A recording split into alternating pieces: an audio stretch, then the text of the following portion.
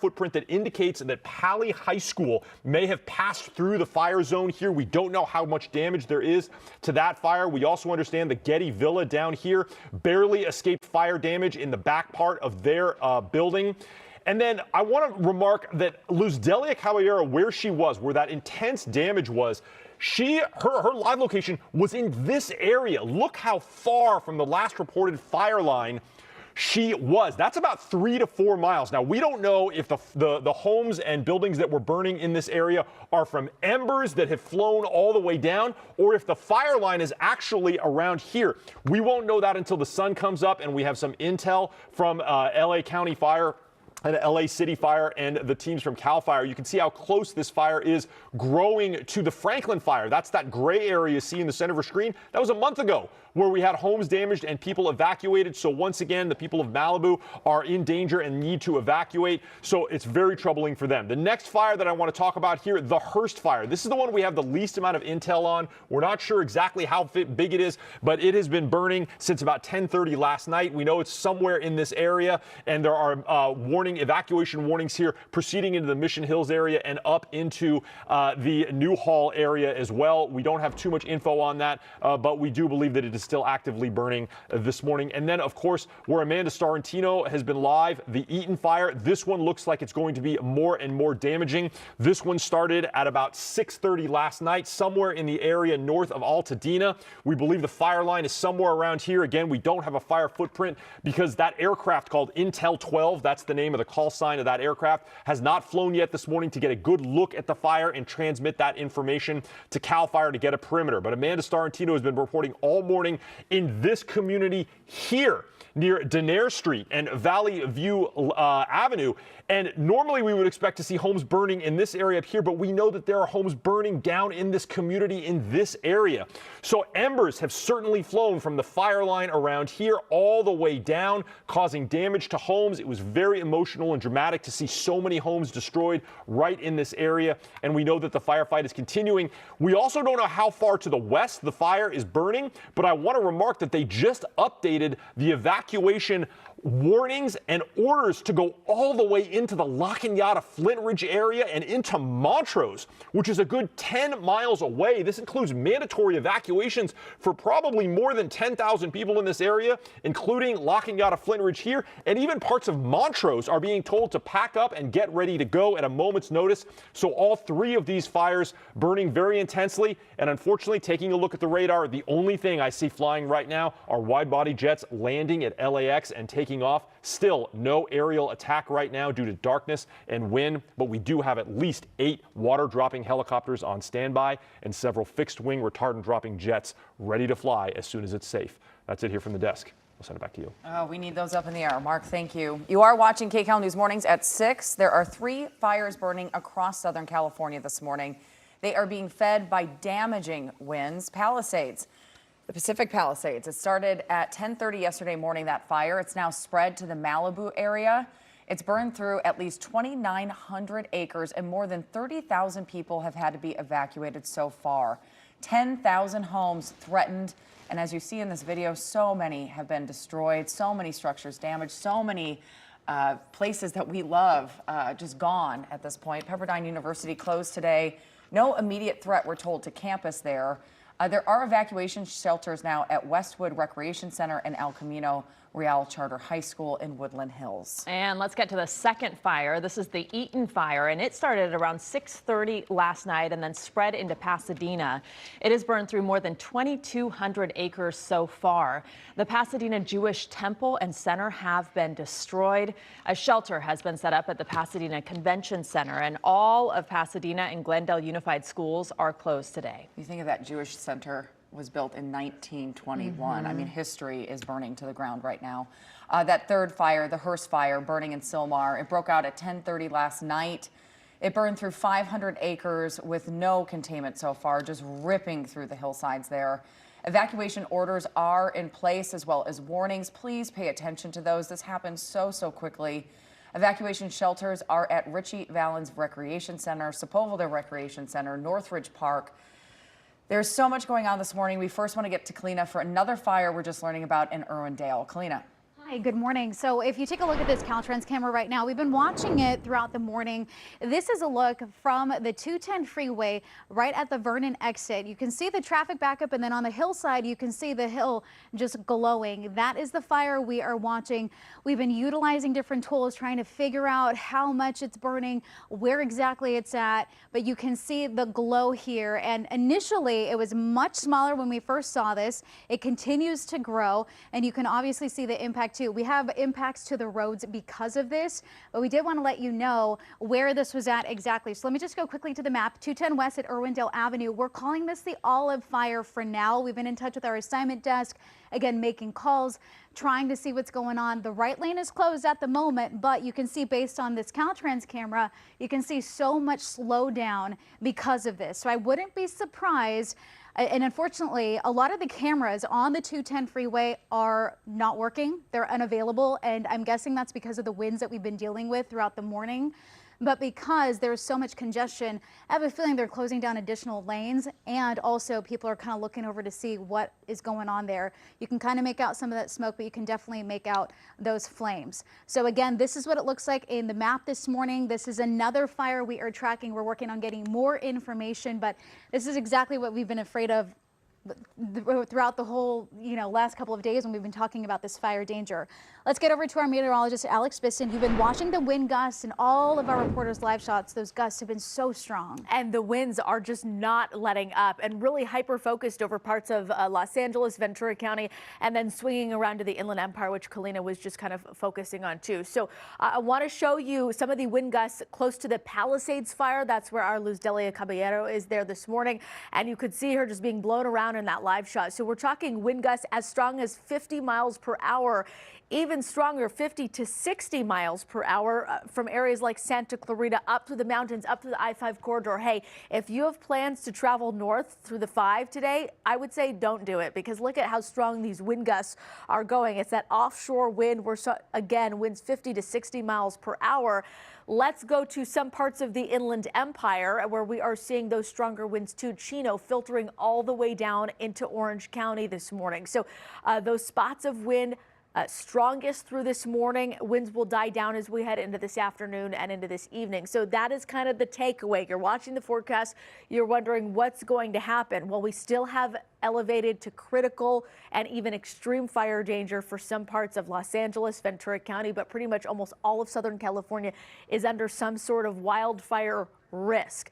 Breezy to windy conditions, that's likely to return Friday, also into next week. But I know we're just really focused on, what is happening now and imminently what is impacting a lot of you. Of course, the issue and the problem is we've got the dry wind. We don't have any rain. We've seen less than 1/10 of an inch of rain so far this season. So it is the driest start to winter since 1964. Let's look at, again, Malibu, where the Pacific Palisades fire is burning this morning. We've got winds very strong, between 30 to 40, even 50 miles per hour. That is the story this morning, and I updated this graphic. I want to show you, and it shows you the scope and the magnitude of what we're talking about. Arrowhead Springs up in the mountains, almost 100-mile-an-hour wind gusts. So that was earlier. Simi Valley at 75 miles per hour. Eaton Canyon, 70-mile-an-hour winds, and of course other areas, Altadena, Van Nuys, Rialto. We're continuing to watch the winds, and of course we'll continue to look at the fire weather conditions as we move forward into the next few days. Back to you. Alex, thank you for that. You look at those numbers and then you see that we're still 3 hours away from things potentially calming down just a bit. This is going to be a very long morning for people. And flames are continuing to burn out of control in the Pacific Palisades. Rick Montanez has a look at some of the devastating damage, including a school that's on fire. We're on Sunset, just above PCH, and you see the Westside Waldorf School now burning. We've been on both sides of this property, and you can see building after building and flames just tearing through the property. It appears this school is a private school that serves elementary, or I should say preschool through middle school, but just devastating to see. And then the neighboring shopping center where there's a Subway, another restaurant, and then a Cleaners and a few others. Those appear to now be on fire as well. Crews are out here doing what they can, but these winds are blowing so hard, the flames really just are pushing through. And we want to come across the street here So up Sunset here from PCH, that is fire station 23.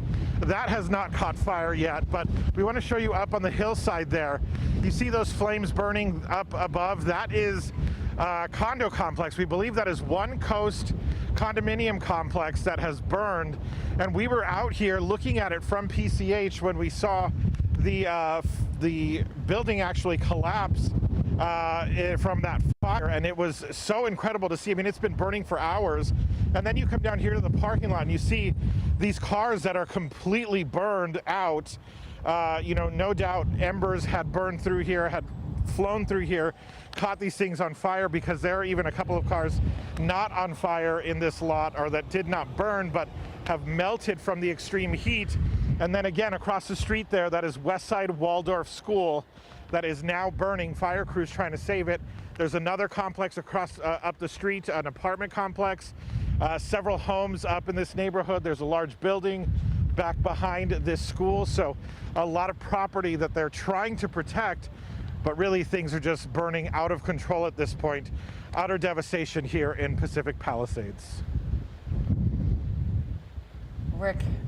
Rick, thank you for that. It is so hard to watch, just so much devastation. You talk about schools, you talk about cars, you talk about historical buildings. We now have Amanda in Pasadena, where, Amanda, I know you have been going just nonstop. You were at Pacific Palisades yesterday. You are now in Pasadena, covering just really this wide swath of what people are dealing with. What are you seeing there? I see flames just over your shoulder.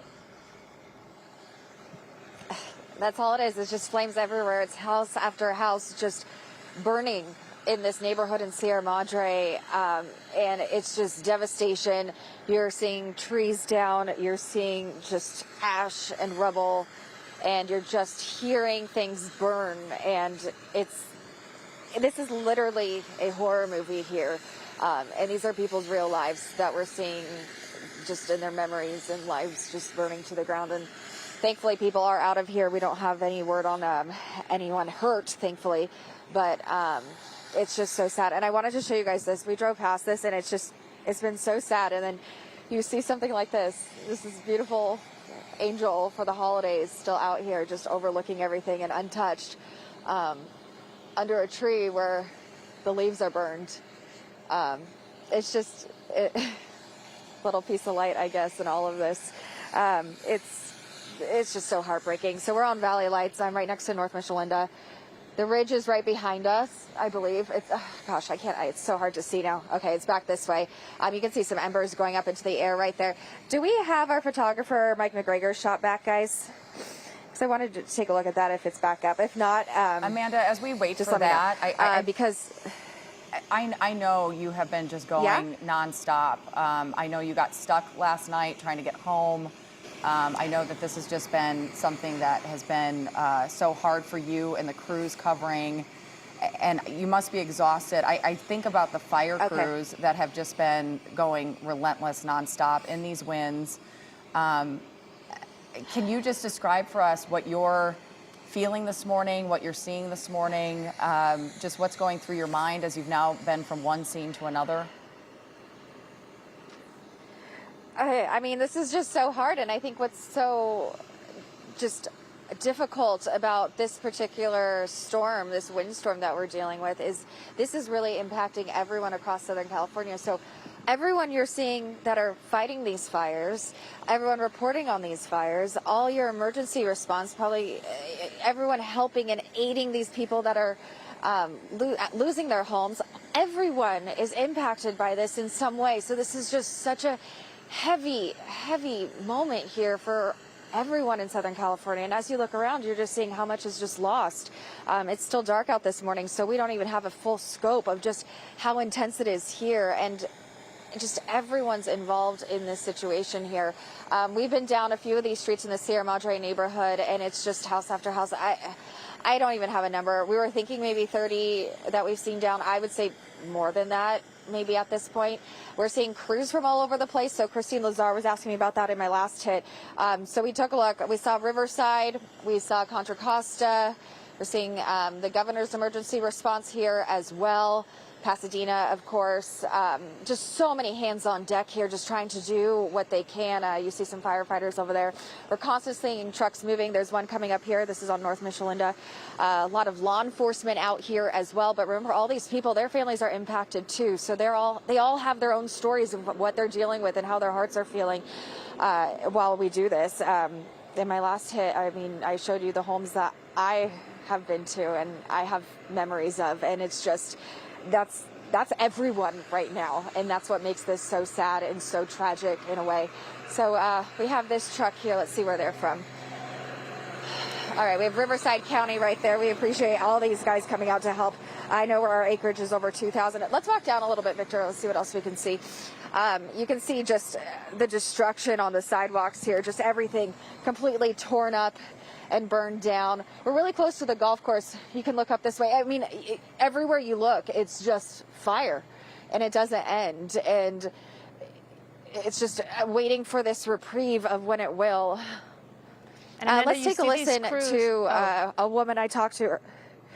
Yeah, I talked to a resident that came back. She left last night. She lives on Rexford, which is just about 2-3 blocks away.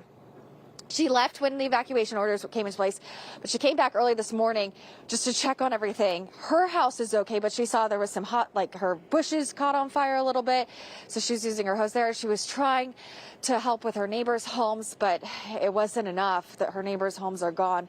But take a listen to what she had to say to us earlier. My heart just breaks for all my neighbors who have lost their homes, and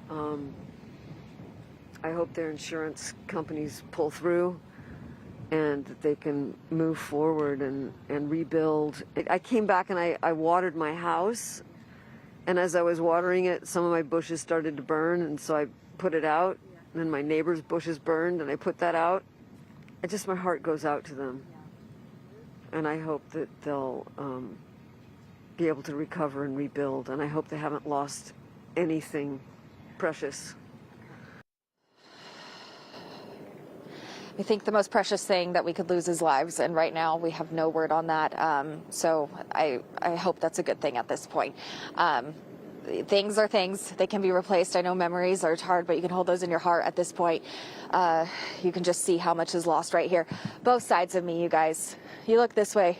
You can look out into the valley. You see the lights behind it, behind this house that's now completely gone with just their chimney still standing. Their car that was left here completely burned.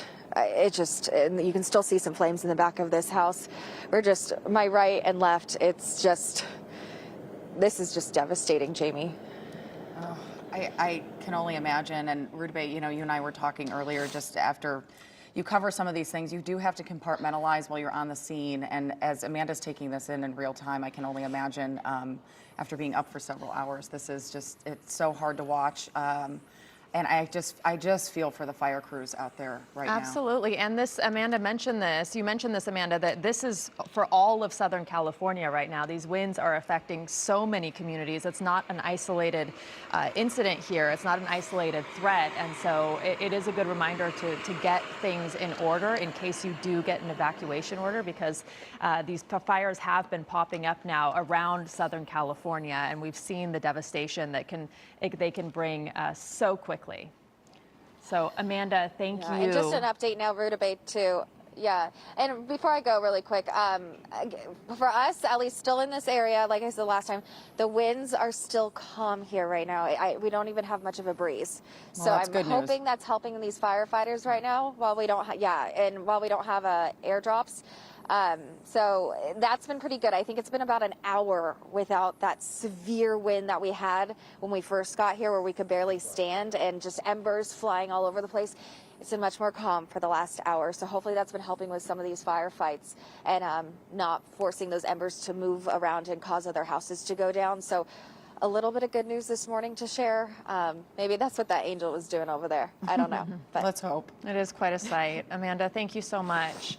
We want to talk about some of the school closures right now. There are so many schools being impacted by the Eaton fire. The entire districts are closing campuses today, and that includes all schools in the Arcadia Unified School District, all schools in the Glendale Unified District, all schools in the Pasadena Unified District. You know, we are talking about thousands of people have had to evacuate, so many homes burned. Mark Liu is at the desk looking into just the latest of numbers and what's going on. Mark? Yeah, and I wanted to talk a little bit about the fire, the Eaton fire that Amanda is at. It's an incredibly painful and traumatic thing going on in that neighborhood around Hastings Ranch. And these homes that are burning that Amanda was showing us in her live shot, incredibly, these aren't homes that back up to a hillside. These are live pictures right now. Now, you would normally expect there is an inherent risk when buying homes in Southern California of living on the backside of a hillside or a mountain where your backyard extends into the hillside. You have to do brush clearance and know that there is always the likelihood that there could be a brush fire could come down the side of that hill and consume your home. But this area that she is in is not near a hillside. It is hundreds of feet, perhaps even more than 1,000 feet away from the nearest hillside, which just illustrates how far embers can go and be blown in this intense windstorm that we are experiencing this morning. And it is particularly tragic that the homeowners in this community probably never thought that they would be in danger of such a massive windstorm and fire event that would destroy their homes. You can see here, there is really no, this is at least, I'm looking at the map, this is at least a good 500 to 1,000 feet, maybe more, from the fire of where it would be in the hills above Altadena in the Hastings Ranch area. So it's really an illustration of just how far these embers are blowing and the problems that elements of both the LA County Fire Department and the Pasadena Fire Department have when they're fighting this fire. Now, earlier we had heard from Margaret Scott from LA City Fire, and what they do with structure protection, all fire departments follow this general rule, is that it's kind of the reverse of what you would think about when you're dealing with, say, a mass casualty incident where many people are injured. You would want to triage or treat the most critically injured first in order to save their lives. In some ways, it's the reverse when doing structure protection for homes. If you see a building, a firefighting team sees a building that is critically damaged, that is burning almost beyond saving, they will abandon it and move to a building that possibly isn't damaged yet or has a likelihood of being saved. So earlier this morning, we had seen live shots with Amanda of fire trucks driving by burning homes, not stopping to fight them because they're beyond saving. And fire crews, they need to work on the structures that they can save that aren't being affected immediately by embers getting under the eaves and into the attic. Because once that happens, the damage to that home is so severe, it's unlikely that the family that lives there will be able to return, or possibly they'll lose that house completely.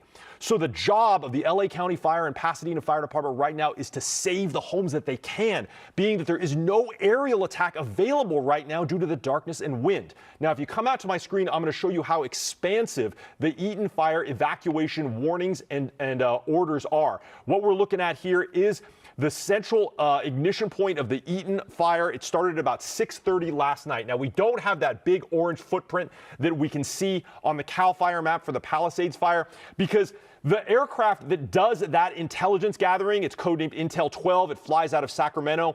It hasn't been down here yet this morning to get a good look at where the Eaton fire is burning. Now, when it does arrive on station, it's going to circle like this and get that good fire footprint, but we believe that it is probably burning in this area. Now, if I zoom into the Hastings Ranch area where Amanda Starantino was, I'm going to illustrate what I was talking about. She was essentially in this neighborhood, and you can see how far and how many homes exist between the hillside and the homes that were burning where she was at.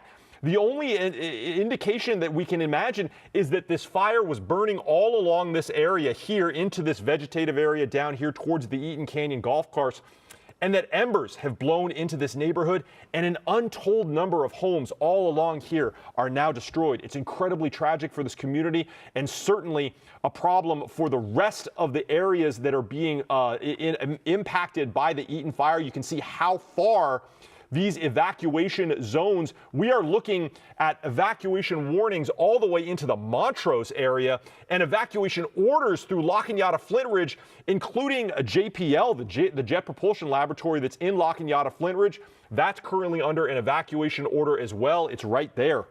So you can see that the Eaton fire has certainly become a priority for firefighters, as well as the Palisades fire. We can take a quick look at that one as well. You can see here as it burns. This one, we have the fire footprint. Hasn't been updated since about midnight. But I want to tell you about a live camera that I haven't been able to access until just now. It's right about here. You can see it's quite far from the last reported fire line, but I'm going to show you something from Helispot 69, which is a airborne refueling and water refueling center for LA County Fire. This is the south-facing camera for Helispot 69, and that is at least 5 to 6 miles from the last reported fire line for the Palisades fire. You can see the fire is here. It is in the hills up by Helispot 69 where I'd circled. These are, it's dark, but you can see these are called the pumpkins. We're going to see Chinooks, if they fly today, refuel using these tanks that are right there. They autofill and provide 8,000 gallons of water to water-dropping helicopters. And even to the west, we can see fire now burning. That's now towards where Luz Delia Caballero was. And let me just remind you where this is. What the camera that we were looking at is here. So we know that there is fire all along here down into this area. So I'll tell you, Rudabeh and Jamie, when the Intel 12 Beechcraft Super King aircraft gets into the air and starts surveying this fire damage, we're going to see a significant expansion of this fire footprint here. And when that aircraft is overhead, we don't know. And also, when the water-dropping aircraft are able to fly, we also don't know, hopefully, after the sun comes up. Yeah, we are so dependent normally with these wildfires on airdrops to assist firefighters. We saw in Amanda's live shot there people as far as the Bay Area, crews coming down to help battle those flames, but they're going to get tired. Well, the other thing is, I think, as you said, we have become so dependent. I think in many of these storms, we just initially the planes get up and it's very scary for a short period of time. This just keeps going and going and going and going this morning. And the winds, we're still in the heart of this windy period at least right 3 now. hours until we get even just a little bit of relief. Yeah, so we want to talk about that Jewish temple we were just talking about in Pasadena. It was gutted by flames. It's been around since 1921. You think about the history in our area that's being lost right now, so many businesses, but this is, just so significant. This is, again, in the Eaton fire, 0% containment. You can see just went up in flames. It's about 2,200 acres have burned in this area. And you see this and the magnitude. I don't know that it's fully comprehensible at this point. We've seen so many things go up in the dark now. It's going to be until it's light where we see just how much is damaged. But when you see the flames just consuming these buildings and things like this, the Jewish temple that's been around since 1921, it's just really hard. Yeah, and you think about the historical significance and also the cultural significance, right? This was an incubator for the Jewish community in the wider Pasadena area. You mentioned 1921. This was an old Mission Revival style building. This area around the San Gabriel Valley known for, that architecture, those old historic buildings, some of those mission buildings as well. This was an incubator for the conservative Jewish movement, and so many memories, so many significant moments in people's lives now up in flames. Yeah, and we should talk about, Pasadena, it's a very large city. There's a lot of concern. There's a lot of people in the surrounding area with livestock and horses, those types of things. I've never heard the Rose Bowl opening up for people to bring their horses and other animals there. That is very significant. Let's go ahead and get a check now of the current conditions and what we're looking at, because we do have so many fires burning in so many different places, Alex. And you know what, Jamie and Rudabeh, winds not letting up. We talked about that time period where we were going to see the strongest gusts. We are in that time period right now. I think winds will let up somewhat as we head into mid-morning, but I want to zoom you in and show you exactly where the Palisades fire is burning right now. We're talking winds 50 miles per hour up through the I-5 corridor, areas like Simi Valley and Santa Clarita. Winds even stronger, 50 to 60 miles per hour. We're feeling those very strong winds across the Inland Empire this morning, right along the 210 freeway, and then pushing all the way out toward areas like Chino into some parts of Orange County as well.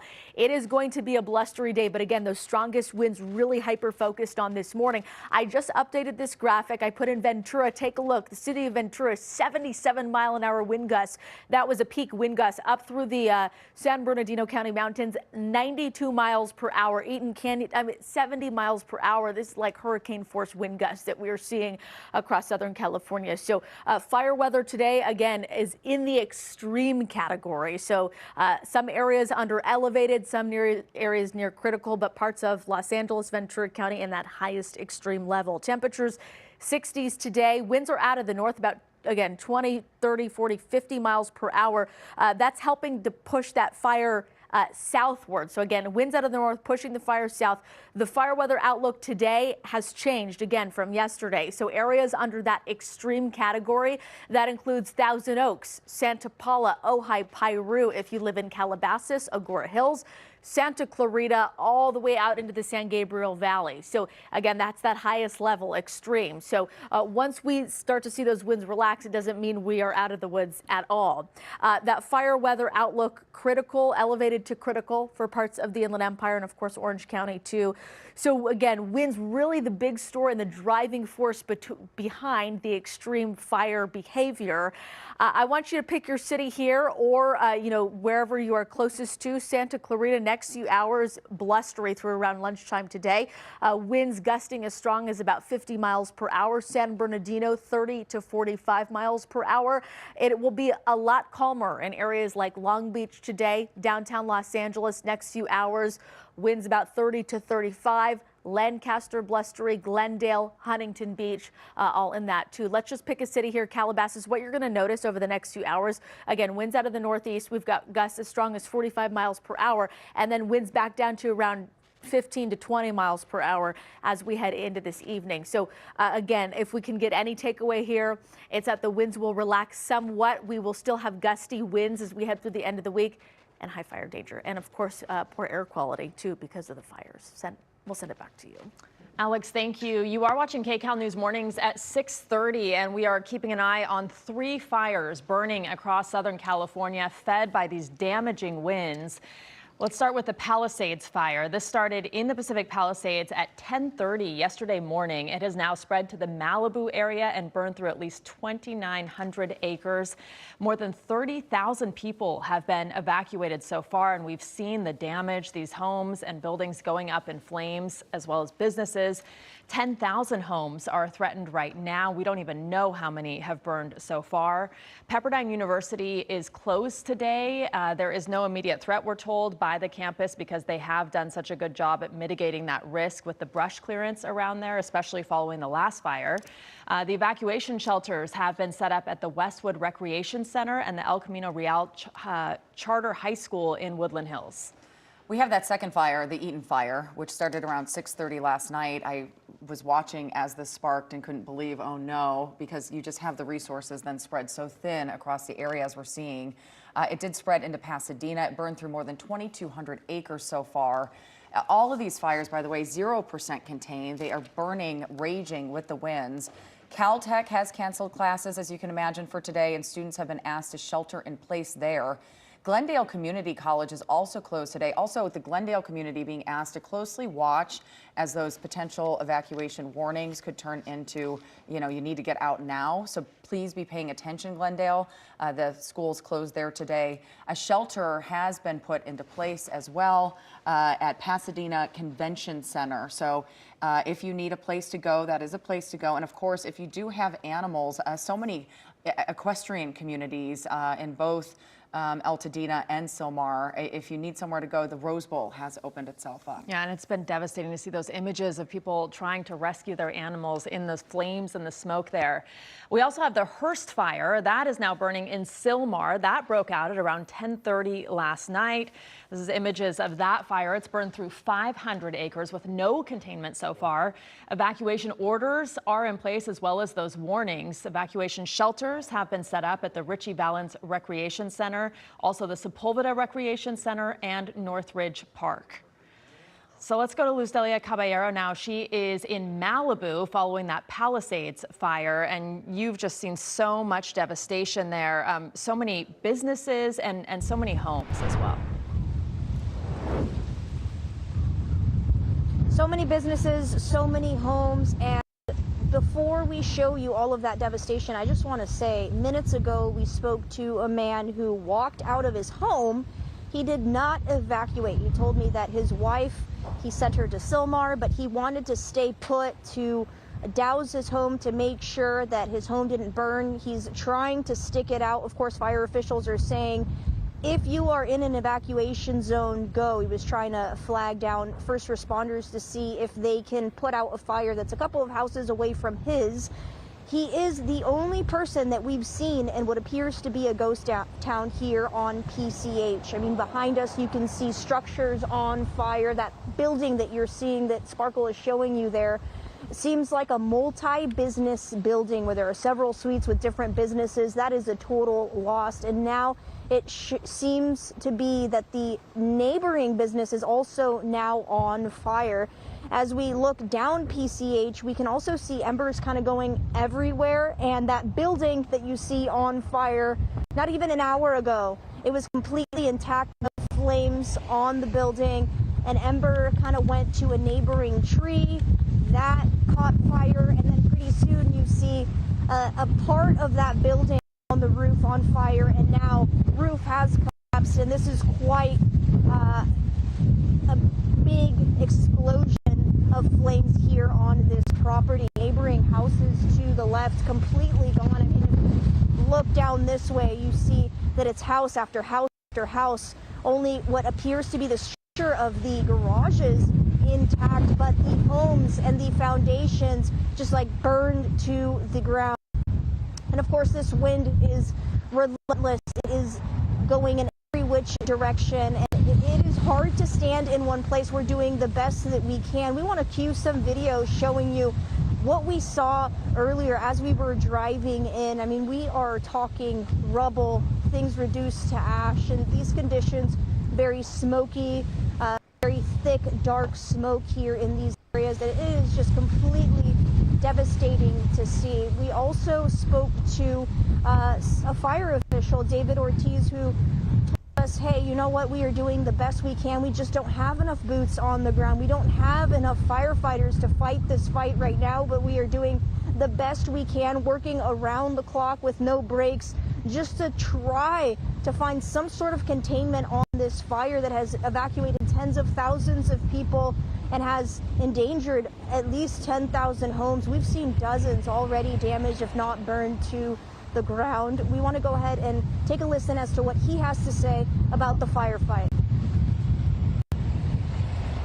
These firefighters have been working all through the night, no sleep, and they're just driving up and down looking for opportunities to engage the fire.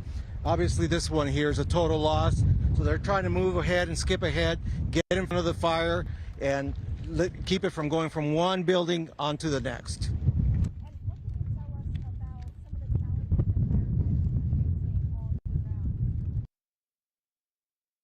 You can see that building there. It appears to be a condo.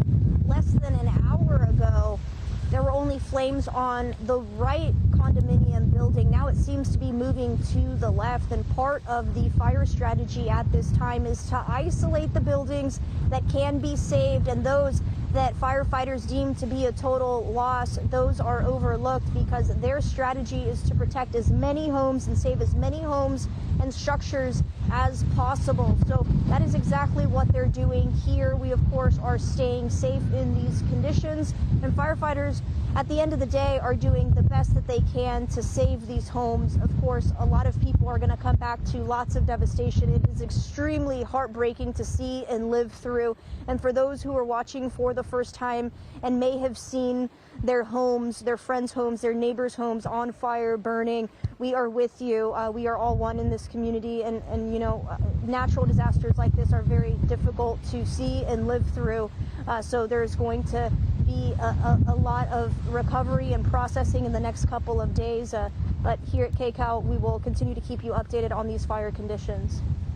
Yeah, Lucelia, I think you just said it. I've talked to so many people who said, you know, I'm fire prepared, I'm used to these types of things, but we've never seen anything like this. Even as you're talking, there's a wall that's falling down that's covered in flames. Just how quickly it's spreading with no air support has really been devastating to see. And when you think about all these people who have to evacuate, Lizelle, you were talking about that man who sent his family to Sylmar, which is another area that is on fire right now. So it's really hard to know even where to go, what to do. And when these things happen, you have to think so quickly. It's not easy to think clearly about where to go, what to do, how to check. A lot of people don't have power. They don't have internet access. And so it is very difficult to, even if you're lucky, maybe pack a suitcase, maybe get your important documents out, and what to do with your family and your pets and your animals. Well, and I think if you're not in a place that's being impacted right now, it is really a gift and opportunity to go through. I know we did as a family last night, getting those important documents in one place, making sure that we knew where things were, having a flashlight out in case that power went out. People just need, you need to be prepared, because I think as we've now witnessed in this case, just how explosive these become, especially, it's like a blowtorch on so much vegetation that is left out there because we've had such little rain after 2 rainy seasons. It's something that's just going to impact you in seconds. So if you're not prepared to go, it's even that more devastating. And we're not out of the woods with this wind either right now. So we are just continuing to watch all of Southern California as they continue to pop up all over the place, including the Pacific Palisades. This is where the original fire started. We want to get to our Rick Montanez, who is there covering that one. Rick, what are you seeing now? Yeah, so much to talk about. We're still seeing fire burning through parts of the hillside here right along PCH. We want to show you behind us. It's difficult to see. You might be able to see some of those headlights coming as these emergency vehicles are coming in. It's so dark because of the heavy black smoke. And I'm going to ask my photographer here, Ernie Fuentes, to see if we could show the sky, because you can, we were surprised to see daylight beyond the smoke, because it's just been so dark for so long through this area. I mean, such thick smoke. In the last few minutes, we saw more than a dozen fire trucks moving into the Pacific Palisades area, hopefully relieving the other crews that have been hard at work all day yesterday and overnight. We want to show you down this way. Again, hard to see because so much smoke has moved into the area. But if you were with us earlier this morning, there is a condo complex up there called One Coast, and we saw one of the buildings was burning. You may be able to see the glow there. We want to show you some video from, I would say this was about 4:30 or 5 in the morning, when we saw that 3-story building at least partially collapse. The flames had been burning through it so intensely, and that was just the edge of the building. That building takes kind of an L shape and goes off in another direction that is away from us, so hard to see. We only saw the corner of it. But it looks to be a 3-story building. This complex, as I was reading online, has about 58 units, luxury condos overlooking the ocean here at Pacific Palisades Beach, right here on Sunset and PCH. And all of those homes, at least in that one building in the corner, lost in this fire. The rest of the complex looks like it may not have any fire damage, but of course might have a lot of smoke damage. And as we look around live now, you can see there's a lot of first responders here at the intersection. This is where we saw a lot of those cars moving their way through. This is not an area you want to be in if you are not a first responder, because it is so, the conditions are so intense. I mean, we could try to look up at these trees and see just how much the wind is blowing still. I heard Amanda say she got a bit of a breakout in Pasadena, but we have not had one here in the Palisades. And at times we feel water drops coming down, I'm assuming from the fire crews that are working on the other side of these buildings. This building, by the way, I want to point out, is Edgewater Towers. What we are seeing burning there in the distance, that appears to just be brush on the side of the building. So as far as we can tell, again, no fire damage to the building itself, to those 2 towers. But still, you've got to imagine all of these units are going to have smoke damage because the smoke is just so thick. And where we are standing right now, again, we're right by the parking lot for Pacific Palisades Beach, the ocean right here. We've watched all morning as embers have been just flying out here to the ocean. They've been coming toward us. They've been blowing around the street. Lots of people stopping on PCH still, surprising number of people who are out and about. Some people we saw stop to try to take in the sights of what was burning, but then the embers were coming right over their cars. So a good idea, watch this on TV, do not try to come through this area and get your own video. It is just simply too dangerous. We're seeing more crews coming in. It looks like a truck bringing in a generator. We've seen some heavy equipment come in. More fire crews. Water tenders were arriving earlier. That condo complex I was showing you just a moment ago that collapsed, we saw them starting to put some water on it after seeing a round of probably 10 or so water tenders. Those are those big trucks with the water tanks on the back. Water pressure has to be an issue here for these firefighters as well. Likely having trouble getting water from those hydrants. And now we see the smoke's clearing a bit, and you can see more of that glow from where that building is burning. Again, that's One Coast condos, and that is here on PCH and Sunset. And then here you have some more firefighting personnel moving in. This looks like they might be from the U.S. Forest Service. The smoke's so thick and hazy out here that it's even hard to see what's on the side of these fire trucks to know where these crews are coming from, but lots of crews here doing the best they can. Really, though, just devastation here in Pacific Palisades. And the sun is starting to come up. We're starting to see daybreak, but still can't see much because of the thick, heavy smoke. Well, I think that's what's so striking to me. I just looked at Rudabay and I said, the sun's supposed to be coming up in about 15 minutes. And you see how dark it is out there. That's extremely striking to me. The other thing you said is people being out, trying to take videos. I understand people's curiosity if you live in that area wanting to see your home. Not a good time to go do that right now because they're still in the firefight. But if you're just being a curious person, please stay home. I think about even being on the roadway this morning. You get into an accident, you're taking resources away from people who desperately need them right now. So please think about people other than yourself. And it goes the other way too. If you're told to evacuate, we see so many people in every fire who don't want to evacuate, and you can understand why. They want to keep an eye on their homes, but it is so fast moving, and it is so perilous out there. So just please listen to the warnings, pay attention to them, and the orders when they tell you to go, because they don't really have time to go house to house right now. They're trying to save lives. Mark, you have been looking at all of the maps and the information, the numbers, and the air support. What are you learning right now? Well, unfortunately, I have to report we are now dealing with a fourth fire. This is absolutely the last thing that we wanted to see during this major windstorm.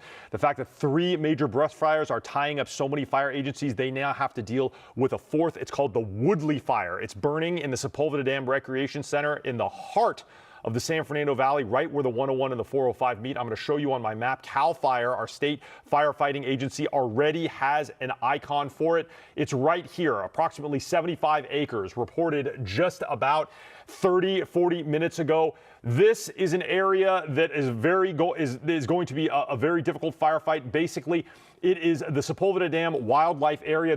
It's all vegetation right here. We don't have any fire footprint yet, and we don't know how many structures are threatened or not, but anyone on the 405 or the 101 is going to be able to see this fire. There is an incident update on the CAL FIRE website. It says the fire has grown approximately to 75 acres and is being driven by strong south winds. Incident Command reports that it poses a threat of crossing Burbank Boulevard. Crews are actively working to contain the fire and protect structures in the affected area. Now, coming back out to where Burbank Boulevard is, let me show you on the map of what they are concerned about for this new fire.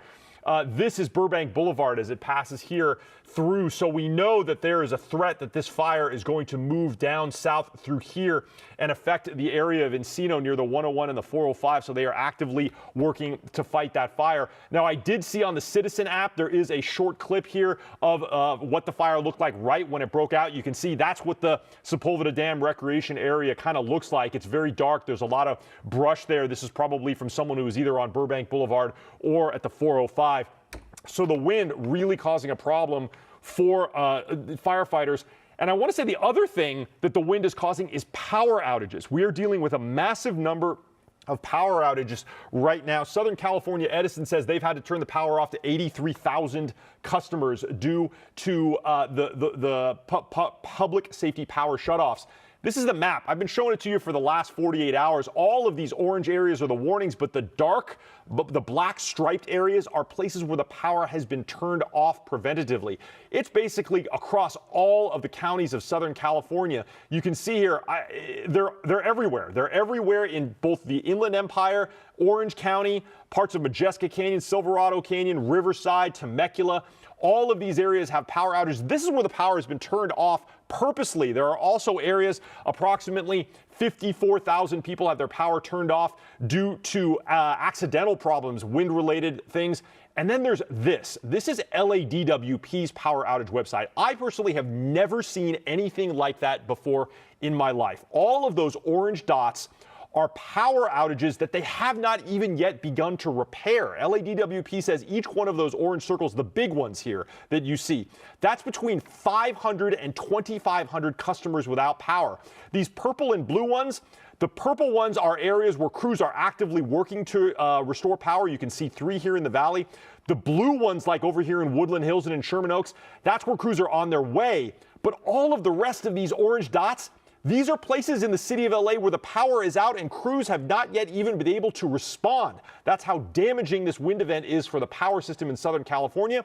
Then let's move on to the city of Glendale. They have several power outages in their area, including about 7,400 customers affected here. And also Pasadena, they have problems as well. If I'm going to zoom out here, there are about 2,600 customers affected, including right here in the center of your screen, the Hastings Ranch area. That's where Amanda Starantino was. I'm sorry, the map is sort of not responding to me, but they've got 2,600 customers out as well due to high winds all across Southern California. So we're dealing with so many threats right now coming back out live here to me as people are waking up and possibly going to work. They may be waking up without their electricity on, and it could be hours even into the evening before it comes back because these repair crews are stretched so thin.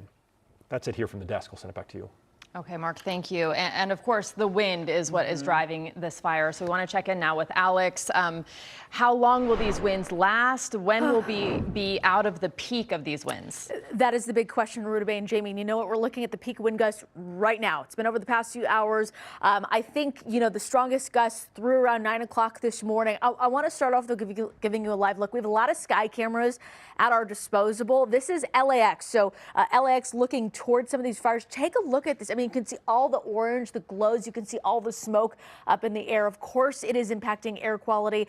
Our Paul Diano just took a step outside from our studio, and the second he opened the door, the wind just gusted through. So we are feeling some of those strongest winds right now. And take a look. I'm going to kind of zoom you in here to get you hyper focused and show you the winds in Malibu, 54-mile-an-hour wind gusts, Burbank 36, all the way up towards Simi Valley, Santa Clarita. This is where winds anywhere from 50 to 60, 70 miles per hour. I've been watching the wind gusts over the past few hours, and it's been incredible. Some areas up in the mountains closer to 90 miles per hour. We're also feeling those very strong winds in areas like Claremont. It is filtering all the way through the Inland Empire and into some parts of Orange County. Take a look at this, Santa Ana. This is an area that was, of course, of concern from the National Weather Service. A particularly dangerous situation is what they call it. Wind gusts upwards of 49 to 50 miles per hour. So yes, we are looking at those strongest gusts over the next few hours. So it's still going to be windy today, and really the takeaway is that we still have the critical to extreme fire weather conditions with us today across many communities. And why is this all happening? Well, of course, it's the wind that's causing the extreme fire behavior, but we're so dry. I mean, we've had less than 1/10 of an inch of rain, and it has been the driest start to winter since 1964. So that is what is helping to kind of fuel all of this extreme fire weather. So here it is, that outlook showing you that for today, areas of Ventura, Los Angeles County under that extreme category, other areas under elevated to critical. That includes parts of the Inland Empire and into Orange County. So while the wind may die down, we still have the fire risk with us. Now, this is really important. This is over the next few hours. The wind futurecast, I want you to pick where you are. Maybe you're in the San Fernando Valley. Maybe you're in Santa Clarita. You're going to feel winds gusting as strong as 30 to 40 miles per hour. This is this afternoon about 2:30. You can see those winds still howling in areas like San Bernardino and Riverside. So yes, while we may, get past those peak winds, we will still have some very blustery areas. So as we head into tonight, really hyper-focused over our mountains. A lot of areas the winds will subside, but we do still have those offshore wind conditions with us as we head into Thursday and as we head into Friday, too. So we're not out of the woods. I'm going to give you a really quick look at the 7-day. I'm going to send it back to you in just a second. Inland Empire, I've got temperatures on the cooler side, 60s. Really, the big story is the wind, the dry conditions, and the fire weather as we head through the next few days. Alex, before I let you go, you grew up in this area. Have you ever seen anything like this? No, I covered the Thomas fire. I've been here in Los Angeles for 6 years. Covered some really intense fires, and I have to say this is really hard. Growing up here, I mean, this is my home. It's really hard to see. It's sad. And this is what happens when we have these very strong offshore winds impacting a broad area of Southern California. So sometimes it's like hyper-focused on Ventura County or other areas. And this is such a broad area. So, unfortunately, we're seeing such devastation from what Mother Nature is providing us. Yeah, widespread. Alex, thanks for the perspective. I want to take a look at our Blue Ridge camera right now. We usually show you a beautiful sunrise every day. This is now showing the Eaton fire and the Irwindale fire, 2 of the 4 fires, and you can see the smoke just filling the sky there. You can also see the camera bouncing around because of the heavy winds. And we were just talking with Alex about this. It's basically everywhere you look in Los Angeles and around Southern California that these winds are impacting. And as people are asking, where should I go? Where do I evacuate? And in some cases, they're leaving, trying to get out of one area and going into a different fire zone. So it is a really perilous situation right now, but you can just look outside and see the devastation, even if it's not right next to where you are. Well, and I know people see these plumes of smoke. They look very far away. It's so scary to think about who's being impacted, where it's being impacted. If you're in an area that's not, and you are just seeing a picture like this of the smoke, now's the time to get prepared and make sure you do have an escape plan, because we're not out of the woods just yet. We have wind, extreme wind for at least the next couple of hours. And as we've been talking about with the weather department, this is something that we've been listening to CBS News Los Angeles on what is a heartbreaking morning for many in Southern California. It should be sunrise at this moment, but instead the smoke from 3 major wildfires is blocking out the sun. I'm Errol Barnett at the CBS Broadcast Center in New York. We're going to continue to follow this breaking story all day here on CBS News. Stay right where you are. We'll be back in moments.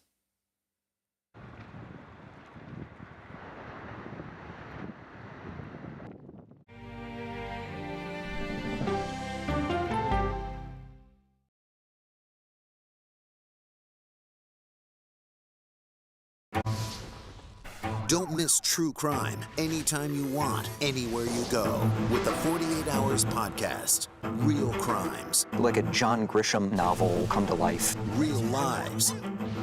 He pointed a gun to me and said, "This is the day you die." And he shot me. Real justice. There's some questions that have to be asked and need to be answered. I'm an innocent man, and I hope the whole world can see it now. Catch the latest episodes. Listen to 48 Hours on Apple Podcasts.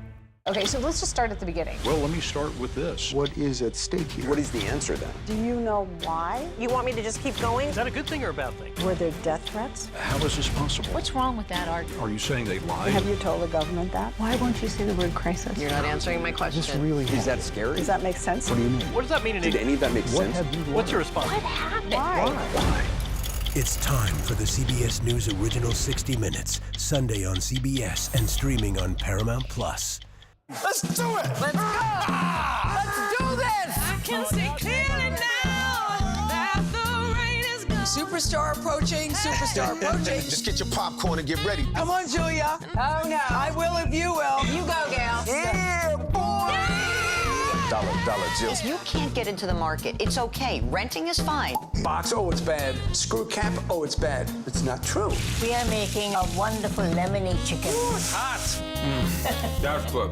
I wonder what Serena's doing. I wonder how Serena is feeling. That's a really good question. No one's asked me that yet.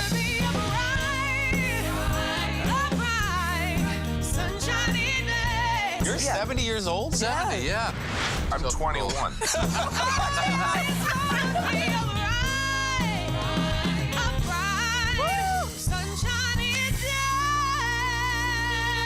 We'll see you 7 o'clock sharp. To be moderator of Face the Nation is not an anchor, it's not an actress. You are up here to moderate a conversation. That means bringing the most powerful stakeholders to the table to become better informed. There is no more room in our city. New York City is receiving record numbers of migrants. Today, we're going to have more than 500 adults and children come through that door. Tensions rise as shelters reach max capacity. We don't have to take care of them. CBS Reports goes inside a crisis cities and families are facing as they fight to survive. The United States still has a glimmer of hope for people to come here. Fighting for a future. Now streaming on the free CBS News app. Don't miss true crime anytime you want, anywhere you go with 48 Hours Podcasts. Real crimes, real lives, real justice. Listen to 48 Hours Podcasts wherever you get your podcasts. Clearly, Better Morning starts right here. That's right.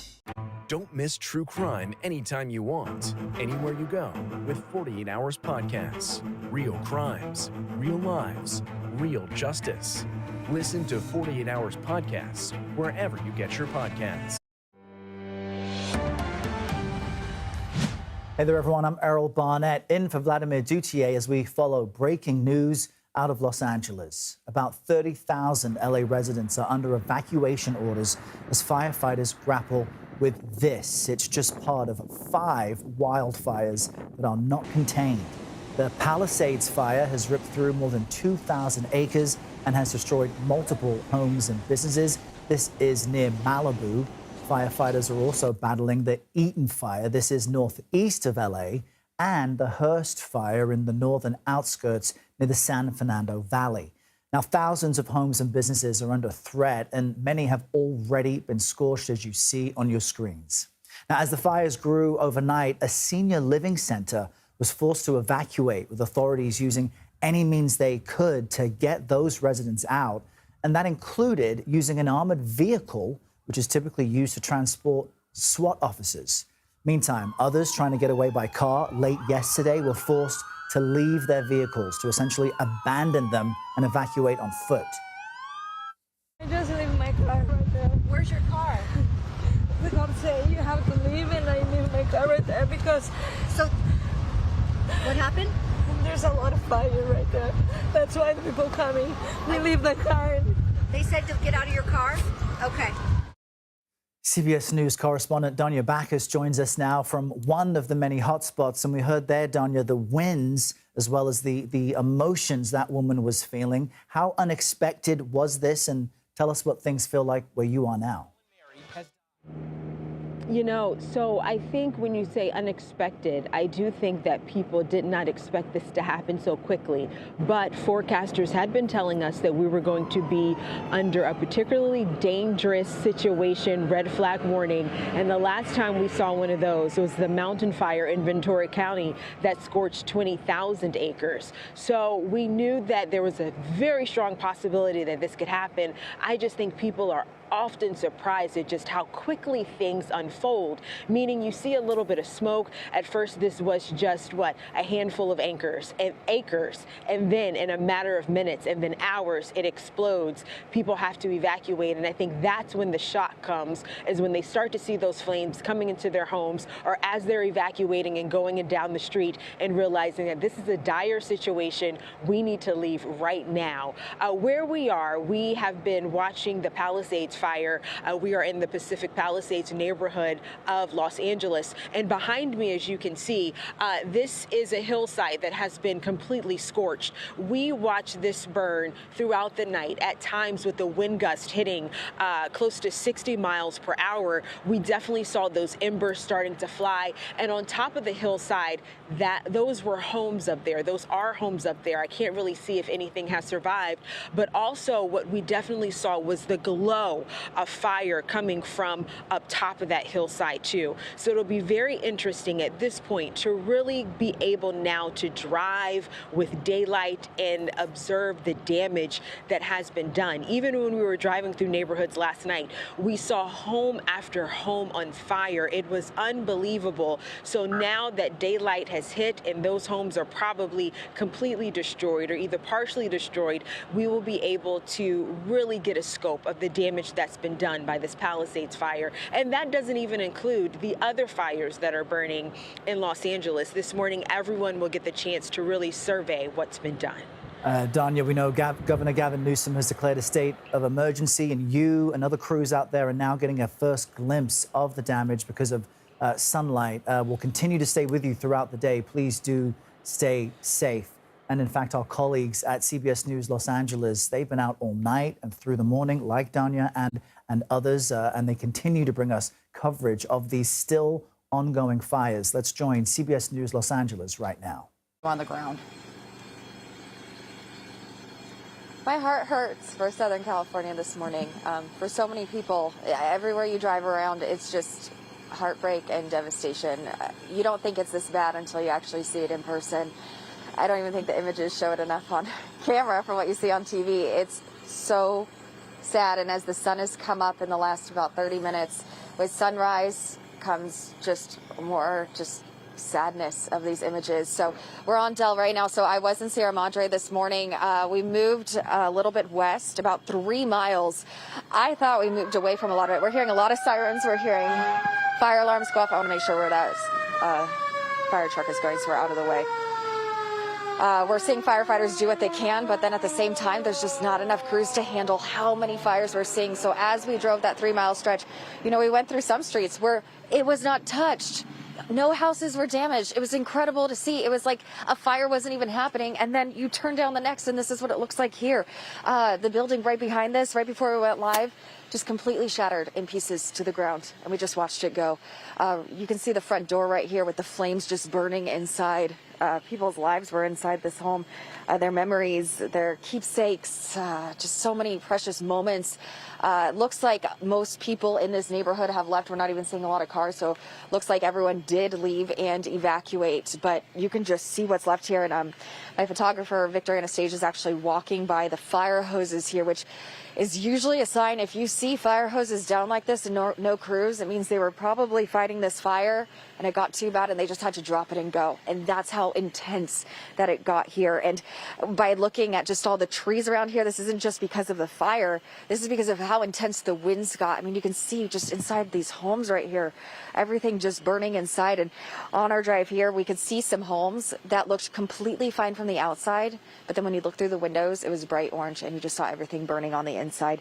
It's just heartbreaking to see here in this area. Again, we are in Pasadena on Del Rey, on the corner of Del Rey and Woodland. There's Pasadena Preschool on Woodland. Most of Woodland, a lot of homes there are burned down to the ground. Every corner you walk around here, there's just devastation. Let's walk this way. Let's walk towards Woodland now. We have a gas line burning right here. And you know what's crazy, Jamie and Rudabeh? I'm trying to get my surroundings for this area right here. So I was looking on Google Maps and looking at the images just to understand what kind of buildings these were, because you can't even tell at this point. And just the stark contrast to what this neighborhood looked like on those Google images to what you see here. I mean, it's just sad. There's Victor's showing you guys inside what's left of this burned down home. We're not seeing too many flames here. A lot of homes we can't even get too close to because they're still just burning, and there's no firefighters nearby, and it's not safe to get that close if there's no firefighters. So we're walking towards Woodland now. You can see the gas line going on this building here. To my left is this street that's just gone. There's some flames right here on this home. The fire alarm is going down on this way, and just trucks everywhere. And I think a lot of people, as they're starting to wake up this morning, they're just driving by to see what's left. I can't imagine the people that don't know if their home is still standing or not, but that's going to be the reality for so many people in Southern California that wake up this morning. This is a huge stretch of area. I'm actually pretty shocked. We're decent distance away from the ridge where the fire was.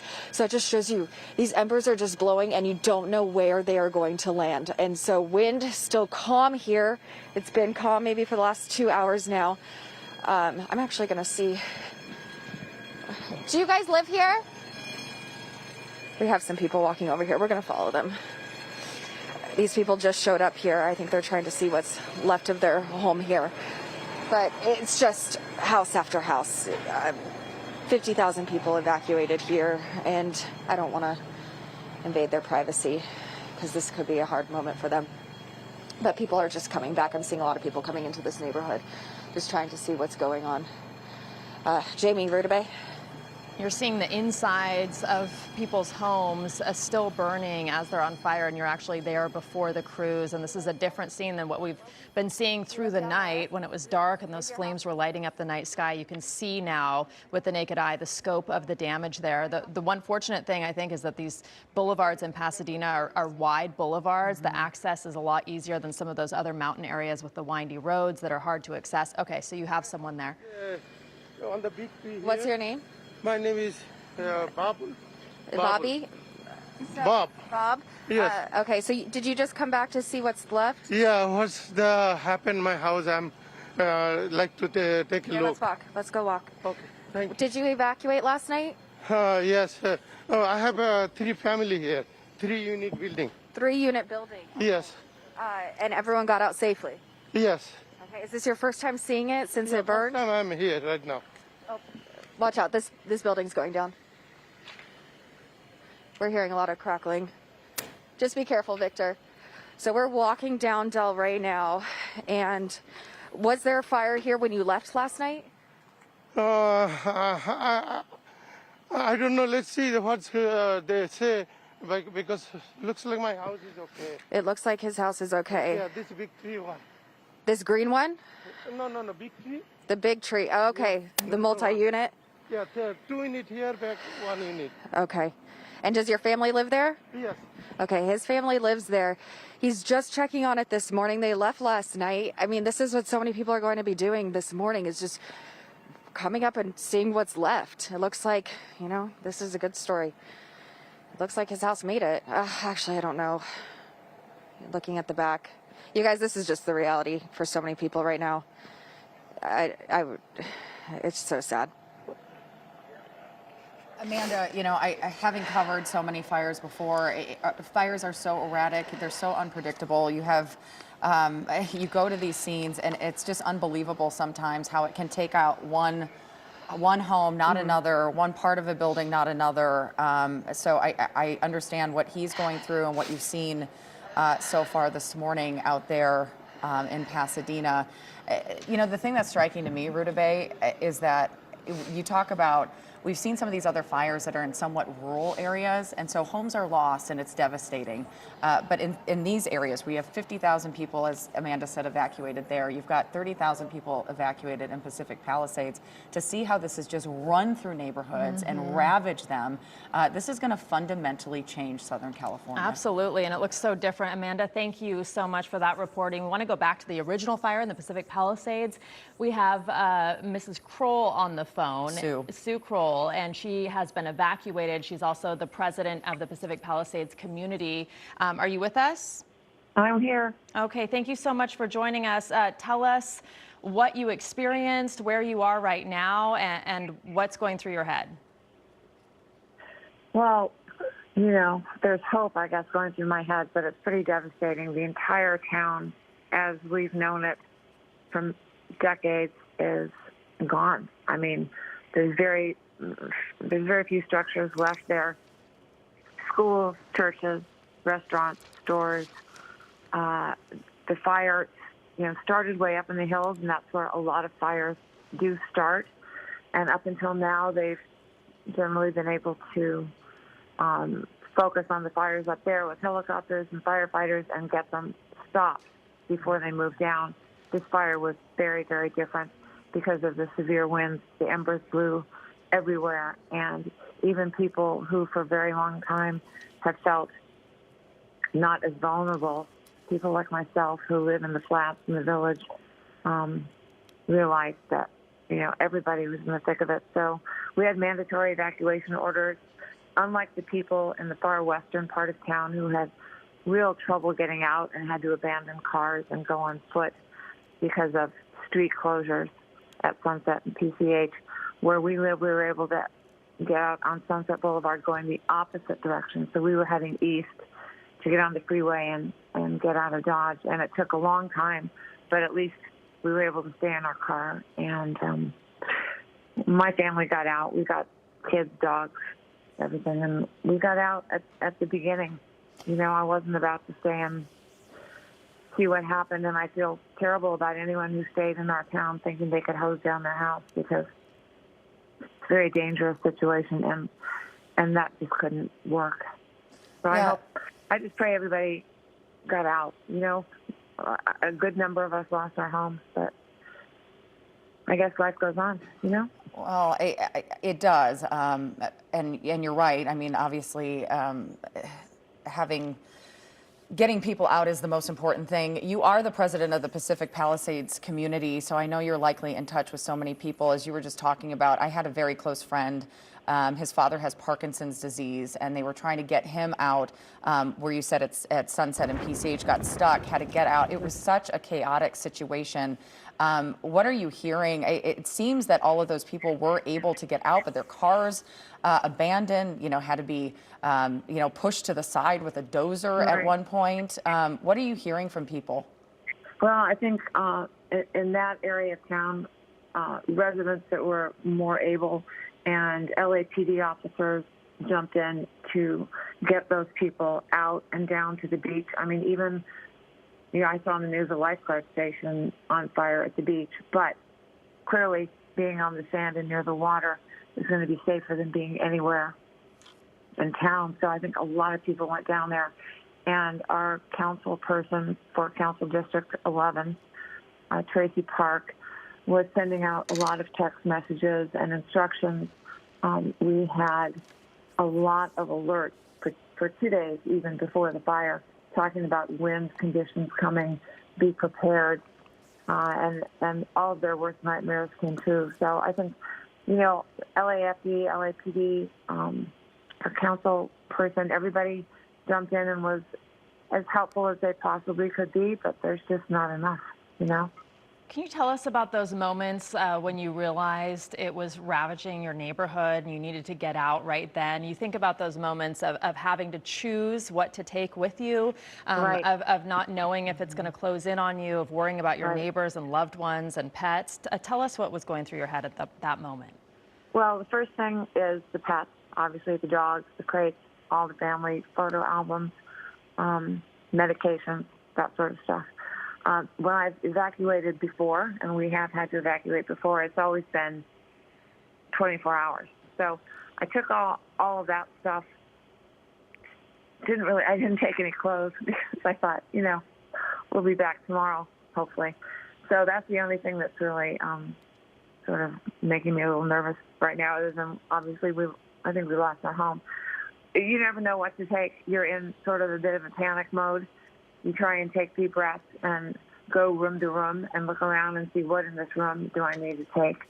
And that's what we did for about an hour. But then, then at some point, you just have to get in the car and go. You can't take any more. And is everyone accounted for, all of the people that you've been worried about in your community? As far as I know, yes. I've heard from so many people through text messages, mostly, and everybody evacuated, everybody's safe. Nobody knows the status of their homes unless they've been able to see their homes literally burning on the news. But every neighborhood was hit, and nobody really has much hope of coming back to anything. Well, unfortunately. So you said you're near the village. So many people, even if they don't live there, do know that area, that shopping district, the restaurants. Yeah. So many memories made there as well for a lot of people in Southern California. Thank you so much for sharing your story this morning, and just know that our hearts go out to you and your community. Thank you so much. We all really appreciate it and need all the prayers you guys can send. You bet. Thank you, Sue. Okay. Thank you. Well, despite the sun being up, we want to take a live shot of the Altadena fire, and it looks like nighttime still right now. So dark because of all that smoke, but this is live. The sun is up at 7:17 right now if you're just joining us. I hate to be, it looks like Armageddon. You look at these pictures, you see the thick black smoke, and you're right, the sun's been up for almost a half hour now, and it's just unbelievable to see this fire continuing. to just be out of control, really. And we know the winds are supposed to somewhat calm down around 9 o'clock this morning. Oh, we have our photographer pointing at a oil change facility. You have to think of there's so much fuel inside of something like that.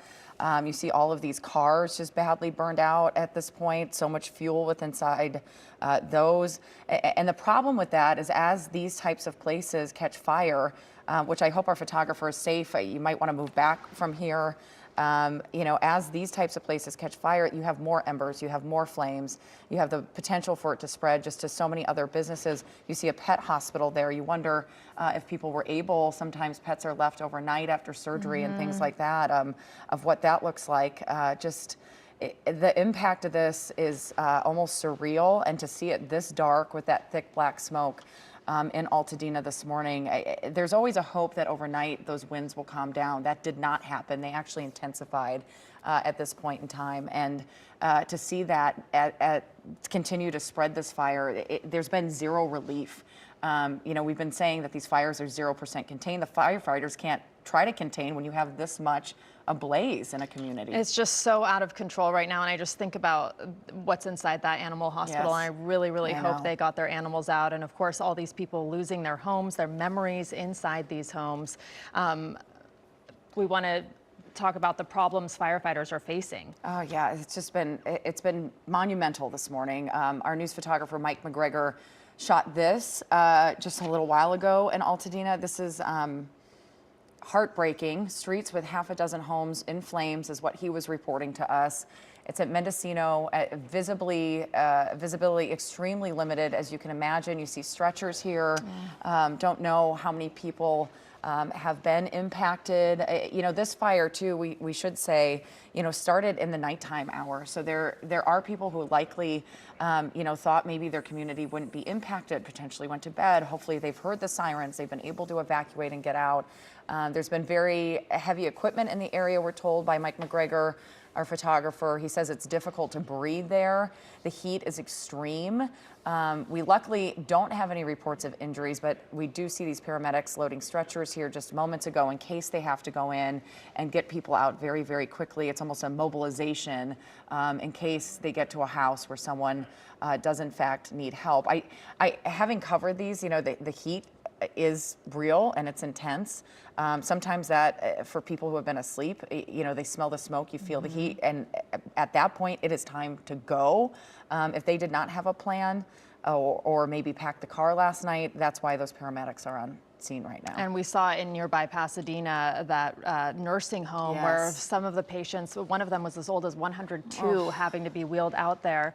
So you really think about the compromised people in that situation. And we want to go now to Rick Montanez in the Pacific Palisades. This is the site of the original fire. The sun has now come up. Rick, what does it look like now? Oh. Yeah, we're just getting a really strong gust of wind that's blowing a lot of ash right toward us. So we are in an area known as Malibu Village, and look at this devastation here. This is just off of PCH. We are south of Sunset, and you take a driveway up here, and there are probably, I would say, at least 25, 30 homes up here. And from what we could tell, most of them are gone. Sorry, I'm still with you. It's just hard to see this destruction here. The flames just burned through here. When we got up here about 10 minutes, or I should say 20 minutes ago or so, the home right in front of us was still standing, and now it has just collapsed on itself. And you just see so much destruction. And then if we could show you up on the hillside, if Ernie Fuentes will point the camera up there. So I believe that is Marquez Drive, just off Sunset Boulevard, which Sunset, if we were to go up PCH and then turn right onto Sunset, it winds around, and then that's where you would get Marquez Place. We're seeing a couple of houses up here on the ridge that are burning as well. These homes overlooking the ocean. There is so much smoke in the air too. It feels like it's nighttime still. And you look at these cars, it's just the metal frames that are left. The homes, there are no walls. There is virtually nothing left but ash and fire still burning here. Again, this is Malibu Village that we're looking at here, and it's difficult for us to show this on TV when we know that some people will be seeing this and learning that their homes are gone just from these images.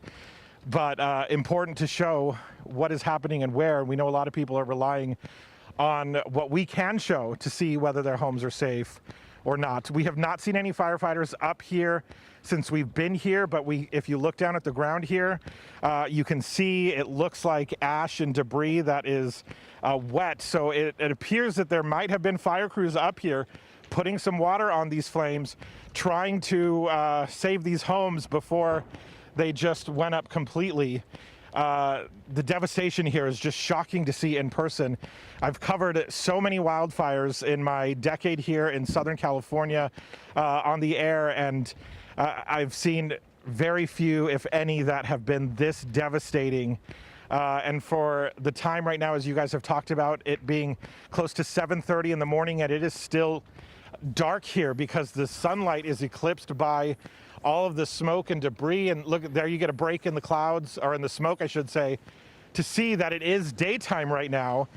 You know, we talked about wanting to see the devastation once the sun comes up to have a better idea of how destructive this fire was, but we're not even able to really get that just yet because of the all the smoke and all that in the air. I'm taking my goggles off because I'm facing away, and it's difficult to see with them on. And really, this is just so tragic to see everything like this. Good news is we haven't heard of any reports of anybody injured. We've seen some people out and about. Let's see if we can, let's turn around here, Ernie, to show them. You'll see our news van here. It's pointed in the direction that would be our quick exit if we have to get out of here. That's part of one of the things we learn when we do our training, but off in the distance, that's the ocean, which about 5 to 10 minutes ago you could see very clearly, and then all this smoke came over and you can't see any of that. But PCH is down that way, and that is, you know, eclipsed by all of this smoke and everything in this area, but just devastating for Malibu Village here. And then even again, look up at that home that we believe is Marquez Drive, just engulfed in intense flames. So hard to see this. Rudabeh and Jamie. Yeah, Rick, it's hard to see. I also just want to point out there are so many embers flying around you. The wind's obviously very, very strong. I'm glad to see your truck pointed in the right direction, but please stay safe out there. If you need to leave, we appreciate the images and the reporting, but make sure you are safe first and foremost. And it still looks like nighttime there as the fire and the flames light up the night sky. This is an intersection that so many people have driven past, right at the intersection of Sunset and PCH, and so ironic that it's right next to the Pacific Ocean, right across the street. We want to get to Paul. And Paul, you said this is the worst wind event we've had. You're confident in saying that now? I am in the severity of the fires and also the severity of the winds that we've seen. We were comparing it to... All right, we've been watching this ongoing coverage of just a frightening and horrific morning for so many in Southern California. From our partners there at CBS News Los Angeles, you were just watching Rick Montanez in an area of the Palisades, which, for those of you familiar with Southern California, is just north of the Santa Monica Pier, a major tourist area. And as is true in this shot, despite the sun having come up there on the West Coast half an hour ago, you can't see it because of so much thick smoke from 3 ongoing wildfires. Everyone just assessing the damage at this stage. It's unclear how many people have been injured, but already it's evident vehicles have been destroyed, homes have been destroyed, as well as many businesses as well. We're going to continue to cover this and speak with more people as they experience what is just such a almost an unimaginable tragedy for so many. Stay right where you are, and we'll be back in just a few moments.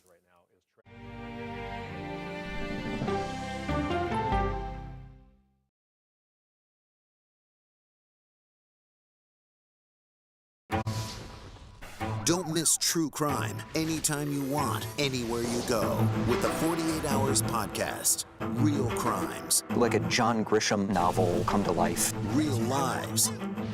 He pointed a gun to me and said, "This is the day you die." And he shot me. Real justice. There's some questions that have to be asked and need to be answered. I'm an innocent man, and I hope the whole world can see it now. Catch the latest episodes. Listen to 48 Hours on Apple Podcasts. Okay, so let's just start at the beginning. Well, let me start with this. What is at stake here? What is the answer then? Do you know why? You want me to just keep going? Is that a good thing or a bad thing? Were there death threats? How is this possible? What's wrong with that argument? Are you saying they lied? Have you told the government that? Why won't you say the word crisis? You're not answering my question. This really Is that scary? Does that make sense? What do you mean? What does that mean in Did any of that make sense? What's your response? What happened? Why? It's time for the CBS News Original 60 Minutes, Sunday on CBS and streaming on Paramount Plus. Let's do it! Let's go! Let's do this! I can see clearly now that the rain is gone. Superstar approaching, superstar approaching. Just get your popcorn and get ready. Come on, Julia. Oh, no. I will if you will. You go, gal. Yeah, boy! Dollar Jill. If you can't get into the market, it's okay. Renting is fine. Box, oh, it's bad. Screw cap, oh, it's bad. It's not true. We are making a wonderful lemony chicken. Ooh, it's hot. That's good. I wonder what Serena's doing. I wonder how Serena is feeling. That's a really good question. No one's asked me that yet.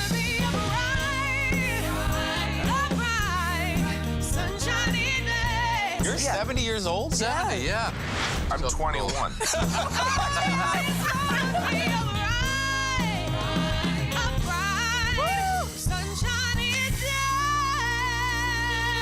We'll see you 7 o'clock sharp. To be moderator of Face the Nation is not an anchor, it's not an actress. You are up here to moderate a conversation. That means bringing the most powerful stakeholders to the table to become better informed. There is no more room in our city. New York City is receiving record numbers of migrants. Today, we're going to have more than 500 adults and children come through that door. Tensions rise as shelters reach max capacity. We don't have to take care of it. CBS Reports goes inside a crisis cities and families are facing as they fight to survive. The United States still has a glimmer of hope for people to come here. Fighting for a future. Now streaming on the free CBS News app. Don't miss true crime anytime you want, anywhere you go with 48 Hours Podcasts. Real crimes, real lives, real justice.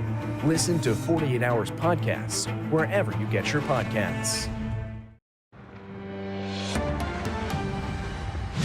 I'm Errol Barnett at the CBS Broadcast Center in New York. You're looking at pictures coming to us from Los Angeles as we wait for an update from officials there on what are devastating wildfires. They've scorched thousands of acres of land in and around LA, and they're 0% contained this morning. Powerful winds are fueling these flames, and some gusts have reached 100 miles per hour. It's the equivalent of a Category 2 hurricane. And these flames are moving so fast, some evacuees had to abandon their cars and flee on foot. I want to now speak with the president of the Pacific Palisades Community Council, Sue Cole. Sue, I know that you and your family were able to escape from these flames. I doubt that you've been able to get any sleep overnight. Just update us on your safety and the safety of your neighbors that you're aware of.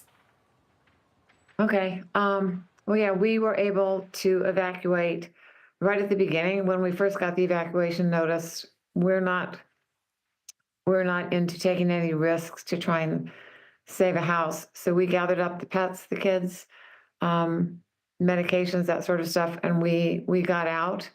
And we got out pretty easily because we were heading east on Sunset. Palisades only has one way in and out. And the people who were abandoning their cars and having to get out on foot were at the other end of town where the fire was raging through at that time. And I think there was a lot of panic. But hopefully other residents and LAPD jumped in and were able to get everybody out. From what I understand, I've been getting text messages all night. The majority of the town is pretty much gone. Churches, schools, restaurants, stores, hundreds and hundreds of homes. My particular neighborhood, which is right in the middle of town, has always been sort of safe because we're not in the mountains, we're not in the hills. But this time, the embers took the fire into literally every neighborhood in the entire town, from the mountains to the ocean. And it's just wiped out pretty much everybody. And so I want to ask you more about that. I lived in LA for 7 years. I went to UCLA. I've covered these wildfires. So to a certain degree, folks in Southern California are prepared for this and have an escape plan. But so many people are telling us this is unlike anything they've ever experienced. There were warnings, but it moved so quickly. And even overnight, fire crews couldn't battle it from the skies because the winds were so strong. Right. From your vantage point, what makes this different? What makes this a much more terrible event to experience? Well, we did get a lot of notifications starting 2 days before the fire, just about the severe winds that were coming in to get ready. So a lot of people were sort of prepared in that way. But that's not the same as having someone is looking out your window and seeing smoke and then seeing flames. And most of the people that were, I think you're referring to, that were sort of stuck and had such a hard time getting out, it wasn't because they weren't ready. It's just because everybody's being told to go at the same time.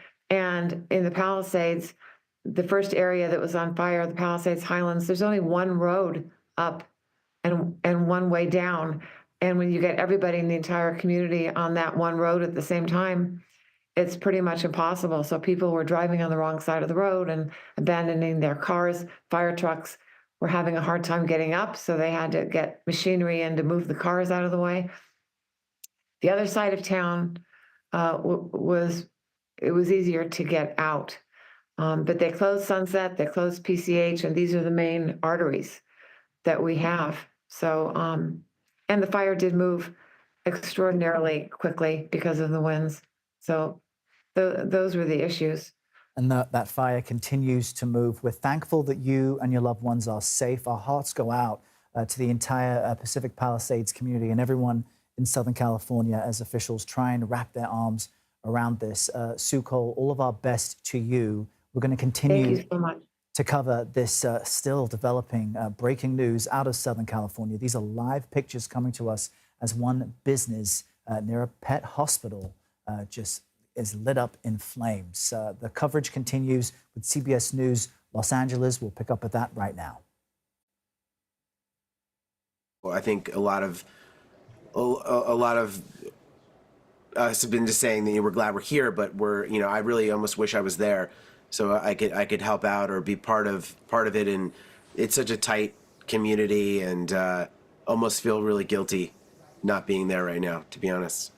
And that's understandable. I hear from people whose homes, don't end up becoming ablaze in some of these fires. They have survivor's guilt in some ways with their home. But it is one of those things. Fires are so unpredictable. Have you been talking to your neighbors? What do you know about your neighborhood right now? Yeah, I mean, our neighborhood is completely evacuated. I'm not sure if you guys saw the footage from our Nest Cam or not, but that was really the last contact that we had with our home. I think we do have that video. This is your backyard? This is our backyard, and we basically lost contact with our house via the power right shortly after this video was taken from our security cameras in the backyard there, and that's a neighbor's house that you can see next to it with the chimneys there. We did get word that our fire sprinkler system had gone off, and then we had a heat warning at our front door, and that was the last we heard. So devastating. And I don't know how long you've lived in the Palisades and owned property there, but you've likely seen fires before in this area, but nothing like this. We have. It's been about 8 years or so, 9 years for us, and we've really gotten really immersed in the community, and really that's our happy place, and it is just soul crushing to us. And so many of our friends who live there, like I said, I mean, we're fortunate that we have both coasts, but so many people have lost everything, and it is devastating, and the animals and kids with schools, and it's just so sad. Our hearts really go out to everyone. There was a small fire on New Year's Eve. We woke up to helicopters in our neighborhood sort of shining the lights right in our house, and that was a very small fire, and we evacuated then at 3 a.m. So having that happen just a couple days ago, and then having this on the heels of it, it's just it's so rattling. I mean, we just did the whole like pack a bag in 2 seconds, get out of there thing, and that fire was okay. And then because the winds were calm, but this fire, as soon as we heard that the winds were out of control, we were just like, oh no. I mean, it's just unthinkable. This is hurricane force winds, and it's just too much. It's just too strong. And we know it's all things, you know. I know it's a house, it's possessions, it's things, but it doesn't feel like that. It feels so emotional, and you know, for us, for so many people, and obviously we're very lucky, but we just we're just empathizing so much with everybody who's just going through the worst of it. It's a really tight community, the Pacific Palisades, and so much love in that community, and it's just so sad. Now we're just praying it doesn't spread. I have a bookstore in Santa Monica called Zibby's Bookshop, and you could see flames from there. And we just, all of our friends in Santa Monica, we know so many people there. We just want it all to go. We just want it. We're just praying for it to end. I know that feeling. Yeah. And, you know, we can say when our homes are not on fire, it's just things, but it's different. It hits differently when it's your community, and your community is going to look so different when you go back to it. So our hearts are with you. We're glad you're safe. Thank you so much for joining us today. Thank you. I want to check in now with Mark, and you've been following the resources deployed, Mark, and you've been watching more and more fires break out throughout the morning. Yeah, that's exactly right. There are 3 really ferocious fires burning in Southern California, and all morning I've been listening to the firefighters on the fire scanners. They sound weary. They have been suffering equal portions of fatigue and stress. Some of them have not had anything to eat or had any rest in 20 hours. And I did just hear a camp has been set up at Will Rogers State Beach where there is food. Several of those firefighters are just going to get a bite to eat and then immediately go back to the fire line to continue to work. We know LA City Fire has put out a call for any off-duty firefighters anywhere in Southern California. No matter what they're doing, they need to come into work to fight these fires, as this is one of the most significant and severe wind events that we have ever experienced. However, for these firefighters that are working so hard to protect homes, I can now report there is a glimmer of hope. If you come out to my screen, there is the first fire aircraft now in the air. What you're looking at on your screen here is Fire 4. An AW-139 took off out of Van Nuys Airport, and they came down and did a loop right here over the Sepulveda Basin recreation area. That's where the Woodley fire was reported just about 6:15 this morning. The good news is they flew right by it after doing one orbit. It's probably not that severe. Then they came down here to look at the Palisade fire, and you can see this was their last loop. They did a quick loop here to get some reconnaissance on it, and they very likely are now going to go check out other fires. They didn't do any water drops, probably because they are just doing reconnaissance to look and see how bad the air quality and the winds are right now. I called LA City Fire to see when we were going to get more up. They weren't even able to answer the phone. LA County said they are conferencing with their pilots to see when they can get in the air. The smoke, particulate matter, and winds are extremely high. So Fire 4 was able to get up, but I hope that this would mean that more fire attack helicopters, water dropping helicopters are going to be in the air shortly to help these beleaguered firefighters as they work to contain the Palisades, Hearst, Eaton fire, and hopefully the Woodley fire in the center of your screen, which is not that bad. The other thing that I want to show you is some of the time-lapse cameras from the Alert California system. This is the eastern end of the Palisades fire. We are looking across Santa Monica into the Palisades area, and you can see this is right now a live still shot, very smoky as it heads over, wind blowing out into the ocean, all of that smoke. This is the eastern end. We've also got some cameras up here from Topanga Peak that show the western end of the fire. This is a time lapse from the last hour. You can see those flames and homes there near the center of your screen that are very, very close. We don't know if there's any structure protection going on for those homes, but there's also another camera that shows a different angle. You can see here as well, there are homes here on the left side of your screen, very, very close to these flames as they're burning. An aerial attack is going to be necessary here to help stop this. And then as I go over here to the Eaton fire, we can see one of the cameras here. This one is in the last hour. You're going to see these flames still very active, burning in thick, heavy brush. This is just very close to, I believe, the name of this camera. This is the Arcadia camera here. And then there's also another one here from Mount Wilson that you're going to see time lapse of a lot of smoke, still a lot of very active flames in rough, rugged terrain that's not accessible by ground crews. So again, that aerial attack is going to be so important. Coming back out here live, we are expecting a news conference at 8 a.m. in just about 15 minutes down in downtown, where multiple fire agencies are going to give a briefing and update on the status of these fires. Hopefully we'll learn a lot more. When we get that information, we'll bring it to you. That's the very latest here from the desk. I'll send it back to you. Mark, thank you for that. I want to point out on the left-hand side of the screen right now, there is that fire that we brought you from Mike McGregor, who's out in the Altadena area, and we were concerned about a veterinarian office. But you see, it looks like that fire is now potentially about to engulf that oil shop. And just talk about the dangers if that goes up.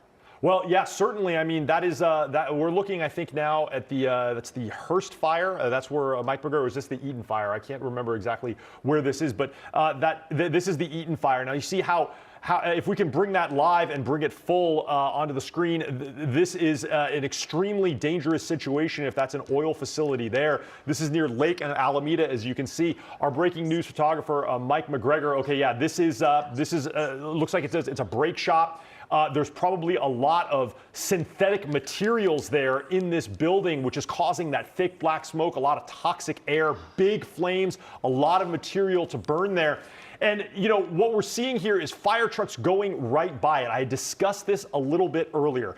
There are so many things that firefighters have to respond to, and it sort of works in a reverse triage situation. When you have a mass casualty incident where you have people injured in some sort of an incident, you treat the most critically injured first because you want to save them. With fire situations, the most critically damaged buildings may not be savable, and there are buildings nearby that maybe are not yet entirely in danger yet, or they're not on fire yet, and that's where you want to do structure protection. It is very likely that the firefighters in this area are passing these buildings because they know they're a total loss. There is very likely no way to save either of the buildings on either side of this street, so they are going to burn, and firefighters are going to work on saving the buildings that are still going to be able to be occupied once this fire is done.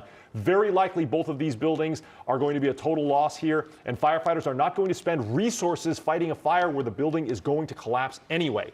So unfortunately for the business owner here, this business is going to be very severely damaged, and of course on the other side of the street it already looks like that building, most of the walls have already come down. Mark, it's just unbelievable to continue to see this fire just really eating up parts of communities right now. We want to go to Luz Delia Caballero in Malibu. She was in the Palisades first. She's now west of Tuna Canyon on PCH, and we are getting just some devastating news as this fire has moved into Malibu. Luz Delia. It has, and you know, right now that wind isn't as intense as it was even half an hour ago or an hour ago, but it is still going in every which direction. We were here about 3 hours ago, and just to give you an idea, there were still structures to my right. As of now, there are only a few standing, and that's further west down PCH. But what Sparkle is showing you is basically what's left of most of the foundations on this stretch of PCH. You see, you know, pockets where there are hot spots, and at this point, I mean, it's just so devastating to see because we are watching these structures burn in real time. And when we're talking about these dangerous conditions and the challenges that firefighters are facing, I mean, that wind, as we speak, is picking up, and that firefighting effort going on behind me. Now, there are two strategies here. There is a firefighter up on that ladder. What that firefighter is doing is soaking the roof of a neighboring building of what seems like a shell of a home to the left, and they're also soaking the roof of the structure that is two structures to the right of the one that's on fire. So this is doing two things. One, it is preventing further damage, obviously smoke damage to the neighboring building, but what they are trying to do is save as many structures as possible. So we have firefighting efforts up on the ladder. We also have several firefighters on the ground doing what they can to put out these flames, because as we've seen time and time again throughout the early hours of this morning, it only takes one or two embers to travel as far and as wide as those winds will allow allow them to, for brush to catch on fire and for neighboring structures to catch on fire. I also want to show you what we saw earlier. So here is where we are, where this blue dot is. You can definitely see there are 1, 2, 3, 4, 5, 6, 7, 8, 9, 10 structures. So within the last 2-3 hours, what Sparkle showed you earlier, if we go to our left, there is only 1, 2, maybe 3 structures to the left of that. That isn't even the stretch that we showed you. So starting from the stretch that we showed you, there is nothing. As we go to the right, you can see that there are only maybe 3 structures standing as Sparkle Day pans to the right, and you see that firefighting effort. So when we are talking dangerous conditions and we are talking how unpredictable Mother Nature is, this is the story that these images are showing. They're dangerous conditions, they change very quickly, and obviously we are bearing witness to the power of Mother Nature and just how unpredictable these conditions can be. Earlier we spoke to a public information officer with LA Fire. He told us, hey, you know what, we are doing the best we can, working around the clock, working with multiple agencies just to get a handle on this fire. We are talking tens of thousands of people already evacuating, at least 10,000 homes that are in danger of burning down. We've seen dozens already burned to the ground, to their foundation. Let's take a listen at what he has to say about this incredibly difficult firefight. So these fires have been going on all day, 24 hours since they started their shift yesterday. It's all hands on deck. Earlier in the year, we had crews in Northern California. Now they're reciprocating and they're bringing their crews down here. Sacramento crews all over the region have all come down here, and they're doing a great job, the best job that they can. And it's just one of those things where there's just not enough engines to be able to put in front of every home as we would like, but they're doing their very best.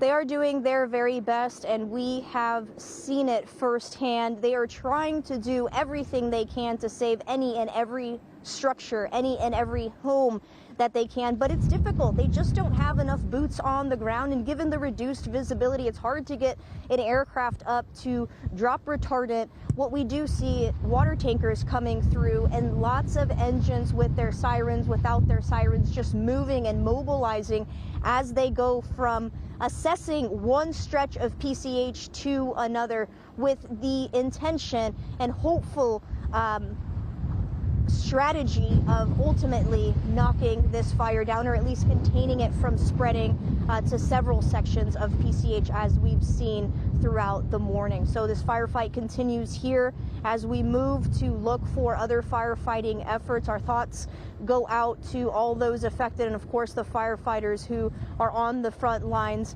risking everything to help as many people and save as many homes as possible. And one more thing before I let you all go is that fire officials are asking people to be ready. You know, don't wait until that evacuation order. Have your important paperwork, your pet food, your pets, your family. Have those conversations to be ready to leave once that go order is in effect. And also, if you are thinking about sightseeing in terms of seeing areas that are on fire or have been on fire, just don't. Fire officials say, hey, this isn't a brush fire.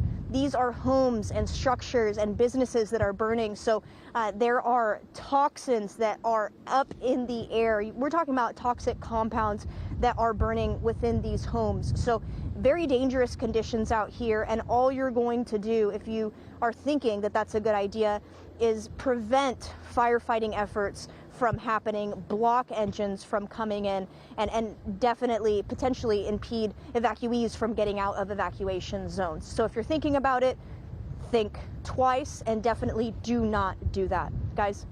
It's good advice. And Liz Delia, we're just watching these homes go up in flames behind you, an iconic area, a lot of celebrity homes, and an area that people drive by, whether or not they live there. It's such an iconic part of LA and LA history. It's just devastating to see that. Well, and I just have to say, you know, for those of us who don't have the opportunity to live in this part, it is so striking to me that those houses are right on the ocean. Right. Those are a part of town that you would not ever think would burn to the ground, and to see it like that is it's incredible in the worst way possible. Absolutely. We do want to get to what Lucelia was saying about packing Yes, a go go bag, bag. being prepared, because it can be such a panicked situation as we take a look at the Eaton fire right now and the smoke just emitting into the air. It's actually dark there right now, even though the sun has come up. So your go bag checklist should include a 3-day supply of non-perishable food, 3 gallons of water per person, a map with evacuation routes, necessary prescriptions or medications, a change of clothes, and extra eyeglasses or contact lenses. These are a lot of things we don't think about when we're just packing our bags in a split second. So maybe take a picture of the full screen on your television there. Extra car keys, credit cards, cash, or traveler's checks, a first aid kit, a flashlight and battery-powered radio with extra batteries, copies of important documents like your birth certificates, your passports, etc., pet food and water, and then just keep in mind to always have sturdy shoes and a flashlight near your bed ready for sudden evacuations. It's a little bit too late at this point for much of Southern California and Los Angeles County, but these are good reminders to have. And if you're in a panicked mode right now, you've gotten that warning or evacuation order, these are the things that you want to be reminded to take that you're going to need. I've gotten advice in the past that if you are in such a panic, grab your laundry basket, because it's all clothes that you've worn before. So that's something, when you think of a change of clothes, you don't need to go digging through your closet trying to find things. But you know, this is a lot of things too with living here that you need to keep in mind if in case of an earthquake. So this is a good reminder for several different scenarios across our area as well. We now want to get to Alex Biston, who has an update on our traffic. And you know, people may not think of traffic if they're staying at home watching all of this right now, but you know, one issue on the roadway can really have an impact because you divert resources from the firefight. Absolutely. If you can stay home today, probably best to do so, because there are a lot of closures in and around the Palisades fire, and of course, you know, all of the fires that are burning. So I'm going to start off. This is our next traffic sky camera. You can see a live look. Palisades fire burning this morning. This is the other side of the 405 freeway. I want to break down exactly all of the closures for you. And again, you don't even want to try to get around this. Just avoid it all completely. So the Palisades fire closures, that's PCH between the 10 and Las Flores Topanga Canyon, between PCH and Mulholland, and then Malibu Canyon between PCH and Payuma. So again, no real way to get around this. I mean, you can, but again, the takeaway is just avoid it altogether. Now, I also want to talk about the Hearst fire closures east and westbound of the 210. This is between the 5 and Roxford, so that's closed north and southbound side of the 5, that truck route. So again, back up there. Really important to kind of understand all of these closures and how. All right, we've been watching ongoing coverage from our colleagues there at CBS News Los Angeles as the southern part of California deals with 3 separate, serious, and still growing wildfires in different areas of Los Angeles and just outside of the city as well. Tens of thousands of people have been ordered to evacuate, and still, as the sun has come up there, it's difficult for some to see through the smoke. We're standing by for a press conference from officials, and we'll bring that to you as soon as it begins. I'm Errol Barnett at the CBS Broadcast Center in New York. After this short break, we'll bring you that press conference, and our colleague Elizabeth Cook in San Francisco will continue.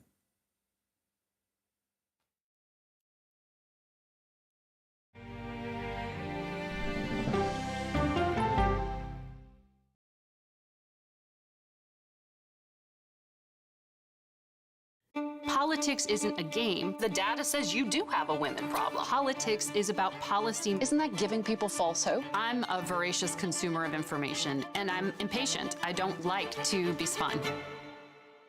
To be moderator of Face the Nation is not an anchor, it's not an actress. You are up here to moderate a conversation. That means bringing the most powerful stakeholders to the table to become better informed.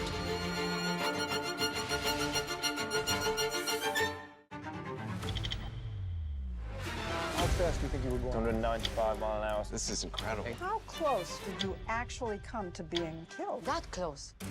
Is this brain surgery without a knife? It is. What risk do these children pose to Russia? I'm not sure the world is prepared for this change. Definitely not. Who's the best coach in college football today? Let me see a mirror. It's time for the CBS News original, 60 Minutes. Sundays on CBS and streaming on Paramount Plus. This case. It's like a screenplay, something straight out of Hollywood. But it's not fiction. It's 48 hours. Human remains found this week. 4 families shattered. There's no physical evidence. The mystery would haunt investigators for years. There's some questions that have to be asked and need to be answered. Like a John Grisham novel. A gripping true crime original. 48 hours. Now streaming on the free CBS News app. An original documentary from CBS Reports. Since you started La Soup in 2014, do you have any sense as to how much food you've rescued from the landfill? We've rescued 4.5 million pounds. I can't even fathom how much food that is. And that's one little person in one little city in America. We're going to call this chicken piccata. We did 450 of these meals today. This is the exact dish that you and I are going to have. Yep.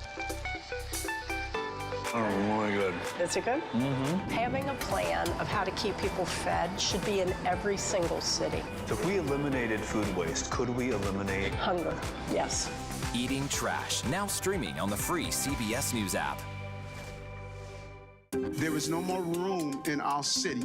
New York City is receiving record numbers of migrants. Today, we're going to have more than 500 adults and children come through that door.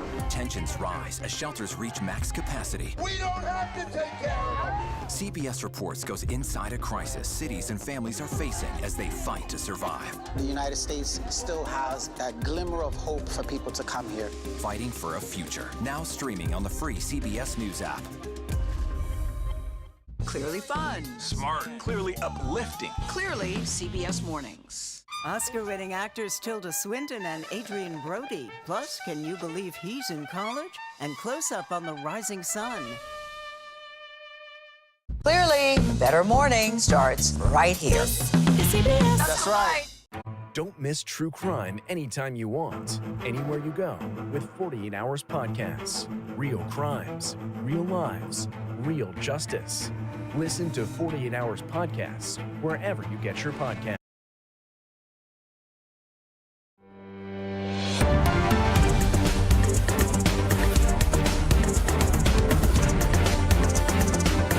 News on this Wednesday, a wildfire emergency burning in Southern California. Fast-moving flames fueled by whipping winds, leveling neighborhoods in Los Angeles and beyond, tearing through homes and businesses and forcing tens of thousands of people out of their homes right now. At least 4 fires have sparked since the flames first broke out yesterday. The largest one torching almost 3,000 acres in Pacific Palisades. It's something many longtime residents there say they have never seen before. The conditions so dangerous, making it almost impossible to fight those flames from the air. And the Los Angeles Fire Department has been pleading for help from other agencies. Governor Gavin Newsom has declared a state of emergency. Meteorologists at our CBS station in Los Angeles saying this is the worst windstorm to hit the Los Angeles area in almost 15 years. Now let's focus now on the Palisades fire. We're starting to see some daytime video of homes in Pasadena destroyed by the flames. That's a different fire. The situation is so out of control. I'm Vladimir Gutierrez in New York. We are now listening to a news briefing from officials in Los Angeles County over those devastating wildfires. Let's listen in. This is in real time.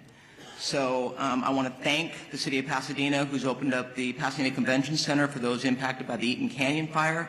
I also want to acknowledge our faith-based partners. All Saints has opened up their church for those that are evacuating the Pasadena area. But again, it's important for us to recognize that while the firefighters, life is first and foremost. Make sure that people heed the advice of our first responders.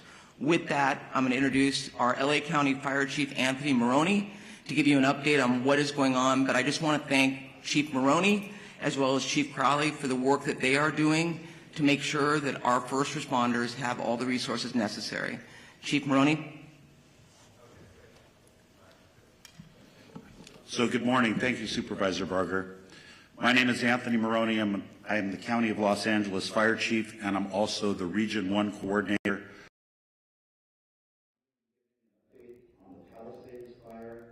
I am the County of Los Angeles Fire Chief, and I'm also the Region 1 Coordinator for fire. 4 large fires burning in LA County at this time. The Palisades Fire is located in both LA City and LA County. We are in unified 4 large fires burning in LA County at this time. The Palisades Fire is located in both LA City and LA County. We are in unified command with the City of Los Angeles Fire Department, in addition to CAL FIRE. We have well over 5,000 acres that have burned, and the fire is growing. We have no percentage of containment. We have an estimated 1,000 structures destroyed, and also no reported fatalities, and a high number of significant injuries to residents who did not evacuate, in addition to first responders who are on the fire line. We have over 1,000 personnel assigned, and the cause of the fire is unknown. However, it is under investigation. For the Eaton Fire, it is located in both the Angeles National Forest, the Altadena area of LA County, and Pasadena.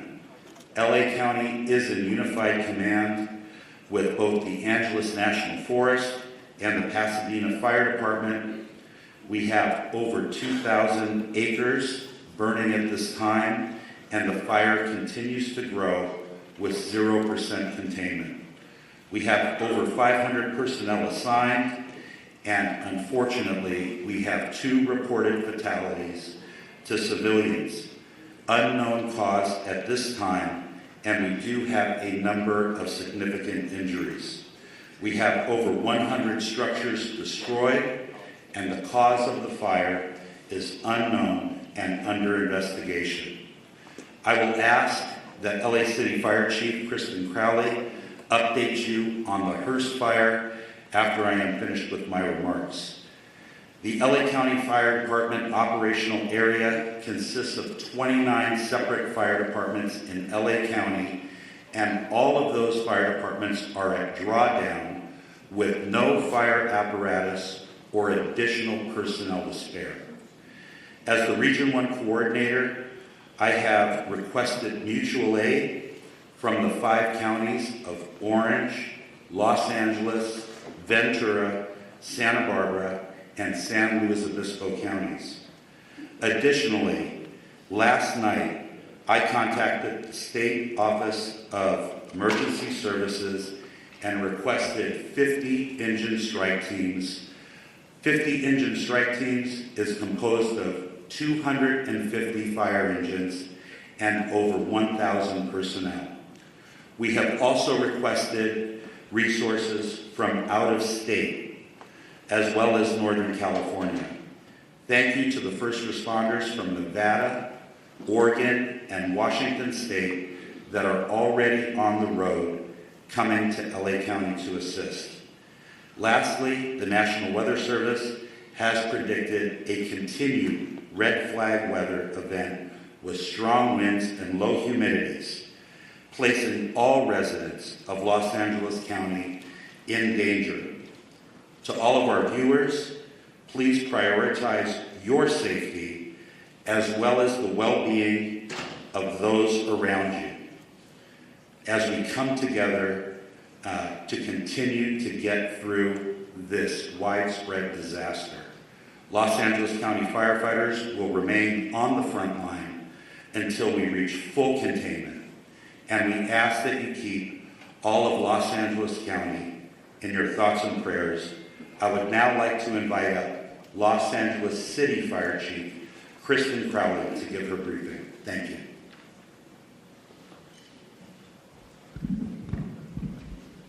Good morning, everyone. My name is Kristen Crowley, Los Angeles City Fire Department Fire Chief. I'd like to start with just a moment, if we could, of gratitude.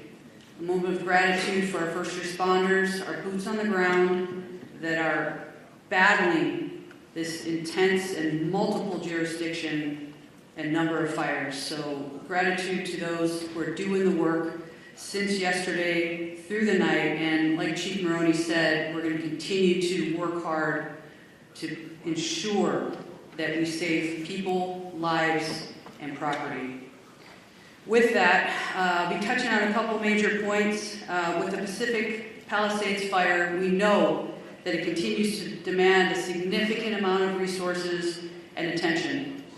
A second major brush fire, now referred to as the Hearst Fire, has erupted in the Sylmar area of Los Angeles. Now together these fires are stretching the capacity of emergency services to their maximum limits. The Los Angeles City Fire Department is battling these two major fires while also maintaining, I want to focus on this as well, 911 services for the city's approximate 4 million residents.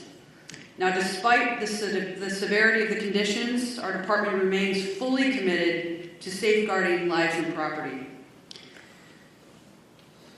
Next, I want to focus on what we've done over the last 24 hours, and with that, even within the city of Los Angeles, with these two major brush fires, our department has responded to 3,624 911 calls for service. And to put that in perspective, our average is just under 1,500 calls in a 24-hour period.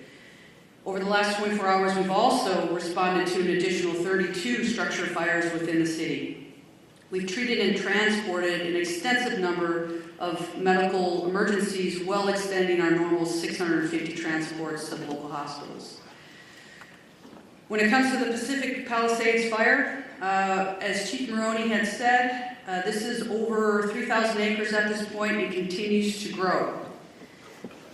We will confirm the exact acreage later, so we'll make sure that we also communicate that to the community and to the media. Last night, as of 1930 hours, all aircrafts were grounded due to high winds. Aircraft are continuing to be able to resume their water drops and acreage mapping today when the weather allows us to do so.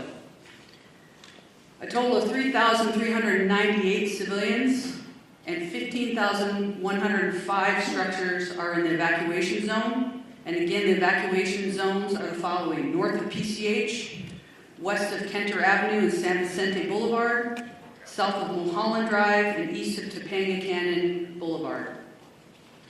There are multiple evacuation centers which are supported by the American Red Cross. Injuries. Of course, there's a lot of interest in injuries. We have several firefighters and civilian injuries that have been reported, and all patients have been treated and transported to the local hospitals. Damage assessments. Chief Maroney did speak about a specific number.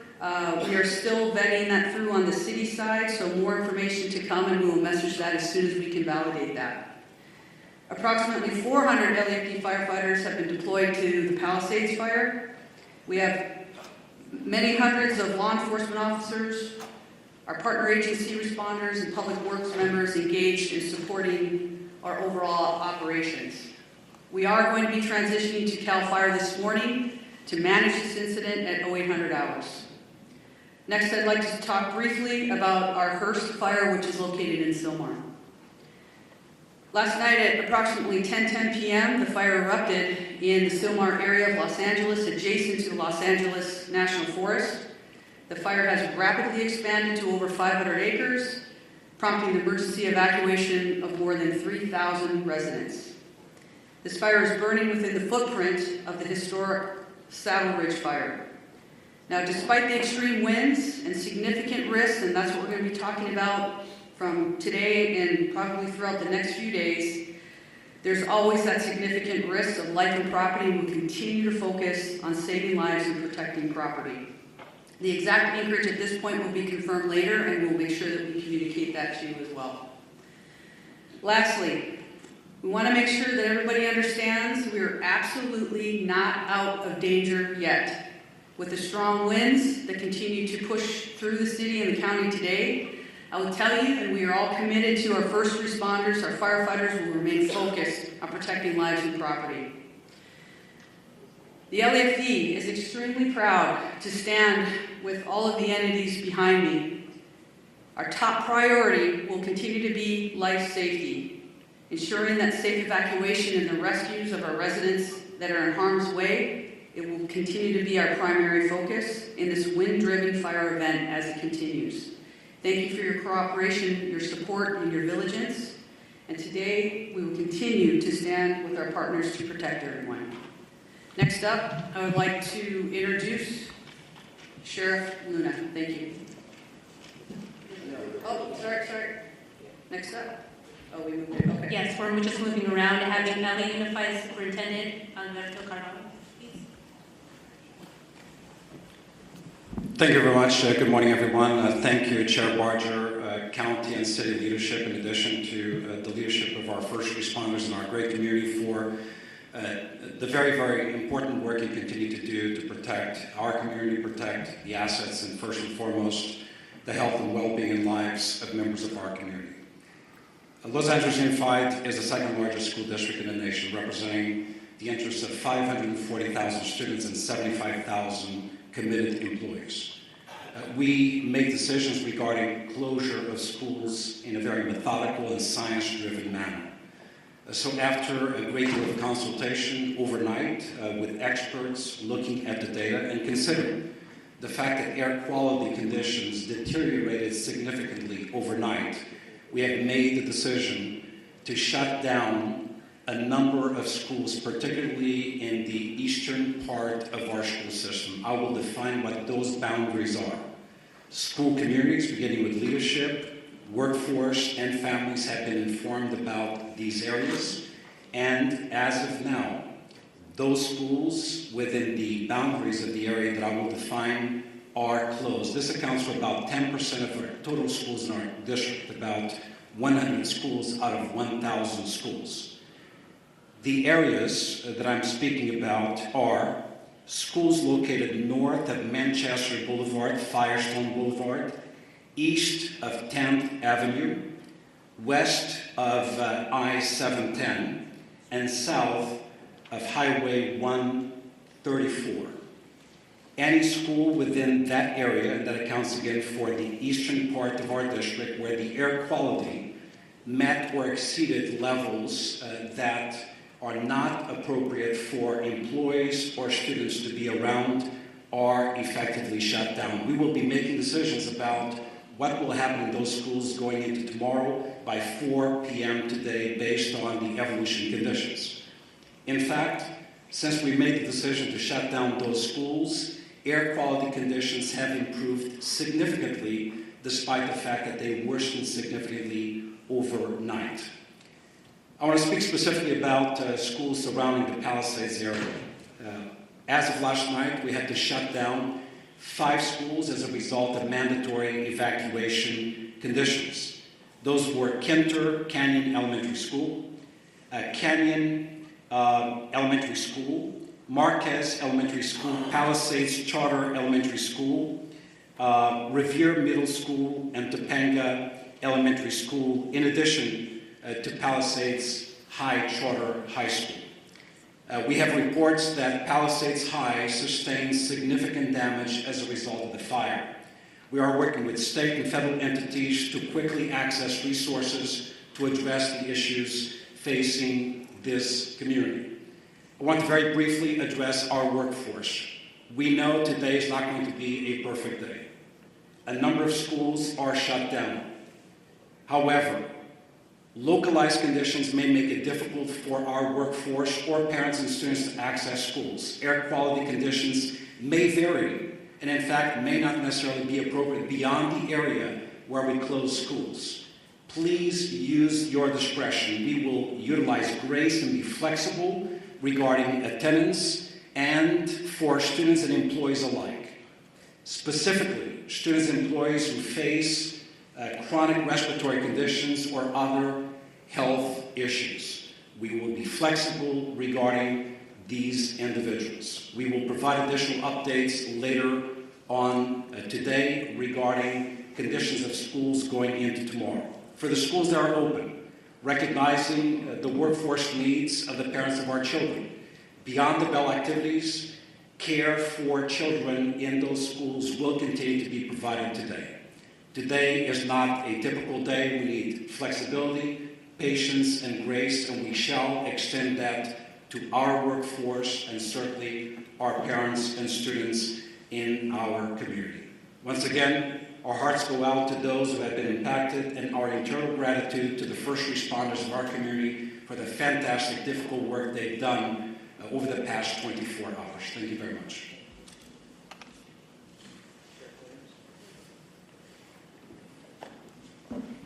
Morning. A lot of information to pass on, but please know this.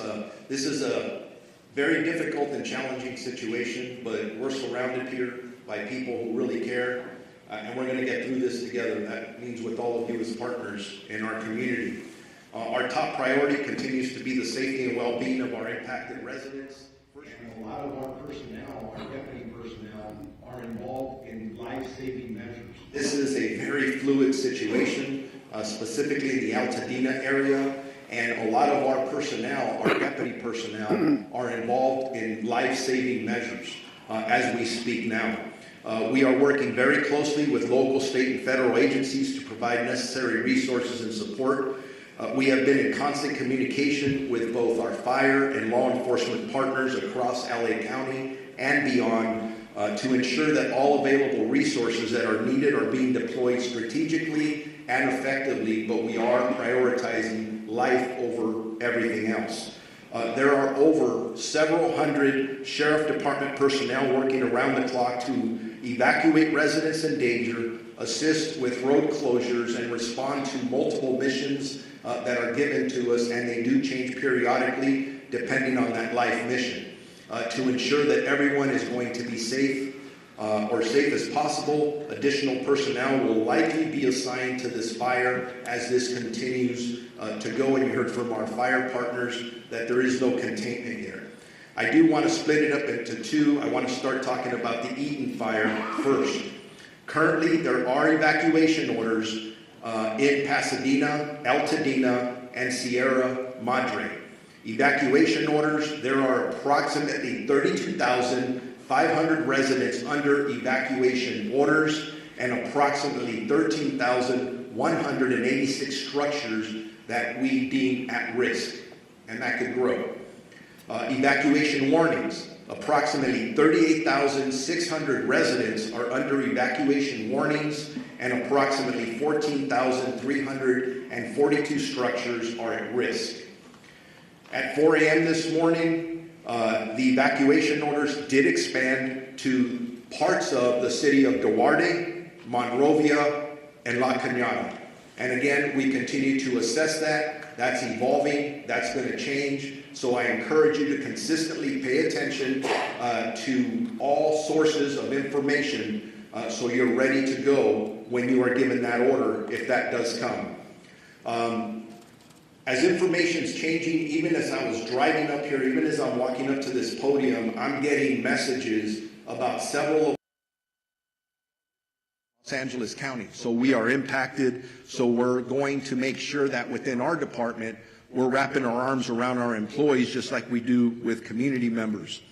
Again, as I was coming up here, In this area, I don't have any specifics. There is a lot of damage out there. We're still in the process of doing these assessments, trying to still save lives. so this information is going to change. The Altadena Sheriff Station itself was evacuated, and it was at least limited on fire. There was some fire at the Altadena station, but we did have to clear out all of our employees out of there. I'm hearing some miraculous stories, and they're just barely coming in, of our deputies who were trying to evacuate the Altadena station, and then residents were running up from different locations around there asking them for assistance in getting them out of their structures. And from what I understand, they were barely able to get people out before these structures started burning. There's just heroic stories of what our deputies are doing out there from last night and this morning. I want to make sure people know deputies are working to assist residents who are evacuating and continuing to make evacuation notices as we're speaking. They are securing areas that are evacuated, and it's always sad when I have to say this, but part of our responsibility is to make sure that no one loots or steals from our residents, our community members who are already being impacted. And I'm sad to report we made 2 arrests this morning for looting already. So if you are, no one loots or steals from our residents, our community members who are already being impacted. And I'm sad to report we made 2 arrests this morning for looting already. So if you are thinking about coming into any of these areas to steal from our residents, I'm going to tell you something. You're going to be caught, you're going to be arrested, and you're going to be prosecuted. Don't do that. Stay out of these areas. It's only for emergency workers and people who live there.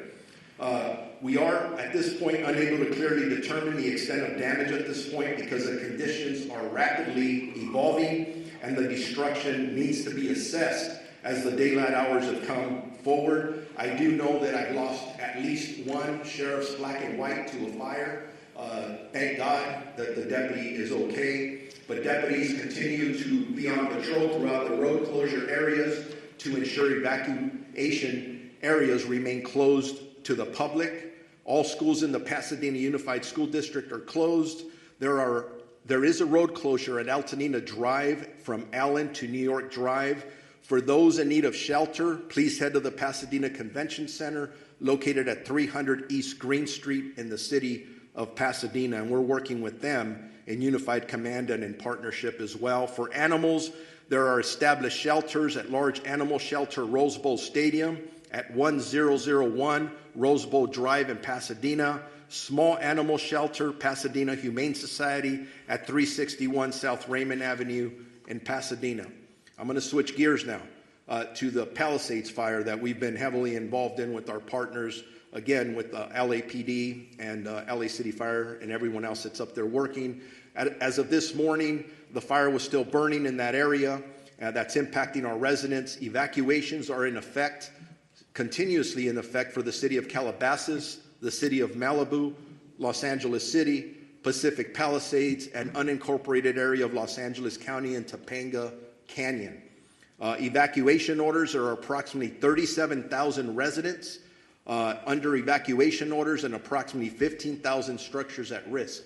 Again, that's specifically for the Palisades fire. Evacuation warnings, approximately 20,000 residents are under evacuation warnings and approximately 6,500 structures are at risk. There have been minor injuries and our partners at the fire department have talked about those and several, unfortunately, structures that have been lost and we're still assessing those. Bear with me, I'm almost there. There's a lot of information, very important information. There are several road closures which can change rapidly. The 10 freeway at Lincoln Boulevard, southbound PCH at Las Flores Canyon, southbound PCH at Topanga Canyon, Coastline Drive at southbound PCH, westbound PCH to Entrada to eastbound closed from PCH and Malibu Canyon. We have established shelters up for that fire in the following locations. Westwood Recreation Center, which is at 1350 South Sepulveda Boulevard in Los Angeles, Pasadena Convention Center, which I already mentioned, we can go there, 300 East Green Street in the city of Pasadena, and El Camino Real Charter High School, 5440 Valley Circle Boulevard in Woodland Hills. Animal shelters, large animals, LA Equestrian Center at 480 West Riverside in Burbank, large animal shelter Pierce College, 6201 Winnetka Avenue in Woodland Hills, large animal shelter Rose Bowl Stadium in Pasadena, small animal shelter Agora Animal Center, and small animal shelter Pasadena Humane Society as well. We got to take care of our pets. As I wrap up, a reminder, and you've heard it from several of us, you need to be prepared. If you are in a warning area, make sure you have your essentials, your important paperwork, your medications, things that you can take, your phone charger to survive for at least a week. But if you are told to evacuate and given an order, there is nothing worth your life. Please listen to the police and fire officials that are out there and be prepared to evacuate. If you have more questions or there's about evacuations, evacuation centers, or road closures, go to lacounty.gov/emergency or our Sheriff's Department social media. Now it's my honor to introduce my partner of the Chief of the Los Angeles Police Department, Jim McDonald. Thank you very much. And as you look at the group assembled behind Morning. Each of those and everybody we represent who's out in the field all have families. Many are impacted directly by the fire, but they leave those families to come and try and be able to help everybody else who's out there. So I owe a debt of gratitude to everybody who is putting it all on the line for everyone else. This is a tragic time in our history here in Los Angeles, but a time where we're really tested and see who we really are. And it's critical that at these times we be patient, that we come together, that we focus on saving lives and to be able to do the very best job we can, so when we look back on this, we know that we did what we could for others. I look at the people who were out there on the line last night. The winds were like something that I have never seen before. Firefighters, police officers, deputies, they're out there sheltering in their vehicles, their trucks and their cars, so that they don't end up getting burned from the fire that was being driven by 75+ mile-an-hour winds. They were there until they could get out of the car and go back to doing their work. As you can imagine, a very difficult circumstance to deal with. These are, as I mentioned, unprecedented conditions, but also unpredictable. As the fire continues to spread and pop up in different locations, none of us know where the next one is going to be. So I would ask you to be vigilant, to look at your neighborhood, to talk to your neighbors, to have everybody on board, so that if they see something start up, that we get on it very quickly. We get fire resources out there as soon as we possibly can, because with these winds, once it starts small, it'll be very big very quickly. And so I would ask for everybody's help, cooperation, and vigilance in that role. As you've heard before about evacuation, that makes the difference between living and not. And so I would ask you to take these warnings. If you are just joining us here on this CBS News special report, you are listening and hearing the Los Angeles County Police Chief, Jim McDonnell, giving us an update on those wildfires that are raging across Southern California this morning. Officials confirming to us during that press conference that at least 2 people have been killed, while those fires have destroyed homes, businesses, covered cities, and highways. And smoke whipped up storms and turned the skies red. Chris Van Cleve has been monitoring the Eaton fire all morning in Pasadena. All right, so while we're having some technical difficulties with Chris Van Cleve, because as you can imagine, covering these fires, there will be technical difficulties. Again, officials pointing out that 5,000 acres in the Palisades fire have burned. The fire, folks, is 0% contained, and officials fear that it is only going to get worse because conditions remain dry and there is a noticeable lack of humidity in the air. Again, 2 people killed as these out-of-control wildfires are continuing to rage across Southern California. And even as officials tally the devastating losses, we can report to you now that they do not have any indication or word on what started those fires. During the Eaton fire, or over in Eaton, 2,000 acres have burned, 0% contained. Now, the weather is crucial to firefighters trying to control these flames. So let us bring in meteorologist John Elliott with CBS News New York. John, good morning. What can you tell us? Vlad, it's just shocking. And I just want to put this into perspective. We can put the satellite on the map, Southern California, and you can actually see some of the smoke from the fire. In the last 20 minutes in Topanga, so you've got Topanga Hills, Topanga Canyon, they've had gusts over 80 miles an hour. But look at the sustained winds we're seeing. This is western LA County. Now, the irony, so ever bittersweet, is the observation for the city of Los Angeles right now is 8 miles an hour. So that kind of wild variety does not help firefighters whatsoever. And then take a look at some of these numbers. These are peak winds since midnight, where you've got close to 100-mile-an-hour peak winds there through Fremont Canyon, and you look at Altadena, heartbreaking in Altadena at 90 miles an hour, and this obviously is what results. I want to share, if I have time, a little bit of guidance for what we anticipate this afternoon. We are focusing, rightfully so, on Los Angeles County, but the tinder, the fuel, is there for more of Southern California. Computer guidance on the winds we're anticipating. We're going to make a few stops on this. We can go ahead into time, and you're going to see these numbers retreat a bit into the afternoon, which is good. But what happens is we're going to see overnight tonight these numbers go up. So once again, you're going to see the numbers go from 10 to 15 to gusts closer to 80 miles an hour overnight tonight. There is some good news. There will be a bit of a lull, just a bit. We might be able to get more air resources in the air. But Vlad, this thing is not over by any stretch. Watch for more dangerous winds tonight. Back to you. It's just absolutely devastating when you hear the numbers coming out to us from Los Angeles. John, thank you very much. Chris Van Cleve has been monitoring the Eaton fire all morning in Pasadena, and he joins us now. Chris, you heard some of that briefing. 2,000 acres burned so far, 0% contained. Yeah, Vlad, it doubled in size from midnight to now. We also learned that there are two residents of Pasadena who have died in this fire, and that there were numerous injuries during the evacuation. Now, we were talking to the family that lives here, a guy named Dale Short. He's 91 years old, lived in this house for 6 decades. It was his girlfriend that convinced him to leave. Police were driving up and down the street saying, get out now. He was in the backyard with a garden hose trying to put out the embers that were coming off this hillside here. They fled as parts of the house were catching on fire, as the neighboring houses caught on fire. All of those homes are gone now. He grudgingly admitted she made the right call and probably saved his life last night. Tragic that this Pasadena fire has turned deadly. It also underscores just how fast this was moving. They said that they felt they had maybe 10 minutes from when they realized the fire was coming to it was too late. This moved very quickly, and the winds overnight here were something this area has not seen in recent memory, maybe ever. Wind gusts up to hurricane strength, enough to almost blow you over. And what that did, as these homes were burning, it picked up all of these burning hot embers and just shot them all over the place.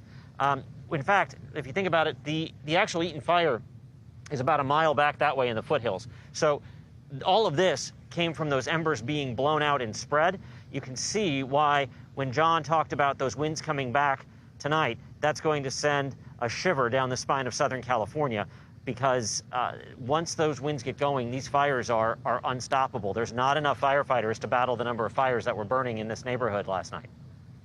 Even with those 500 personnel that they've assigned to help combat these flames. Chris, you grew up in the area. Our viewers may not know that. What's it like for you to be back there and to see the devastation in your community? Yeah, I grew up in Pasadena, and the Pasadena area. It's heartbreaking. It's gut-wrenching. It's almost unfathomable. We saw something sort of like this back in 1993, the Altadena fires, and I remember going to my 8th grade class and watching that hillside burn. To come around the freeway this morning and see the same thing again, but worse, was just heartbreaking. All right, Chris Van Cleve, thank you very, very much for the work you're doing. I'm sorry that you're seeing that devastation in your community, and I'm certainly sorry for the folks who are dealing with these devastating wildfires across Los Angeles. We appreciate you. Thank you. To recap, folks, fire officials say more than 7,000 acres have burned in the 2 major wildfires in Southern California. They are the Palisades fire and the Eaton fire. Sadly, 2 people are reported dead in the Eaton fire.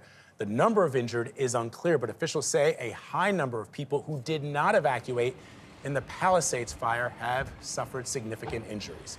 More than 1,000 structures have been destroyed, and so far, there is 0% containment.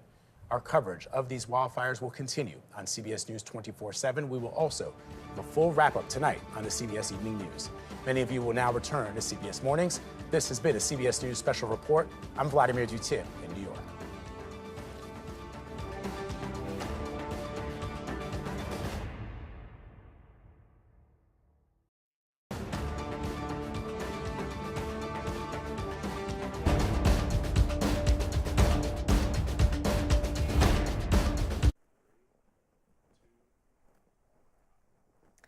And you were just watching a CBS News special report on the massive wildfires burning out of control in Southern California. 3 major fires burning right now.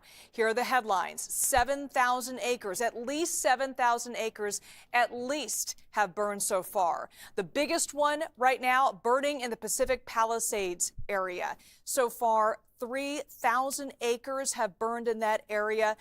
At least 1,000 structures have been destroyed. Of course, these numbers are expected to change. Most of the people in that area were evacuated last night. But to give you kind of some perspective of what that area is like, it's very close to the coast. And a lot of that area, very wealthy area, but a lot of those roads are one way. They're very windy, many of them dead ends. So it was a struggle to get all of the people that live in that area out last night. The other fire, the Eaton fire. Now, to give you some, LA County is huge, by the way. And all these fires burning within about 40 to 50 miles away from each other. So the Palisades fire right now, that is the largest fire burning right now. The next one is the Eaton fire. That is right next to the Angeles National Forest. The cities involved in that, Altadena, Pasadena area, 2,000 acres so far burning in the Eaton fire area. And we're hearing that 2 people did die in the Eaton fire. That one again burning next to the Angeles National Forest in the Pasadena, Altadena area.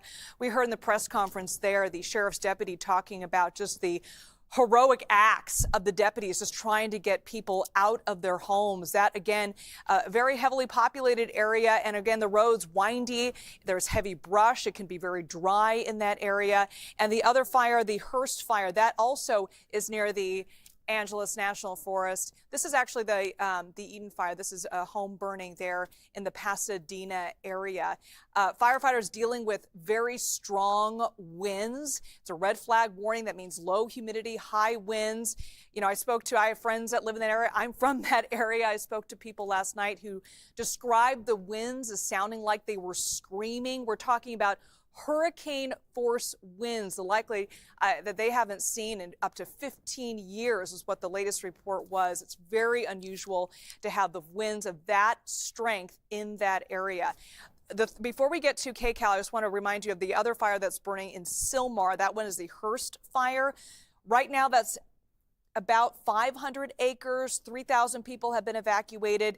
And it's important to note that fighting this fire is nearly impossible right now because of those high winds, and all of the aircraft so far has been grounded because it's just not safe to fly in that area. So once again, these wildfires burning in Southern California, all burning out of control right now.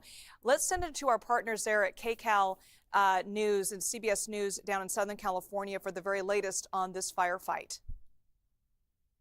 Out of the crisis that we face here in the city of Los Angeles and the county of Los Angeles today. Also, lastly, just grateful for the work of the President of the United States, kicked in for us late last night, who happens to be in Southern California. The governor was with us in the Pacific Palisades last night and has helped out.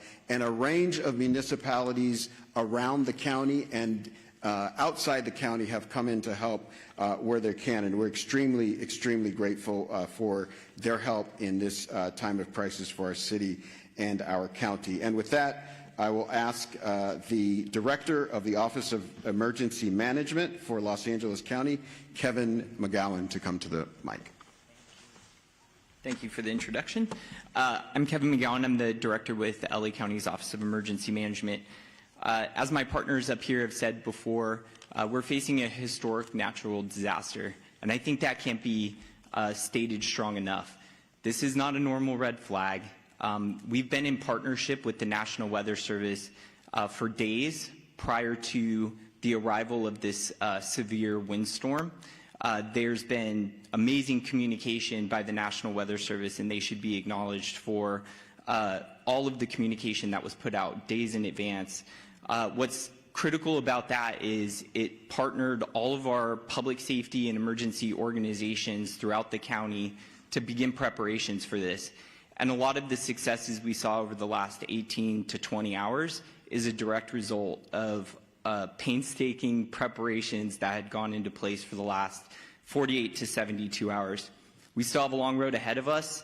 Our county is known with wildland fires. We just finished working on the Franklin fire. We've had the Bridge fire, the Post fire. This has been a very destructive fire season. This is just going to add to it. Our eyes are on mitigating the impacts from this emergency, working with our community partners, and then charting a course for what will be a long recovery effort. With that, I would like to introduce our Department of Public Works for LA County Director, Mark Pistrella. morning. Thank you, Kevin. My name is Mark Pastrella. I'm the Director of Public Works for Los Angeles County, the largest public works department in the United States. We're coordinating across the area with all our partner agencies, including, of course, primarily the City of Los Angeles, in addressing this event today. I'm going to talk a little bit about what our focus is in terms of infrastructure, and then I'll move on. Before I do that, though, I do want to acknowledge all of the residents that have either lost a home or who are being evacuated. I do personally understand what that is about and understand what kind of fear that can put into you. One thing I would recommend to you before you leave that home, if you want something to do, is to close that home up tight, close any openings, completely tight to the home, and make sure that access is open to the fire department in the event that they want to come on and do work on your property. That's one thing I've learned through the years is important. So right now, LA County Public Works is focused on water supply, the road safety and transportation system, and preparing our flood control system for the inevitable post-event, which may be flows of debris and mud. With respect to water resources, there's been quite a bit of talk in the media about the water system that we are using for suppression.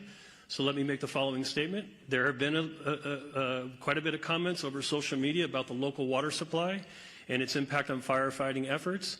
There is collaboration across this region. Over 200 water retailers serve the region.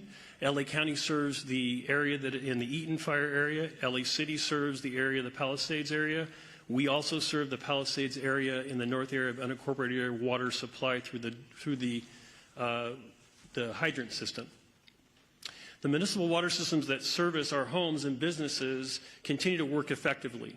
However, they are not designed to fight wildfires. A firefight with multiple fire hydrants drawing water from the system for several hours is unsustainable.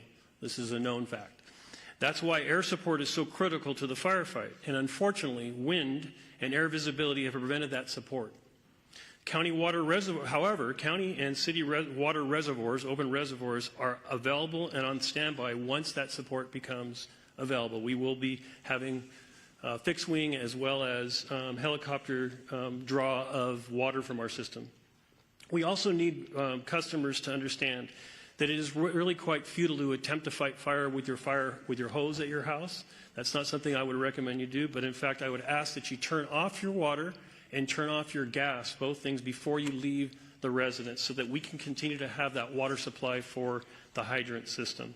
The transportation system is operating with many, many closures. Those closures are meant for evacuation as well as fire suppression efforts. So we're asking residents not to abandon vehicles in streets, to not park vehicles in streets, but to leave those vehicles on your property.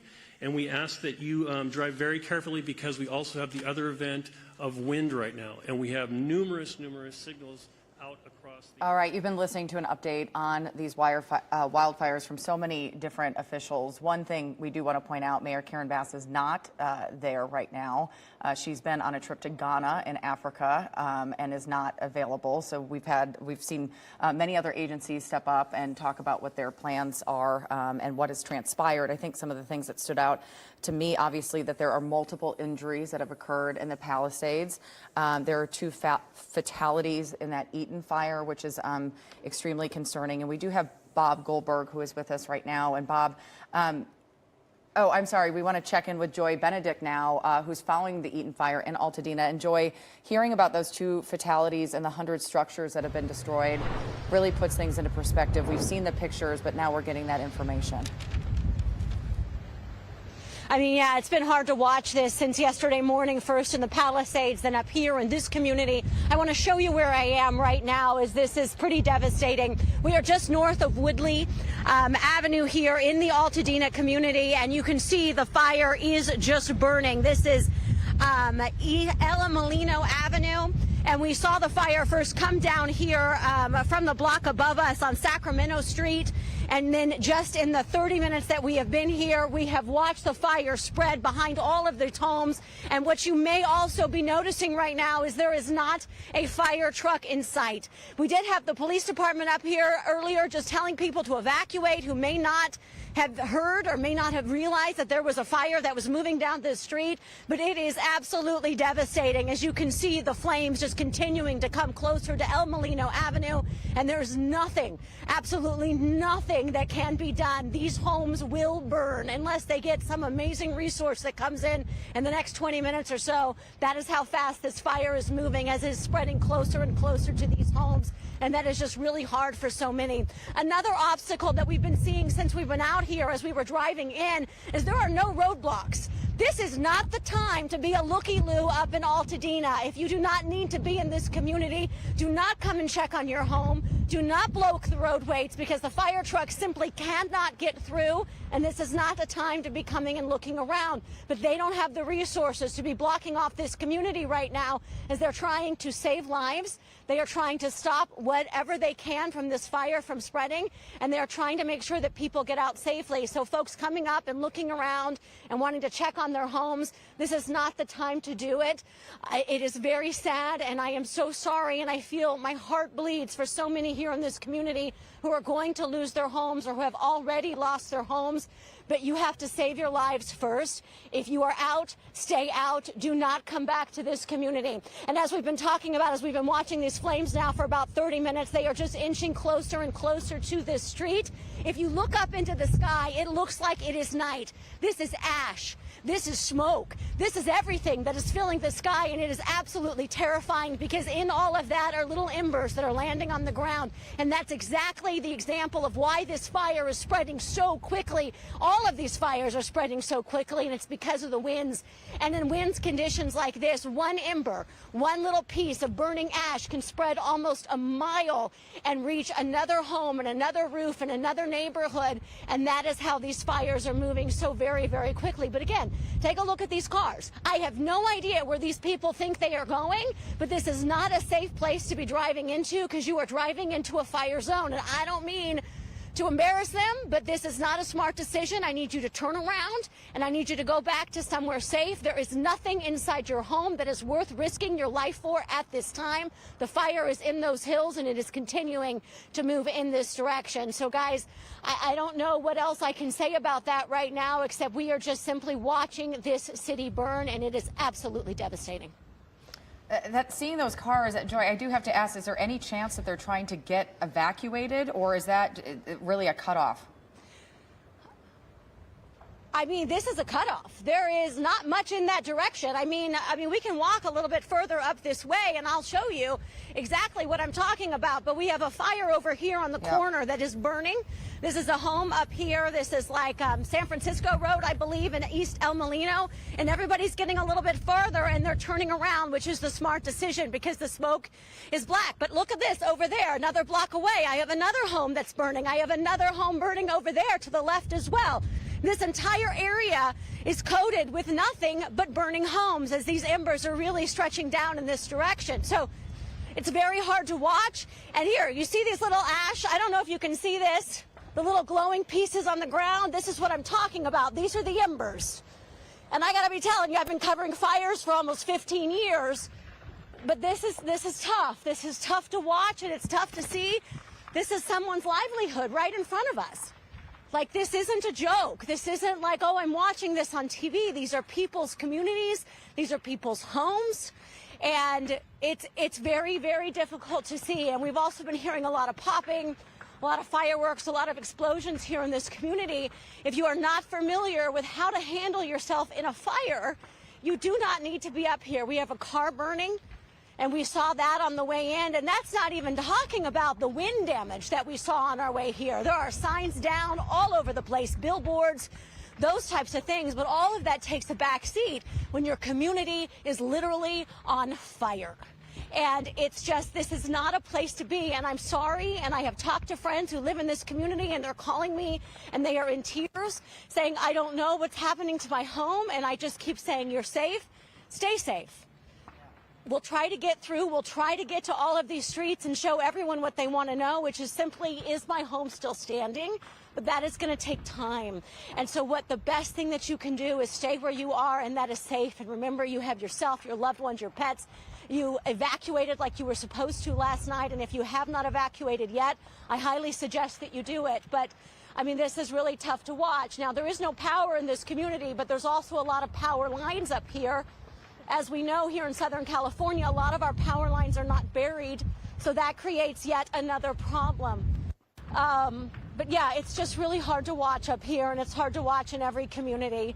I mean, you're just watching it live as that car is now gone. And that's just how fast these ashes spread. And if you look over to your left-hand side, we have another home that's burning right there, and then another one over there to the distance on the left-hand side as well. And just still people driving through. Just still driving through.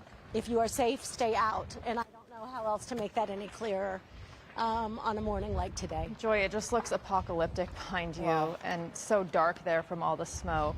Thank you so much. We want to get a little bit more context now from Mark Liu about exactly where Joy is.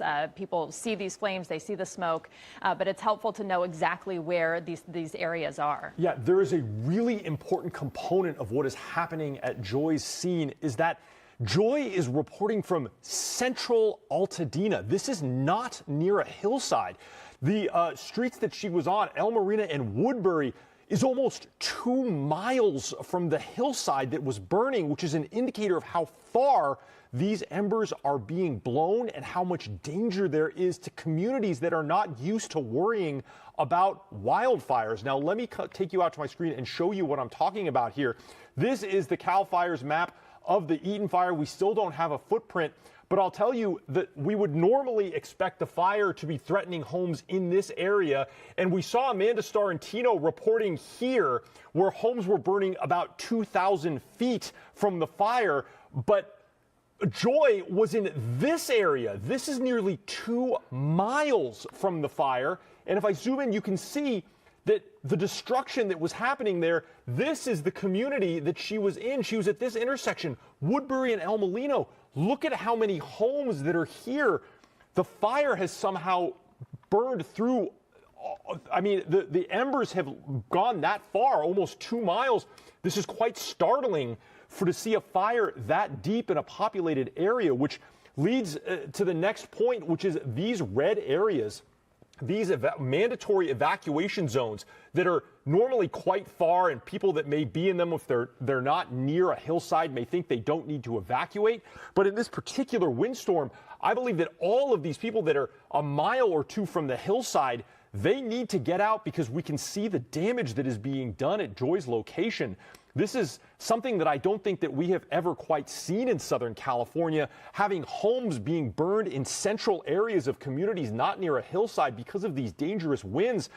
We just heard in the news conference, coming back out live here to me, that there are more than 1,000 structures that were possibly damaged in the Palisades fire. I was looking back in the archives. 2 of the most damaging wildfires in Southern California history were the Thomas fire that was in December of 2017, where 1,063 structures were damaged, and the Cedar fire in San Diego of October of 2003, where 2,800 structures were damaged.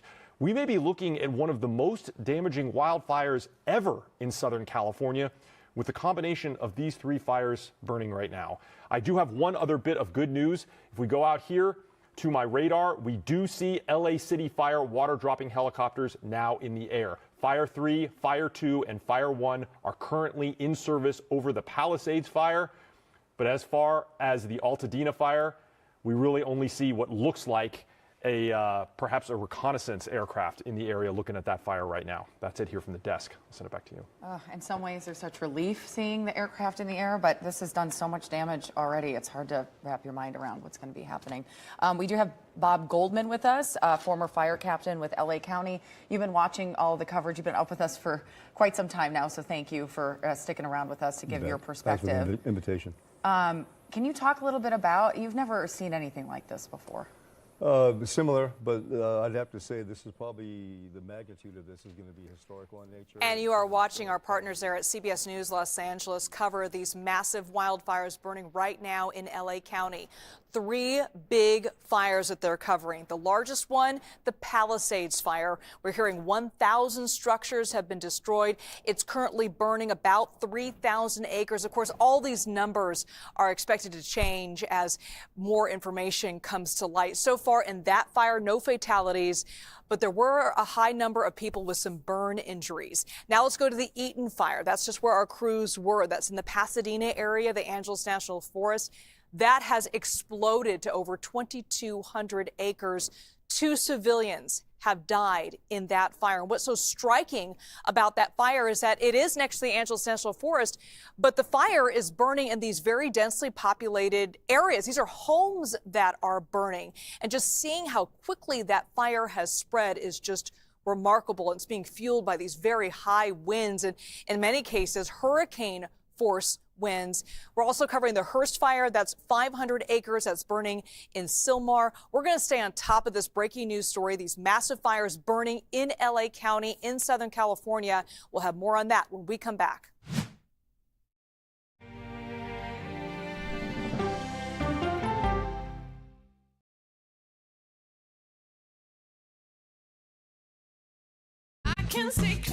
CBS Mornings Plus, clearly more news, more smart conversation. More money-saving tips, more recipes. More uplifting ways to get you on your way. Plus, more sports, more weather. Clearly more CBS Mornings. Plus,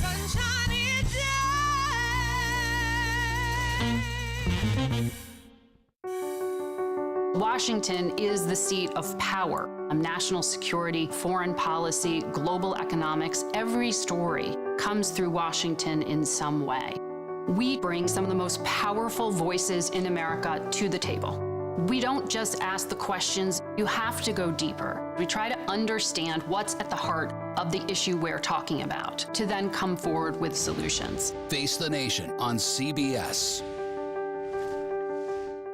I have a dorky look to me. I don't look like a criminal at all. 60 Minutes has reported on fraudsters, criminals, and hoodlums. But what this minor league thief was able to do surprised even us. These are Yogi Berra's World Series rings. A sports story you'll have to see to believe.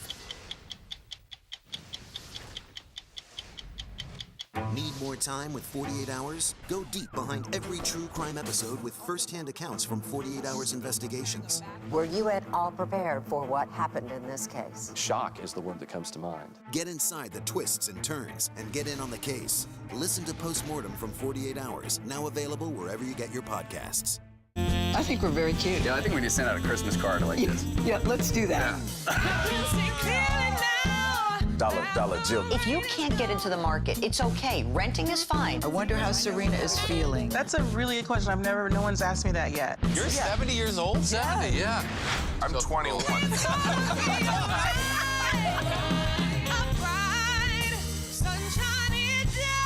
We'll see you 7 o'clock sharp.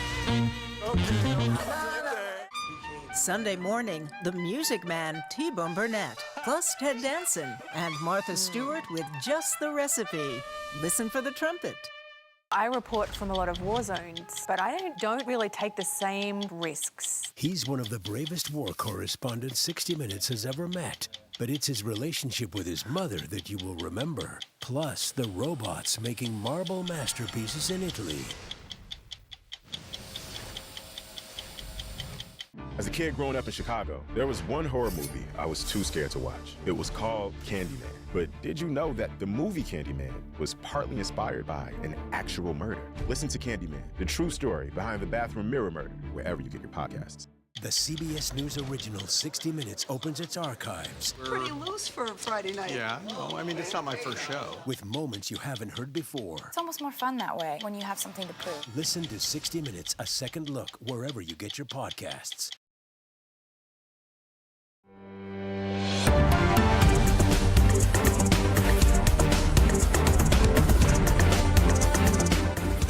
Welcome back. We begin this half hour with breaking news. A wildfire emergency in Southern California. Fast-moving flames fueled by whipping winds leveling neighborhoods in LA County, tearing through homes and businesses and forcing tens of thousands of people out of their homes. At least 4 fires have sparked since the flames first broke out yesterday. The largest one torching almost 3,000 acres in the Pacific Palisades neighborhood. The LA County Fire Chief says that wildfire destroyed more than 1,000 structures so far. That number expected to change. And it's something many longtime residents there say they have never seen before. Governor Gavin Newsom has declared a state of emergency for that area. And it's important to note 2 other fires broke out late last night, not too far from the Palisades fire. The Eaton fire burning more than 2,200 acres. That number expected to change. Fire officials say that it's responsible for at least 2 fatalities and a significant number of injuries, so they wouldn't say how many yet. Now, the Hearst fire, that one burning 500 acres. That's also near the Angeles National Forest. Meanwhile, another smaller fire about less than 100 acres in size sparked earlier this morning. Fire crews still don't have any containment on any of these fires. And to give you some perspective, this is where they are. The 3 big fires we're talking about burning within about 40 to 50 miles of each other. The Eaton fire burning just northeast of the city of Pasadena. The Hearst fire burning close to San Fernando, and the Palisades fire just started to reach the Malibu area, an area still recovering from that other devastating fire that we covered back in December. So we go now to Malibu and CBS News correspondent Elise Preston, who is there live with the very latest. Elise, thank you for joining us. I hope you're staying safe. We just talked about it. This is happening just a month after the Franklin fire that burned in Malibu. What can you tell us about where you are standing and where the fire is from your perspective? It is absolutely devastating, Liz. We are right by Malibu Canyon, and it's right behind me, as you can see, and the smoke is just billowing out and pouring. You can't see the flames from where we are, but right down this street, we drove down there, and it is just catastrophic. It just takes your breath away, right? Because it was just a continuous stream of homes that had been burned down to the ground, a continuous stream of structures. It's hard to even make out what they were, and this is an area where the homes are just beautiful, usually breathtaking to see, and your breath is being taken away for a completely different reason. It got too dangerous for our crew to go there, because what's happening is, I'm sure you can see, this wind is blowing us about. Yes. The wind is carrying embers, and they're just dispersing these flames, which is making it a very difficult firefight.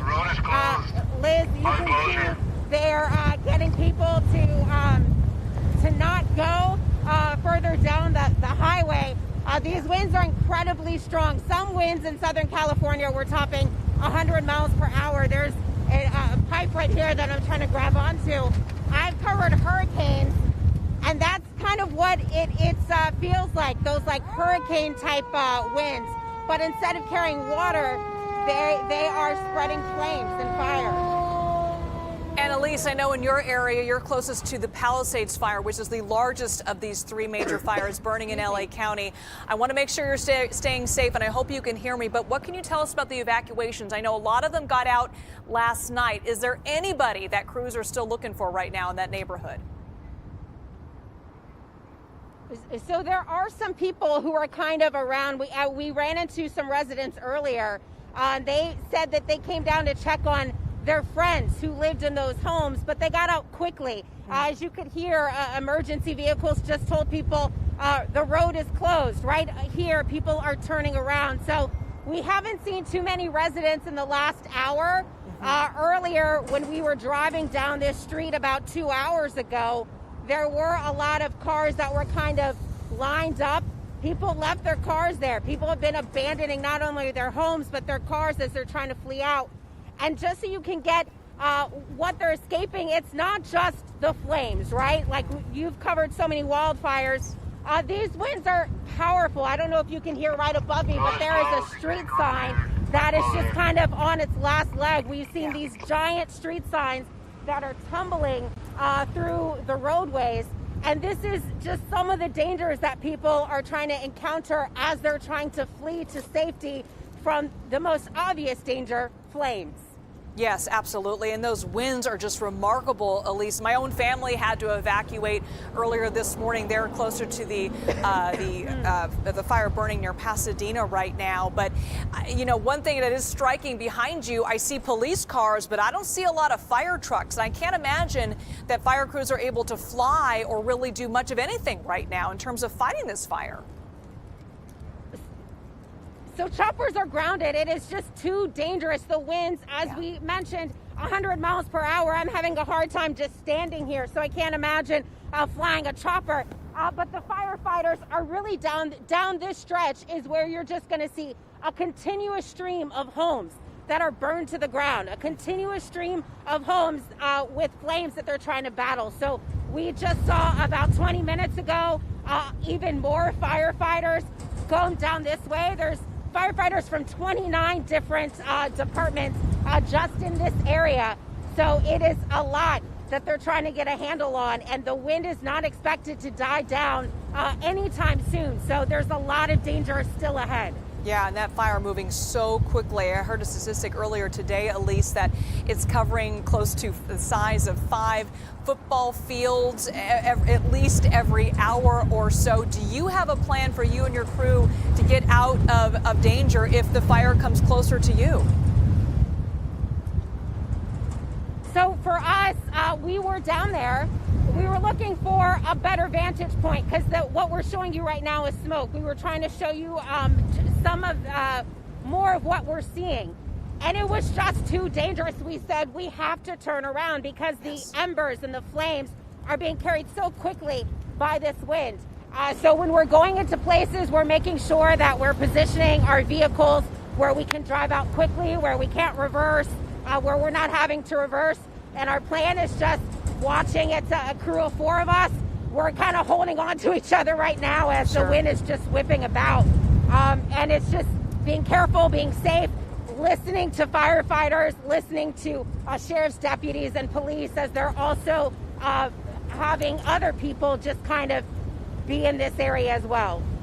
Are they sending people to evacuation centers? What are police telling folks who may be confused and obviously very scared about this fluid situation? What are they telling folks who may not know where to go? Well, there's tens of thousands of people impacted, as you mentioned at the top of this segment. And so there are several evacuation centers that are open. Some of the people in this area have been hooking up with other family members or friends who are in a different position. But there are several evacuation centers open. And as you mentioned, also, there are 4 separate fires, 3 that have really been kicked up and going for the last several hours. So across the area, there have been more resources that have been pouring out.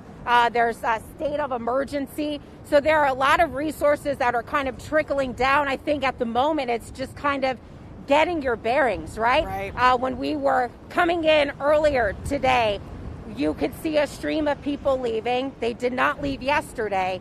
And it's just hard to imagine. You know, you work your entire life, you buy a house, you think it's in the most beautiful place you've ever seen.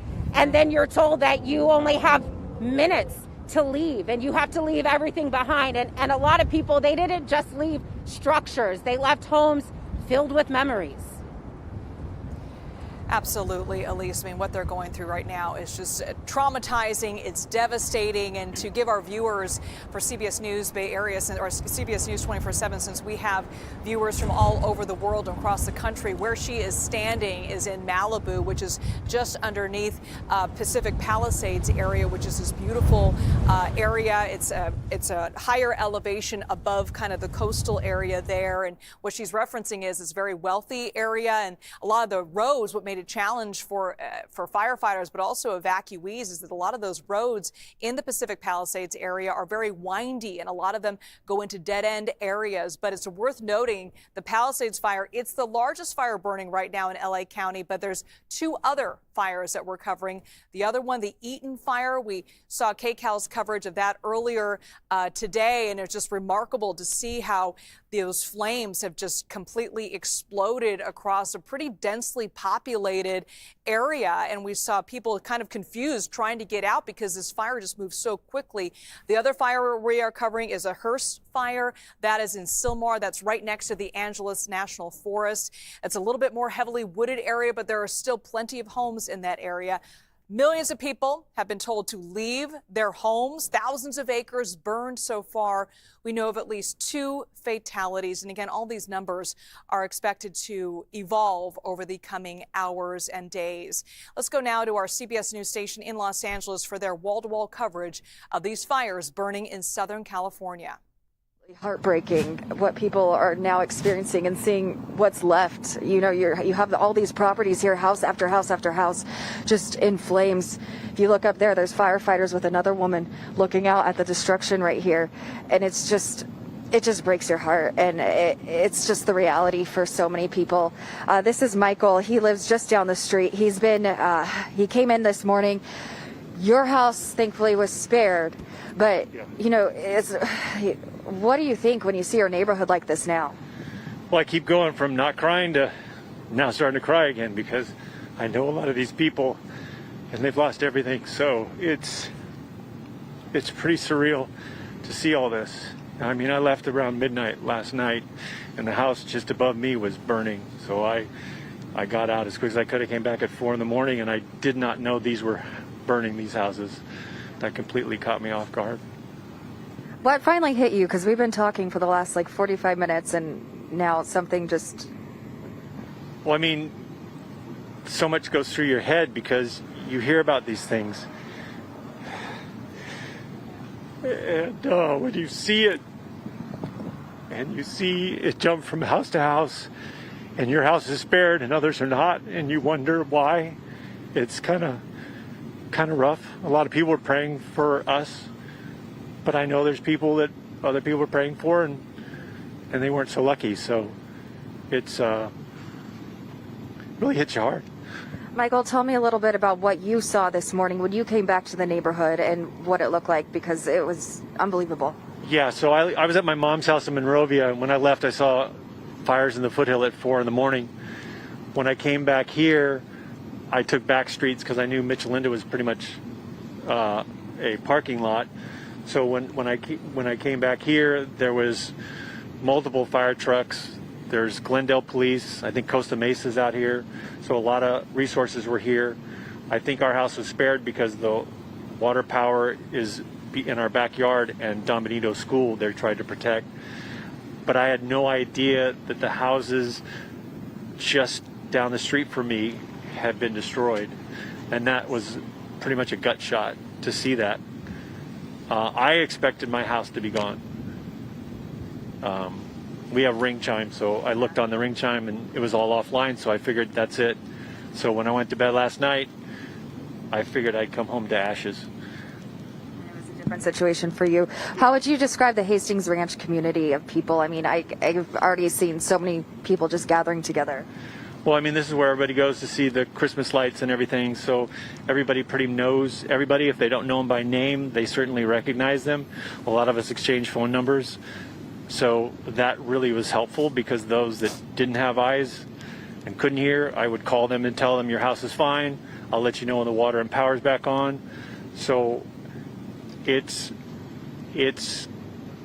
I guess calamity brings people together, right? So when that happens, everybody raises up and do what they can to help one another. There's going to be a lot of rebuilding from here. Michael, thank you so much for your time, and good luck with moving forward from this. I'll leave you with these images right here, you guys. This is, again, we're on Denair in Pasadena and the Hastings Ranch community here, and a lot of homes are looking like this morning, and that fire really did something to this neighborhood, and the winds are starting to pick up again, so hopefully they calm down before we see this once again in this neighborhood. I'll send it back to you guys. You know, I don't know about you, but you have one person who's lost their home, 91 years old. You think of the generations and the family gatherings and the Christmases and all the memories that were made gone. And then you have someone like Michael who, even though he still has his home, his community is now gone. And this is just going to reverberate throughout Southern California for so long. Absolutely. And they were the lucky ones, right? There are so many people who have a hard time evacuating, getting out, and need help. We want to go to Joy Benedict now, who is following the fire in the Eaton Canyon area, and the Eaton fire in Altadena in that area. And Joy, we've seen homes go up in flames behind you as well. Yeah, I mean, what we're dealing with right now, I mean, first of all, it was just so hard to hear those folks talking to Amanda a short time ago. Our heart just bleeds for so many who has lost so much already in this fire. But the truth is the fire is still burning, and it is burning here. We are live right now on Lake Avenue in Altadena. This is a very busy business corridor. What you're looking at right now is motion lit. It is some sort of a business on here. If you look over to the left-hand side, this used to be a cleaner. This was Poppy Cleaners. As we continue to move down this block, we have Lifetime Brakes also destroyed by this fire. Across the street, yet another business that has completely been hollowed out because of these flames that continue to burn right now and smolder. And if you look down the road, we have another, I don't know if this is some sort of a business or an apartment complex that is on fire. Also a total loss. And we are moving down the street right now, and you can see all of the cars that have also been damaged, gutted because of the flames that ripped through here and continue to tear through here right now. Over behind us is a home, and we are going to make a right-hand turn right here. This is Alameda Street, where we do have fire crews that have been trying really hard to stop a couple of homes that have been burning from spreading to other homes. And as you turn down this residential street, you just see that darkness completely takes over because of the smoke and the ash in this community as these things continue to burn. As I talked about the Lifetime Brakes over there, it is very hot as that one is still burning. And then just since we were here maybe 20 minutes or so ago, you can really see the black smoke that's taking over as we have a home over here behind us that has caught fire. You have these cars that are still parked on this roadway, and unfortunately they are also going to go up in flames. Over here to the left-hand side, there were two homes that they were working on trying to put out the fire, obviously trying to prevent that fire from spreading to the homes that continue in this direction. And that is really what firefighters are working on and have been working on throughout the night. At this point, is not necessarily trying to save the one home that's already on fire, but trying to prevent this from spreading into the neighborhoods. The neighborhood that we were in just a few moments ago, where unfortunately you could see those flames coming towards those homes. And there's unfortunately not really much that can be done. And look at the devastation over there across the street. 1, 2, 3, 4 homes that I can see just from where I am right now in this vantage point. And to be honest, you just can't see a lot right now with the smoke that is billowing through here. That was likely a gas tank that just exploded over there behind me. But this is an active fire. It is still burning. It is not under control, and it is downright scary. So if you do not need to be in this community, if you are safe somewhere, as I said before, please do not try and come back. Just be thankful that you have and that you are okay, and be thankful for what you have, and let the firefighters do their best to try and protect many of these other fires from burning. We're going to head back out to the street where it's a little less smoky. But before we do, I mean, just turn around. I mean, 360 degrees. Yeah. There's fire burning in all 360 degrees of where we are right now. And some very exhausted firefighters who have been working all night. Right, Captain? Oh, so sorry, sir. That's Joy. Joy, as we continue to walk back out to Lake Avenue, you can see the fires that are burning over on the other side. I should mention I'm about a block away from Elliott Middle School. That we were at when we started our live shot. They do have a crew there. I could not see. It did not appear that the school had caught fire, but there was a lot of smoke there in the distance as we continue to just have smoke and flames in every direction up here on what is a very busy business corridor. But there is just not much that can be done as things are just falling and crashing all around us because this fire is literally consuming everything in its sight. So far, they are listing the acreage burned as just over 2,000 acres, but just by looking around, I can pretty much guess that it is much larger than that. I'll send it back to you guys. Joy, it looks like a war zone out there, and you and I have known each other a long time. I know you've covered a lot of fires. The intensity in your voice is something that is it's striking me to see the 360 of the fire and what's happening out there. Do you feel safe where you're at? I mean, I think, you know, as you said, I've known you a long time, Jamie, and you know I've covered a lot of fires. So my safety level may be different than someone else's safety level, as I have covered a lot of fires. I would not be standing here if I did not feel safe, if my photographer Barry did not feel safe. But we have obviously covered a lot of fires over the years, so my safety level is a little bit more than what other people may feel. But if you are not familiar with fires, if you do not know their direction, if you're not comfortable with embers flying at you, then no, you would not feel safe. And so I do not suggest just because you see me standing out here on a very busy and burning street that you think because I'm okay to be here that you're okay to be here. I'll also mention, and a lot of fire crews do this, our car is running.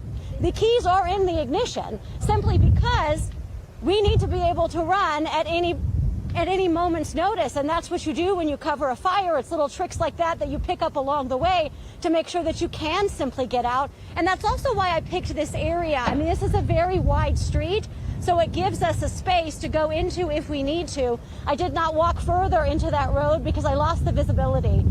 We had intended to move a little bit further down that block, but I did not feel it was safe, so we did the 360 and we came out here to Lake Avenue. And we'll try and get you down that road and show you some of the destruction a little bit later on when the winds aren't so strong that I can actually see where I am, because the last thing I want to do is walk me or my crew into a car that may likely explode, because we have a lot of, look at this. Turn around, Barry. We were watching this Chevrolet right here. There was a log that was burning right next to it. I mean, it is a foot away from a gas tank, a tank that we could smell when we first came out here 30 minutes ago. And I was standing there a second ago just because the firefighters were able to put out some of those flames that were right next to that car. But those are the dangers that you see on the road. It's not just the homes. It's the things that you don't realize could catch fire or explode, like that explosion that you heard while we were live just a few moments ago. That was likely a gas tank. Was it at a car or was it a gas tank in a barbecue behind someone's house? I don't know, because we can't see and I couldn't see where it was coming from, but it's a very familiar sound when you're dealing with a scene like this. Well, and I wanted you to explain to people, because I'm getting a lot of text messages asking why our reporters are so close to some of these flames and are you safe? So thank you for describing the measures you have in place, and please continue to stay safe out there, Joy. Absolutely. We'll get you some more views here in just a few minutes. And I hope those animals in that animal hospital are safe too, Joy. Thank you so much. We want to go now to Mark, and we've been seeing some of the images of what these communities look like before and after, and they are unrecognizable, changed forever. Yeah, that's exactly right. The fire behavior that we're seeing with these fires, both in the Eaton fire and the Palisades fire, seem to be something that are just unique. We haven't seen spotting of embers so far from the fire line where Joy was. I had mentioned right there, that was almost 2 miles from the nearest hillside in Altadena. She was in central Altadena. So the Eaton fire is certainly burning homes much further away from hillsides than we've ever seen in brush fires in Southern California before, all on account of these very high winds. The Palisades fire is experiencing the same kind of fire behavior. Now, taking a look at my map, I want to zoom in right here on the intersection of Sunset Boulevard and Swarthmore. Our CBS national correspondent, Jonathan Vigliotti, passed through here a short time ago, heading southbound on Swarthmore. And I want to actually go into the street view and show you exactly the building that he passed by. I want you to pay attention to this building. As you can see, this is in Central Palisades. This is downtown, and there's a building with very unique architecture right here. He passed right by this building. Pay attention right here. Do you see this unique archway and the small window right there? I want to show you what he just posted, an image of what it looks like now. This building is absolutely destroyed. You can see the damage to Central Palisades is remarkable. This, again, is also more than 3,000 or 4,000 feet from where we thought the fire line was, according to the last footprint. And you can see the damage here. This is not near a hillside. So the winds have carried embers so far through these communities into areas that are not normally considered to be threatened by hillside wildfires. But you can see this building here in Central Palisades absolutely destroyed. And then, of course, going back to the area where this is happening, it's here you can see the structures that were involved. They're basically in this area down here. And so the fire is really spotting quite far and has moved in directions so much further than the last footprint. And also, if we look at where Joy is, she was in this area here. I'll zoom in the map and show you in Central Altadena. She was in this area, and you can see how far from the hillside this is. So again, when we talk about mandatory evacuations, these areas in red, central parts of the city, everyone needs to know that they are in danger because of these embers that are blowing from these just once in a decade winds that are coming through our area, and they're still blowing. And the aerial attack is only just beginning here in the Palisades area. We have Fire 3, Fire 2, and Fire 1 doing water drops there. But as I look over again in the Altadena area, really no activity in the air yet. Which, Mark, I have to say, I think that's been the worst part of this, is that usually we look to the aircraft to really come in and have these heroic moves and dump that fire retardant and water, and then we get a little bit of lull and firefighters can get things under the control, and we still are just not seeing any of that right now. And that's with just maybe one fire burning, not multiple fires across the county at this point. Let's go now to Alex Biston, who is checking the road conditions, especially the streets surrounding these fires. So urgent to keep these clear. Yes, we have a lot of closures to tell you about, and really the takeaway is you want to try to avoid all of these areas altogether. Stay off the roads too. I mean, we're seeing a lot of debris flying, of course, from the winds on to a lot of the roadways. So here's what you need to know for the Palisades fire closure. So PCH between the 10 and Las Flores. Our colleagues there at CBS News Los Angeles going wall to wall covering these fires burning in Los Angeles County right now. 3 major fires are burning. The Palisades fire, which is the largest fire, that currently stands at about 3,000 acres, but that number is expected to change within the next update or so. The other fire is the Eaton fire. Those are the flames behind me. This is burning near the Angeles National Forest, but it's really burning in the communities of Pasadena and Altadena. What was so striking about this particular fire, and any fire in Southern California, so often we talk about it hitting more rural, remote areas, but this is happening in neighborhoods. We're talking thousands of structures have burned so far in all 3 of these fires. The other fire burning, the Hearst fire, that is burning in the Sylmar area. That so far is about 500 acres. And the Eaton fire that I just mentioned, that currently has at least about 2,000 acres so far, over 100 structures destroyed, and 2 people died in the Eaton fire. So we're going to continue to cover these fires burning in LA County, all 0% containment, and unfortunately crews unable to fly because of those strong winds. President Biden still in Southern California right now, not leaving yesterday because of the winds that were happening where he was in the Coachella Valley. It forced him to cancel an event in the eastern part of the Coachella Valley. This is Riverside County. And this just in, before leaving the state today, the president will now head to Santa Monica, a fire station there, for a briefing on the raging fires battering LA County neighborhoods. We'll bring you the very latest on that right here on CBS News 24/7. Reed Cowan takes over right after this.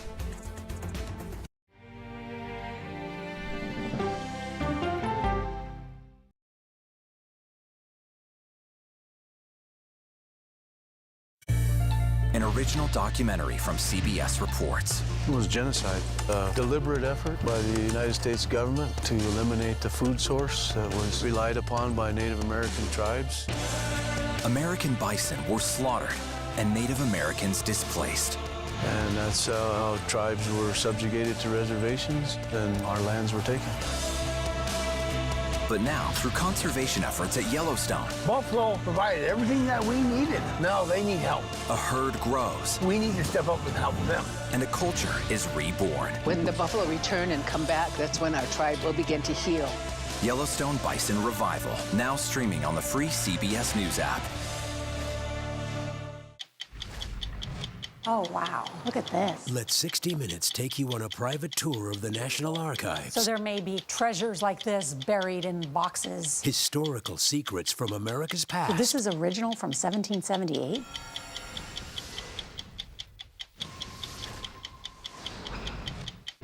This case. It's like a screenplay, something straight out of Hollywood. But it's not fiction. It's 48 hours. Human remains found this week. 4 families shattered. There's no physical evidence. The mystery would haunt investigators for years. There's some questions that have to be asked and need to be answered. Like a John Grisham novel. A gripping true crime original. 48 hours. Now streaming on the free CBS News app. When you wake up in the morning, we want to be your go-to team. On our places. Bright, shiny faces. Nate has one of the quickest minds I've ever seen. Put me in the game, coach. Tony has a way of making people feel comfortable. The best interviews feel like it's just a conversation with a neighbor. Gail has this unbelievable knack to ask a question that is the question that you're asking at home. I've been told I could talk to a tree, and that's pretty much true. I don't go to work in the morning. I go for coffee with my two good friends, and we talk about the world. Your morning routine just got better. CBS Mornings, weekdays at 7. I'll see you in the morning. Listening to how someone explains themselves is so key to understanding their perspective. The grief of losing a child is immense. You can't breathe. After decades of the war on drugs, things have only gotten worse. Every shipment of fentanyl is a ticking time bomb. 50 times more powerful than heroin. CBS Reports goes deep into Mexico. What is your role in the Sinaloa cartel? To find out why the cartels keep getting stronger and wealthier. This is a war, but we're not fighting it. Our citizens are dying. Funding Cartels, now streaming on the free CBS News app.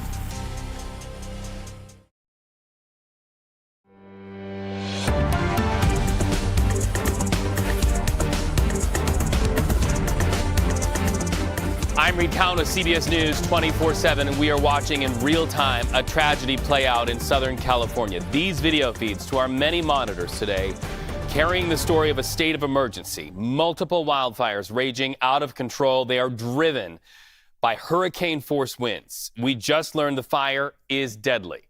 The death toll at 2, it is expected to climb in the coming hours. This fire is so bad that we do not have a full and comprehensive count of the homes destroyed.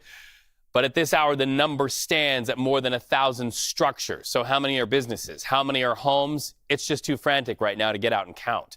That means tens of thousands forced to leave with just the clothing on their backs. This is reality in Southern California.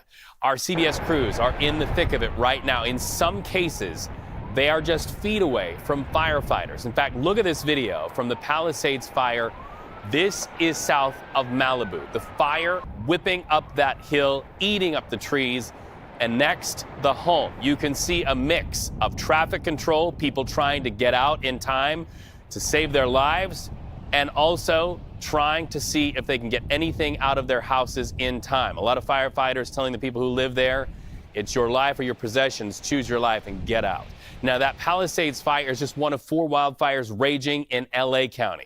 At least 70,000 people evacuated. To give you a little bit of perspective, picture the number of seats in your average football stadium in your mind, and then double it, and then add 10,000 to that. That is the amount of people who are out of their homes and on the run at this very moment. In fact, listen to the urgency of the moments, block after block.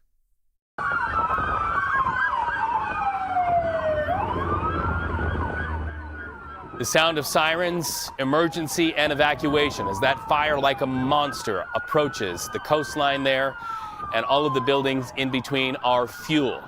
That is video in the Pacific Palisades area showing the line of people gridlocked in their cars trying to get out. Families running with their children inside, hearing those sirens. Now, those fires combined have burned more than 5,000 acres.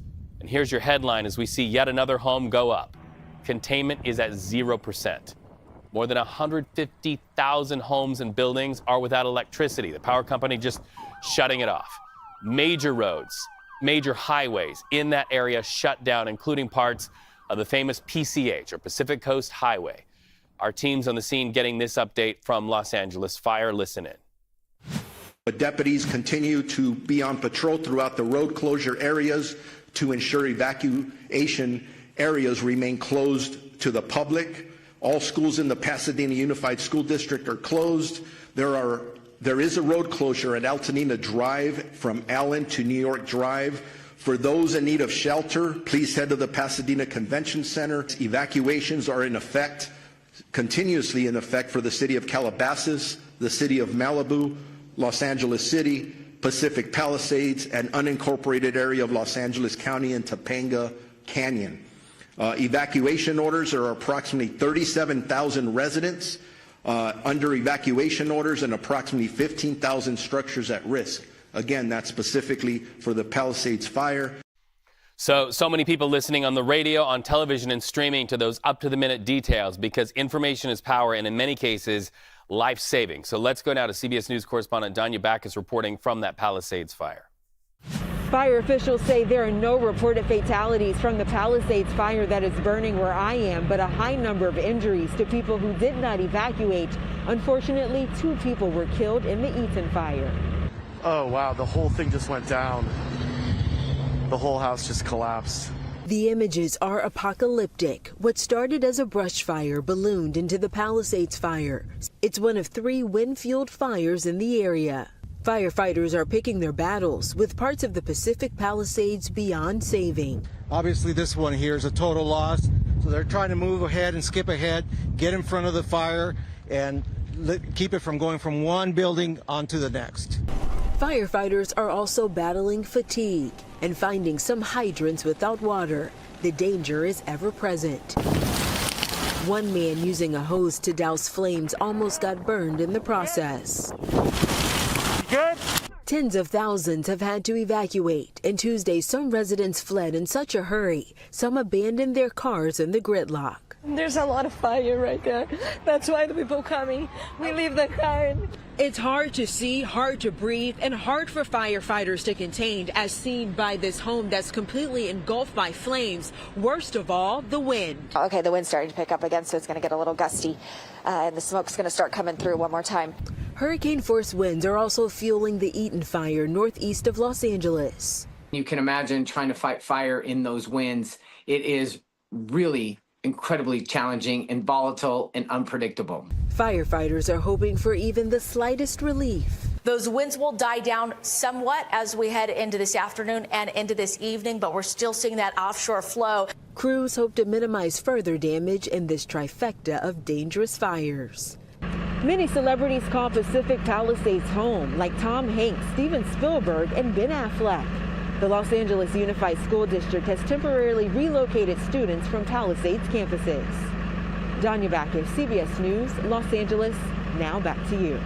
So to be very specific, the Palisades fire, no word of a death toll or casualties there, but the Eaton fire, that is the fire that has now claimed 2 lives. Again, we're still waiting to see. It's just too frantic there to get an accurate count. But you're here to talk, Jess, about what's pushing these winds, because they are the culprit here. Completely. And as we head into the next couple hours, what they're dealing with is still some of these really strong winds in those higher elevated areas where boots on the ground are struggling to even get to, let alone certain aircraft, just based off of those aircraft limitations. And I fly for the California National Guard, and I know during CAL FIRE season, when we're operating with them, there's certain times we can't get up there. There's certain times where you do have to wait. It's not necessarily always visibility based, but it has more so to do with those strong winds and how much that aircraft can actually handle. So let's dive into what's happening for us right now and the science behind why these Santa Ana winds are so strong at this time of the year.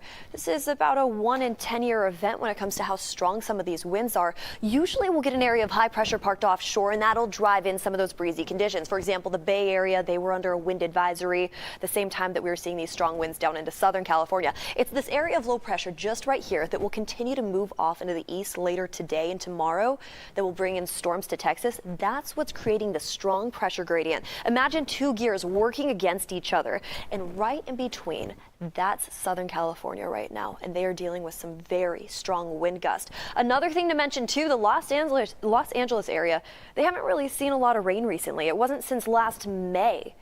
Keep that in mind. Last May, they received close to around a 1/4 inch of rain, so it's dry over there. When they issue these red flag warnings, the National Weather Service, there's a reason. There's key ingredients that we need.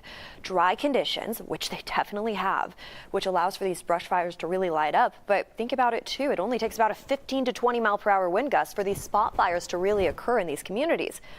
Well, when we're talking about hurricane force winds, let's break that apart a little bit more, because it's not necessarily a sustained wind that we're talking about. It's more so the wind gust. And we've seen wind gusts close to 100 miles per hour in certain communities like Woodland Hills. And we're not done with these winds just yet. This is live time. This is happening for them right now. The boots on the ground, the aircraft in the sky. It's hard for them to battle this fire with how strong these winds currently are. Areas like Burbank dealing with 85 mile per hour winds. And you know what that's doing for them down there? That's pushing pushing all that smoke offshore for the most part, if they're closer to the Malibu Hills or the Santa Clarita Hills. But then we head all the way over into the other fire that's burning right now too, closer to Pasadena. That's what all the photos coming out of Los Angeles is really fixated on, because you saw it from Los Angeles or the LAX airport just yesterday, the smoke off in the background, how dark it was. That's that fire, and that smoke plume will continue to push offshore as those winds continue to drive offshore for now, but then it's going to change directions a little bit, becoming messier for the surface level with all that smoke kind of holding on tight to the Los Angeles basin. The winds are the big driver for this, of course, as are the dry conditions that they're experiencing. So we're going to have more on that coming up in a bit. I just wanted to break apart the reason why this is even happening, because it's scary. We're in the middle of winter. People are thinking, wait, fire season now goes into January? Yep. It's when you have conditions like this, that's when you'll see that. Just got a text from a couple of our viewers. Their daughter is in that area packing, trying to get out. Her words, I don't trust these winds. Scary. So let's go to the Eaton fire. We have some live images right now from our CBS partners. This is the Eaton fire. And as you can see, it is making quick and simple work of somebody's home. You think about it. Somebody just weeks ago celebrated the holidays inside that home. Generations of families passing through that house, and now it is a total loss. The Eaton fire now responsible for 2 deaths. We are also understanding that the death toll could go up as fire crews are able to get in. But first of all, their number one priority is fighting the fire and also trying to get people out of harm's way as that fire burns. So once again, we're watching in real time one of what will be thousands of structures affected. And then look at the wind. You can see what that does to the flames. When that wind kicks up, the flames literally burn sideways. It is like a fan on a fire. In fact, it is like a fan on the fire, and it makes quick work of these structures. No doubt, in the coming minutes, that structure will collapse and it will be gone. A total loss forever. We're going to continue watching this, but you know who else is watching it? And this is the beauty of this broadcast. And there you go, as you see that home begin to collapse there in real time on live television. What we really see as a strength of this broadcast is the breadth and depth of our crews all over the United States when news breaks, not the least of which today, our partners at CBS News Los Angeles. Let's listen in to what they are seeing. This great department, they're all extremely amazing people, and they're here to help others. And by the way, we're recruiting for those out there that I ever thought about doing this work. It is. Good pitch. All right. How do you prioritize when there are multiple fires burning? They are in residential neighborhoods. They're 0% contained. The winds continue to blow. How are you prioritizing your staff? It's very strategic, and it is prioritized. Life safety is number one. So, for example, in LA County, when these wildfires start, some of it are in open areas. So we are in unified command with our fire department. They are prioritizing based on the weather conditions, wind direction, houses, structures that are going to be impacted. So, for example, if we're told, hey, the wind's blowing the fire this direction, and there are 100 houses that need to be evacuated like right now, that's where we're going to send people. We're going to send them there, lights and siren, and we're going to try and get people out as quickly as we possibly can. But at the same time, our Department Operations Center is prioritizing throughout the county. And not only do we have to pay attention to what we're dealing with the multiple fires, but we also got to think about what's going to happen next. How many outages do we have? How many people may want to take advantage of businesses who, their electricity's out? All these other things that we're thinking about. Our staff at the Sheriff's Department does top-notch work in this area. Well, Sheriff Robert Luna, thank you so much, and thank you to all of the men and women under you for doing what they do, and we'll continue to check in with you.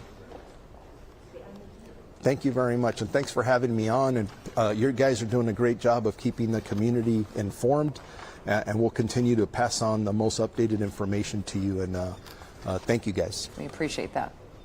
All right, let's go to Luz Delia Caballero. She is live in Malibu at the Palisades fire. Yeah, she's on Rambla, Vista, and PCH right now. And oh my goodness, Luz Delia, every time we check in with you, it looks like a war zone. Absolutely, it gets more and more devastating. And I want to preface this with Right now, people are watching this live, many people seeing the conditions of their homes for the first time, and we understand how delicate this is, how painful this is for homeowners, friends, family, all of those affected. And what we're about to show you right now is extremely heartbreaking. We just drove up Rambla Vista. As Sparkle gets closer here and we look down, we are seeing fire, little hot spots, and this is what used to be a home. As Sparkle moves to the right, there's another home that's currently on fire. Right now, you can't even see PCH, or you can hardly see PCH. But as we look further in, if you look closely, though this does look apocalyptic, that is the ocean. This is Malibu after all. This is a beach paradise, but right now it is an inferno that has been created by this storm of wind due to the Santa Ana winds. And the result is this. You see homes like this burned to the ground, more hot spots here. I mean, look, we are on the road, and this is a mailbox to the home. And this is one of many mailboxes that we've seen as we move up the road. You can see more homes on the hillside burned to the ground. Some saved, like as you can see here, there's a home that is intact, but to the right, the home is gone. To the left, the home is gone. And you can also see down here, there is a car that has been charred. So obviously the heat here, I mean, we can feel it, and these homes aren't engulfed at this time to our left. But as Sparkle goes to the left, you can see what was once a home, now almost near down to its foundation. But take a look at this. You have to understand the heat that these structures that are on fire are bringing. All right, having a little bit of transmission issues, which you can imagine from Liz Delia as you look at just that devastation. Thousands of people. We got it back. Charred more than 29. Okay, she's broken up again, so we'll move on to our next person who's on the line. Greg Champion is with us now, joining us, and he is an evacuee, had to leave the Palisades area, has many businesses there. Greg, thank you for being with us this morning. I also understand that your son goes to Pali High. Can you just talk about the impact that you're hearing this morning? Sure. Thank you for having me on today. I just want to say that yesterday was horrible. I live in the Palisades. My kids go to school in the Palisades, 3 different schools, no less. And my business is in the Palisades. And, yesterday at 10:30, I looked to the right as I was driving down PCH. And, I see this brown cloud and I'm like, oh my God, what is that? And the next thing you know, within minutes, that cloud had become a major fire in the Highlands, and then it jumped Palisades Drive to hit the Paseo Miramar area. And so what I'll tell you is that my daughter, a freshman at Pali High, she lost her school. I have a 12-year-old at Calvary Christian School, and they lost their field. And then I have a little toddler down at the Jewish preschool at the bottom of the hill, and part of their school got burnt. And yesterday was scary. I run a business where I help people get sober. It's called Startup Recovery. And we have these 3 beautiful houses up on Paseo Miramar. And my staff did a fantastic job of getting our clients and the rest of the staff out yesterday. And then as we were going up the hill or going down the hill, we realized that we left a dog up there. And one of my staff members, Steve Ulisowitz, and myself went back up there, made it 2/3 up, pulled our car over, ran up the hill, and we were almost at the house, and the fire department came up to us and physically removed us, said, if you guys go any farther, you're going to die. And my lungs filled up with smoke. I went back down. But you got to think of my chaos. I had to get 2 kids out of school. I had to get my clients down the hill for my business. And then I had to go evacuate my own house, all in a matter of 2.5 hours. And so what I can tell you, ladies, is that many of my friends in the Palisades, I've been there since 2009, have lost their houses. A lot of the churches and stores we go to are gone. I can't think of anything more devastating that I've seen LA witness in decades.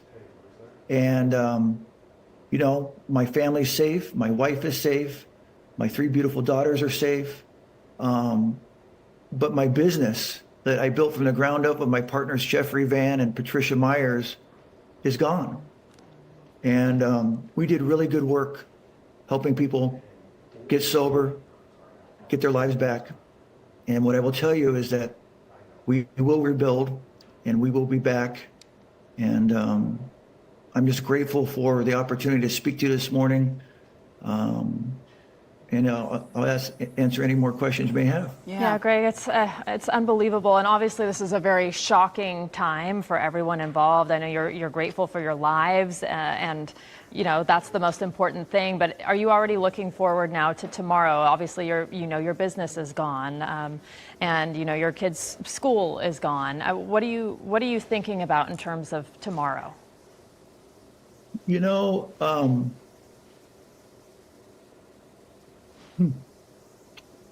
It's going to be sad if I have to walk through those buildings and they're just skeletons. I really tried to hold on to my emotions, but when you put me there tomorrow or whenever they let us back into the neighborhood, I don't know. I mean, it is truly starting over. And, you know, I'm an optimist by nature. I am just so happy that no one was killed in the Palisades. I know there were some injuries. I'm so grateful that my staff, my clients, my family are safe. But I can tell you right now, the emotions will overtake me walking into that darkness that is what was once one of the most beautiful cities in the country, Pacific Palisades. I think that's going to be true for a lot of people. I don't think people can even comprehend right now as we're still in kind of the thick of the fire burning and seeing the devastation play out. You just touched on it. Can you talk about the community of the Palisades? There's so many of us that get the opportunity to go up and be a part of the businesses or eat at the restaurants or drive just the beautiful Pacific Coast Highway. Can you talk about, though, when you live there, just how tight-knit it is and how important of a community it is to one another? Yeah, I'm so glad you brought that up. It is a very special place on the planet. You have multi-generational families that live there. Grandparents are living right down the street from their kids, and those children are right down the street to see their grandmother and grandfather. The team sports, the soccer leagues, the baseball leagues, very competitive but very friendly, you know. And like you said, the restaurants and the shops, those are all pretty much locally owned by people. And you know your neighbors. And I'll just give you something maybe to lighten the moment. My 12-year-old daughter charges me $1 for every time I say hi to someone in the Palisades. The less money she's made ever is $3. It's one of those neighborhoods that you know everybody as you walk down Via de la Paz or Sunset or any of the other streets. So, and not to mention, we have hiking trails in the beautiful Pacific Ocean. It's a real special spot to raise kids, and it's a great loss that will be for decades. I don't know how you get back in any semblance of time the enchanted way of the Palisades. It is definitely a special place, and it will be very different. It is very different already.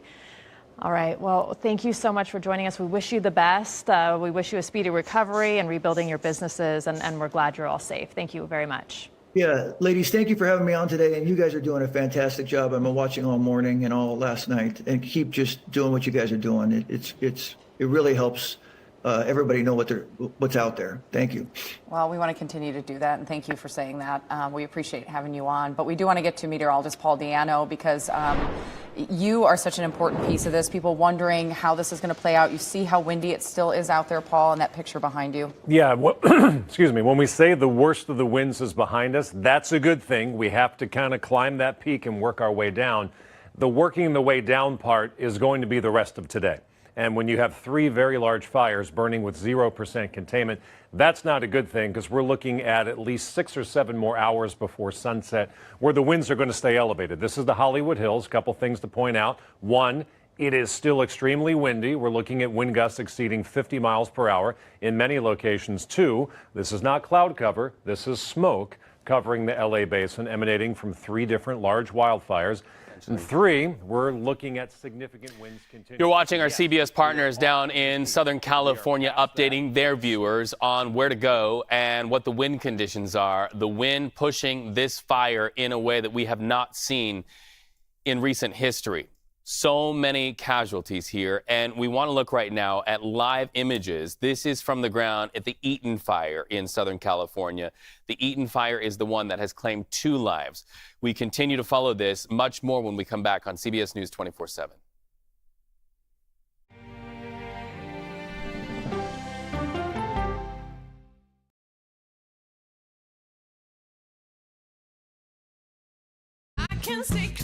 CBS Mornings Plus, clearly more news, more smart conversation. More money-saving tips, more recipes. More uplifting ways to get you on your way. Plus, more sports, more weather. Clearly, more CBS Mornings. Plus, sunshiny day.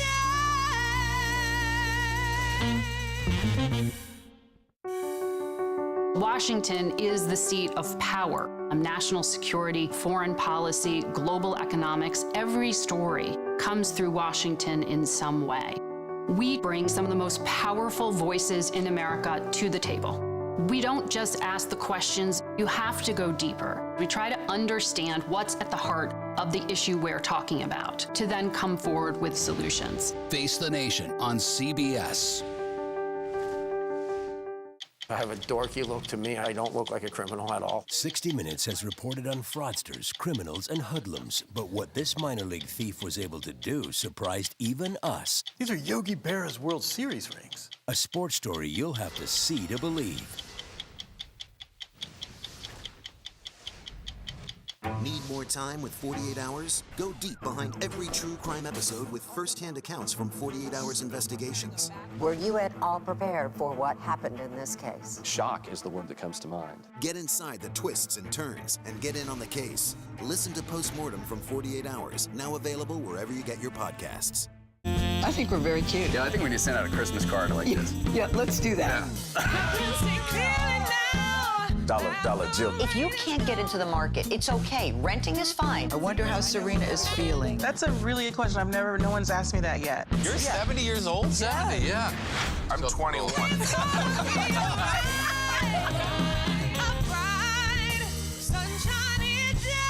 We'll see you 7 o'clock sharp. Sunday morning, the Music Man, T-Bone Burnett, plus Ted Danson and Martha Stewart with Just the Recipe. Listen for the trumpet. I report from a lot of war zones, but I don't really take the same risks. He's one of the bravest war correspondents 60 Minutes has ever met. But it's his relationship with his mother that you will remember. Plus, the robots making marble masterpieces in Italy. As a kid growing up in Chicago, there was one horror movie I was too scared to watch. It was called Candyman. But did you know that the movie Candyman was partly inspired by an actual murder? Listen to Candyman, the true story behind the bathroom mirror murder, wherever you get your podcasts. The CBS News original 60 Minutes opens its archives. Pretty loose for a Friday night. Yeah, no, I mean, it's not my first show. With moments you haven't heard before. It's almost more fun that way when you have something to prove. Listen to 60 Minutes, a second look, wherever you get your podcasts.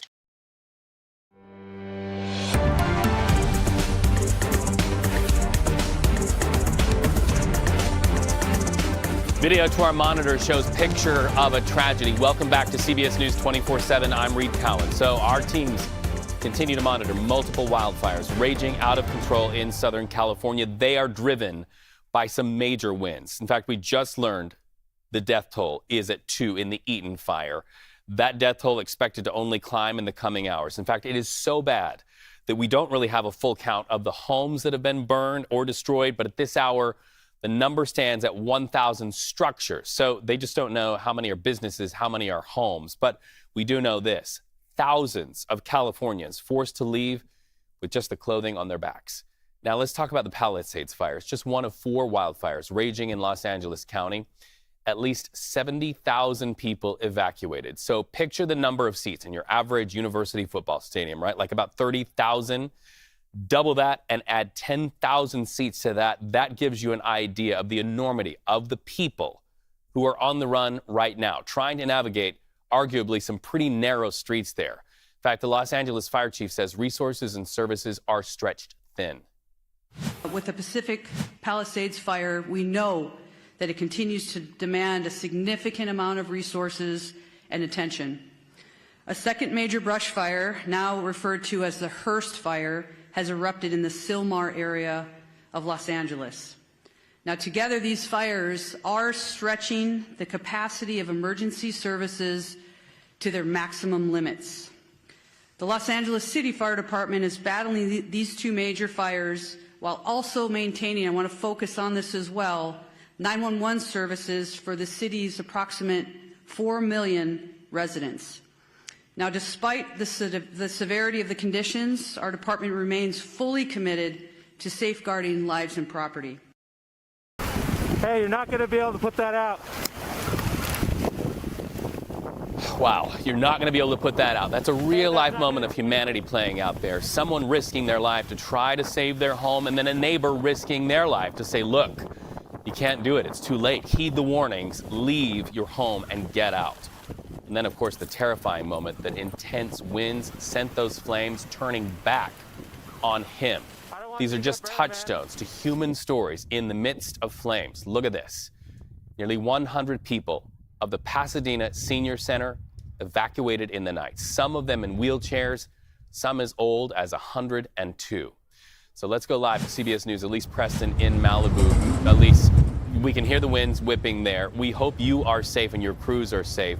We're just now hearing the death toll of the Eaton fire and getting that preliminary count of the structures burned. Tell us about the personal stories that you are hearing where you are.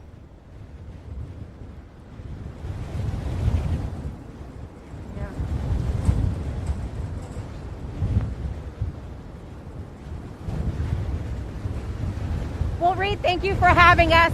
We are trying our best to stay safe. As you mentioned, you can hear the wind. It is incredibly strong. Just to give you what people are kind of dealing with, I'm hanging on to a pole right now as we stand here and talk to you.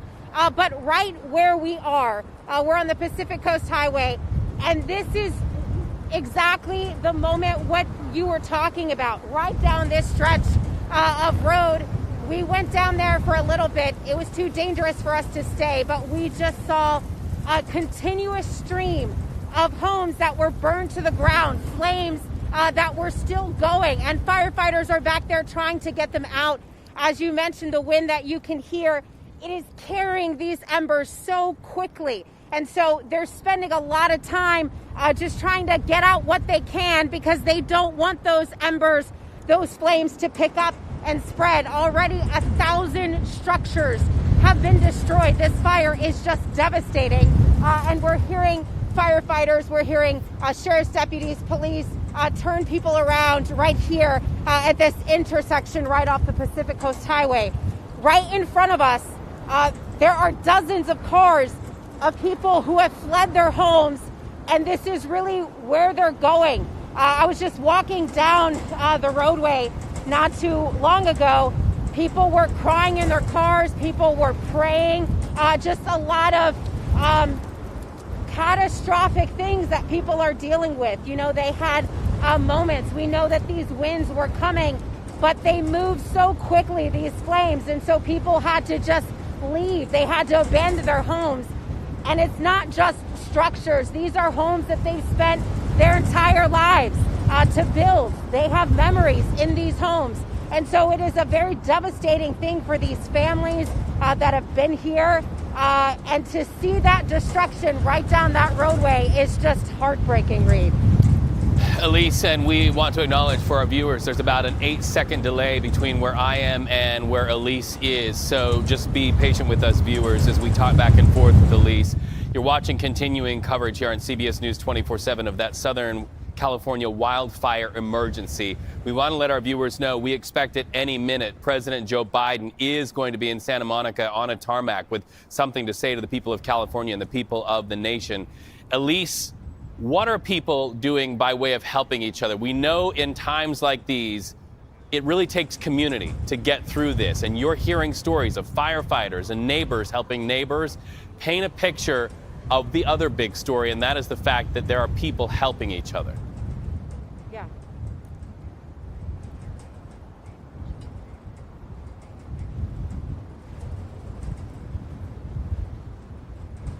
There are a lot of people helping. There have been a lot of resources that have poured out just in the last 12 hours or so.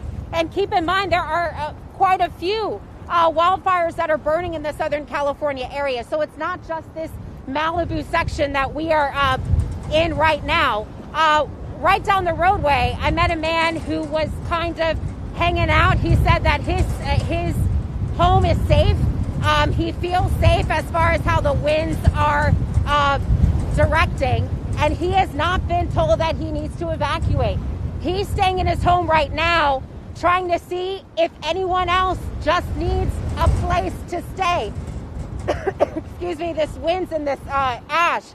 He's staying in his home, hoping to open it up for people who have been forced to flee their homes. So you're seeing a lot of that humanity. You're seeing people offer up water. You're seeing people just pray for one another and just say, how are you doing? And I think that's maybe like a small question, but it probably means a lot, especially in a time like this. This is just total devastation. I've never seen anything like it. People are telling us that they've never seen anything like it. People who have been in California, you know, they are prepared for some winds to kind of kick in at some points in the season. They're saying that they've never seen anything like this. These winds are incredibly strong. Some of the winds topped out at about 100 miles per hour overnight, and these winds are still continuing. There are some signs. We've seen signs like big street signs just ripped off from the poles, and they're kind of going down the highway. So people are also, you know, fearful of these flying objects. I've covered hurricanes. I've lived in a hurricane belt. That's how I would liken these winds. But instead of carrying water, they are spreading flames. They are spreading embers. And if you just see the devastation, you know, we're showing some video for our viewers, but up close, it truly is heartbreaking to know that people have lost everything. And, you know, some lives have been lost here in Southern California. We know of at least 2 confirmed fatalities. But it's just so hard to think about these families who have been forced to flee. Some people, out of fear, abandoned their vehicles and kept going. You know, they were trying to drive out, and they still, they didn't even make it out by way of vehicles, but they just fled on foot. It's just truly heartbreaking to see what these families are going through. And Elise, we can see the force of those winds quite literally knocking you off of your balance there. We are hoping and praying that all of the emergency efforts to get people evacuated pays off big time. Our thoughts and prayers with everybody. Listen, we also know that CBS News teams are teams. We want to also say thank you to your photographers, your editors, your crews that are out there putting themselves in harm's way. Please let them know we're grateful to them. Information is power, and you have helped to empower the people of this nation to know how we can engage in helping the people of Southern California. Thank you so much. Please be safe. Okay, so as we talk about the better angels and people helping people, we also know that there is a counterpoint to that, and sometimes it can be like this. You're seeing here on Truth Social, which is the social media platform of the president-elect Donald Trump. He is responding to all this by placing blame on the California governor, Gavin Newsom, for not signing a water restoration declaration. So he says this: now the ultimate price is being paid. He says he will demand that this incompetent governor, and these are the words of President-elect Donald Trump, allow beautiful, clean, fresh water to flow into California. He is to blame for this, close quote. So with that, let's bring in CBS News political correspondent Caitlin Huey-Burns, who is live in West Palm Beach, Florida. Has the president-elect also had anything to say about the people who are on the run right now by the thousands in Southern California who probably don't care about politics right now, who just want to know how to get out safely and with their lives? That's right. In situations like these, of course, politics is probably the last thing that people are thinking about. And I should just say that we're all thinking about those affected by these fires in Southern California. We've all been watching in just horror at what is happening. So glad our teams there are safe and thinking the best for everyone on the ground. What we heard from the president-elect is that Truth Social post. And in it, it kind of refers to this long-standing feud that Trump has had with Gavin Newsom, the governor of California. They obviously have shared a lot of bitter words back and forth in terms of politics, but this goes to a very specific water-related policy that Trump has been railing against Newsom for, and did so several times over the campaign, on the campaign trail. I was with him in Los Angeles a few months ago when he went after Newsom, essentially Newsom signing an order kind of related to an environmental order affecting water flows from north to south. Trump said when he was president, he signed a executive order opening up some of those flows. So they have gone back and forth over this. But also on the campaign trail, Donald Trump threatened to withhold federal funds for the state of California if Newsom didn't reverse course, essentially, on that water policy. So this has been a long-standing issue that the former president-elect now, has had with the governor. But this comes, of course, as California, Southern California, is reeling from these fires and trying to figure out how to actually put them out. So, of course, politics is the last thing these people are thinking about. And usually in times of crisis, politicians aren't pointing fingers. They are trying to figure out solutions for the people on the ground. But we have seen this over the course of Trump's presidency, and nothing, at least according to that social media post, is likely to change in terms of the way in which he doesn't leave politics to the side and injects it even in times of crisis. So far, we are not aware of any official response from California Governor Gavin Newsom. But Caitlin Huey-Burns, thank you so much for adding that to the conversation. It is also a picture of these United States and the man who has been elected to be sworn in as our next leader. Caitlin Huey-Burns, thank you so much. So let's go live to CBS News correspondent Jonathan Vigliotti. He's in downtown Pacific Palisades. Jonathan. We just arrived here in what is left of downtown Pacific Palisades, and I am overwhelmed by the scale of loss. And I'm not alone. I've been looking at the faces of firefighters here. They look like they're attending a wake. And there is so much destruction. Aside from the mall, which is still standing, most of the businesses here have been destroyed. The homes down in the neighborhoods here completely gone. I spoke with one person. He estimates thousands of homes destroyed. That aligns with what we've been seeing. You can see and hear the wind here in the trees, the howling sound, easily 100 miles per hour gusts at times. That's what fueled this fire. The fire's still burning. You've got fire crews throughout the area trying to put out flames as this wind continues. Thousands of people under a mandatory evacuation. Many people are going to return to homes that were lost, and even more important, their community completely gone. Jonathan Vigliotti, whose social media is just full of reports from all night long. He's had a very long night. We thank him for filing that report for us. As we talk about those moments of humanity, we want to show you, this is out of the Palisades neighborhood. A photographer evacuating herself and then saw a woman running on foot. Listen to this moment. Get in the car. Tell her to get in the car. Get in the car in the back. Get over. Come on. So, better angels, people helping people, and an example of what is best about America, somebody running for their own life, stopping to put somebody in their car. That was a woman who fled her house and had no other option but to go running for her own life in the street. That photographer stopping down in her own escape and said, "Get in the car." Well, President Joe Biden is still in Southern California right now. He is not leaving. You know, yesterday he was supposed to be at certain appointments here in California, but those all got sidelined. He issued a statement saying in part that he's offered federal assistance and that FEMA approved firefighting cost reimbursements to California to sort of help out. We also learned the president spoke with California Governor Gavin Newsom, who is at this hour under attack by the president-elect on social media. He spoke to Newsom by phone to receive the latest update from a state perspective here on the wildfires. The president will now head to Santa Monica Fire Station. He's going to be offering a national briefing on these raging fires. And as soon as we see it, You'll see it right here on CBS News 24/7. Okay, so I say this when we cover breaking news all the time. Information is power, and in many cases, it can be life-saving.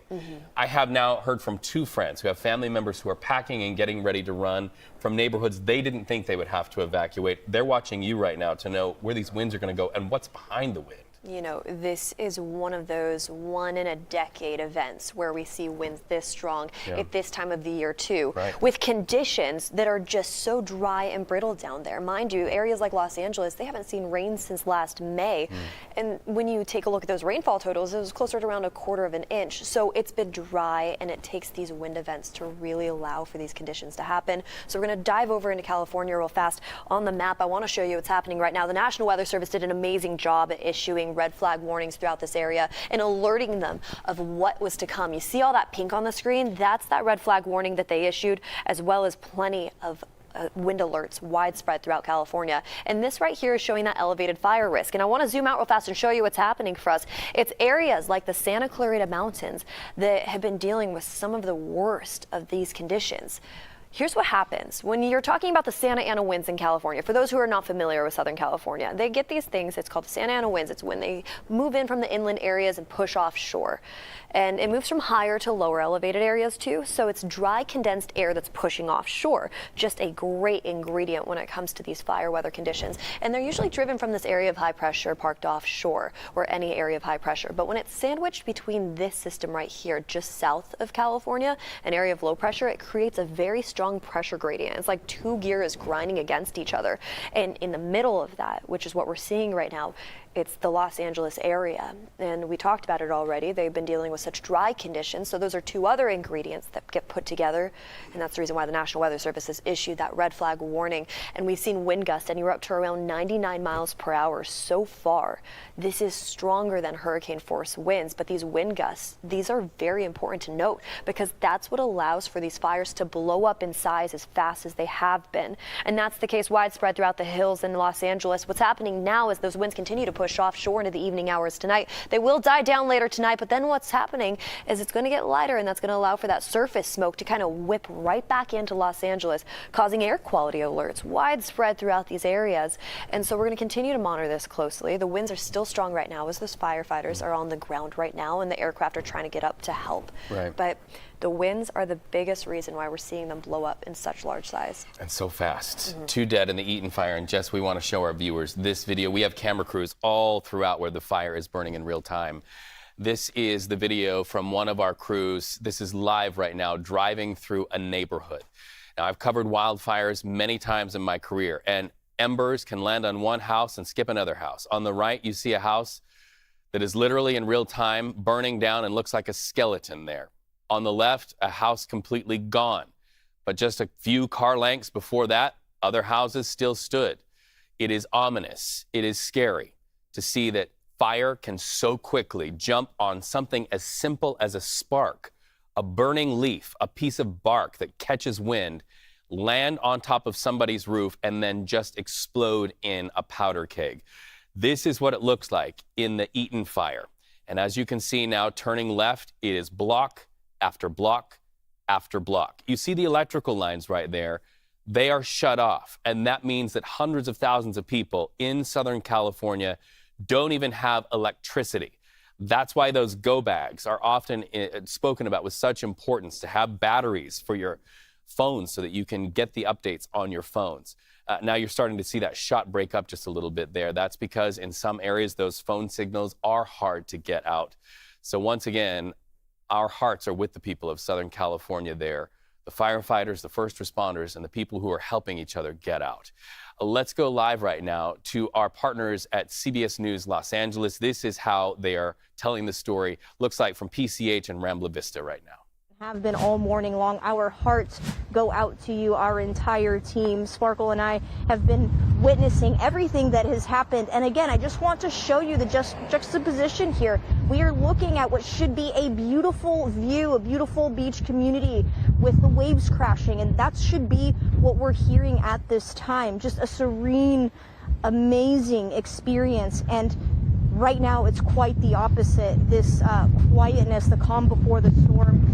Again, just, almost makes it more worrisome because we know the winds are here. We know they die down and they ramp back up and the embers go from one structure to the other to the other. There's no telling how many miles they're going to travel and how many buildings and homes and livelihoods they're going to burn to the ground. And we're talking about communities that are on fire, communities that are hurting.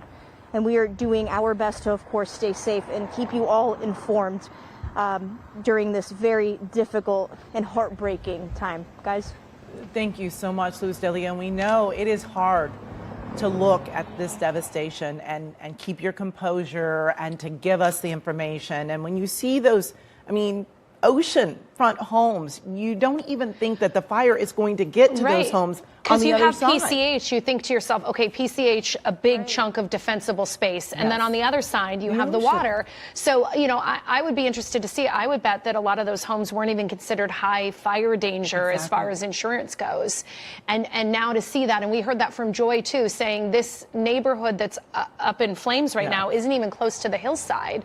So that's why what you were saying is so important. Even if you feel like I don't live in a fire zone, if you are anywhere near a warning, it's better to just go to a friend's house, wait it out, get your pets, especially if you have cats and dogs. If they get scared, it can be hard to get them out, or an elderly family member. And Luz Delia, you've been doing just such a great job out there, and we know the conditions are just so tough. Yeah, so thank you for bringing us the information. Be sure to stay safe. Think about yourself also while you're out there and not just everyone else. We'll be checking back in with you in just a little bit. Now, the relentless winds continue to blow, elevating the fire risk to dangerous levels, and those powerful gusts are really making the firefight extremely difficult.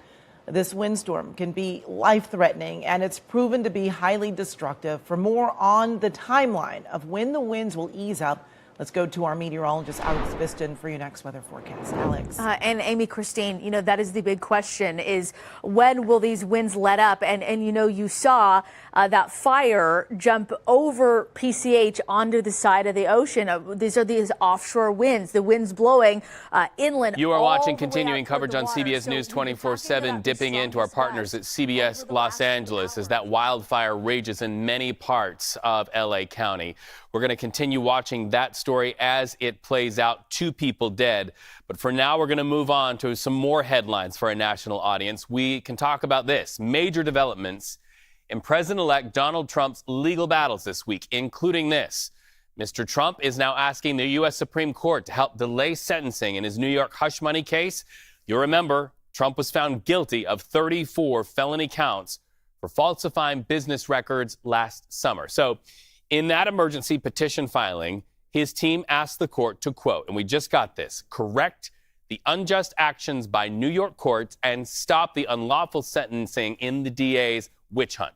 All of that back and forth playing out since July 11th, when sentencing was first scheduled to take place. Supreme Court Justice Sonia Sotomayor is giving Manhattan prosecutors until tomorrow to respond. We will be watching it. When we see it, you'll see it. Investigators also uncovering new details about the Tesla Cybertruck, and you see it there, that blew up on camera outside the Trump Hotel in Las Vegas.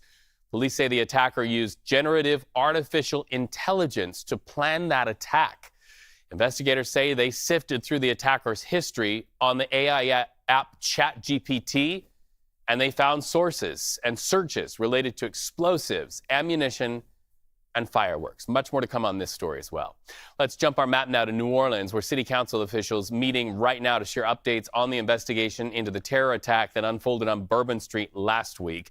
The major question on the agenda today, why those metal bollards were not in place ahead of this event. City officials also addressed the security measures in place for the upcoming Super Bowl. We're going to bring you any headlines that come out of that news conference as soon as we see it. Still many, many questions here of what happened that took so many lives there in New Orleans.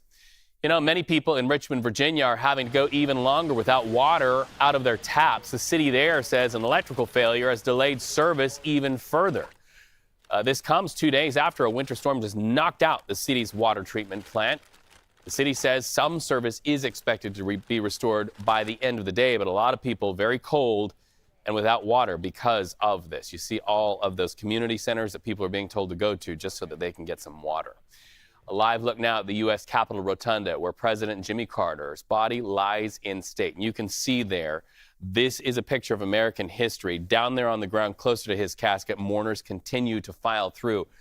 Now, before they get into that very warm building, many of them waited out in the bitter cold to say one last goodbye to our nation's 39th president. Jimmy Carter's casket will stay there through tomorrow morning until his official state funeral at the Washington National Cathedral.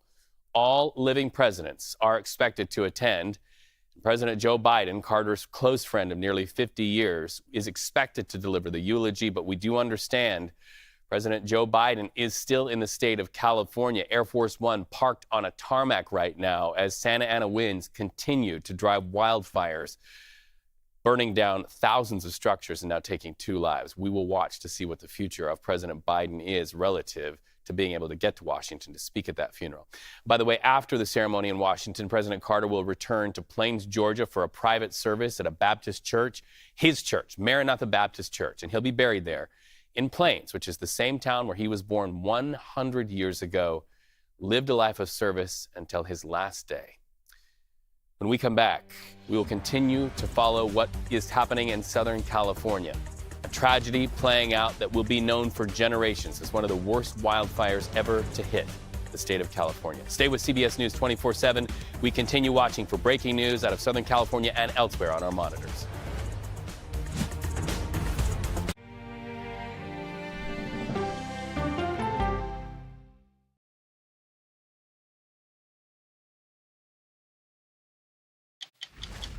"60 Minutes takes you to Paris for the unveiling of the restored Cathedral of Notre Dame. It resisted to 2 world wars. This is a message of achievement. How did America help? You'll be surprised as you get a tour like no other. It's time for 60 Minutes. I can see clearly now. Clearly, CBS Mornings. Weekdays on CBS. Yeah! Tony, you coming? No, I'm going to stick around for an hour. CBS Mornings Plus with Adriana Diaz and Tony DeCopel, right after CBS Mornings. It's just like mornings. Plus fun.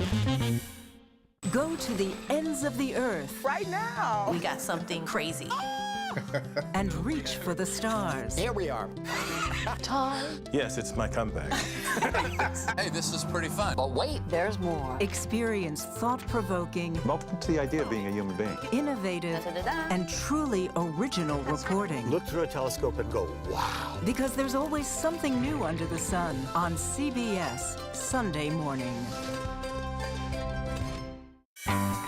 An original documentary from CBS Reports. Since you started La Soup in 2014, do you have any sense as to how much food you've rescued from the landfill? We've rescued 4.5 million pounds. I can't even fathom how much food that is. And that's one little person in one little city in America. We're going to call this chicken piccata. We did 450 of these meals today. This is the exact dish Yep, you and we I are going to just- have. Yep. Oh, my God. Is it good? Mm-hmm. Having a plan of how to keep people fed should be in every single city. So if we eliminated food waste, could we eliminate hunger? Yes. Eating Trash, now streaming on the free CBS News app. When you need your sports news all the time, we've got breaking news to bring to you. CBS Sports HQ gives you a snapshot of all the sports that matter to you.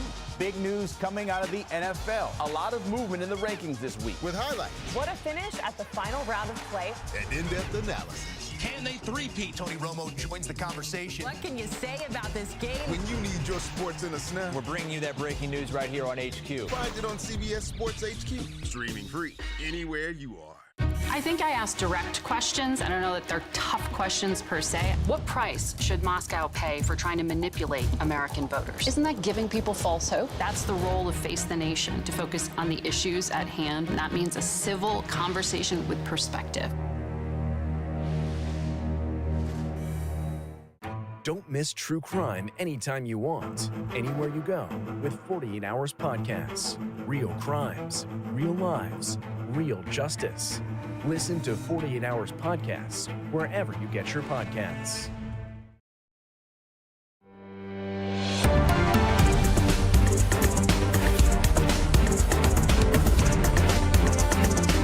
I'm Reed Cowan with CBS News 24/7. We are watching just as you are in real time this tragedy playing out in Southern California. This video to our feeds and to our many monitors carrying the story of a state of emergency in California. Multiple wildfires raging out of control. They are driven by winds unlike we have seen in recent months or years. We just learned that the fire is deadly. The death toll is at 2. It is expected to climb in the coming hours. Firefighters just needing to get into the homes to see who remains. It is so bad right now in Southern California. We don't really have a full count of the homes destroyed. But at this hour, as we look at this video and you see that garage just gutted and hollowed out, we know that the number stands at more than 1,000 structures. So we don't know how many of those are businesses, how many of those are homes, but every one of those rooftops belongs to somebody, and the many somebodies out there are running. We're talking about thousands of people forced to leave in the night and then well into today, running into the streets with just the clothing on their back. Now, our CBS crews are in the thick of all of this. In some cases, they are just feet away from the firefighters. Look at this video from the Palisades fire. That's just south of Malibu. You can see on the left the fire just racing up a hillside, but then the wind turns. No more up the hillside. It is now going right towards that home. See that fire just veering right there? You're also seeing this. This is a picture of what it's like to try to get out. That is one of the main thoroughfares to try to get out of that area. A lot of very thin roads. When people are running, they are literally looking to their left and to their right, seeing fire coming up over the hill. The Palisades fire is just one of 4 wildfires raging in Los Angeles County. So let's go to this map right now and give you an idea of what they are dealing with. This sort of gives you a regional perspective. 70,000 people evacuated. So how do you even begin to picture that in your mind? So think about it this way. The average number of seats in your average university football stadium, about 30,000. So get the picture of 30,000 seats on football Saturday or Sunday on your mind. Double that. Add 10,000 more seats. That's the number of people who are running in California from their homes at this very moment. In fact, that creates a sense of urgency block by block, and we got a little bit of that on camera. Watch.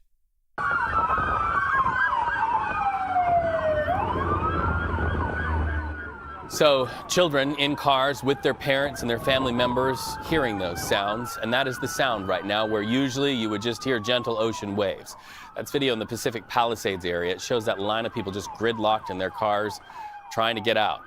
Those fires combined, by the way, have burned more than 5,000 acres. And as we see home after home after home burn, we can tell you firefighters are giving it hell, but zero containment so far. More than 150,000 homes are without electricity, just shutting off the electricity.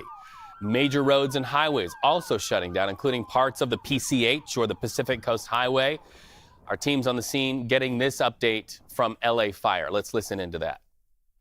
But deputies continue to be on patrol throughout the road closure areas to ensure evacuation areas remain closed to the public. All schools in the Pasadena Unified School District are closed. There is a road closure at Altanina Drive from Allen to New York Drive. For those in need of shelter, please head to the Pasadena Convention Center. Evacuations are in effect, continuously in effect for the city of Calabasas, the city of Malibu, Los Angeles City, Pacific Palisades, and unincorporated area of Los Angeles County and Topanga Canyon. Evacuation orders are approximately 37,000 residents under evacuation orders and approximately 15,000 structures at risk. Again, that's specifically for the Palisades fire. So many people glued to television, listening to radio, and seeing streaming broadcasts to know where to go moment to moment. CBS News correspondent Danya Backus is a part of that reporting corps, getting people the information they need so they can get out. This is her report from the Palisades fire. Fire officials say there are no reported fatalities from the Palisades fire that is burning where I am, but a high number of injuries to people who did not evacuate. Unfortunately, 2 people were killed in the Eaton fire. Oh, wow, the whole thing just went down. The whole house just collapsed. The images are apocalyptic. What started as a brush fire ballooned into the Palisades fire. It's one of 3 wind-fueled fires in the area. Firefighters are picking their battles with parts of the Pacific Palisades beyond saving. Obviously, this one here is a total loss, so they're trying to move ahead and skip ahead, get in front of the fire, and keep it from going from one building onto the next. Firefighters are also battling fatigue and finding some hydrants without water. The danger is ever present. One man using a hose to douse flames almost got burned in the process. Good? Tens of thousands have had to evacuate, and Tuesday some residents fled in such a hurry. Some abandoned their cars in the gridlock. There's a lot of fire right there. That's why the people coming. We leave the car. It's hard to see, hard to breathe, and hard for firefighters to contain, as seen by this home that's completely engulfed by flames. Worst of all, the wind. Okay, the wind's starting to pick up again, so it's going to get a little gusty, and the smoke's going to start coming through one more time. Hurricane-force winds are also fueling the Eaton fire northeast of Los Angeles. You can imagine trying to fight fire in those winds. It is really incredibly challenging and volatile and unpredictable. Firefighters are hoping for even the slightest relief. Those winds will die down somewhat as we head into this afternoon and into this evening, but we're still seeing that offshore flow. Crews hope to minimize further damage in this trifecta of dangerous fires. Many celebrities call Pacific Palisades home, like Tom Hanks, Steven Spielberg, and Ben Affleck. The Los Angeles Unified School District has temporarily relocated students from Palisades campuses. Danya Backus, CBS News, Los Angeles. Now back to you. So not far from where Danya filed that report is Pacific Palisades. And this right here is a view of destruction left behind. You can see on the right what used to be a very popular mall and eating area. It's gone. In fact, if you didn't know that area, you would just think that this was any other building. But this is where people just weeks ago celebrated the holidays. That's the only building left standing, if you can even call it left standing. In many cases, businesses adjacent, homes adjacent, apartments adjacent nearby, they have all been leveled. So these are the real situations. People seeing home after home, business after business burned to the ground. And bringing Jess in right now, you know that firefighters also are watching the science of this fire, and so are you. It's interesting when you're taking a look at the winds and the conditions that Southern California is currently under. Right. They have been dealing with dry conditions throughout most of these winter months. And so you get a strong wind event like this with just the perfect amount of high pressure and low pressure sandwiching together, creating the strong pressure gradient along those mountains. That's the Santa Ana winds we're talking about, but this is significant. I mean, 99-mile-per-hour winds were reported just last night in the overnight hours. Mind you, those community members, they had doctor's appointments today. They had to take their dogs to the vet. You're thinking about their day-to-day lives and how impactful this is for them at such a short time, and it's all driven by the winds. So let's talk about this a little bit further. Let's talk about the reason why these winds are as strong as they are. This area of low pressure parked just to the south of California is the southern portion of this pressure gradient. Now you're talking about high pressure offshore, and that's what's delivering these strong winds. They're kind of acting like gears moving against each other all throughout Southern California is the center of it.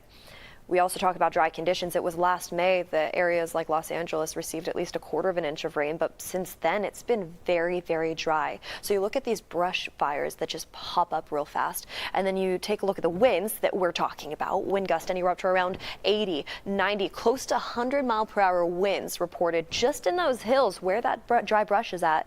That's the big reason why these fires are popping up as fast as they are and growing in size as fast as they are too.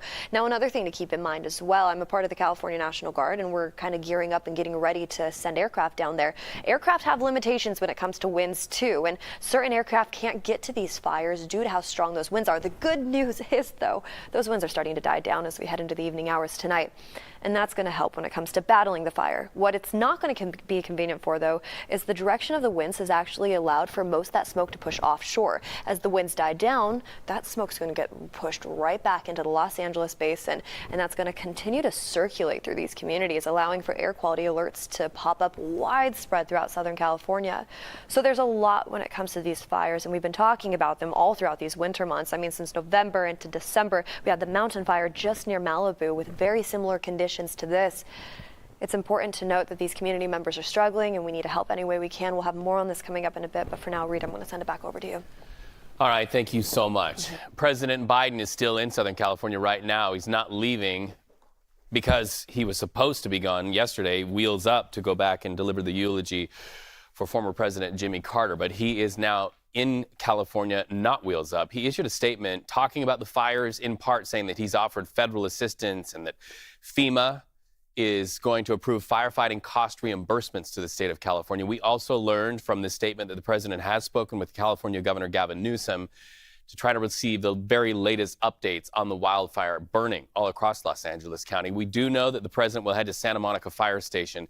He is going to be providing a national briefing on these raging fires and the federal government's commitment to help out the people of California. We understand that that will be happening at 2 p.m. Eastern time. As soon as we see it, you'll see it right here on CBS News 24/7. So our partners at CBS News Los Angeles working around the clock. They are with the crews on the fire lines right now. So let's go to some of their reporting and just see what they're seeing at the ground level. Are coming back to this morning. So, Amy, this is a very tough and a very, very sad situation. And I will say the winds are starting to pick back up again, and it's just, I don't know what's next for them. And that's what makes this really sad. Amanda, hearing Jerry's story and so many other stories that are sadly so similar, and so many people thinking that their homes were safe last night, that they weren't in the foothills, that they weren't in what is typically considered a fire-prone area, right next to the water's edge, and yet their fires were burned. I think a lot of them thought they'd be back in their homes this morning. It would be another false alarm, like many of us have dealt with over time. And, you know, Amanda, as you know, a lot of times when we cover these fires, we all descend on the same street because there's just one or two streets that have been impacted. But what I find so alarming with this is that there is no shortage of streets to go through, whether it's in Palisades or Pasadena or Altadena. There are just so many homes destroyed. And Jerry, our heart just goes out to him. You can just see the pain on his face.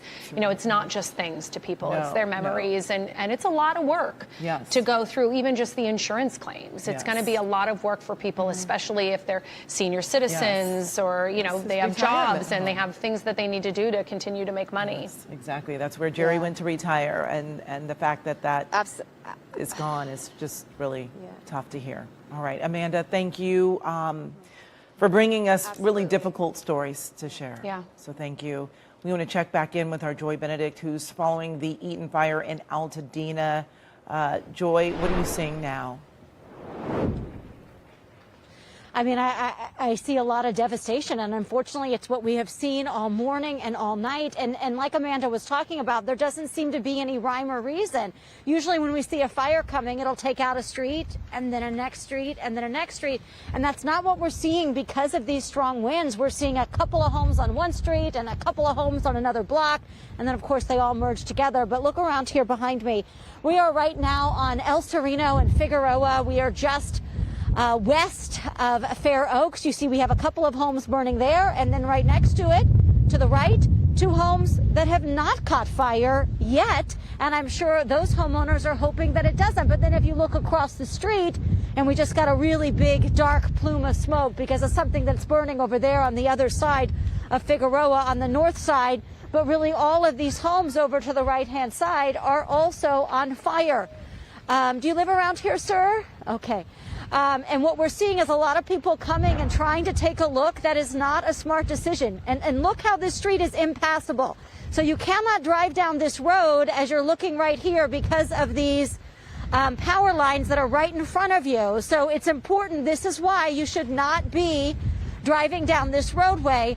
Barry's moving very quickly right now. But if you look over to the left-hand side, what you're going to see is just more homes that are simply on fire. And there was one over here on the corner that was still standing just 5 minutes ago, but unfortunately it looks like it has also caught fire over here on the corner as we are walking towards what is Fair Oaks Avenue, a business district here in this community. And that's where you can also see the businesses that have burned in what is a very populated area. But certainly this is a fire that's been burning for some time. We will continue to be here in as many neighborhoods as we can to give you a look to see of exactly what's going on. But certainly just a lot of devastation, guys. All right, Joy, please be careful out there. Those power lines down. I know that you're thinking there is no power out there, but please be careful. Stay close to your photographer and You know, we know you want to share the stories, but please, safety first while you're out there. And we want to check in now with Jasmine Veal back in Pasadena. She mentioned that homeowner was trying to get to her chickens and some ducks. She had to leave her home, and it appears that Jasmine has found her home, and they're trying to save those animals. Yeah. You guys, we're here with just, I think, another photographer or neighbor. We're just trying to save some chickens in the backyard from the lady who was sobbing outside because we know the home right next to this is on fire, and she was very concerned. She has ducks back here. She has some other pets, and so right now we're just at the chicken coop. We have the camera on the ground because we're grabbing the last of the chickens, putting them into a big bin, a trash bin, and carrying them out to her waiting SUV. And this is the situation. It is so still hectic. I cannot believe when I left and went to bed last night trying to get a few hours of sleep to wake up to home still on fire, gusty wind conditions, the smoke and the embers are still flying around Altadena Drive, and homes on either side of the street here. We're right near, I'm trying to think of the cross street. It was Mariposa, and we're not far from Lake. So we're a few blocks east of Lake, which I know, talking to some of the homeowners here who are returning to the devastation, that they've said some churches have burned up, some businesses that have been here for years. One man, he had just sold his home. It was in escrow. That is now gone, burned to the ground. He had lived there 40 years. My photographer, John, has grabbed the last of the chickens here. So it's just one thing we can do. This lady was just crumpled up on the ground. Doesn't know if her house will, because there's no firefighters. Hey, John, the tree's on fire, so we're going to get out of here pretty quickly. She doesn't know if her home will be here tomorrow because there are no firefighters on the street. I saw one engine fly past. She tried to wave them down, and they just had to get to the next call. And the wind, wow, it's gusting again. A huge gust just came through. I don't know if you guys can hear it at times, and then it just billows up this black smoke. So some of the trees over here, I'm going to have John grab the camera if you bear with me. He just got one last chicken. That's the last one. Okay. Last one. And he's going to pick up the camera and show you guys what we're talking about here. That when I say the home there next is our photographer, John Schreiber, who is in what appears to be, you know, like a firefighter outfit. And that is not a firefighter. That is John Schreiber, one of our photographers, who is helping this woman because there are no firefighters in the area. Okay. Yeah, we have this protective gear on for a reason. We are trained. We have our masks on. He has an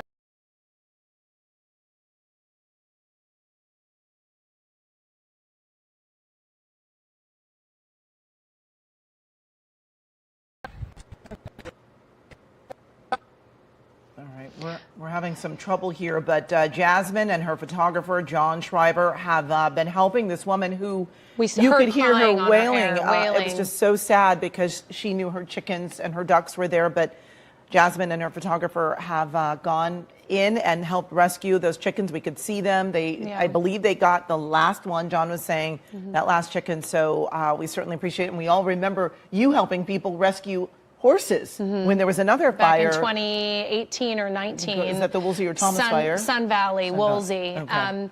And you know, in this case, some people might be like, oh, chickens, but they're her pets. Exactly. And also when you're faced with thinking that you might lose your entire home, your livelihood, you're going to cling on to anything you can get. And that's a little piece of home that Jasmine and John are able to deliver to this woman who we heard her wailing. And it just really makes you catch your breath. It really does. To hear something like that.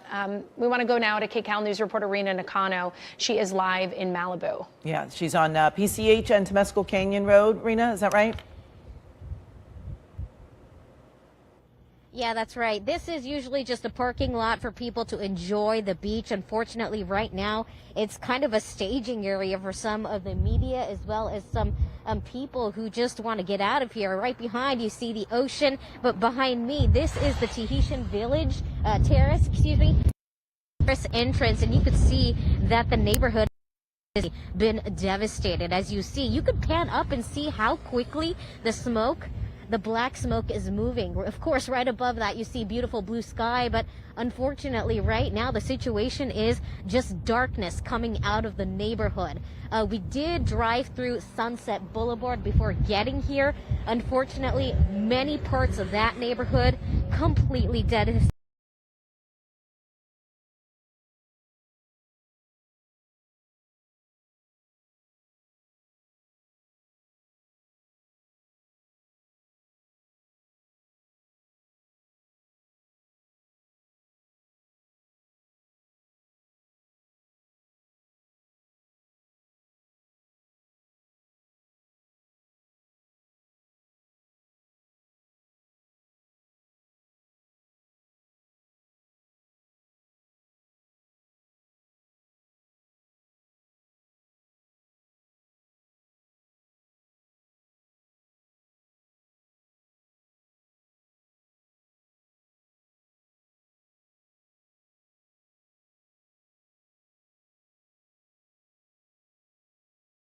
seeing a lot of police officers escorting people out of the neighborhoods, firefighters into the neighborhoods.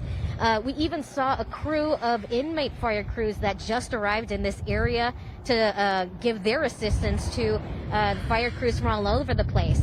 I mean, we even just saw somebody from San Bernardino County and Santa Barbara who helped out with the fire extinguishing efforts. But what I do want to tell you is that pretty soon my photographer Assad escorted in off of Temescal Canyon Road to go up to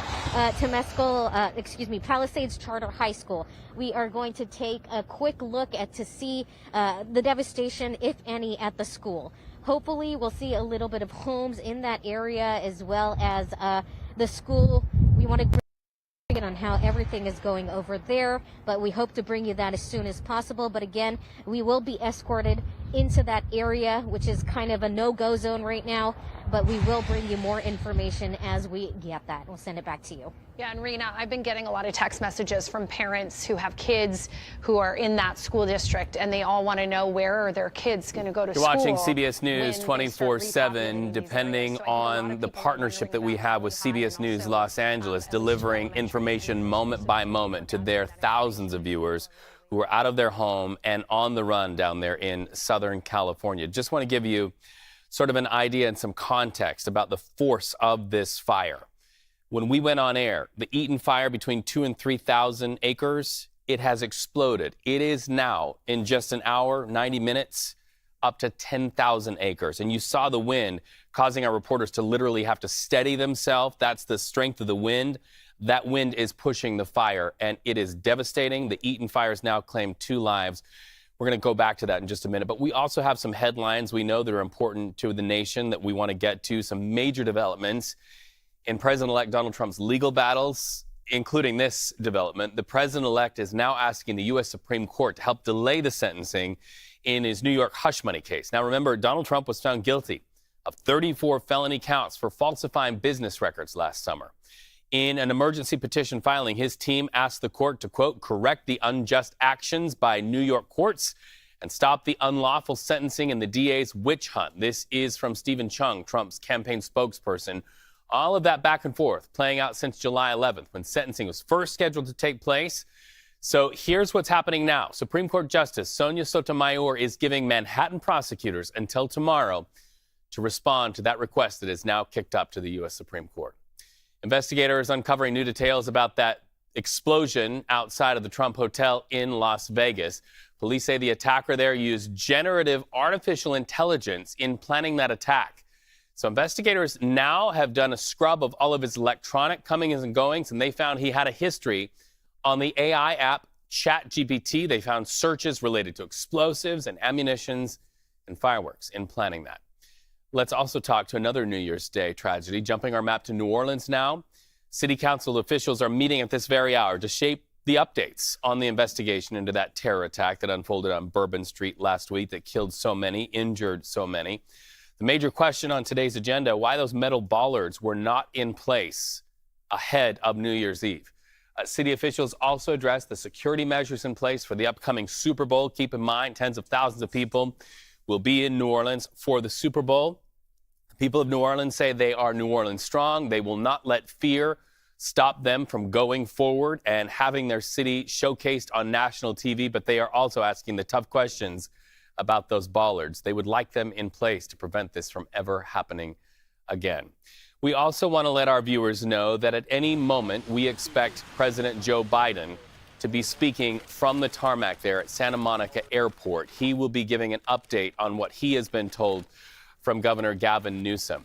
Now, we also have this story that's coming up. A lot of residents in Richmond, Virginia are having to go longer without water coming from their taps in the wake of winter storms. The city says an electrical failure has delayed service even further. This comes just 2 days after that winter storm just knocked out the city's water treatment plant. So they say some service is expected to be restored. But until then, people are lining up at community centers just to get bottles of water to get by. Let's go live to our nation's capital right now. This is a live video feed coming to us from the Capitol Rotunda right now, where former President Jimmy Carter lies in state. You can see crowds of people there filing through, and in many cases, they are speaking to Carter's own family. that are standing by. The people there, you can see them in coats. That's because when they came in to express the condolences, to put their hands on the hands of the grieving, they had to stand out in bitter cold to say one last goodbye to the 39th Commander-in-Chief. By the way, President Carter's casket will stay there through tomorrow morning until his official state funeral at the Washington National Cathedral. All living presidents are expected to attend, including Joe Biden, Carter's friend of nearly 50 years, to deliver that eulogy. We leave you right now with a live picture out of Santa Monica, where we understand President Joe Biden is going to update the nation on the tragedy playing out with fires in Southern California.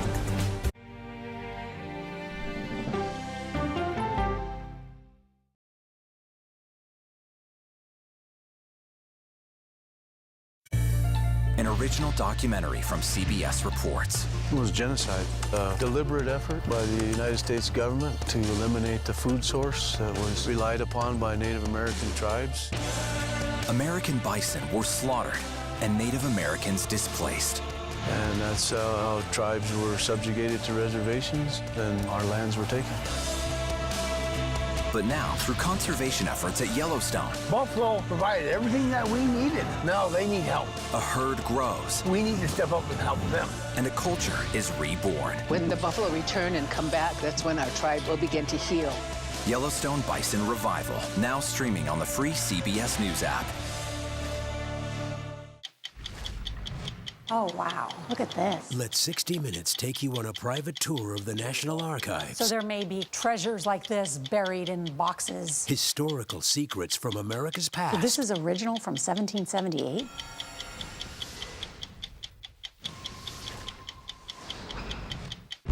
This case. It's like a screenplay, something straight out of Hollywood. But it's not fiction. It's 48 hours. Human remains found this week. 4 families shattered. There's no physical evidence. The mystery would haunt investigators for years. There's some questions that have to be asked and need to be answered. Like a John Grisham novel.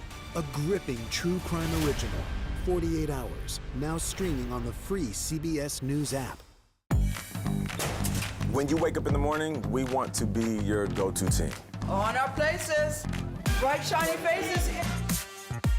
Nate has one of the quickest minds I've ever seen. Put me in the game, coach. Tony has a way of making people feel comfortable. The best interviews feel like it's just a conversation with a neighbor. Hey. Gail has this unbelievable knack to ask a question that is the question that you're asking at home. I've been told I could talk to a tree, and that's pretty much true. I don't go to work in the morning. I go for coffee with my 2 good friends, and we talk about the world. Your morning routine just got better. CBS Mornings, weekdays at 7. I'll see you in the morning. Listening to how someone explains themselves is so key to understanding their perspective. The grief of losing a child is immense. You can't breathe. After decades of the war on drugs, things have only gotten worse. Every shipment of fentanyl is a ticking time bomb. 50 times more powerful than heroin. CBS Reports goes deep into Mexico. What is your role in the Sinaloa cartel? To find out why the cartels keep getting stronger and wealthier. This is a war, but we're not fighting it. Our citizens are dying. Funding Cartels, now streaming on the free CBS News app.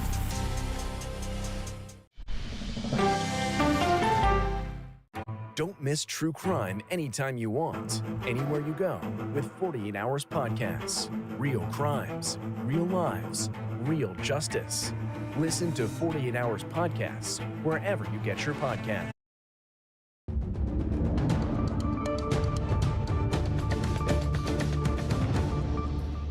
Hi, everyone, and thanks for joining us here on CBS News 24/7. I'm Lindsay Reiser, and we are tracking extremely dangerous and now deadly conditions in Southern California, where multiple wildfires continue to burn out of control.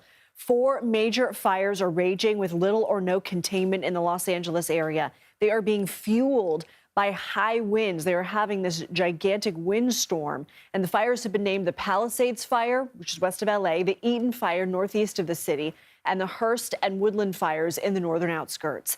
I want to show you a time lapse now of the Palisades fires. So this has destroyed dozens of homes and businesses. It's also forced tens of thousands to evacuate. And state fire officials say at least 2 people have died in the Eaton fire. The exact cause of death unknown at this time. They also say a high number of the people injured by the fires were those who did not evacuate. Now, more than 1,000 structures are destroyed. That number is expected to go up.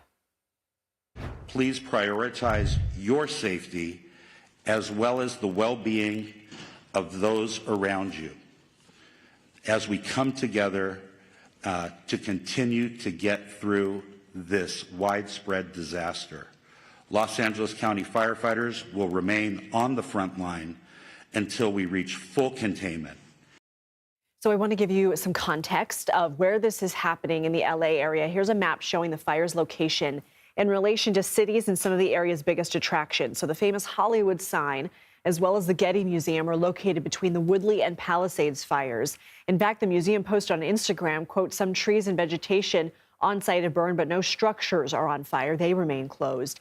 The Santa Monica Pier is just south of where the Palisades fire is burning, and many of you may have been in the area for Disneyland. That's located a bit further away in the city of Anaheim. Let's go ahead and bring in Ryan Hill for more on this. He is the general manager of Porta Villa Restaurants, which has 4 locations in Southern California, including Pacific Palisades. And he joins us now from the restaurant in Beverly Hills. Ryan, first and foremost, thank you for being here on such a solemn day for you and your family. How are you and your loved ones holding up through all this? Thank you. I appreciate you having me on.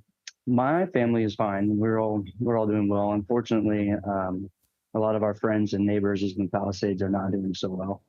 And obviously our thoughts and prayers are going out to all those families, to our first responders out there, fire station number 69 that we're very close with. A lot of great people are having a really rough morning this morning. So. Yeah, we understand you've had to evacuate your restaurant in Pacific Palisades, the one that I mentioned. Do you have any idea the condition of that current building right now, or how your employees are doing? As far as I know, all of our employees are fine. We evacuated yesterday in time and everybody was able to get out of the neighborhood. But today, nothing is confirmed. We don't have confirmed condition of our building, but we are told that it's still there.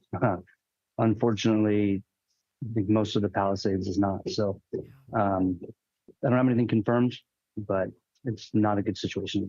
Must be so unnerving to not know exactly what you're going to be going back to. I can only imagine what you're feeling right now. Have any of your other locations been impacted yet?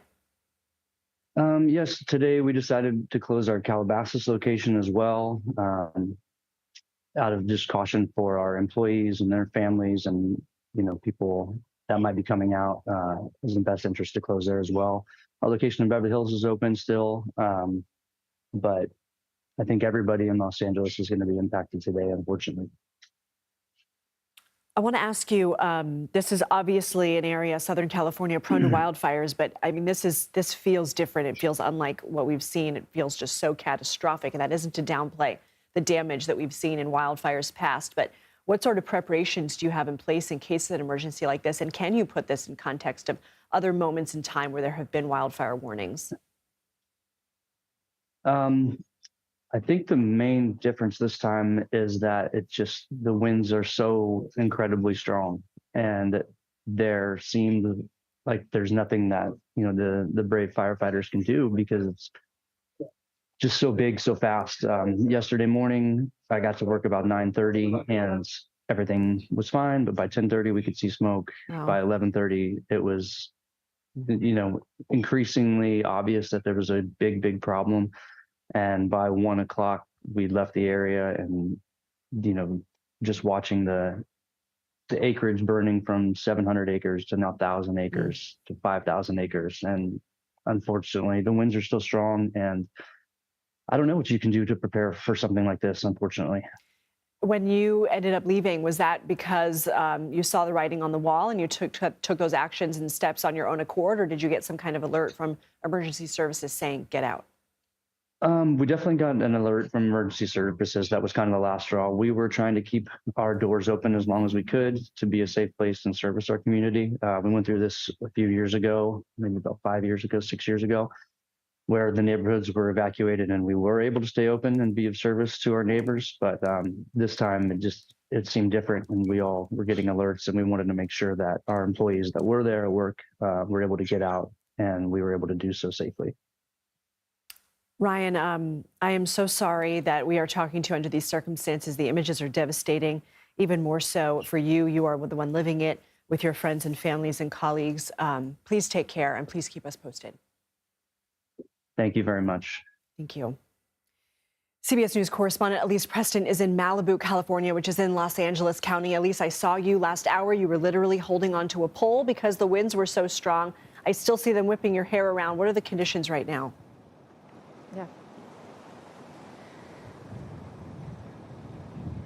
Yeah, it is still pretty windy, Lindsay. We moved from that location that we were at about an hour ago because we were trying to show you a different vantage point. And it just got to the point that we were not able to stay there. So these winds have not only caused such a huge threat to loss of life and loss of buildings like that gentleman kind of expressed earlier, but they've also knocked out cell towers. So there's been very limited service out this way. But we're along the Pacific Coast Highway, and just down this stretch, you're going to see this devastation on both sides.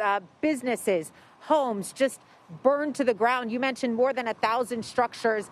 It sounds unbelievable when you hear that number, but when you drive down that street and you see just a glimpse of what this community is going through, it is truly catastrophic, and it is heartbreaking, absolutely heartbreaking to hear from the gentleman that you were just speaking to. These winds have carried these flames in ways that people have not seen.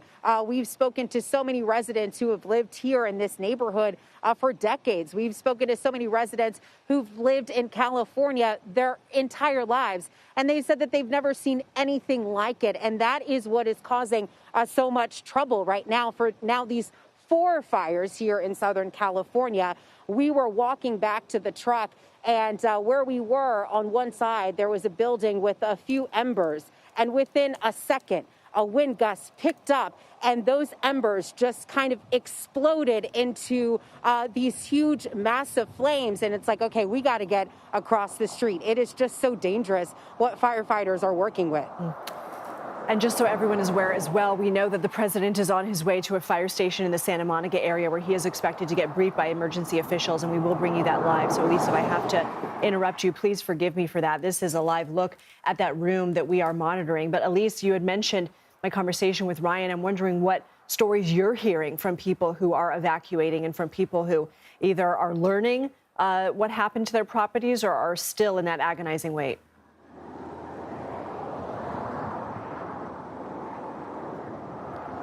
There's so many stories, Lindsay, right down on this street. This is the Pacific Coast Highway. If you go down further to where we were about an hour ago, there are dozens of cars that are just kind of parked there. People were forced to flee, or they couldn't make it somewhere, so they're just kind of parked on the side of the road. We saw people crying in their cars. We saw people praying in their cars. People are just so concerned. And even if their homes are safe, for now, they're concerned about their neighbors. We spoke to a man who said that, his home was safe. He was not being asked to evacuate in the moment, but he's lived through wildfires. This is his community where he's lived for 15 years.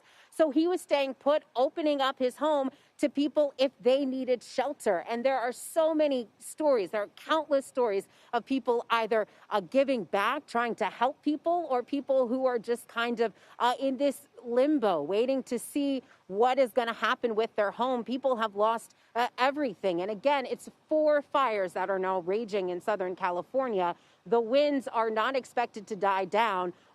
You're not seeing that crazy wind like you did an hour ago, not because they've died down, just because we've moved positions. But these winds are moving quickly, and they're moving these flames right along with them. And so who knows where we could be hours from now. Okay, Elise Preston, thank you so much. We hope you and your crew continue to stay safe. Thank you for bringing that to us. Let's bring in CBS News national correspondent Dave Malkoff in Norman, Oklahoma at the National Weather Center, which issues warnings ahead of fires. Dave, I understand you're on the phone. What can you tell us about what you're learning there? Hi, Lindsay. Yeah, it is very tricky to forecast this fire weather, but luckily we have all this technology. We also have Deputy Director Bill Bunting of the Storm Protection Center. How early did you know about this? This was a ways out, right? Yeah, this was a really high-end Santa Ana wind event, and one that we were able to see coming, at least in a general sense, as early as New Year's Day. And so our forecast began to reflect the increasing concern. We work really closely with the local NWS offices in Oxnard and San Diego to make sure we got a consistent word out regarding the threats and hopefully to give everyone time for what eventually happened. And what do we see right here when we look at this loop? This is a live loop, the most recent image there at the end, showing not only the clouds and smoke in Southern California, but these red areas represent the fire temperatures, and where it's burning the hottest we see in red here. And these fires have been ongoing, obviously, for 24 hours or in some cases even longer, and they show no signs of letting up. So this event is far from over. And when you say something is a particularly dangerous situation, a PBS, that is the scariest thing that you can say in this office, right? That is the most intense language that we can use as forecasters within NOAA and the National Weather Service. The mention of an extremely critical fire weather day is a call to action if you're in that threatened area. Bill Bunting, thanks so much. We're going to go live to the president who is at a fire department in the region. Firefighters began moving on Sunday afternoon from Northern California into Southern California. My local partners began upstaffing their own fire stations, helicopters, fire engines, hand crews, to be prepared for an incident like this that occurred. Those resources were pre-positioned in counties throughout Southern California for an event just like this. And on Tuesday morning, the Palisades fire began. I'd now like to introduce you to Chief Crowley, who can touch on the Palisades fire. Chief. Thank you.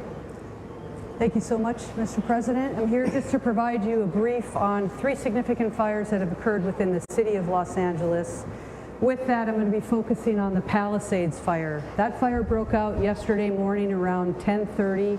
We did pre-deploy a number of resources. We knew there was a potential for a significant threat to our constituents due to the weather event. High winds. I've never seen the winds in my 25-year career. So we leaned forward as much as possible and pre-deployed. With that, we had a significant amount of fire that occurred. We had an aggressive fire attack. The fire has grown from originally 10 acres to 10,802 acres as we speak. It's an active firefight with our firefighters, and they're doing their very best to protect our people within this area. Interesting enough, because of the winds and the low humidity, we had a second fire also break out, and that was the Hearst fire, which is just north of that area. Again, this was close to 11,000 acres. This is close to 500 acres that also broke out. The information that I want to share with you is also the significance of multiple fires in the area within the city, but also the county. That's the second fire that actually came out, and we're actively engaged in that firefight. The third fire then broke out this morning at 4 o'clock in the morning, in which we have an active firefight there as well. We're working with our local jurisdictions, our state, regional, as well as federal. So we're doing everything we can to protect life first and property next. We'll go ahead and then pass this off to Police Chief McDonald. Thank you. Thank you, Chief. Mr. President, it's an honor to be able to be here and be part of this and represent the men and women of LAPD and policing to support our partners in the fire service. What we saw here in the last 24 hours is unprecedented. I've never seen anything like this. Fires driven by the type of winds that we saw up to 100 miles an hour. Our role out there is strictly support, to be there for evacuations, to get people out of the affected area, to be able to provide for traffic control, and then crime suppression as the fire is fought, and some may come in and try and take the opportunity to go into these homes and steal from them. So we're going to be on top of that. I just want to say the relationship we enjoy here, in my case under the leadership of Mayor Bass, but all of our elected officials, is unlike, I think, anywhere else in the country. We are blessed to have the relationship between police and fire that we do here. Unfortunately, we do this kind of thing frequently, never to this level, but I can't say enough about how important that is. And as we go into the next 5 years with the Super Bowl and the World Cup and the Olympics coming up, it's critical that we maintain those partnerships. So thank you for this opportunity, sir. Next up. Oh, sorry. Let me introduce my partner from the County Fire Department, Chief Tony Maloney. Yeah. So thank you, Mr. President. I'm going to be giving you an update on our Eaton fire, which is east. The county starts all the way up in Lancaster and goes all the way down to the Long Beach border. We go from the county line in Ventura all the way out to Pomona, 4,300 acres. So we have a fire east of the Palisades fire that began last night. It's called the Eaton Fire. It's currently 10,600 acres, 0% containment. We have over 750 firefighters on the line. Unfortunately, 2 people have lost their lives. Residents have lost their lives at the Eaton Fire. It's impacting tens of thousands of homes, not only in the city of Pasadena, but also the county area of Altadena. And we're doing our very best. We just had our out-of-state resources arrive from Arizona at the Eaton Fire to assist us. Last night, as the Region 1 coordinator, I contacted the Governor's Office of Emergency Services. We requested 250 additional engines into LA County with 1,000 personnel. We also are using our compacts with other states like Arizona, Nevada, Oregon, and Washington. Firefighters from those regions are on their way down to Los Angeles County right now to assist us. So thank you for your interest. Thank you for your attention.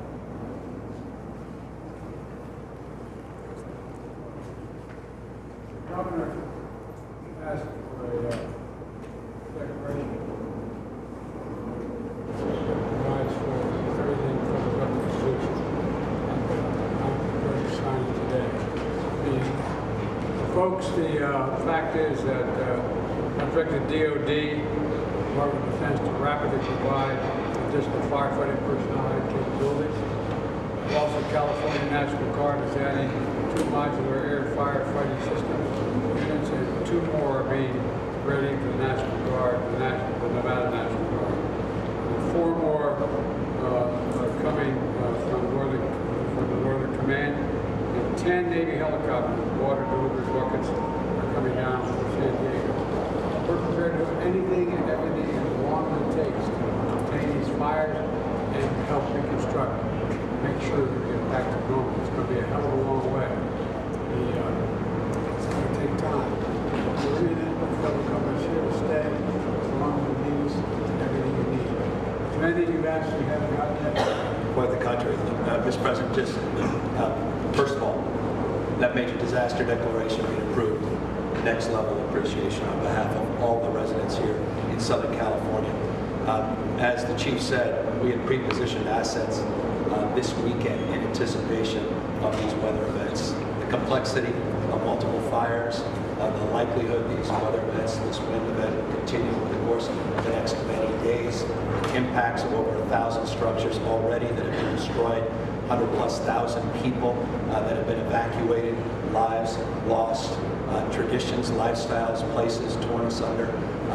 This means the world to us, and just publicly, because I think this is important, the president happened to be in the region, in town. It's impossible for me to express the level of appreciation and cooperation we receive from the White House and this administration. So on behalf of all of us, Mr. President, thank you for being here, but not just being here today. Thank you for being here since the minute of this incident, when there was a 10-acre fire less than 24 or so hours ago. Deep gratitude. It's astounding what's happening. There's only one piece of good news. My son lives out here in his way. They got a notification yesterday that their home was probably burning to the ground. Today, it appears that maybe still standing, we're not sure. But the good news is, I'm a great-grandfather as of today. I was granddaughter. Then I'm a baby girl, a baby boy. So I remember this day for a lot of long reasons. Thank you, press. Thank you, press. Thank you so much, everybody. Make your way out. Thank you, press. Thank you so much. Make your way out. Make your way in the march. Please go this way. Thank you so much. Press. Going out this way. Thank you. Thank you. Thank you, press. We're exiting. Press. We're walking out. All right, everybody, we have been watching one of the fire stations in Santa Monica, California, where local officials briefed President Biden on efforts to bring multiple wildfires under control in Los Angeles County. The president was already in California for a previously scheduled event to mark the creation of 2 new national environmental monuments. That event was actually canceled, and he remained in the state to celebrate the birth of his great-grandchild today, whom he visited in the hospital. Now, today, we did hear officials say that the Palisades fire broke out around 10:30 yesterday. They already had resources pre-deployed because of the significant threat from this weather event. And what was interesting is that the Los Angeles fire chief, Kristen Crowley, said in her 25 years at the department, she's never seen winds like this. It was reiterated from other officials as well.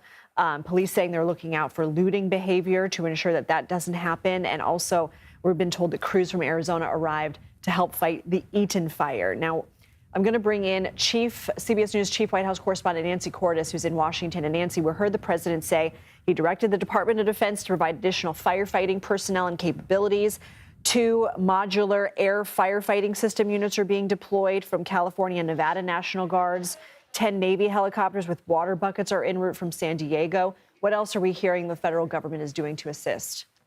Well, there's a laundry list, Lindsay, and that list is getting longer all the time because this is really the first time in quite some time that we've seen a major U.S. city threatened by fire in this way and to this extent. So what we've been told by the White House is that there are 4 U.S. Forest Service air tankers in Southern California with another on the way. They've got 10 federal firefighting helicopters as well.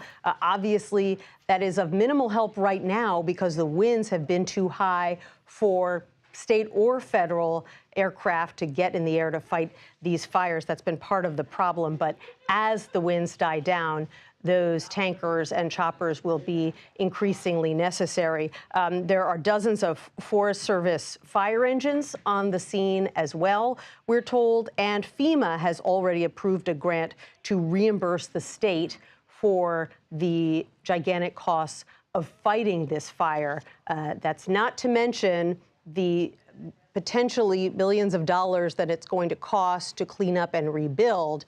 The big concern right now is trying to contain this fire before we can even look ahead to what comes next. And Nancy, the president was not wearing a mic, and so it was difficult to pick up on what he was saying, but he did say that the federal government will do whatever it takes to fight these fires and reconstruct the area. He said it's going to take time. Do we know what that will look like moving forward? Well, that is an open question because in just under 2 weeks, we will have a new administration and Republicans controlling the House and the Senate. And already today, you have President-elect Trump blaming the governor of California for these fires. And it will be Trump and the Republican Party that will be the ones to spearhead, for example, any major piece of legislation in Congress to provide disaster relief to California. And California will obviously need that relief, just like other states have needed in the wake of natural disasters. In the past, in his first administration, President-elect Trump was sometimes reluctant to provide disaster relief to states run by Democrats, including and especially California. He has clashed with Governor Newsom before on this very issue. So it really remains to be seen how this will be handled in the new administration. I will say that this is something that that congressional Republicans didn't always line up with President Trump on. They understood that that Republican states, just like Democratic states, can get hit by natural disasters and need assistance. It wasn't as political on the Hill as it was in the White House, but he does have a lot of influence on the Hill, in particular in the early days of his presidency. And Nancy, do we know when the president will return to Washington? He's supposed to deliver the eulogy at Carter's national funeral tomorrow.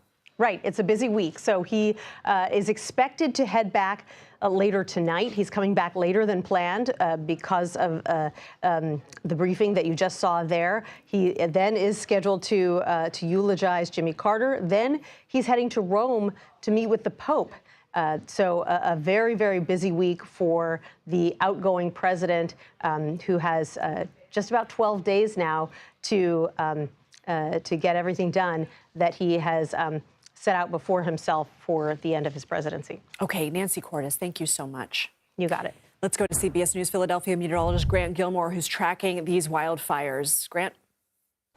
So the weather patterns that are causing these Santa Ana winds and these very dangerous conditions in Southern California isn't actually what's in place in Southern California. It's actually originating from a high pressure system across the Great Basin combined with a low pressure system to the south. And it's that pressure gradient as that wind or that air flows from the high pressure toward that low pressure that's producing these very dangerous conditions there across Southern California, even into portions of southern Nevada.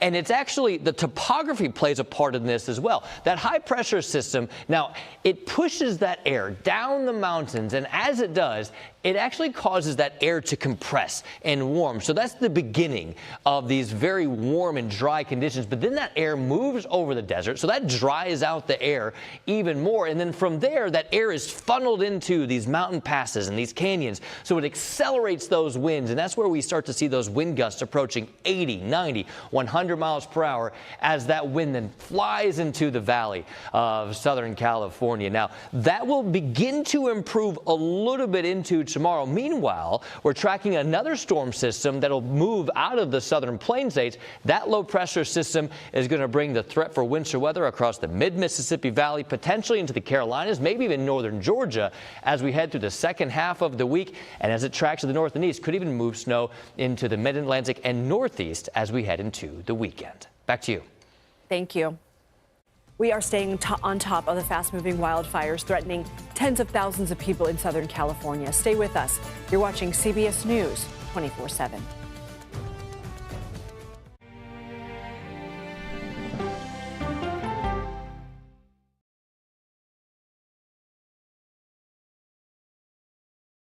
Is there no room for debate on college campuses anymore? 60 Minutes brings you to the new university that is demanding it. The stakes are that high. If our universities are screwed up, and I believe they are, then that will screw up America as a whole quite quickly.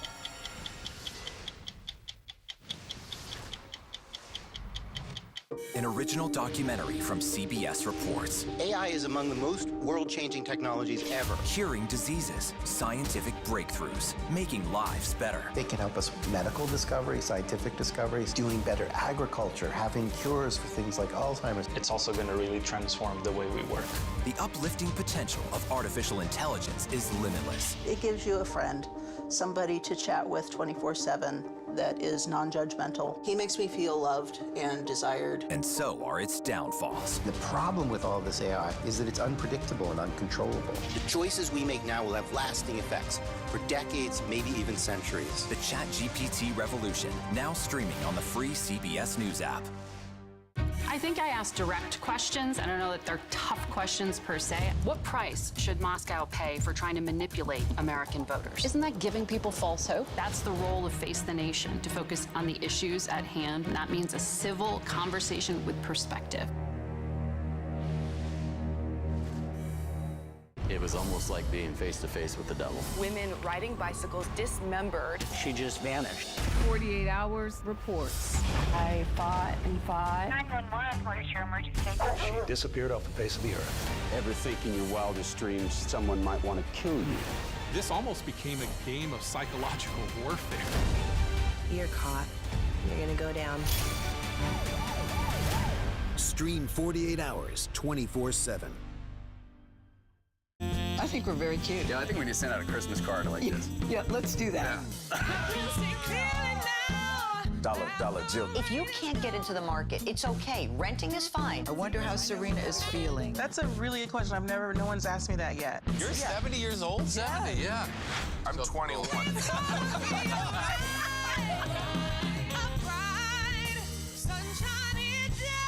We'll see you 7 o'clock sharp. When you need your sports news all the time, We've got breaking news to bring to you. CBS Sports HQ gives you a snapshot of all the sports that matter to you. When you need your sports in a snap, find it on CBS Sports HQ, streaming free anywhere you are. Somebody wants the bag. How do they get the bag? It's a name that's synonymous with luxury. 60 Minutes goes inside the House of Hermes to hear the history and meet the people who craft elegance one stitch at a time. It's time for 60 Minutes.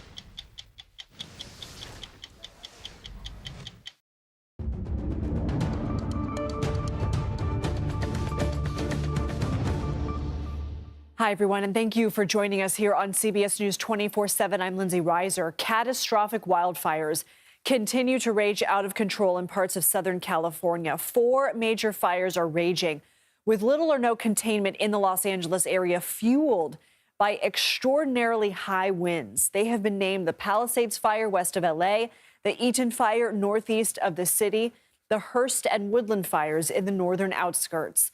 I want to show you time-lapse of the Palisades Fire. It's destroyed dozens of homes and businesses. It's forced tens of thousands to evacuate, and this came on so strongly. I interviewed a restaurant owner in the last half hour, and he said 9:30, everything was fine.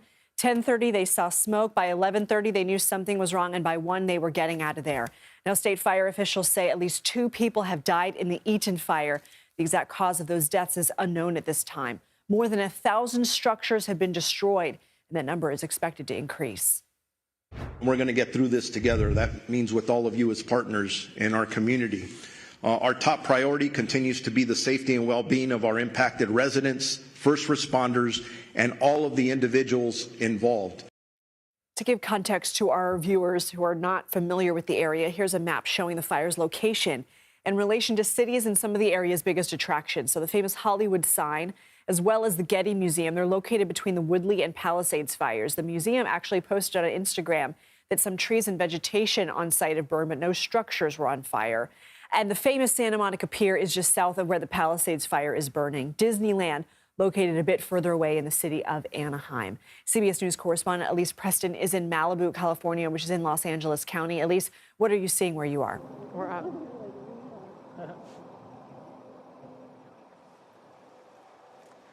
Well, where we are right now, we're along the Pacific Coast Highway, and this is where we were able to catch a little respite from crazy winds. You can still see the winds going, however, but just along this bend is where you're seeing just a glimpse of some of this destruction. It is a continual stream of homes that have burned to the ground. They're just charred.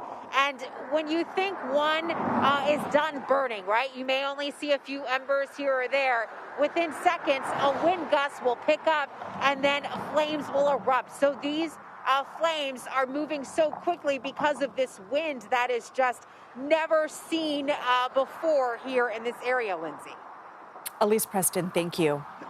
Stay safe.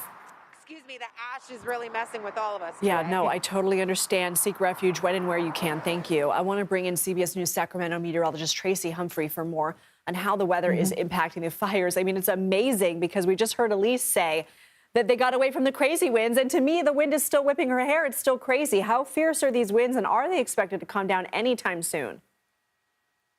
That's an excellent question. You know, the winds are still expected to be a part of the forecast throughout the rest of the day today. The red flag warning is still in effect until 6 o'clock in the evening for portions of the San Gabriel Mountains and also much of the area here that's in this fuchsia color.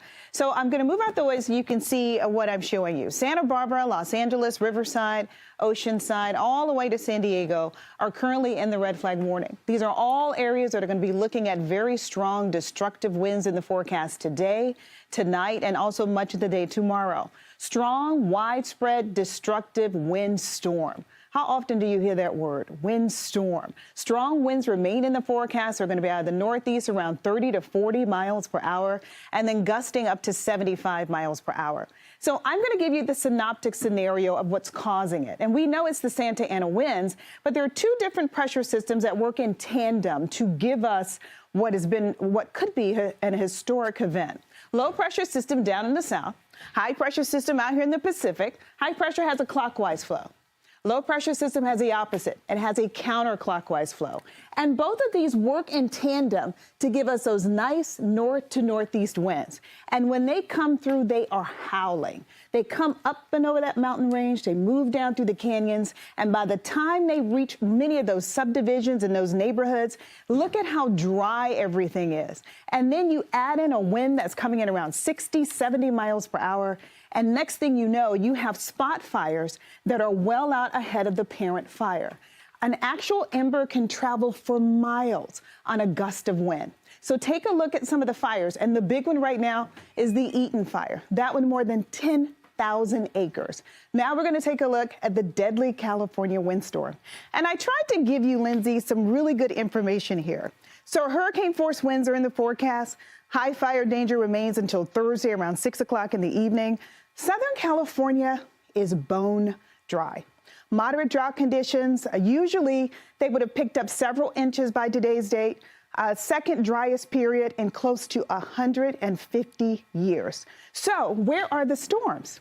Well, they were there. The storm track just took everything a little too far to the north. So the rainfall that we picked up so far, more than 7 inches downtown LA. Can you believe it? Just more than 1/10 of an inch.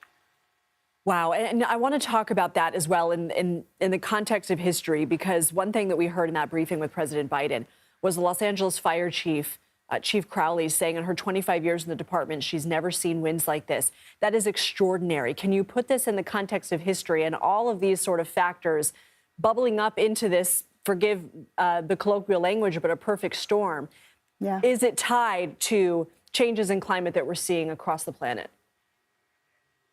Well, I think that's a good question. So most of our California data goes back to 1895. Since 1895, we have never seen the juxtaposition of Northern California being so wet and Southern California being so dry. So you have to know that there's some changes in play. So our climate is changing. Our water years are more erratic. Some years are wet, some years are bone dry. Extremes are more extreme. And our governor, Gavin Newsom, had a great quote: hot is hotter, dry is drier, and wet is wetter. And for better or for worse, it is going to be the pattern that we're going to be dealing with from here on out. Tracy Humphrey, just the way you explained everything, I mean, obviously it is just so devastating, but, you know, when we can arm ourselves with knowledge, it just helps us understand a little bit more of what is happening and why. We really appreciate you. Thank you. All right, we want to take you back to Southern California and CBS News Los Angeles' live coverage of the devastation caused by deadly wildfires affecting tens of thousands of homes and businesses. Let's watch their coverage. To the fire departments, thank you guys, because for you guys are we here to see. Hang in there. Thank you, Javier Vega, the owner of this business for the last 20 years, just realizing that it is unfortunately no more. And let's go ahead and walk around here on Alameda Street if we still have some time, because we had also showed you how these homes were burning not too long ago. It was a few hours when we were here, and we talked a lot about them actively burning, and you can see now that there isn't much left. We did have a fire crew that was here at the time as they were trying to stop that fire from spreading into the homes behind it, and it looks like they did succeed in that. Before then, they just simply move on. And we have started to see some fire crews from neighboring communities that have showed up here. They are just literally seeing flames and putting them out and doing everything that they can to stop this fire from spreading. But I got to tell you, the best news that I'm seeing right now is simply the lack of smoke. I mean, you guys have seen my live shots in previous hours. It is so dark that you can't see anything because the wind would be whipping them around. I'm not seeing those strong winds that we saw a couple of hours ago, and that is the best news for firefighters and for folks here in this community who may in fact still have their homes still standing. And it'll be days before we know the true destruction of this fire. But I mean, every street that we have been on from Lake east in this direction, we have seen at least one fire, one home that has burned, and in many of those streets there's not a home still standing. So certainly a lot of destruction, a lot of devastation, and a lot of loss, and that means that there's going to be a lot of grieving for the things that are no longer still standing. I'll send it back to you guys. Yeah, enjoy that business owner. What struck me is he said, we've been here before where we've seen fire, but I never thought it would come down here. And I'm taken back to 2009 when we had the station fire, which was in this area. And I remember covering it at the time, and it was always off in the distance. Now, there were homes that burned in the hillsides, but the businesses that were away from the hillsides, the homes that were away from the hillsides, they just evacuated. But they, of course, were able to come back, and everything was still there. And that's what I think makes this fire so unique, is that it has just encompassed areas that have never before seen such destruction. And Amy and I both, our hearts go out to him. And when he apologized to the community, you know, you just feel so bad for him, because we are a community. We all are, right? We're a big city, but at the end of the day, we're a bunch of little communities, and this is just impacting so many of them. It just is so unprecedented, Joy. We've all been here for a long time covering fires, and we have not seen anything like this.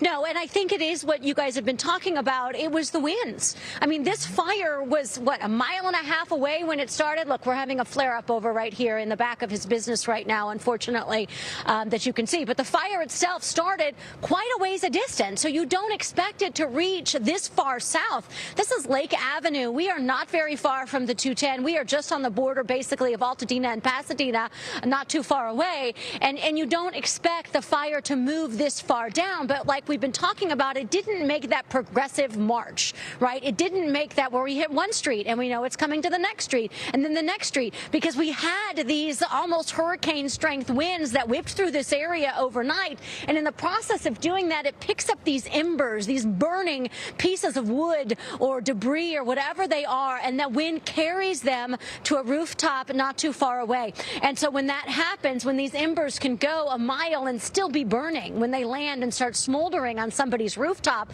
that's why you see a fire like this spread so quickly at such a distance that we are not used to seeing. There was no method to this madness. It was strictly an act of nature and the winds and where this fire decided to go. So you see streets where you have homes that have burned and homes that are still standing, and it looks more like the destruction from a tornado than it does from a wildfire, where it's usually a little bit more progressive. So it's just been very hard to see so much so quickly. Yeah. So tough. All right, Joy, stay safe out there. We will be checking back in with you in just a little bit. We do want to show you now a live look inside a Red Cross shelter in Pasadena. It is set up, of course, for those who have been evacuated. It is at the Pasadena Civic Center, and these are evacuees from the Eaton fire. Evacuation orders are in place in Altadena, Pasadena, Sierra Madre, parts of Arcadia, La Cañada, Flint Ridge, including JPL. And, you know, it's so rare to mention so many places that are now evacuated. We don't typically hear of so many towns and communities that are being impacted by a fire, but that is exactly what's happening here. And there are other evacuation areas as well. And, you know, we see someone rolling in a big thing of dog food there. And, you know, a lot of folks have had to bring their animals and, you know, just really running out of their homes with only a lot of those people wearing their pajamas, and we see people there with wheelchairs and walkers and you know, medically fragile people, children who ordinarily would be in school, and we tend to think again, well, you know, you're home standing or it survived, but the emotional toll and the trauma that things like this cause for communities are just so hard. And you see some of our more fragile residents there at this evacuation shelter. And a lot of times, Amy, I think you can attest to this, we'll go and there will only be a few people inside these shelters sometimes. Exactly. But in this case, you see so many people. One woman was telling one of our reporters that the hotel she tried to go to stay at had no power. Exactly. So, you know, it may be the case here where these people truly have nowhere else to go. And we really thank our first responders, many of them who live in these communities, helping those who are the most vulnerable. Absolutely. And, you know, tens of thousands of people have evacuated, and there are plenty of power outages across the area. We want to head over to Mark. Yeah, let's head over to assignment manager Mark Liu. He's at the desk with an update on the firefight in Pacific Palisades and everything we're dealing with there. Mark. Yeah, now more than 11,000 acres in Pacific Palisades, more than 1,000 structures destroyed, as we heard in that news conference about 3.5 hours ago. I've been listening to the firefight on the scanners as the commanders at the Palisades fire deal with two flanks of this fire, both burning on the east and the west. And it's been primarily focused on the eastern end of the fire as it proceeds into and towards Will Rogers State Beach and Santa Monica and the Brentwood area. But now they are concerned of the western end of the fire as well as it creeps north towards a community along Topanga Canyon. Now come out to my screen. I'm going to show you what I'm talking about here. This is what we've been looking at all day here. The CAL FIRE website map of the current activity of the Palisades fire. We know that the fire has grown much, much larger than this footprint. This is from midnight. That's almost 12 hours ago. It just has not been updated. That's when it was 3,000 acres. We now know that it's 11,000 acres. So a large portion of the firefight has been here on this side. We've seen water dropping helicopters going from here to here in order to fight the fire. But recently I have just been hearing radio traffic regarding Topanga Canyon and specifically the fire creeping north in this direction towards Old Topanga Canyon Road. They say the fire is somewhere along this end here. They say it has not reached Old Topanga Canyon Road, which is up here, but this entire community right here is possibly now in danger, as they are saying there are still plenty of people who have not yet evacuated. And there is great concern being that the ways out of this area going to the south or going to the north might get congested.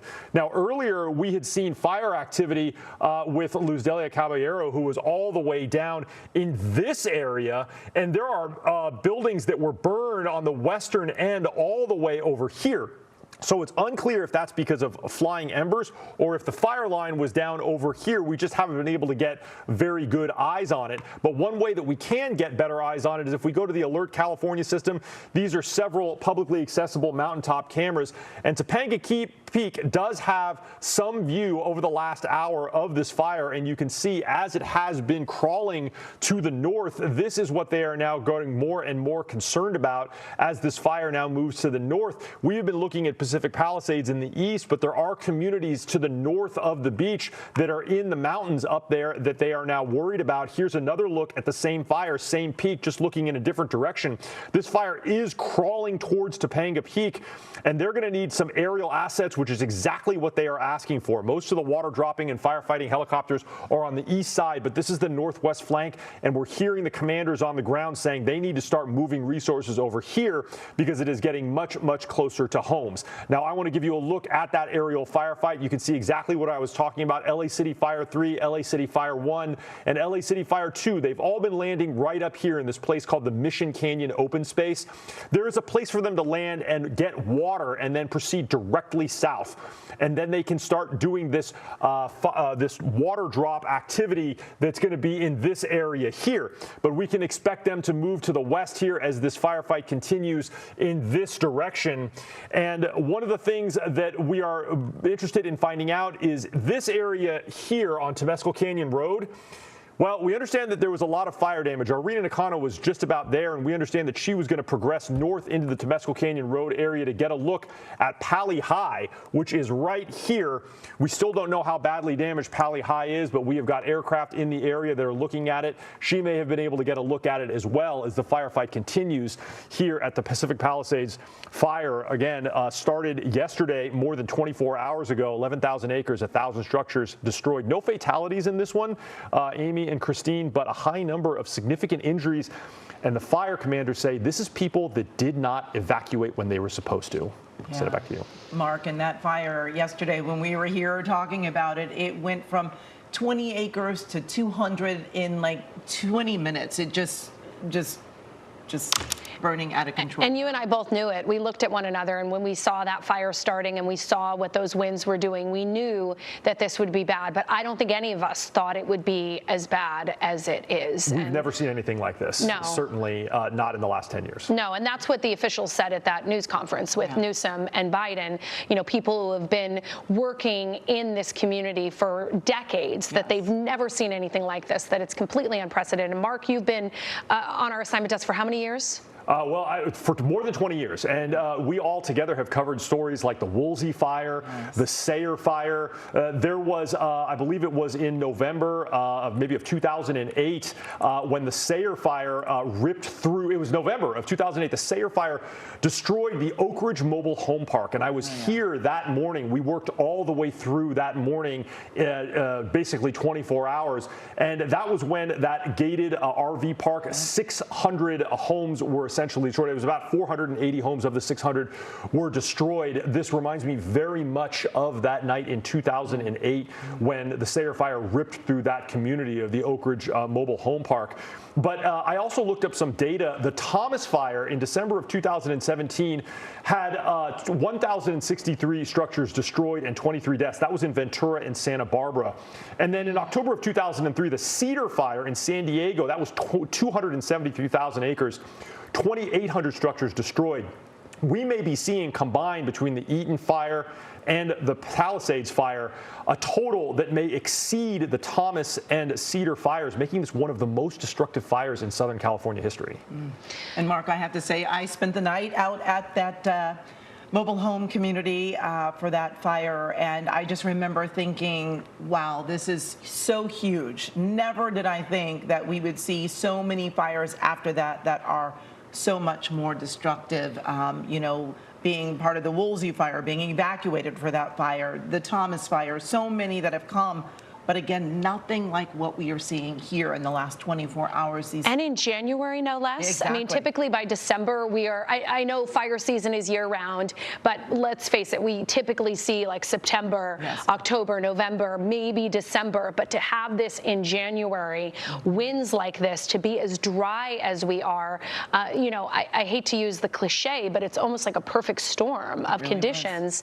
And, you know, kind of thinking ahead as a Southern California resident, we have to change something, you know, either how we build or how we fight fires, because it is changing and it feels like we have not evolved with it. We have not been able to get ahead of these things. And I hate to just say, well, it's not preventable, because we have to do something. We can't have people losing home and life like this, because clearly the environment is changing, the climate is changing, how these fires move is changing. And I know our law enforcement and our firefighters are doing everything they can. But, you know, Mother Nature is just out of control. And we did know about this. It's not like this was a surprise that these winds came. We've been talking about these winds for days. We knew they were coming. We knew they would be strong. We knew that they would be the worst that we had seen since 2011. And then when they came, they came. And it, as you have been saying, it is unprecedented. Fortunately, Joy was saying that in Altadena, it felt like the winds were dying down a bit, but our meteorologist, Paul Diano, has certainly been tracking the conditions and is here now with our next weather forecast. Hey, guys, we knew about this. We can warn everyone. We can say and do all the right things. Start a fire in the middle of 70 to 80 mile per hour winds. There's nothing that any human or any plane or any firefighter can do to stop that. Mother Nature wins that battle, whether we're prepared or not. So we were prepared, didn't matter. 36 mile per hour winds right now in Pacific Palisades. So the winds are going down. I know they ramped up really quickly. They're not going to lower that quickly. It's going to be after sunset today and tonight before the winds get down to more manageable levels. So in Simi Valley, it's still 52 miles per hour. In Malibu, it's still 45 miles per hour. Pacific Palisades, 36 miles per hour. Now, I don't want to minimize the fact that it's a whole lot better than what we had overnight, where the winds were gusting 70 to 90 miles per hour. But I also don't want to minimize the fact that 36 miles per hour is still a significant problem when it comes to battling a fire that is in the thousands of acres in size. Same story around Sylmar, where we have a fire burning near there, 45 mile per hour wind gusts. And even Burbank and Altadena, 33 to 37 miles per hour. Better. Still a problem. We still have winds pushing embers and spreading the fire at a very high rate of speed.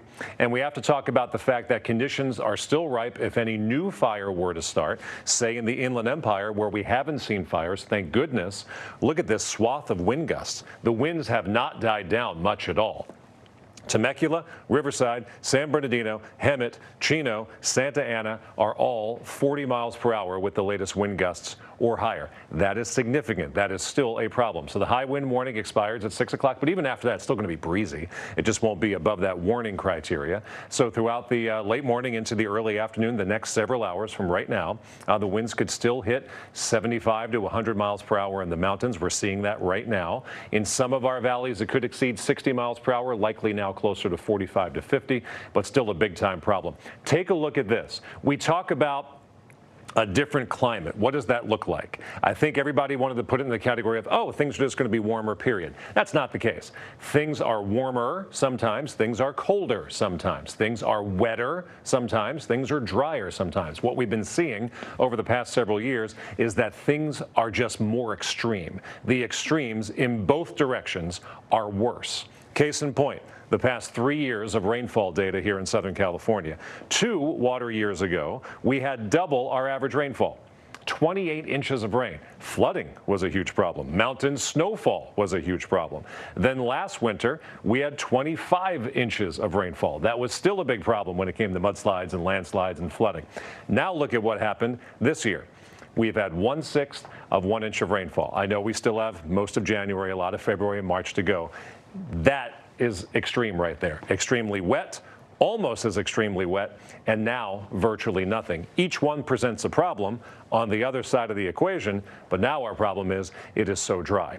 A lot of people have been asking, why does this happen here, and why does this not happen in other places? Other places get hurricanes, we don't, but we get Santa Ana winds, everybody else doesn't. Let me give you a 30-second explainer as to why. First thing you need is a huge ridge of high pressure to our west over the ocean. By the way, we've got that, and that's why it hasn't rained. That's why we're still seeing Santa Ana wind events into January, and that's why it's so dry outside. We have been watching live coverage from our CBS Los Angeles station, and you just heard there, I mean, a little more than 1/10 of an inch of rain in this year that they are calculating so far, with a few more months left to go. Multiple wildfires continue to burn out of control throughout the county. Our coverage continues right after this short break. Stay with us. You're watching CBS News 24/7.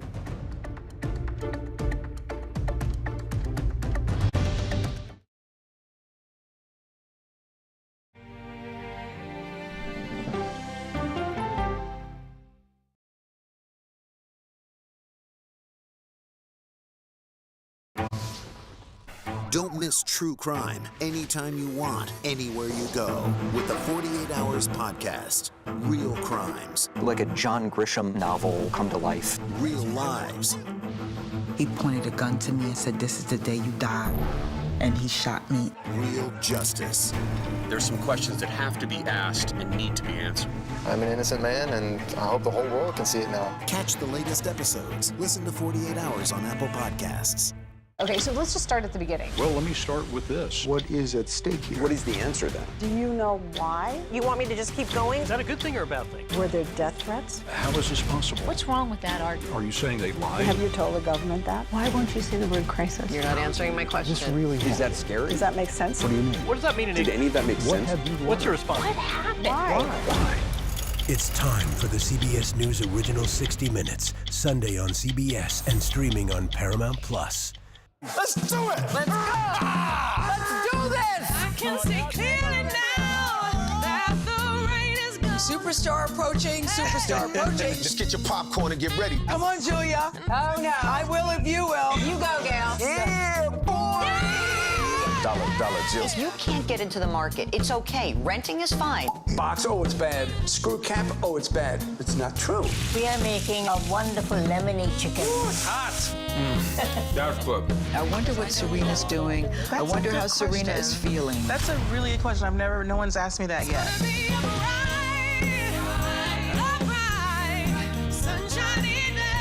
You're 70 years old? 70, yeah. I'm 21.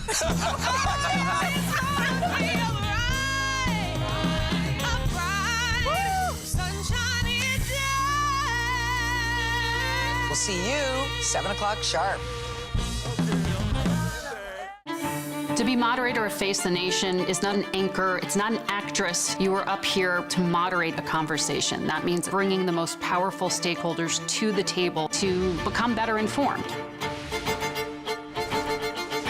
There is no more room in our city. New York City is receiving record numbers of migrants. Today, we're going to have more than 500 adults and children come through that door. Tensions rise as shelters reach max capacity. We don't have to take care of them. CBS Reports goes inside a crisis cities and families are facing as they fight to survive. The United States still has that glimmer of hope for people to come here. Fighting for a future. Now streaming on the free CBS News app. Don't miss true crime anytime you want, anywhere you go, with 48 Hours podcasts. Real crimes, real lives, real justice. Listen to 48 Hours podcasts wherever you get your podcasts. Don't miss true crime anytime you want, anywhere you go, with 48 Hours podcasts. Real crimes, real lives, real justice. Listen to 48 Hours podcasts wherever you get your podcasts.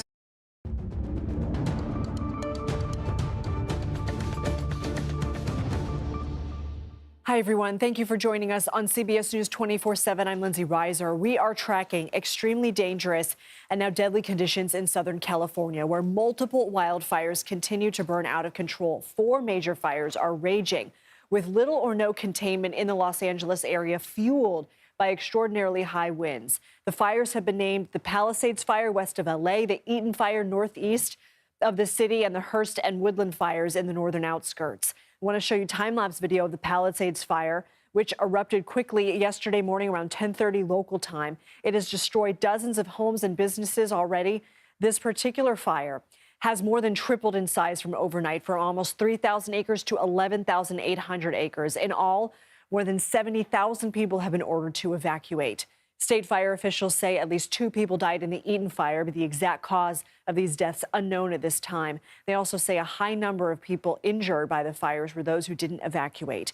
According to poweroutage.us, more than 400,000 people are without power in the state. Please prioritize your safety as well as the well-being of those around you as we come together to continue to get through this widespread disaster.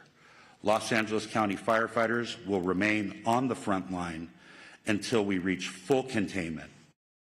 Now, to give you some context of the area, here's a map showing the fire's locations in relation to cities and some of the area's biggest attractions. Of course, the famous Hollywood sign, as well as the Getty Museum. Those are located between the Woodley and the Palisades fire. The museum says they've been impacted with some trees and vegetation on site burned, but no structures on fire. And the Santa Monica Pier is just south of where the Palisades fire is burning. Disneyland, you'll notice, is located a bit further away in Anaheim.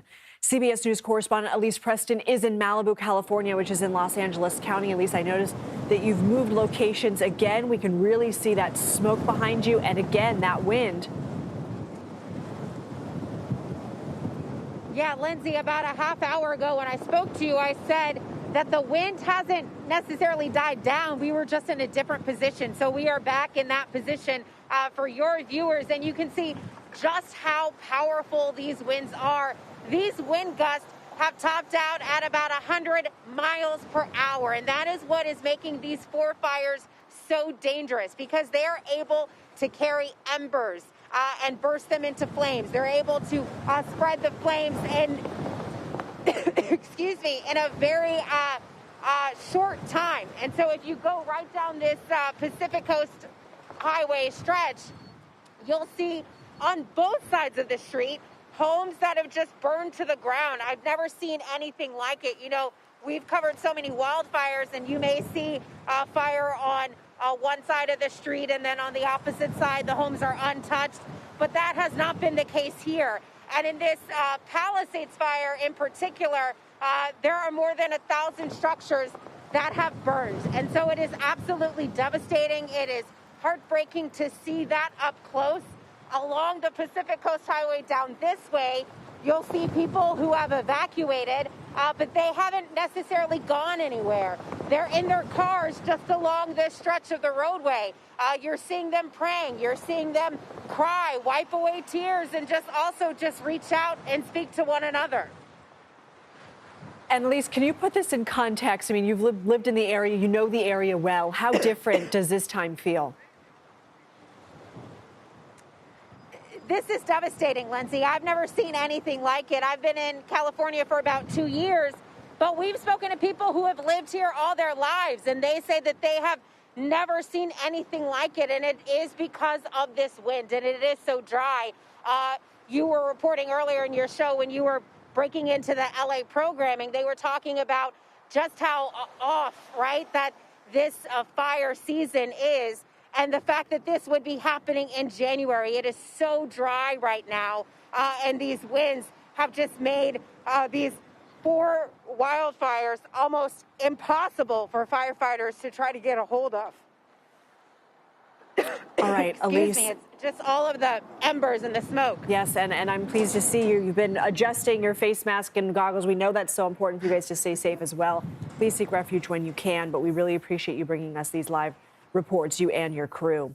Now, while evacuations are underway across parts of Southern California, one man was able to break the line in order to rescue his mother from the flames. David Hansen joins us now from Thousand Oaks, California, on the phone. And David, from the people we talked to, this came on and grew so quickly. Tell us about the moment you knew your mom was in danger and what obstacles you faced to get to her. You know, I was driving on the freeway yesterday at about 11:15 in the morning when the fire had probably already grown to about 10 acres. And not more than 600 yards from where this fire broke out, there was actually a fire on New Year's morning, January 1st, around 1 or 2 in the morning, of a similar size that the LAFD did a fantastic job and got out quickly. We don't know if this was a restart of that fire from a week ago or what.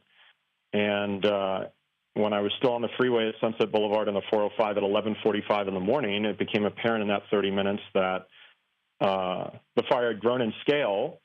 And one of our good friends, is a neighbor of my mom's, Jerry Coliano, was trying to drive my mother out of the Palisades Highlands where the fire started. It's a community of about 1,000 homes with only one way in and one way out on Palisades Drive, a canyon. And they instructed me that they try to evacuate, but were told to turn around and shelter in place because the fire was consuming cars and palm trees at the bottom of the canyon, preventing everybody from leaving. And I knew from growing up there, being born and raised in the Palisades, that there's a fire access road at the top of Lockman Lane that is the only other artery for vehicles to get into the Palisades Highlands in that community of 1,000 homes. And even some newer residents don't really know about it because it's a gate that's normally closed. And I was so blessed that I was able to go by some burning homes on Lockman and Charmel Place, and I was probably the last car to cross the fire road as the flames were about to touch it. And then once we got my mother, and we're trying to get her and her dog out of the Highlands and have friends follow us, just within 5 minutes when we got back to that fire road for evacuating, it was completely engulfed in flames. And we were instructed by police and the fire crews on site to shelter in place.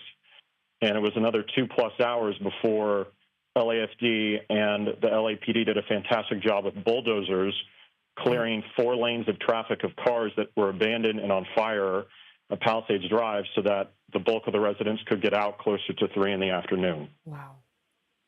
How is your mom doing, and what was it like when you found her? So she's in shock then. She's in shock now. And when we sheltered in place at her home, she still had power. She still had internet. It was amazing. And she was able to get a few belongings. I think she never thought this was going to happen because in 37 years, she's experienced fires. She's experienced evacuations. But this community, absent a couple homes in the last 40 years, really hasn't burned structures.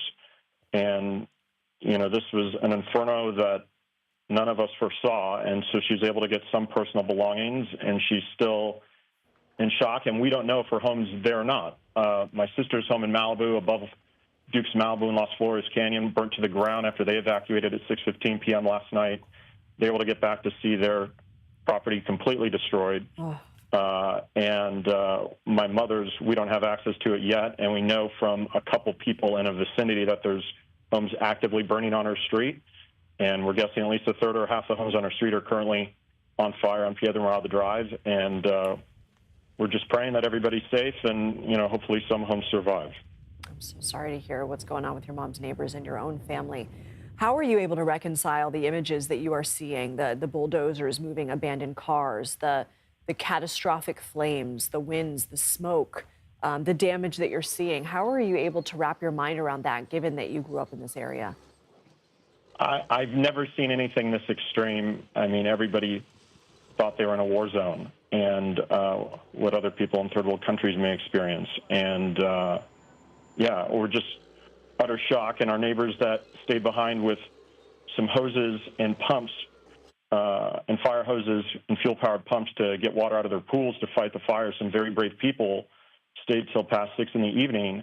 And that was about the time that, unfortunately, the water pressure for the community, for the homes, was significantly reduced and non-working to allocate it more to the fire hydrants. But even then, the local fire hydrants weren't at the water pressures that the LAFD liked. And so they were getting some air support in the night. But being there, you know, you can stand next to a fireplace and feel the heat. And it was just kind of strange being 100 yards or 50 yards away from active flames and feeling the heat, you know, from a few hundred feet. And I don't think I've ever really experienced anything like that. How did you see, I know that you witnessed some neighbors staying behind, hosing down their property. What else did you see? And do you know if they're okay? And were any of them useful in helping you get to your mom? a lot of my mom's neighbors have, like her, been there for over 30 years. It's kind of a little community that people move to and never leave.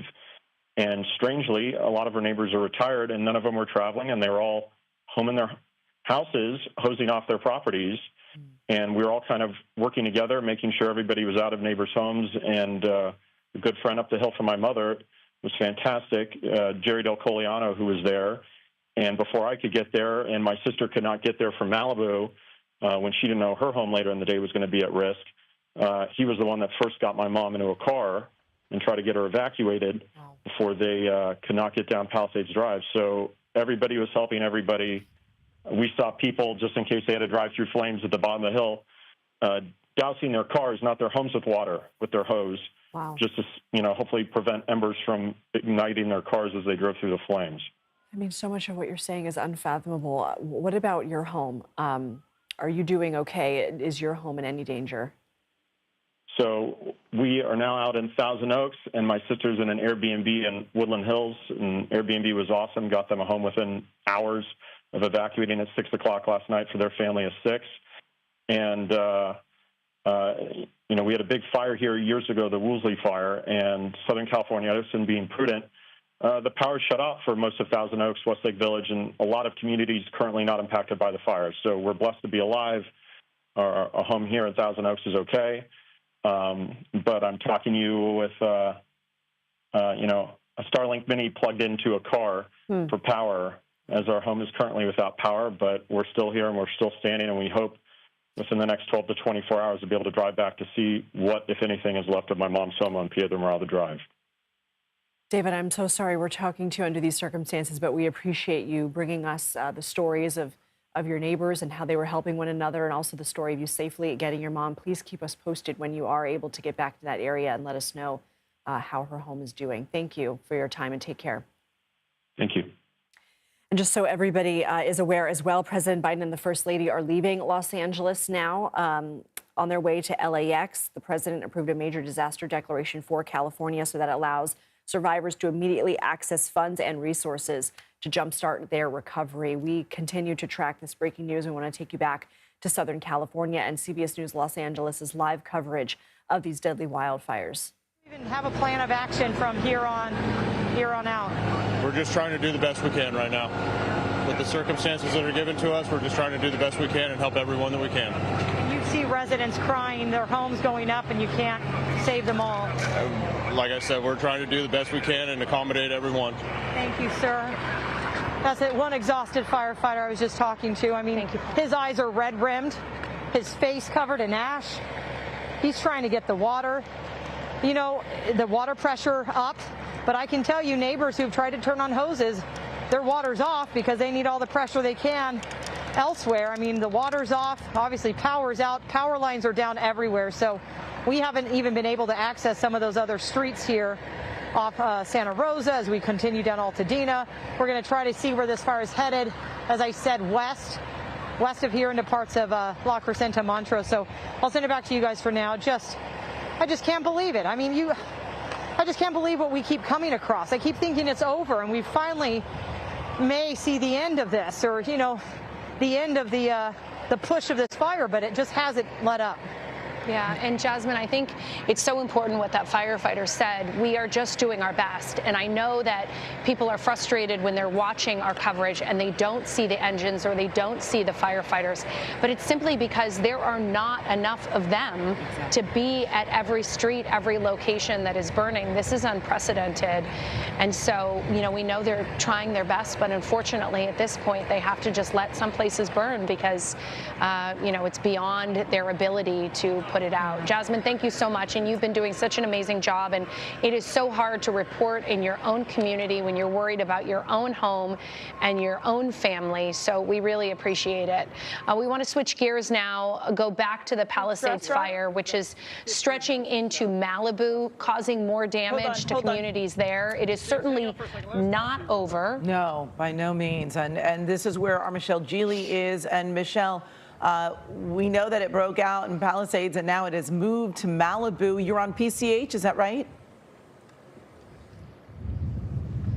That's right. I am in Malibu right now, so we're going to swing around and show you everything that we can see. We just got here a couple of minutes or so ago, and all along Pacific Coast Highway, this is the view that we had. Absolutely devastating, heartbreaking to see all of these homes leveled.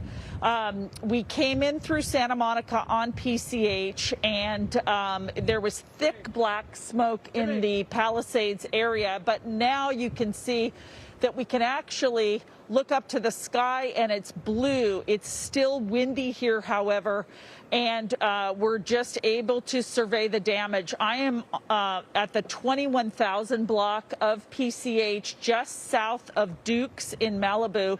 James, do you mind stepping over? And one of the things that we're being very mindful of, there are lots of down power lines.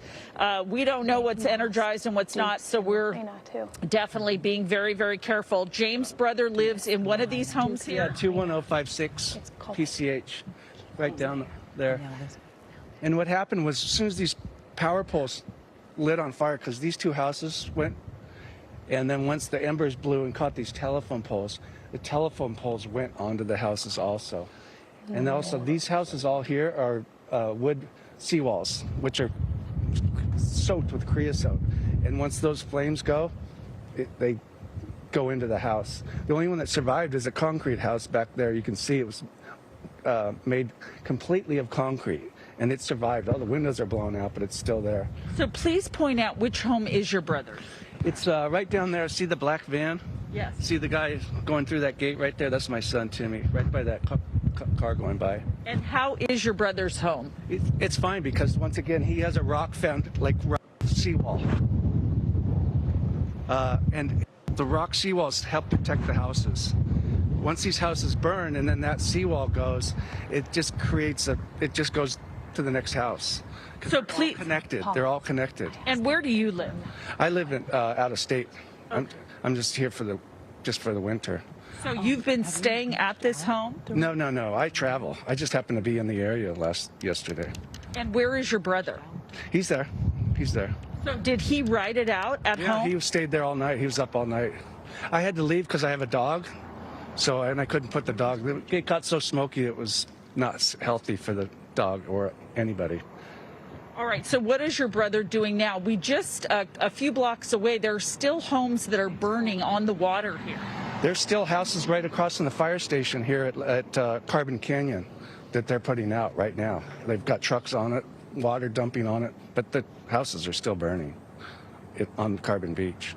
Okay, and it looks as though this stretch of homes along this block did survive, right? Because this house here is the first one that has a rock seawall. This one is the only wood seawall that survived. I think it's all stucco also, which helps. But all those houses, except for a few in between, have a rock seawall, and it helps. But this. No, they had no chance, because once these houses burned and it went across the street and caught the telephone poles on fire, the telephone poles actually fell into the houses. And so you're referencing now the homes on the mountainside of PCH. Once they went, the whole thing, it was on both sides, and then once it crossed over, it caught these telephone poles on fire. It was just a domino effect. There was no way to stop it. Also, the fire department is very smart about getting in between these fires when you have fires on both sides. So they were very smart to stay pretty much away from this area. Now, were you here watching when these homes were? I have photos of this one. And when was this? What time? 10 o'clock last night, 9:30. Wow. So this was one home here that we're looking at. I see the front door. That's the gate to that one house. And there's Randy, my friend. Those are his cars right there. That's Randy's Jeep, the gray one that burnt.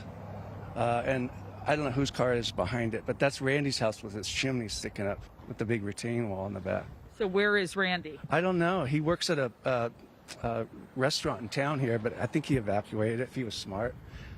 Now, we had heard something about some people here in Malibu who were running to Dukes. You said that we're just south of Dukes, running to Dukes, and that they had been burned in the fire and they were trying to get help.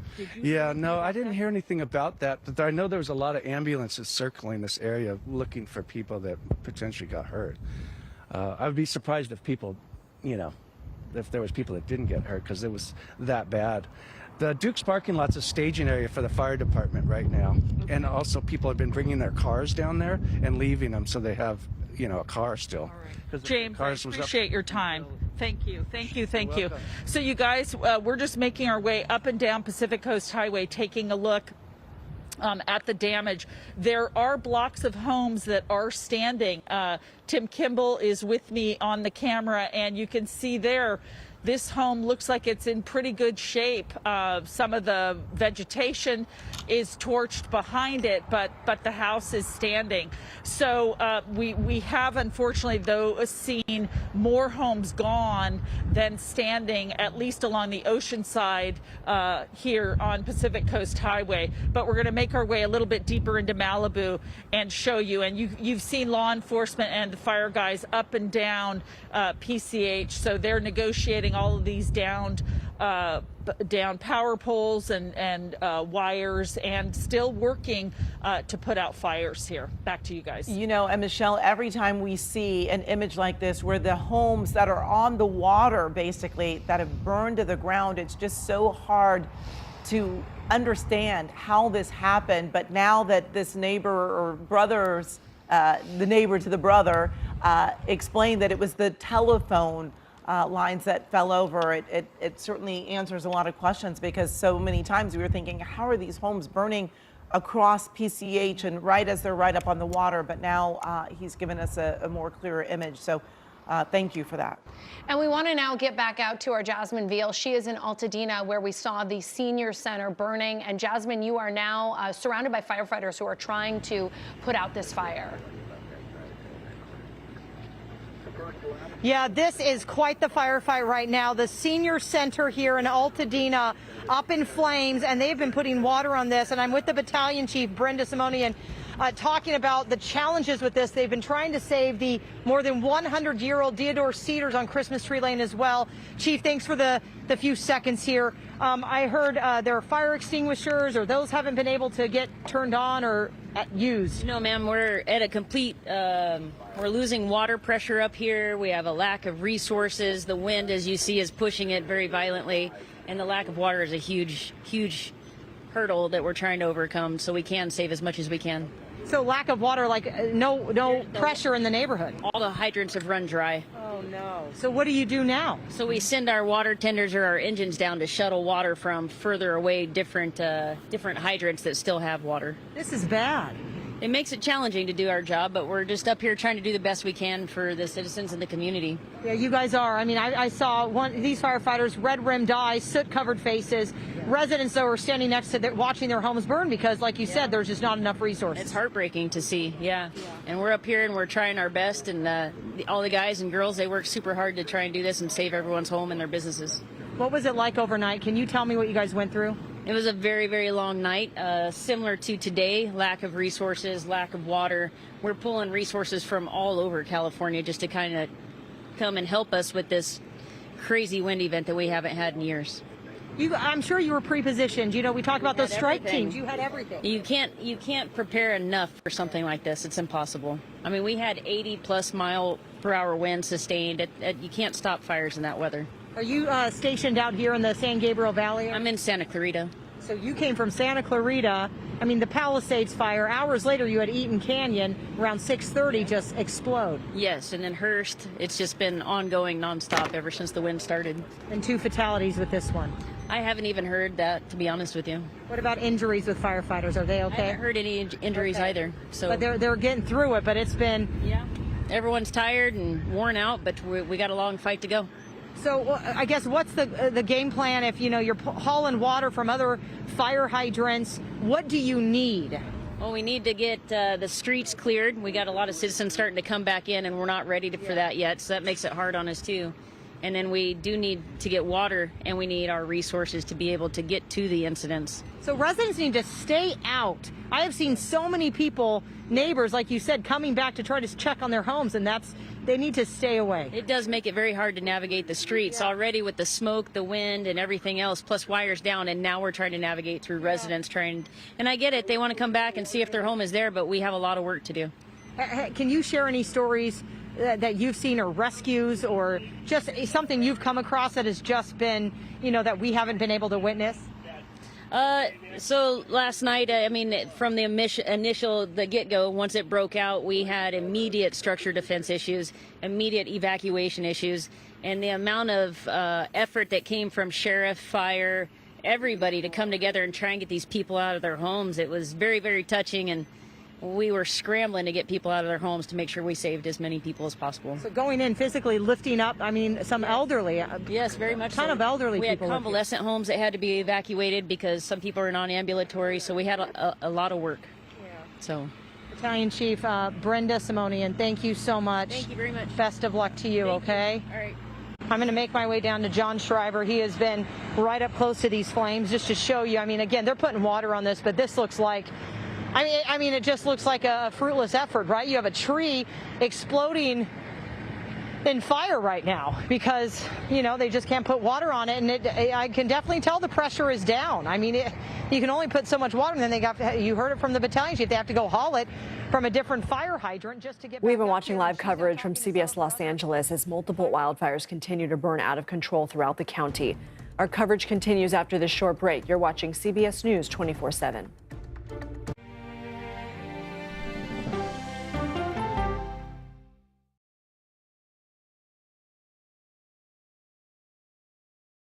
Is there no room for debate on college campuses anymore? 60 Minutes brings you to the new university that is demanding it. The stakes are that high. If our universities are screwed up, and I believe they are, then that will screw up America as a whole quite quickly.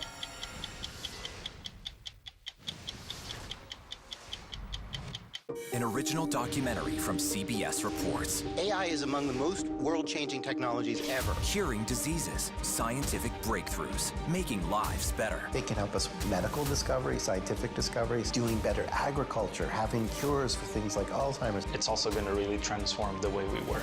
The uplifting potential of artificial intelligence is limitless. It gives you a friend, somebody to chat with 24/7 that is non-judgmental. He makes me feel loved and desired. And so are its downfalls. The problem with all this AI is that it's unpredictable and uncontrollable. The choices we make now will have lasting effects for decades, maybe even centuries. The ChatGPT revolution, now streaming on the free CBS News app. I think I asked direct questions. I don't know that they're tough questions per se. What price should Moscow pay for trying to manipulate American voters? Isn't that giving people false hope? That's the role of Face the Nation, to focus on the issues at hand. And that means a civil conversation with perspective. It was almost like being face to face with the devil. Women riding bicycles dismembered. She just vanished. 48 hours reports. I fought and fought. 911, what is your emergency? She disappeared off the face of the earth. Ever think in your wildest dreams someone might want to kill you? This almost became a game of psychological warfare. You're caught. You're going to go down. Stream 48 hours, 24/7. I think we're very cute. Yeah, I think we need to send out a Christmas card like this. Yeah, let's do that. Dollar Jill. If you can't get into the market, it's okay. Renting is fine. I wonder how Serena is feeling. That's a really good question. No one's asked me that yet. You're 70 years old? 70, yeah. I'm 21.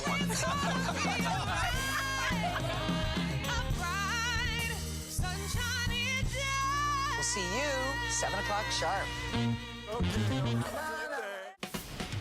When you need your sports news all the time, We've got breaking news to bring to you. CBS Sports HQ gives you a snapshot of all the sports that matter to you. When you need your sports in a snap, find it on CBS Sports HQ, streaming free anywhere you are. Somebody wants the bag. How do they get the bag? It's a name that's synonymous with luxury. 60 Minutes goes inside the House of Hermes to hear the history and meet the people who craft elegance one stitch at a time. It's time for 60 Minutes.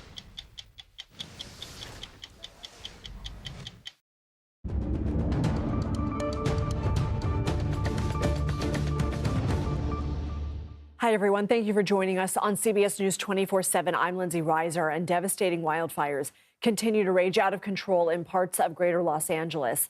The 4 major fires are being fueled by a massive windstorm that saw gusts of 100 miles an hour.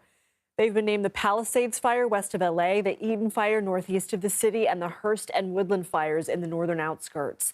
I want to show you some time-lapse video of the Palisades Fire, which has destroyed dozens of homes and businesses. This particular fire has more than tripled in size from overnight, from almost 3,000 acres to 11,800 acres. In all, more than 70,000 people have been ordered to evacuate so far. State fire officials say at least 2 people have died in the Eaton fire, which has grown to 10,600 acres, but the exact causes of death is unknown at this time. Officials also say a high number of the people injured by the fires were those who did not evacuate. According to poweroutage.us, more than 400,000 people are without power in the state. Please prioritize your safety as well as the well-being of those around you as we come together to continue to get through this widespread disaster. Los Angeles County firefighters will remain on the front line until we reach full containment. To give our viewers not familiar with the area some context, here's a map showing the location of the flames in relation to some local communities and area attractions. So the famous Hollywood sign, as well as the Getty Museum, are essentially sandwiched between the Woodley fire and the Palisades fire. Then we see the Hearst fire, which is burning near the San Fernando Valley. And then we see the Eaton fire, which is burning near Glendale, California. All the way on your right-hand side of the screen, in the lower area, you can see Disneyland. Just to give you an idea of the area, that is located in Anaheim. That right now, not in any danger of these fires. We want to go ahead and take you now back up to Southern California and CBS News Los Angeles' live coverage of the devastation being caused by these deadly wildfires. Right now, briefly, we just want to talk to this woman. Taisha, how are you doing? I'm okay. I'm so sorry to hear. I understand that you went back to your home and... My grandma's home was burnt to the ground. I'm just looking for my aunt right now, and I can't currently find her. So if anyone knows her, we're looking for her. What's her name and how old is she? Her name is Carolyn Burns. She's 57. Okay, and she evacuated on her own, and you're just trying to be reunited with her at this point. Yes, to see if she's okay. Okay, I'm so sorry you lost your home. Did you see the fire come, or did you just see the aftermath? I just see the aftermath. But everyone got out of the home, far. And your pets and everyone? We didn't have any pets. Okay. But so far they did. We're just looking for my aunt right now, as of right now. Okay, and one more time, what's her name? Carolyn Burns. Okay, and she can come here, meet you here. Yes, if anyone knows anything, because their house is burned to the ground. Yes. Yeah, I'm so sorry what happened, but the good thing is that you're okay, and hopefully she's okay too. Yes. Thank you so much for talking to us. So you guys, it's really unbearable, the stories. All of these people living it and just thinking about it as they're waiting to find out what happened to their home. She unfortunately knows what happened. Many other people just trying to meet up with family members. This is the place to be. This is where authorities are. This is where help is. This is where food is, where cops are, where you can bring your animals. So please, if you need any help, come down here. This is the place to be. And maybe this woman will see if we can reunite her with her relatives. For now, though, that's the very latest live in Pasadena. Let me send it back to you. All right, Ross, thank you for that. And we're so glad that the American Red Cross is there for so many people. Now, the intense and powerful winds have really turned sparks into infernos. The speed that these fires have escalated is seen as alarming. Governor Newsom says fire season has become year-round in our state, despite this not traditionally being wildfire season, but it is now. Yeah, so to help us understand the impact of this extreme weather and its effect on the ecosystem is Dr. Helen Holmlund from Pepperdine University. And first off, I want to thank you for joining us, because I know that everybody in Los Angeles right now in some way, shape, or form has been impacted by this. How might the increased frequency of these fires themselves influence our climate? Well, what's really critical here is that the intersection with drought, right? Because these severe winds are coming after a prolonged seasonal drought here in Southern California, chaparral shrublands. Approximately 6 months is the normal seasonal drought for this region, but we are now looking at about 8 months since we've had any meaningful rain down here. So the plants are really dry. And it's getting worse because the low humidity of this current wind event is drying out the plants even further, which makes them easier to burn. Another thing to consider is the impact of past drought, right? A lot of the area burning in the Palisades fire hasn't burned in at least 30 years. that time span is actually a fairly normal, healthy fire return interval, 30 years for the chaparral shrubs. But it means that the area hasn't burned since the historic drought from 2012 to 2018. That drought was really problematic for the chaparral because it actually killed a bunch of the chaparral shrubs. And chaparral shrubs don't normally die during the summer. They are evergreen, which means that they are so drought tolerant, they can stay hydrated with green leaves all summer long. But that multi-year drought was just so bad that it actually killed some of the shrubs. And so now that hillside has dead shrubs intermixed with the living ones. And the dead plants can ignite more easily than the living ones, and they increase the fuel load, as we saw with the 2018 Woolsey fire, which burns such a large area. And so that's how the past multi-year drought might continue to haunt us in terms of more severe fire today. In terms of fire frequency, we also have the issue as fires become more frequent. Basically, the chaparral shrubs, they don't have time to regenerate before the next fire. And when that happens, the chaparral shrubs get in place with these invasive annuals. And unfortunately, those invasive annual species, they die in early summer. They spend the summer dead. And so then they can ignite even more easily and contribute to even more frequent fires.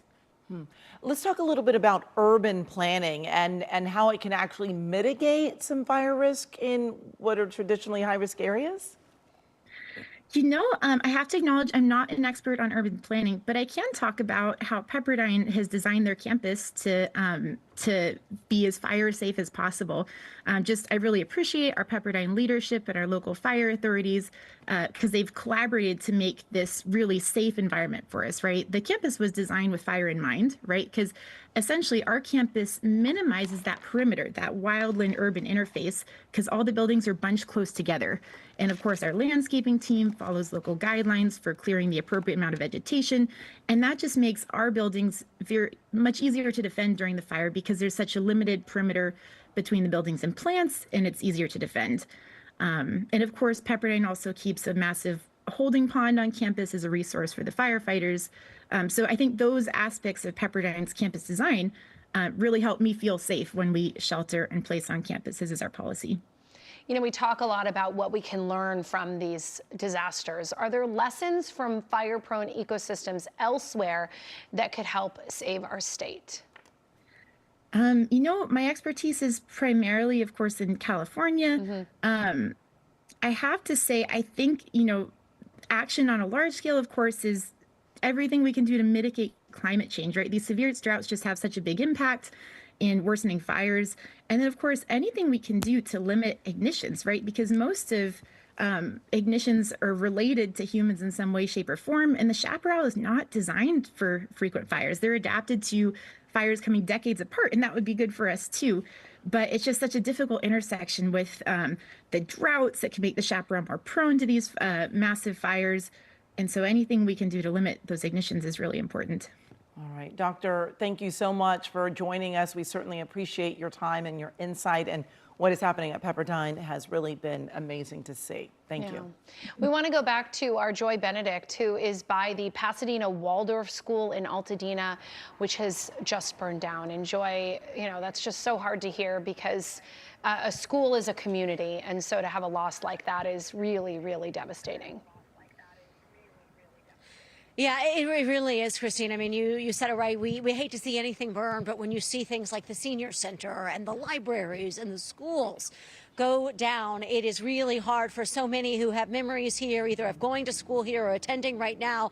But this is sort of the north side off of Altadena of the Pasadena Waldorf School, and there is not a building that I can see that has not been gutted. A middle and high school out here, that is basically what they have. So certainly tough to see, but it's not just the school. As our photographer turns around, you can see all the homes over here on the north side of Altadena. They are also completely gutted. We're starting to see a few homeowners come by. They're trying to look through things. And as we've heard the fire department say, this is not the time yet. There is still active fires burning, as we showed you just a few moments ago out there on Lake.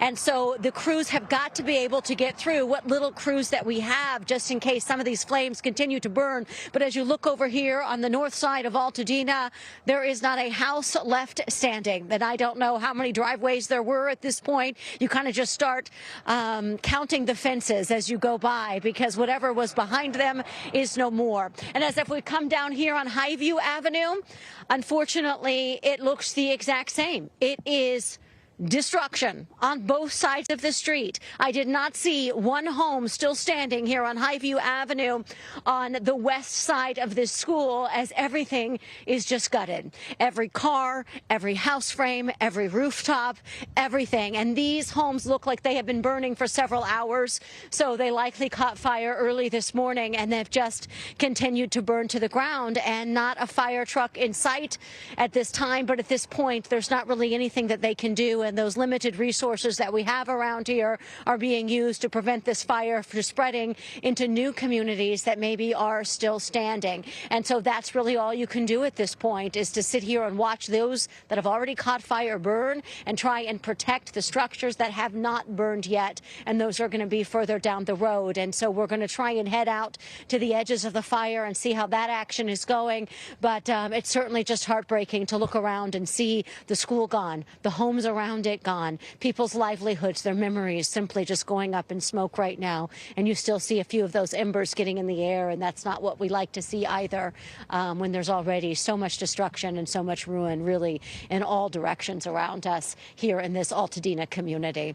So guys, we're just going to keep looking and trying to show as many of these streets to so many people who live here, because when you are in an evacuation area, that is the first thing I get asked. Can you check my home? Can you see, is it still standing? And unfortunately, it's not. I also want to show these cars, because I've covered a lot of fires, and I have yet to see as many people in the community as I do right now, just simply driving around, taking photos and looking. I know it's natural and it's curiosity to do this, but one, it's dangerous, and two, it can hurt the efforts of the firefighters to get in and out of there quickly. I mean, we as the media, this is our job. This is what I have trained to do. But to have people just driving around already looking for your homes, as we heard that battalion chief say earlier in Jasmine's live shot, this is not the time.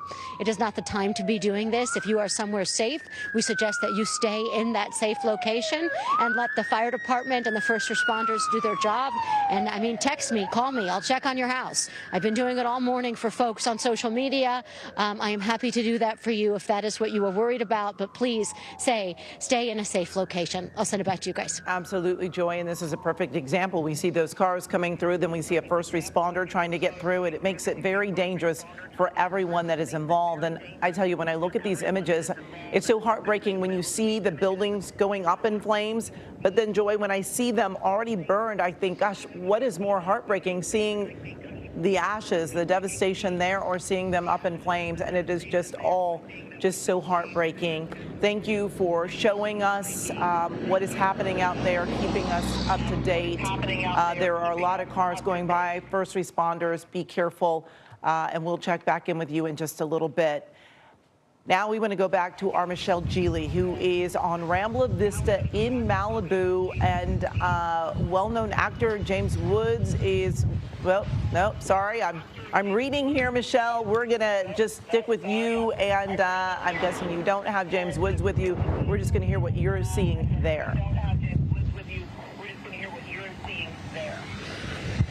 Amy, you can see behind me a fire at a home that was destroyed likely yesterday, but still burning today. We just saw a firefighter up on the balcony, that tall balcony there, fighting the fire at the home next door, shooting water down onto it. It looks like they were able to save that stucco structure. Unclear what the home here was made of, but it's a total loss. And as we look across, we're just above Pacific Coast Highway. You see all of the homes along the ocean there that are gone. This is pretty much the scene that we've been seeing for the last couple of hours. In this neighborhood on Rambla Vista, there are some homes that are standing. You can see this one behind me here. This is at 21349 Rambla Vista. This other, it looks like a multi-dwelling unit here. There's a lot of black I see a lot of black soot as I look through the windows. The structure is standing, but unclear what the inside looks like. And we're going to walk on down Rambla Vista. This home, you can recognize, of course, a few things. This garage door that is caved in. There's water there spurting out and dripping down. You see the tall chimney. It's just really heartbreaking. A burned out car here on Rambla Vista, a staircase that led up to either this home or the house next door. And then a couple houses down, we see that they have managed, those homes managed to survive. The cars are in the driveway. They look like they are untouched by fire. So just so interesting and curious why it is that one home is standing and the other isn't. I don't know enough about the neighborhood and the building codes and the things to really get deep into it. But we wanted just to come here and show you these pictures and share with you that firefighters are still going up and down all of these streets looking for flames and putting fires out as fast as they can. We were just at Duke's, which is a well-known place on PCH just below us there, and we saw some fire crews. It looked like they were in their trucks resting, catching up on some much-needed sleep. And there were also some classic old cars parked there that are intact, so perhaps the owners there raced down when the fire started and thought that maybe that would be a safe place to keep those. Here, I can't tell what kind of car this is, but it's melted. That looks like a Tesla. Just so terribly sad to see all of this here in Malibu. When we drove from Santa Monica, as I had indicated earlier, you could barely see down PCH, but the smoke started to clear a little bit and we can see some blue sky, which is certainly a good sign. But then, you know, you come upon a neighborhood like this one. Again, we're on Rambla Vista, the 21,000 block, and homes are still burning. We see no residents up here. Thankfully, they are out, and the fire crews are able to make their way in and out. And there's that firefighter that I was referring to. He's back on the balcony. I'm going to have Tim Kimball show the firefighter, Tim, back on the balcony fighting the fire. Oh, now he's left again. So this is the scene here in Malibu, you guys. We're right near Duke's, and active fire still burning, piles of debris. You see the flames there.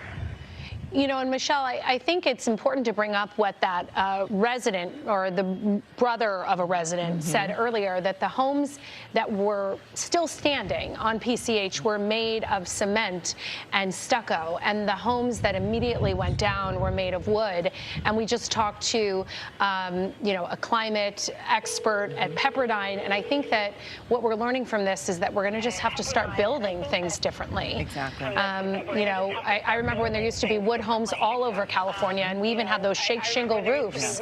We no longer do that. And, you know, I think this is a good example of how we're going to have to adapt and change the way we build in Southern California. Absolutely. And there are going to be a lot of people that are rebuilding, unfortunately, after these fires. And something tells me that the homes will be built quite differently. Yeah. Well, we want to turn now to well-known actor James Woods. He is one of the thousands of people who had to evacuate the Palisades fire. Yeah, he broke down when recounting the last 24 hours. Let's listen.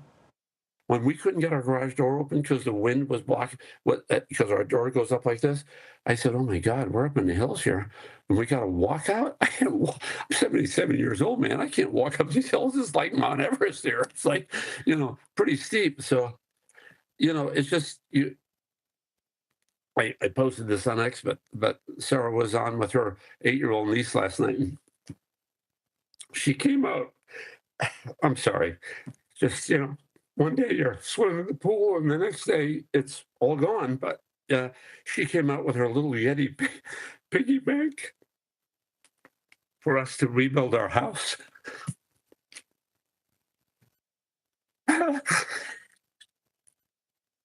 I'm sorry. I'm usually. I thought I would be stronger than this. I thought I'd be stronger than this, but you know.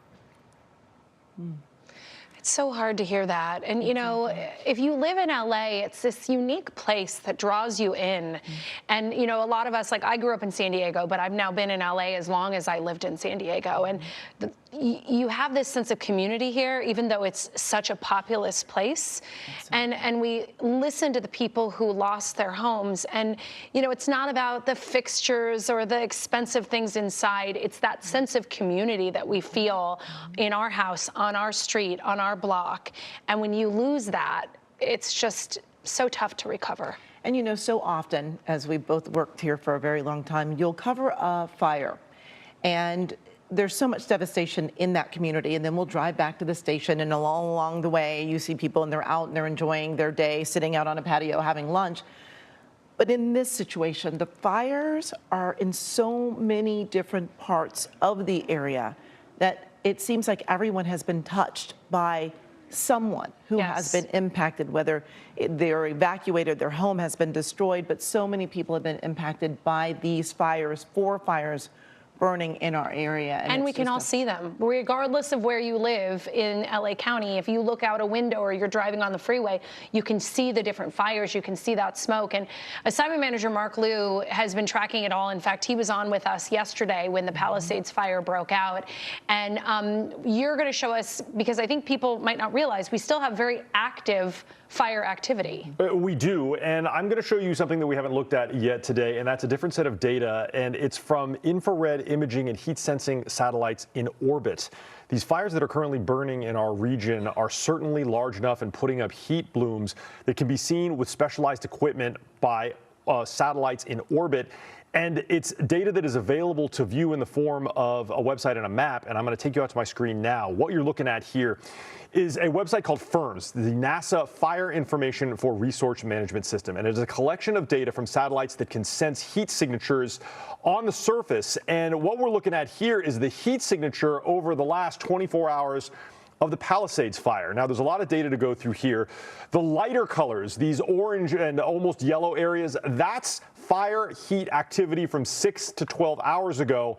But these dark red boxes that you see in the middle, that's fire activity from an hour ago. So really, that's where the fire is now. And I can change the opacity here, the opacity, to see where the active fire is. And you can see it is now in the hills to the north of PCH, moving all along. We are getting a look at the fire line by looking at these red squares. And you can see that just even in the last hour, there were heat signatures in the city of Pacific Palisades here, where we expect there is probably some very, very serious damage. Now, we can also see this activity over in the Eaton Canyon area, in the Eaton fire, and you can see this fire was extremely active in about 6 to 12 hours ago, but now we see the fire has broken into 2 flanks on either side. These red boxes are the squares that indicate that there was heat signatures just an hour ago, and Joy Benedict and Jasmine Veal were in these areas where we had seen the fire be so destructive. So this entire area of central Altadena has seen heat signatures large enough to be detected in space. And the other issue that I want to talk about is how there's also another flank of this fire, and it is moving over. Let's see if I can get out of my screen here just one second. There you go. It's over here. We really haven't seen all kinds of data about the area over here either. And so that is troubling in that there is a community on the eastern end that also could be dealing with it. And of course, this area of the fire in the north is burning up into the mountains. And there's really nothing out there until you get up into the Lancaster-Palmdale area. Now, there is one other fire, the Hearst fire. A bit of good news. I don't see any fire activity in the last hour. This is all from 6 to 12 hours ago. And then we were also talking about a fire that was in the Sepulveda Basin. It was right here. It was called the Woodley fire. Wasn't even big enough for these satellites to detect, and I talked to LA City Fire. The good news with that one, knockdown. No more active flames there. That one is out, so we are still only now dealing with the original 3 fires. But hopefully it's going to be coming down to 2, as again, the Hearst fire up here in Sylmar doesn't seem to be as active as the 2 that are here. One other thing I want to talk about before I send it back to you. This is the aerial firefight going on in the Pacific Palisades area, and all of these icons you see here are orange, but the line that I'm looking at here, the flight path of an aircraft here that's this light-colored teal green, that's from an aircraft called Intel 12, and is actually on its way back to Sacramento, if I can find it. It's right here. It's heading northbound, and this is the aircraft from the Governor's Office of Emergency Management that is going to be doing that fire mapping. We're going to get a much better idea of the footprint of this fire. It really hasn't been updated since midnight. So this intelligence gathering aircraft is going to be able to share that with CAL FIRE, and they're going to get a much better idea of where the fire has burned. And as for the firefight here, Fire 3, Fire 2, all of these aircraft still doing a tremendous amount of work over here. There's actually a Ventura County Firehawk now on the western end fighting that fire. So we're seeing a tremendous amount of resources here, and there is certainly a fire also, Firehawk in the Altadena area that's working on the western end doing water drops over there. So the battle for aerial superiority in these fires continue, and it is hopefully going to give those fire crews on the ground some hope, as those firefighters that are at the Palisades fire, now more than 26 hours they've been fighting this one. All right, we have been watching live coverage from CBS Los Angeles as multiple wildfires continue to burn out of control throughout the county. Right now, the Palisades fires burn nearly 12,000 acres. The Eden fire just behind with 10,600 acres burned. Our coverage continues after this short break as we continue to follow the Palisades fire, the Eden fire, the Hearst fire, and the Woodley fire, all in Los Angeles County. You're watching CBS News 24/7.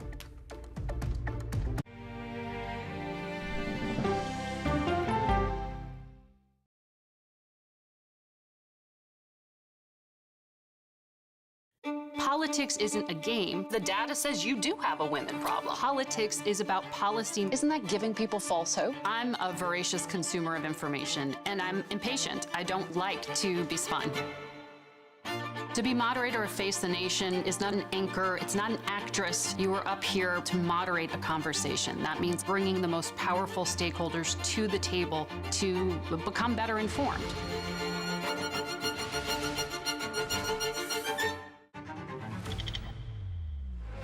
How fast do you think you were going? 195 mile an hour. This is incredible. How close did you actually come to being killed? That close. Is this brain surgery without a knife? It is. What risk do these children pose to Russia? I'm not sure the world is prepared for this change. Definitely not. Who's the best coach in college football today? Let me see a mirror. It's time for the CBS News original, 60 Minutes. Sundays on CBS and streaming on Paramount Plus. This case. It's like a screenplay, something straight out of Hollywood. But it's not fiction. It's 48 hours. Human remains found this week. 4 families shattered. There's no physical evidence. The mystery would haunt investigators for years. There's some questions that have to be asked and need to be answered. Like a John Grisham novel. A gripping true crime original.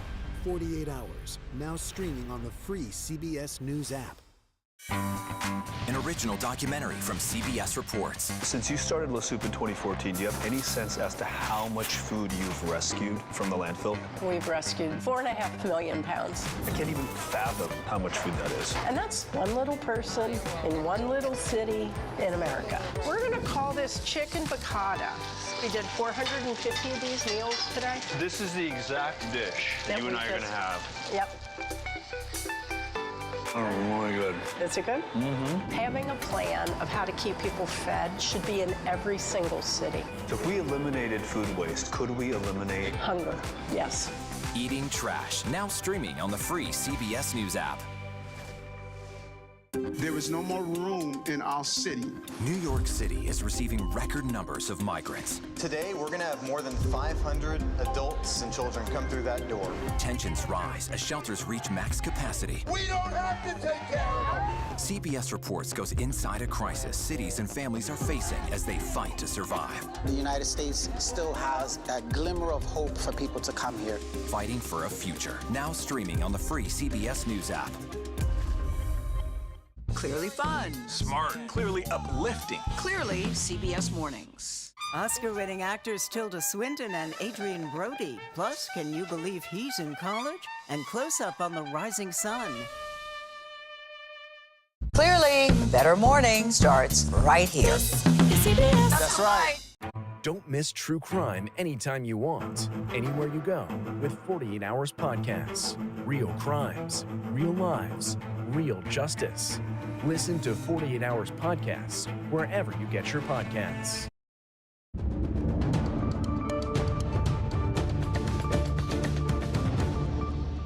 Hi, everyone, and thanks for joining us here on CBS News 24/7. I'm Lindsay Reiser. Devastating wildfires continue to rage out of control in parts of greater Los Angeles. The 4 major fires are being fueled by a massive windstorm that saw gusts of 100 miles per hour. The fires have been named the Palisades Fire west of LA, the Eaton Fire northeast of the city, and the Hearst and Woodland fires in the northern outskirts. The Palisades Fire, seen here, is now the most destructive fire in Los Angeles history.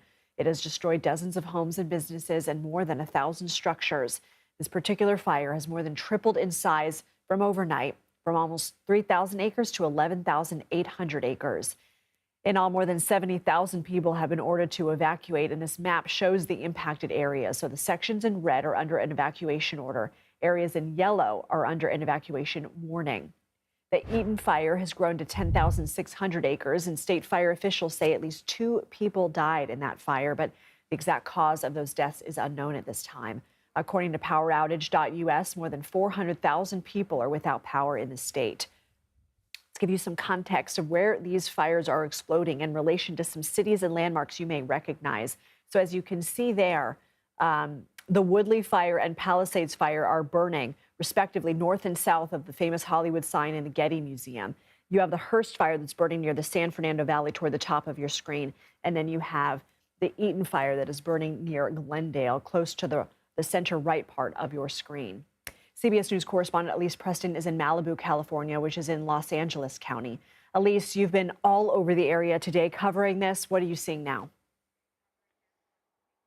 Yeah, we have been all over the area, Lindsay, and we keep coming back to this spot because it is the safest. As we continue to drive and look for other spots to show you, there's a concern that the winds will either kick up and carry the flames and endangering our crew, or the winds have knocked out cell service or power in those areas. So we can't even get those images to you from those vantage points. But we're here on Pacific Coast Highway. You can see people, just a few people trickling out, but no one is allowed back here. There are law enforcement officials basically stopping anyone who is not with law enforcement or first responder.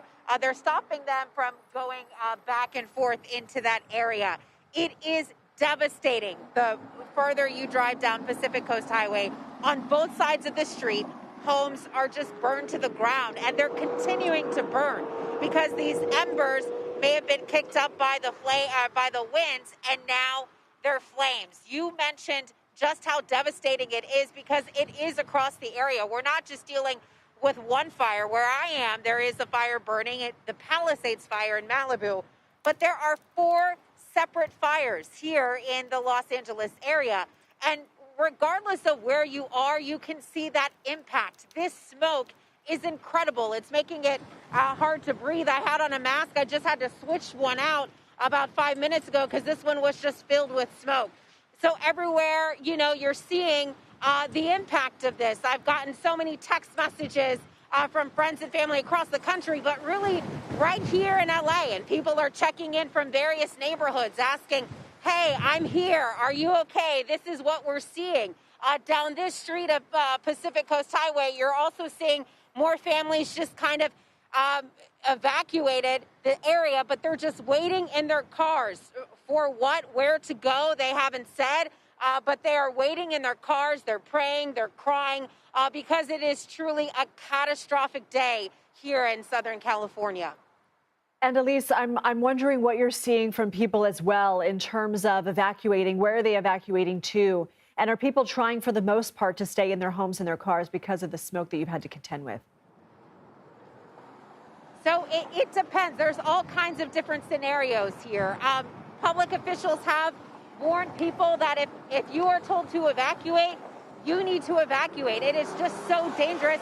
You said that the fire, it tripled in size overnight, and that's because of this wind, and it's 0% contained. So they're telling people if you are told to evacuate, you need to evacuate. But we are seeing people who are staying in their homes outside of evacuation zones, and they're opening up their homes to other people. So many people are impacted by these fires across Southern California. Where I am right now, Malibu, this is a more affluent neighborhood. So people are, they tend to have more options when you're talking about evacuations. But in other areas, and certainly across the area, there are evacuation centers that are open. And not everyone is well-to-do in this area, but that is what we're seeing. This is an area that is known to many celebrities and Hollywood stars. They've been posting online videos of what it is like to evacuate. And regardless, people have lost everything. You build your entire life, right? You're working to build your home. And again, it's not just a structure. It's a place that they have called home. It is where they have taken solace and respite. It is where they have created memories with their families. And those homes are gone just like that. Elise, over the last few hours, what have the winds been doing? Lindsay, give me one moment. I just lost you just there. No problem. Lindsay, I'm having a hard time hearing you. Here we go. Lindsay, I apologize about that. The wind knocked out my IFB. If you wouldn't mind repeating yourself. Yeah, you have nothing to apologize for. And for the people at home, the IFB is what we wear so that we can communicate with one another. It's her earpiece. But at least over the last few hours, and I'm sure this will be part of your answer, what you just experienced, what have the winds been doing?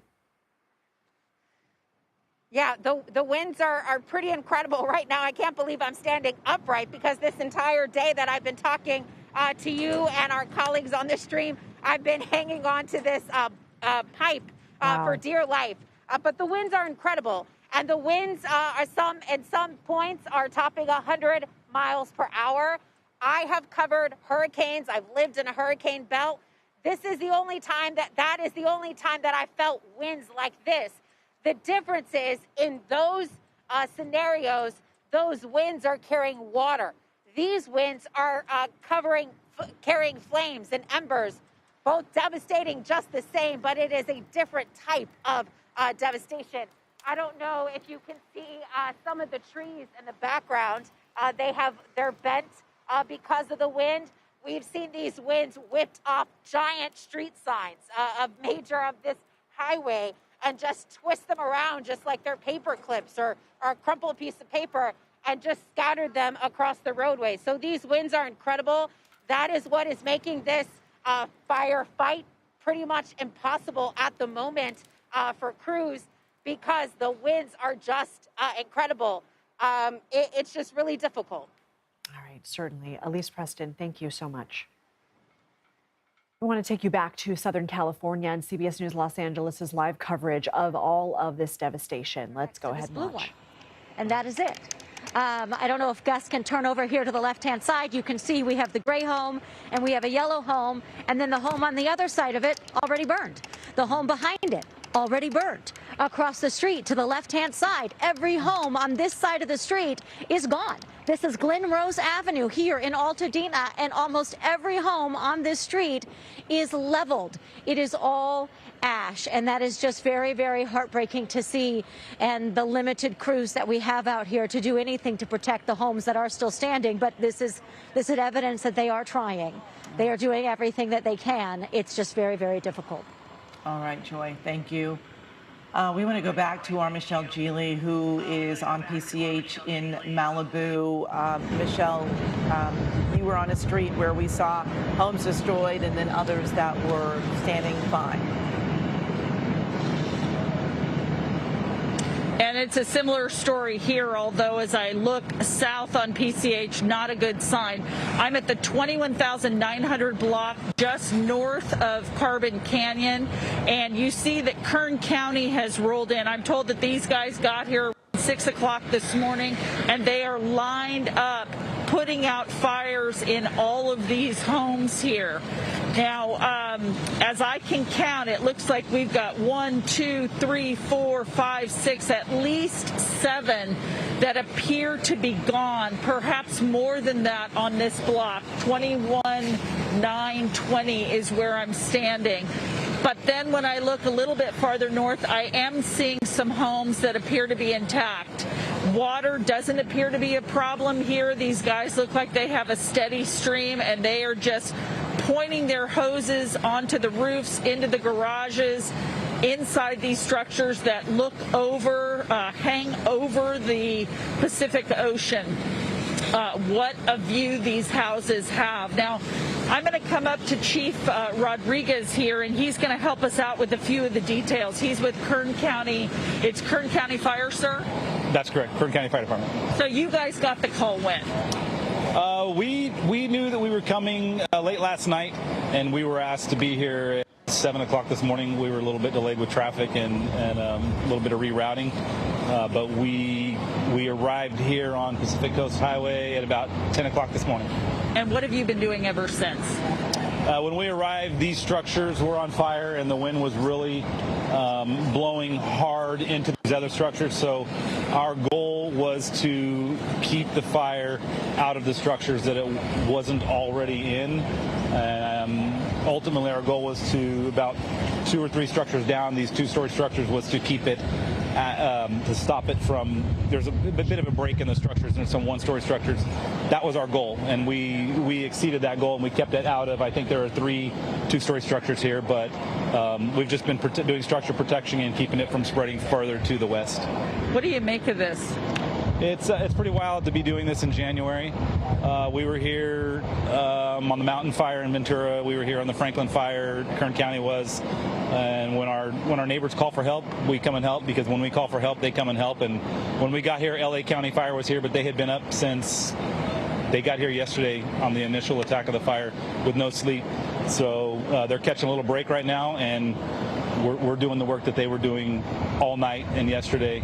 And we'll be here for probably 14 to 21 days. But this is surreal. A little bit of fire science education for me. Why is it that we see one house that maybe made it and the other one didn't? I know there are a lot of factors. There are a lot of factors. Obviously, with this fire, the wind is the biggest factor, and one ember that gets in the house, on the house, under the house, can just start a small fire that becomes a big fire. And with the wind fueling it, there's no good explanation for it. Obviously, LA County Fire and the Kern County Fire Department, we've been fighting them all morning. We've been right here making a stand. So there's a reason why it's not in a couple of these structures, but before that, it's hard to say. It really is hard to say. It's just nature. It's the wind. It's embers getting cast sometimes miles, and it's hard to pinpoint. But one of the big problems is when we get embers underneath foundations, and these structures are built kind of on a little bit of a hillside, so they have open foundations underneath. You get embers under there, that becomes a problem. But you can't pinpoint it. We just do what we can. That was going to be my other question. You can't really see we're looking at the garages of these homes. Correct. What is on the other side? I mean, is there anything left? The homes that you see here that are obviously gone, there's nothing left. If you were to be on the backside, you're right by the ocean, and you can see where their decks were and where the home was. But there's nothing left. It's just, the charred remains of these structures that have been here for decades. Well, we thank you, Kern County, for helping us out here in Southern California, and we know that we will repay the favor if needed. Hopefully not. Hopefully not. We know that. We work really well with our neighbors, and they come and help us, and we come and help them, and we're happy to be here. Obviously, this is not a good situation, but we're here to help. Thank you. Thank you. Battalion Chief Rodriguez, Kern County Fire. Thank you for your time. I appreciate it so much. So you guys are seeing the work that is going on here by these firefighters who rolled in around 7 o'clock this morning from Northern California, from the Central Valley. And they've probably been what you're seeing right here in this position for hours, just water on these houses. And I know we've received a few texts, people asking whether their homes, just like Joy was referencing, people who have evacuated and aren't allowed back in, they're so curious to know whether their parents' home is standing, whether their home is standing. And we're doing the best we can just to share information, of course, and try and give people answers, because it's so scary to think about, you know, what's going on here and really not being able to see. So that's what we got. Tim, I'm just noticing some black smoke behind us. I'm going to have him swing over. Again, we are looking now southbound on Pacific Coast Highway. You see that flag, that American flag, that's Carbon Canyon Road. And I see some thick black smoke up there. Not sure whether that is a neighborhood or what we've got going up there, but that's something that we want to check out. But the scene that you see here is what's happening on Pacific Coast Highway today. It is filled with fire trucks from all across the state, law enforcement, media. We don't see many people who stuck it out. But the work continues, and the fires continue to burn. That's the latest here, you guys, in Malibu. Back to you. All right, Michelle, thank you. And of course, they are doing all that they can to show us the street so that folks can see what is still standing, even though it is a very difficult message to share. And our Rachel Kim is live in Altadena, where more buildings are burning. Rachel, we have just seen so much devastation there in Altadena, just like we've seen in Malibu.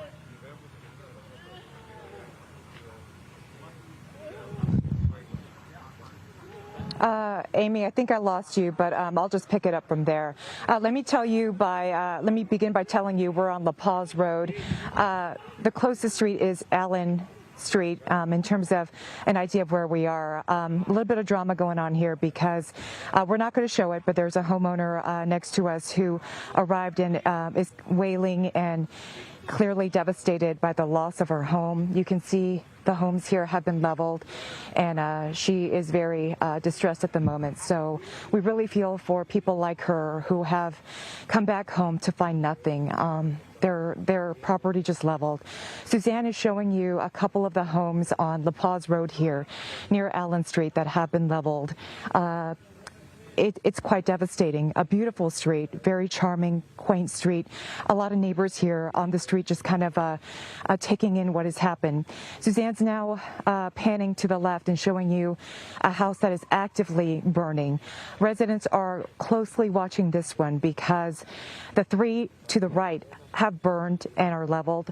They're going to watch to see what happens to this one. The short time we've been here, we've seen it burn. We heard glass blow out. The roof has collapsed. Parts of it is slowly just chipping away. You can see the back has just is just engulfed in flames. There's a lot of fuel in there, obviously. We understand the homeowner is not here, that he did not want to watch what was going on. So a lot of neighbors are watching for him. This area, again, beautiful, historic homes. So many people emotional. They didn't want to talk to us on camera at the time, but clearly devastated that this is what's happening.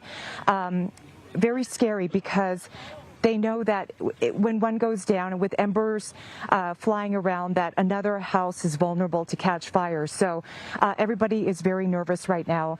We understand that there are fire crews nearby, but again, they are so stretched thin. They can't be everywhere at one time, right? So neighbors are doing what they can to help. Suzanne, I don't know if you could pan up to the gentleman on top of that roof next door. The gentleman you see right there in the flannel shirt. I spoke with him a moment ago, and I asked him, do you live in one of these homes? Do you own one of these homes?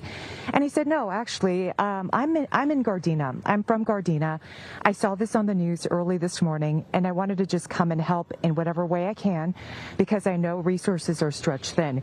So he literally has been going around trying to, spray down homes, do what he can to help firefighters in any way. Very humble guy, but the neighbors tell us that he's been doing everything he can to help all of these neighbors. So I hope he's safe up there, but you see him spraying something on the roof over there, trying to make sure that the house next door doesn't catch fire. And you can see he's putting the liquid under the eaves there, because we know that embers can fly into those vents and catch homes on fire. So this is just an example of what's going on in this neighborhood. You've got just strangers trying to come and help the residents here. Suzanne is now showing you, LA County airdropping helicopter. That is a sight for sore eyes, because we know all day yesterday and for most of today, air resources have not been an option because of the wind. It's been too dangerous. So that is certainly a wonderful sight to see, that air resources are back and dropping water, and the water can be dropped in concentration without it being sprayed around by the wind. So that was really wonderful to see. For a small street here again, La Paz Road, there was so much going on. Not only the people who are coming home to find their homes just simply gone, neighbors trying to help neighbors, trying to preserve their homes, one actively still burning. Literally across the street, you see this everywhere. Some homes are just fine, untouched, others leveled. Nothing left, right? So this is the scene right now. A lot of worried folks just waiting and seeing and hoping that their homes stay safe in all of this. But very sad to see. We've been driving around Altadena for a couple hours now. A lot of areas here we can't get a cell signal, but we were just at the Altadena Town and Country Club, which has been pretty much destroyed, and the homes around there, many of them also on fire and destroyed.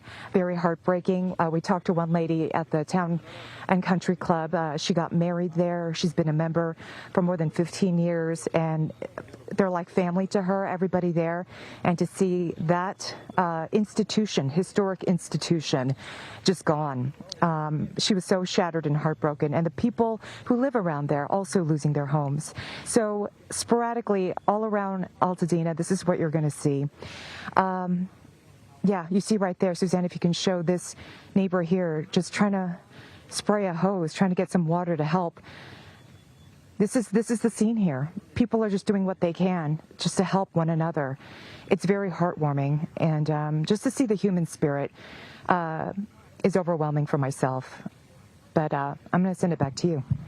Right, Rachel, and we certainly know that it is tough to see people coming home to what was once their home, and now it is destroyed, and those who are trying to save their homes. And it's just been so much devastation for the last, yesterday and today. And, you never get used to seeing so much devastation, and we have not seen anything like this, in our area, with so many communities losing so many homes and businesses. Our assignment manager, Mark Liu, is live at the desk now with a look at the current fire activity. And Mark, it just seems like there was so much. It really is heartbreaking for the people that are living both in the Pacific Palisades and in the community that Rachel is in central and northern Altadena, particularly for the people who probably never expected that their home would be affected by a wildfire being so far from the hillsides.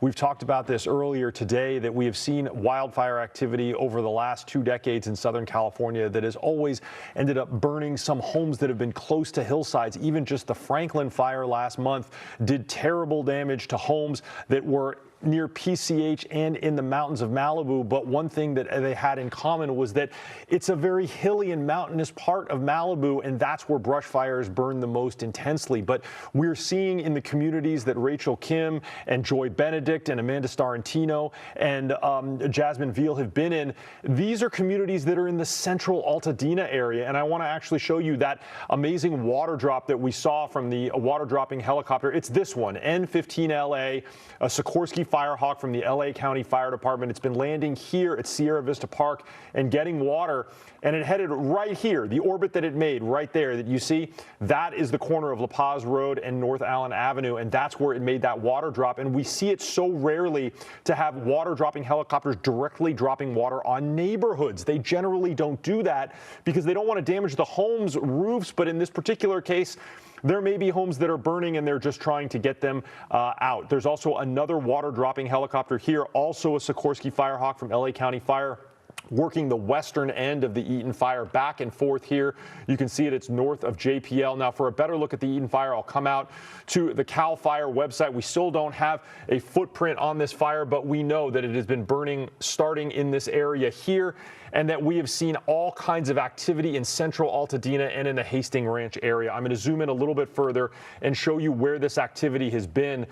Basically, where Rachel Kim was sort of over in this area. This was Allen Avenue in La Paz.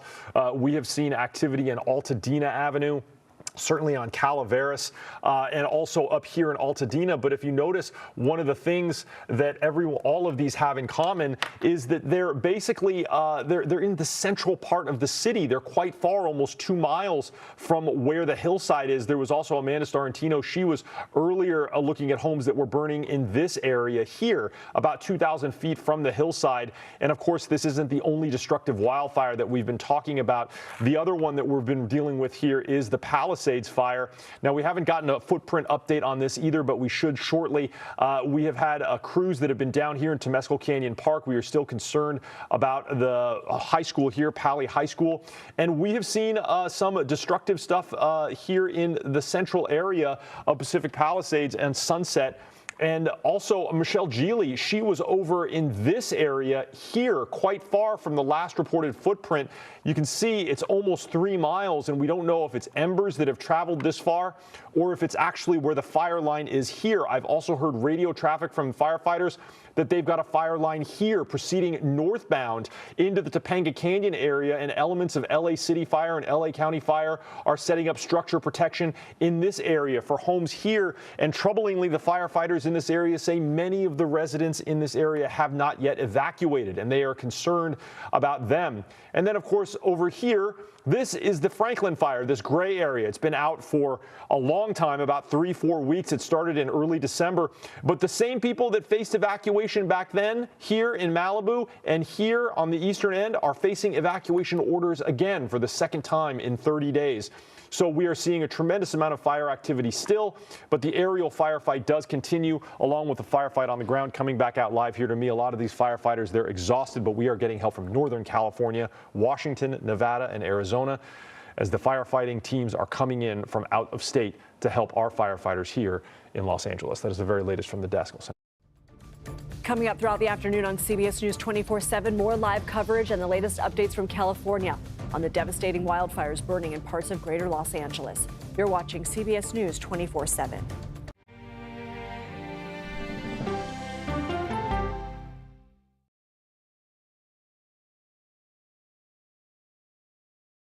Is there no room for debate on college campuses anymore? 60 Minutes brings you to the new university that is demanding it. The stakes are that high. If our universities are screwed up, and I believe they are, then that will screw up America as a whole quite quickly.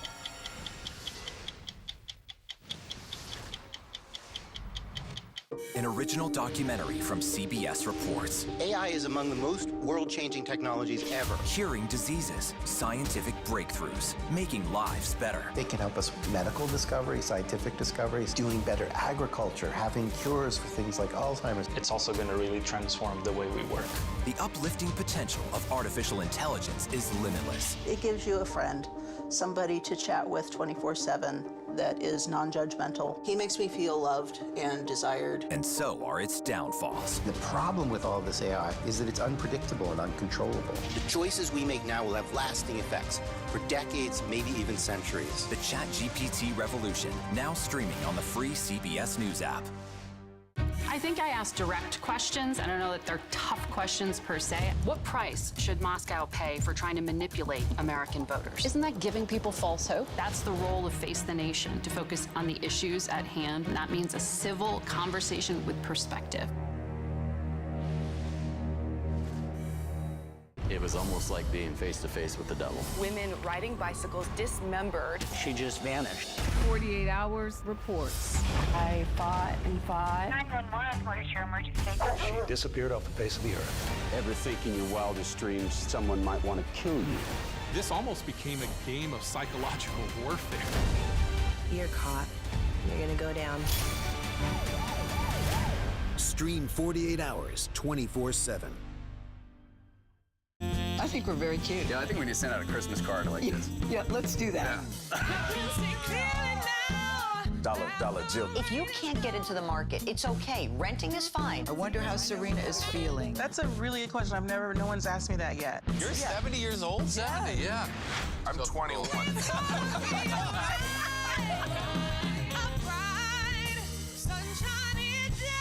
We'll see you 7 o'clock sharp.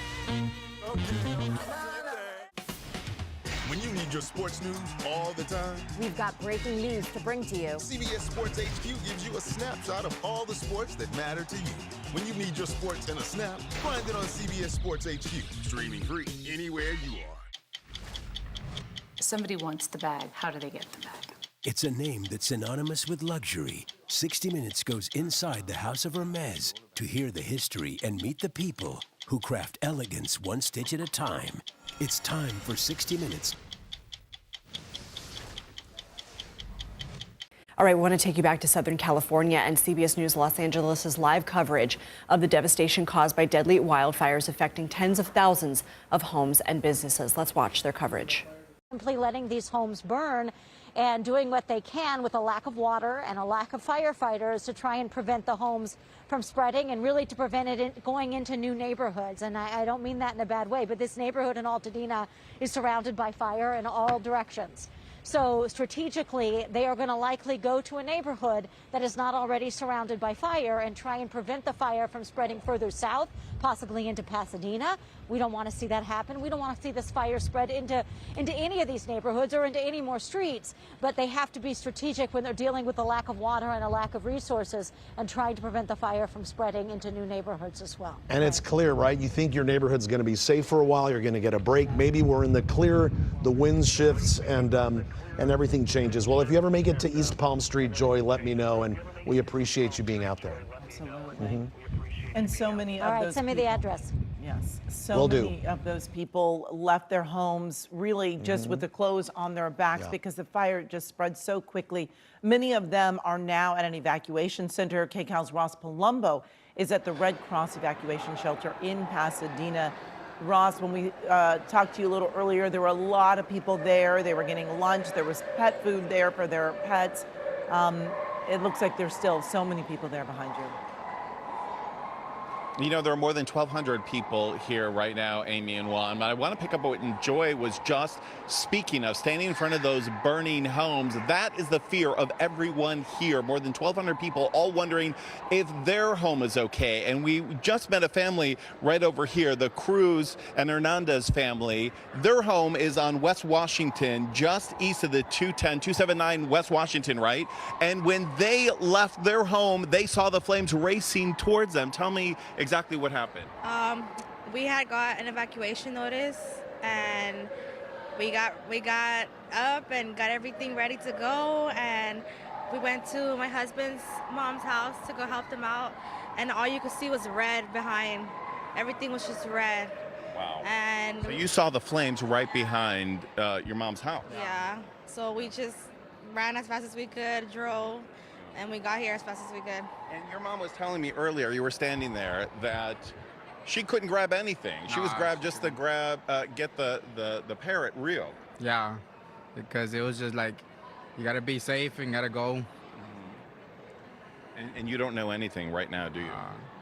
So is it okay if I give out your address? You live at 279 West Washington in Pasadena. So anyone that has any information, you can email me, rpalumbo@cbs.com, and I will get you the information to you. But fortunately, this is your daughter? Yes. And she's okay? Yes. That's most important, right? But what is it like? At least you have the shelter to come to, Yes. right? Yeah. And I understand that they just provided some food. Yes, they provided food, water, snacks, everything we need, yeah. But right now, is this all that's in your mind? What is happening to the house?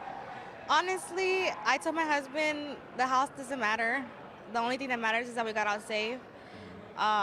We can buy things again. You know, materialistic things we can rebuy, but life is only one. You are absolute. Crystal, thank you so much for speaking. Thanks so much. I'm glad your beautiful daughter is okay. And this is your brother. Yeah. You're all okay. You have the right attitude, even in this time of crisis. Thank you so much. So here at the shelter, again, this is one of about 1,200 families. We are now inside one of the exhibit halls. Now, we're not going to zoom in on anyone in here out of respect for their privacy, but this is what it looks like. Listen, if you are fortunate enough to never have been in a shelter, count your blessings, because this is what happens. You come here, you have a chair, a cot, some blankets, some food. Those are all wonderful things, but the hard part is then you have to sit here and think, what is happening to my home? When can I leave? What will I do? What will my children do? What can I do with my pets? Here in this facility, they're actually allowing people to bring pets, so that's a very good thing. And we've seen several instances where people have brought their dogs. In fact, right over here on the ground, this woman is sliding right in front of it. They brought their dog in here, and the Humane Society is on scene to help people take care of their pets. They've even brought in some dog food, some cat litter, those sorts of things. You see a lot of people that are in wheelchairs here or gurneys, and that's because they are coming from assisted living facilities. In fact, a good majority of people here right now, the first arrivals actually were senior citizens and several people that needed medical care. So there are trained medical staff here taking care of them. We've seen oxygen tanks, we've seen medical equipment. These are all designed to help make these people at least as physically comfortable as humanly possible. This is the entrance looking down there. You can tell that it is starting to taper off just a little bit, the number of people coming in here. That is a good thing, but the evacuations continue. So if you're within the sound of my voice and you don't know where to go, if you're wondering where your relatives are and you can't get in touch with them, come here to the Pasadena Convention Center. This is the right place to try to find people to check in, to see what's happening if you need assistance. Also, Amy and Juan, there's going to be a press conference here to update everyone about this fire coming up at 4 p.m. Of course, we'll bring that to you live. For now, though, that's very latest live in Pasadena. Back to you. Ross, you're giving so much important information. The shelter, not just a place to wait it out, but there's some medical care. You can get a place. You can bring your animals, so that's very important. I remember in Luz Delia's report earlier this morning, there was a woman with 3 dogs, and she was looking for a place to stay overnight. All the hotels were turning her away because she had 3 dogs versus 2. So it's nice to see that there's a place for these folks to go to, right? Absolutely. It's so important, and we so appreciate all that the American Red Cross is providing for so many people in need right now. Indeed. All right, we go back to our Jasmine Veal on Altadena and Lake Avenue in Altadena, which is near the Bunny Museum there, and the flames continue, Jazz. Yeah, it's burning. Businesses, this Bunny Museum burning here on Altadena Drive and Lake Avenue. We just had glass exploding. I heard there are fire extinguishers, or those haven't been able to get turned on or used. No, ma'am, we're at a complete, we're losing water pressure up here. We have a lack of resources. The wind, as you see, is pushing it very violently. And the lack of water is a huge, huge hurdle that we're trying to overcome, so we can save as much as we can. So lack of water, like no pressure in the neighborhood. All the hydrants have run dry. Oh no. So what do you do now? So we send our water tenders or our engines down to shuttle water from further away different hydrants that still have water. This is bad. It makes it challenging to do our job, but we're just up here trying to do the best we can for the citizens and the community. Wow, it is tough to see, and it just the resources. I mean, we don't have enough firefighters, and now not enough water makes it even more. We're going to go back to Jasmine. She was having a little trouble with her signal, but we're going to check back in with Jasmine. Okay, let us kind of just stay put for a second. Again, we're on Altadena Drive and Lake Avenue, and businesses. You see the Bunny Museum behind me. This was established back in 1998. It's a beloved gallery. I mean, it has thousands of bunny and rabbit-related items inside, kind of like an art exhibit, and it's just burning to the ground. Glass has been exploding here. You see the sign burning.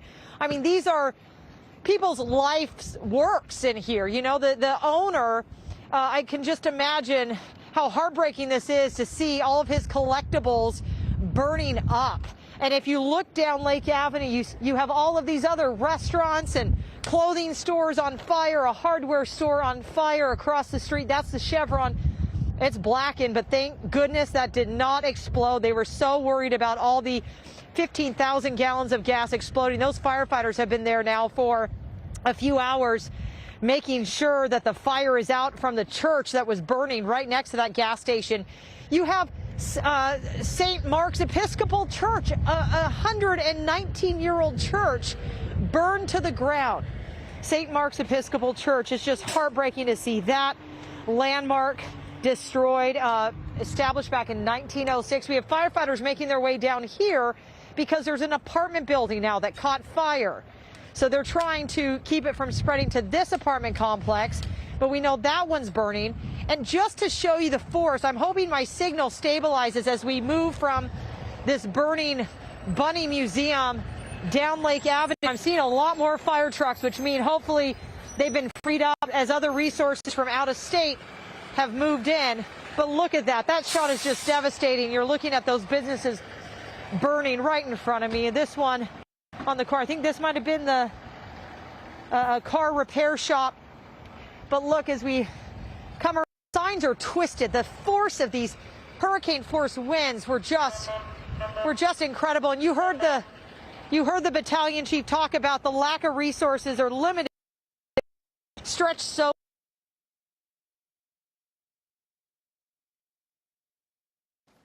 What a lot of people don't know is we use cell phone technology to bring you these live images, and when there's a lot of movement, there's a lot of people on their cell phones trying to communicate. That lowers the signal there, so sometimes it breaks up when we're trying to report from there. So yes, and you know, we've been talking about the gusting winds that have been driving these fires for days. We knew it was coming.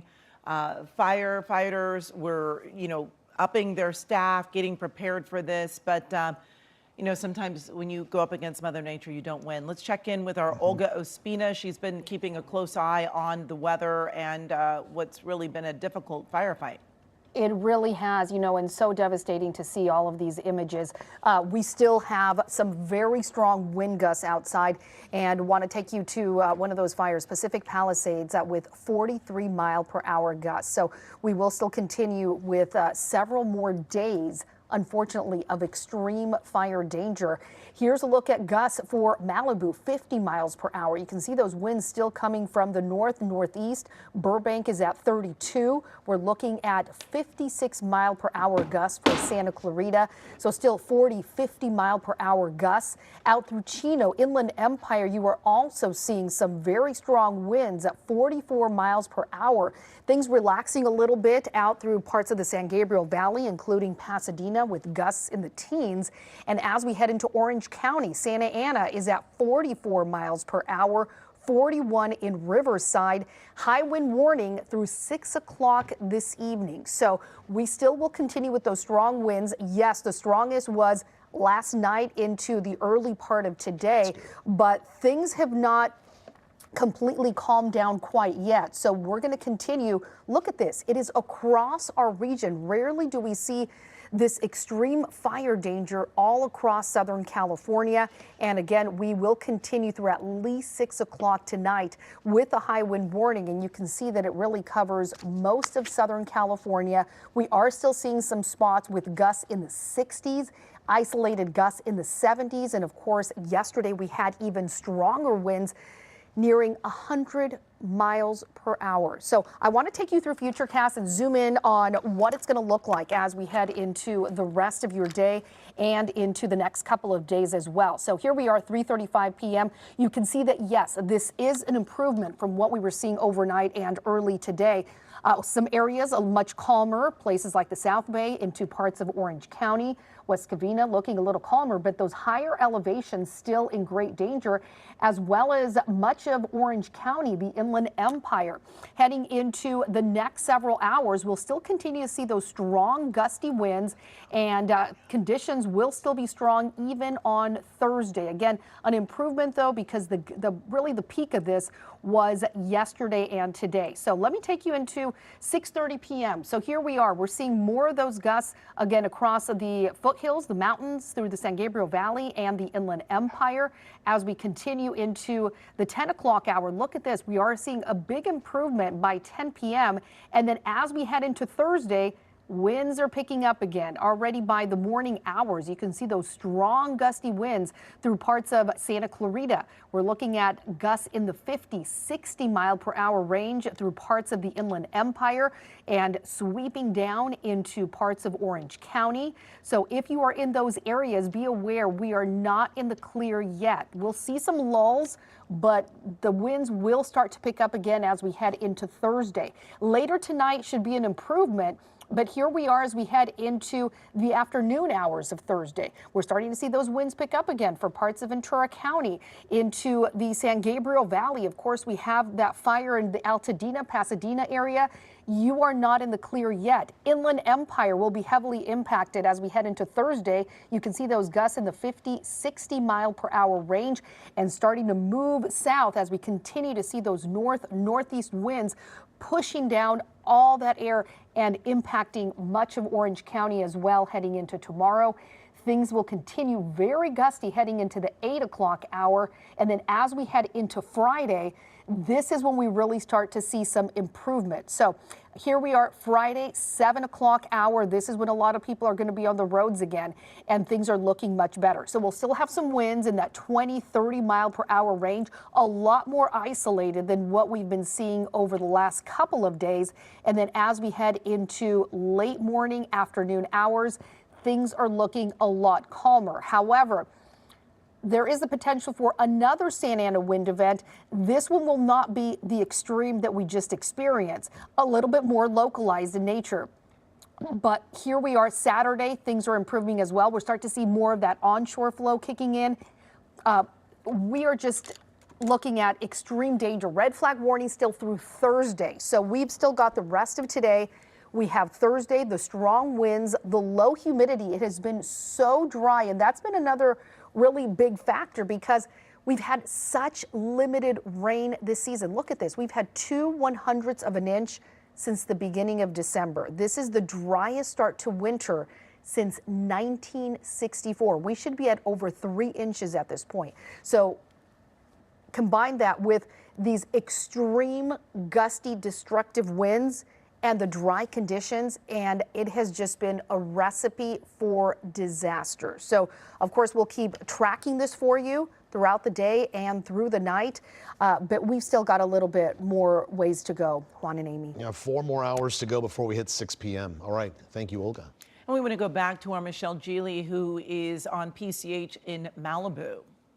And, you know, just another one of the fires, you know, that has really just wreaked havoc on our communities.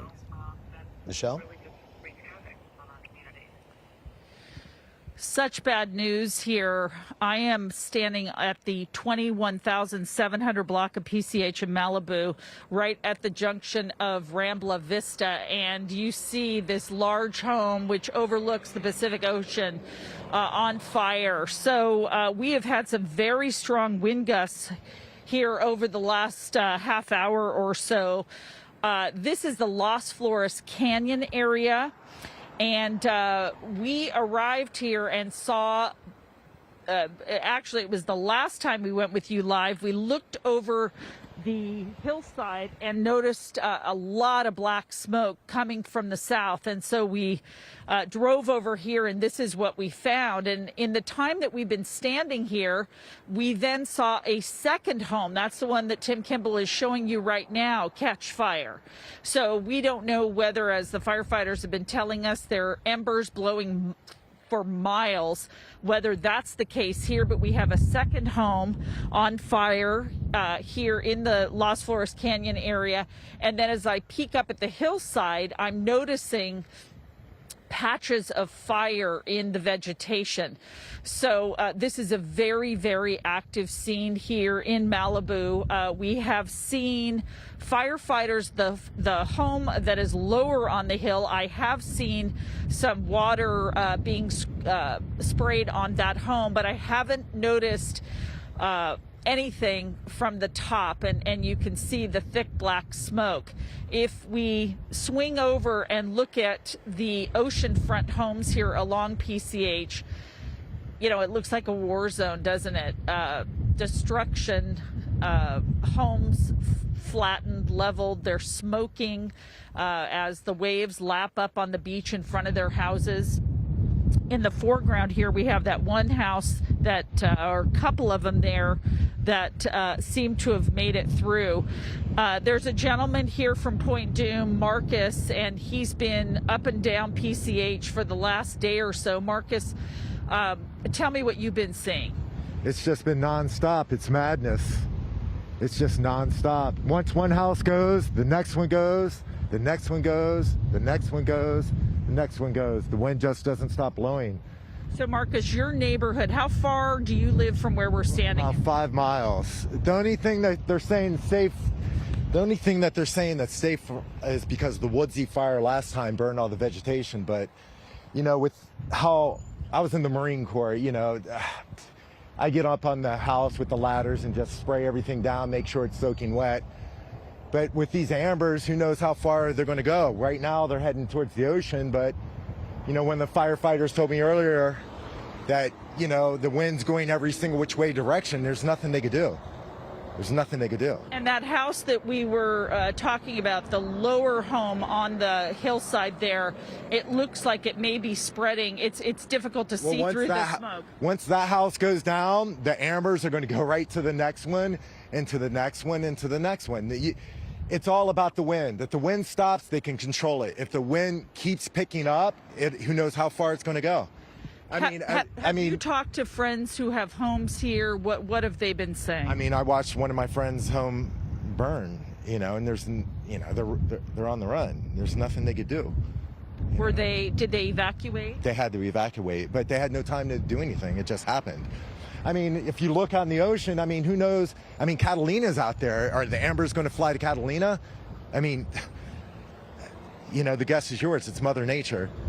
Yeah, people are very, very worried. We see the fire crews up and down Pacific Coast Highway really trying to get from one scene to the next, to the next, to the next. We were just where I think we met you back there. Kern County was there trying to save some of the homes overlooking the ocean. The others, several others had burned. Well, you know, if we were allowed to use the super scoopers with the airplanes, like that airplane flying right up there, leaving the chemtrails, if you get a shot of that. Yeah, you know. I think we did see the super scoopers on another fire earlier today, but we wonder if this crew maybe headed up to that fire there. We didn't want to venture up Rambla Vista. It's a narrow, windy road, and we did not want to get in the way of any of the crews that needed to make it up there. So we are standing here literally almost on the beach, seeing this scene here, and I'm hearing and seeing, you know, lights and sirens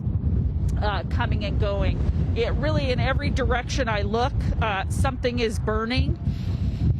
And the wind, feel how strong these, you can hear the wind in my microphone, you guys. I've got my hand on my head to keep my hat on. It's blowing very strong out here along the coast in Malibu. And behind me, I've got a crew putting out a fire.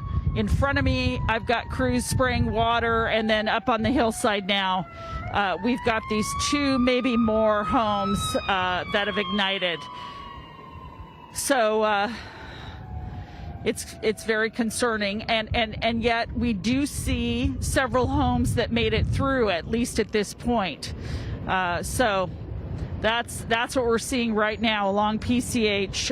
Again, we're at the 21,700 block of Pacific Coast Highway at the intersection of Rambla Vista in Malibu. You know, these firefighters. Wow, just incredible seeing those 2 homes that Michelle was showing us. That dark plume of smoke just kind of wafting over PCH. And as that gentleman was telling Michelle, home after home is just going to keep going. There's still no aerial firefight here. And these homes are still in a very windy area, and the concerns are still great that the next one may be going up next. Very soon until these winds die down. Exactly. Well, when you don't think things can get any worse, apparently they do. Assignment manager Mark Liu is live at the desk with a new fire. Yeah, unfortunately, yes. They're calling it the Lydia fire. I've been listening to it on the LA County fire frequencies. I heard firefighters in my ear talking about Soledad Canyon and train tracks, and I wasn't sure exactly what I was listening to until I was able to track it down. This is a completely new fire. It's burning near the Acton area, basically along the 14, south of the 14. I'm going to take you out to my map and show you about where it is. Now, it's right about here in the center of your screen. There's really no aircraft here. This little one that's circling right here, I think that's a private aircraft. I've been watching it go around in circles.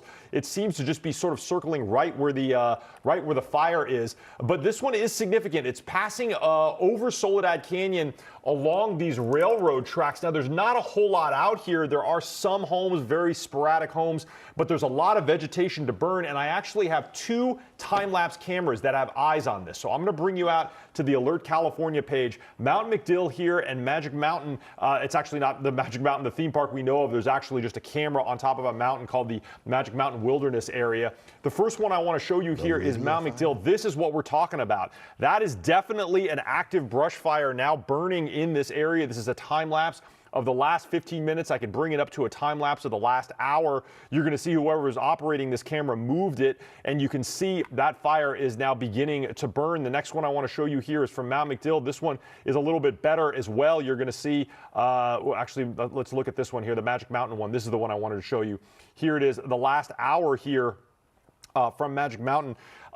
That is definitely dark black smoke over the edge of that ridgeway. LA County Fire has requested that they get some resources there, including any sort of water dropping helicopters that they can get, because as you can see, the territory around this fire is nothing but scrub and steep, rugged terrain, which is perfect for firefighting. You've been watching live coverage from CBS Los Angeles as multiple wildfires continue to burn out of control throughout the county. Our coverage continues on America Decides. We'll take you to Southern California, where winds are not letting up, preventing firefighters from containing the flames. At least 2 people are dead and thousands of acres have been scorched. Plus, President-elect Trump is in Washington today, meeting with Republican senators to shore up support for his legislative agenda. What we know about his plans for when he takes office in 12 days. America Decides is next. You're watching CBS News 24/7.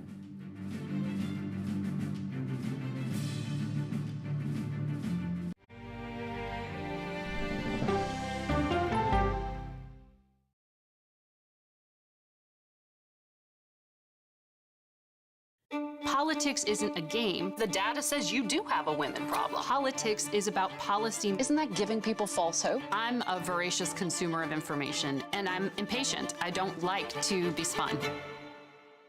To be moderator of Face the Nation is not an anchor, it's not an actress. You are up here to moderate a conversation. That means bringing the most powerful stakeholders to the table to become better informed.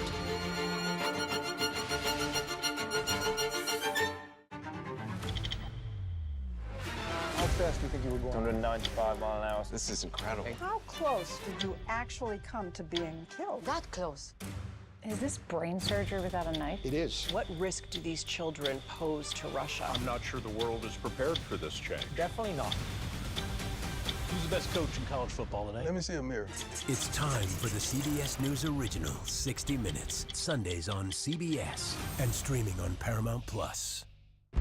This case. It's like a screenplay, something straight out of Hollywood. But it's not fiction. It's 48 hours. Human remains found this week. 4 families shattered. There's no physical evidence. The mystery would haunt investigators for years. There's some questions that have to be asked and need to be answered. Like a John Grisham novel. A gripping true crime original. 48 hours. Now streaming on the free CBS News app. An original documentary from CBS Reports. Since you started La Soup in 2014, do you have any sense as to how much food you've rescued from the landfill? We've rescued 4.5 million pounds. I can't even fathom how much food that is. And that's one little person in one little city in America. We're going to call this chicken piccata. We did 450 of these meals today. This is the exact dish that you and I are going to have. Yep. Oh, really good. Is it good? Mm-hmm. Having a plan of how to keep people fed should be in every single city. So if we eliminated food waste, could we eliminate hunger? Yes. Eating Trash, now streaming on the free CBS News app. There is no more room in our city. New York City is receiving record numbers of migrants. Today, we're going to have more than 500 adults and children come through that door. Tensions rise as shelters reach max capacity. We don't have to take care of them. CBS Reports goes inside a crisis cities and families are facing as they fight to survive. The United States still has that glimmer of hope for people to come here. Fighting for a future, now streaming on the free CBS News app. Clearly fun. Smart. Clearly uplifting. Clearly CBS Mornings. Oscar-winning actors Tilda Swinton and Adrian Brody. Plus, can you believe he's in college? And close-up on the rising sun. Clearly, Better Morning starts right here. CBS. That's right. Don't miss true crime anytime you want, anywhere you go with 48 Hours Podcasts. Real crimes, real lives, real justice. Listen to 48 Hours Podcasts wherever.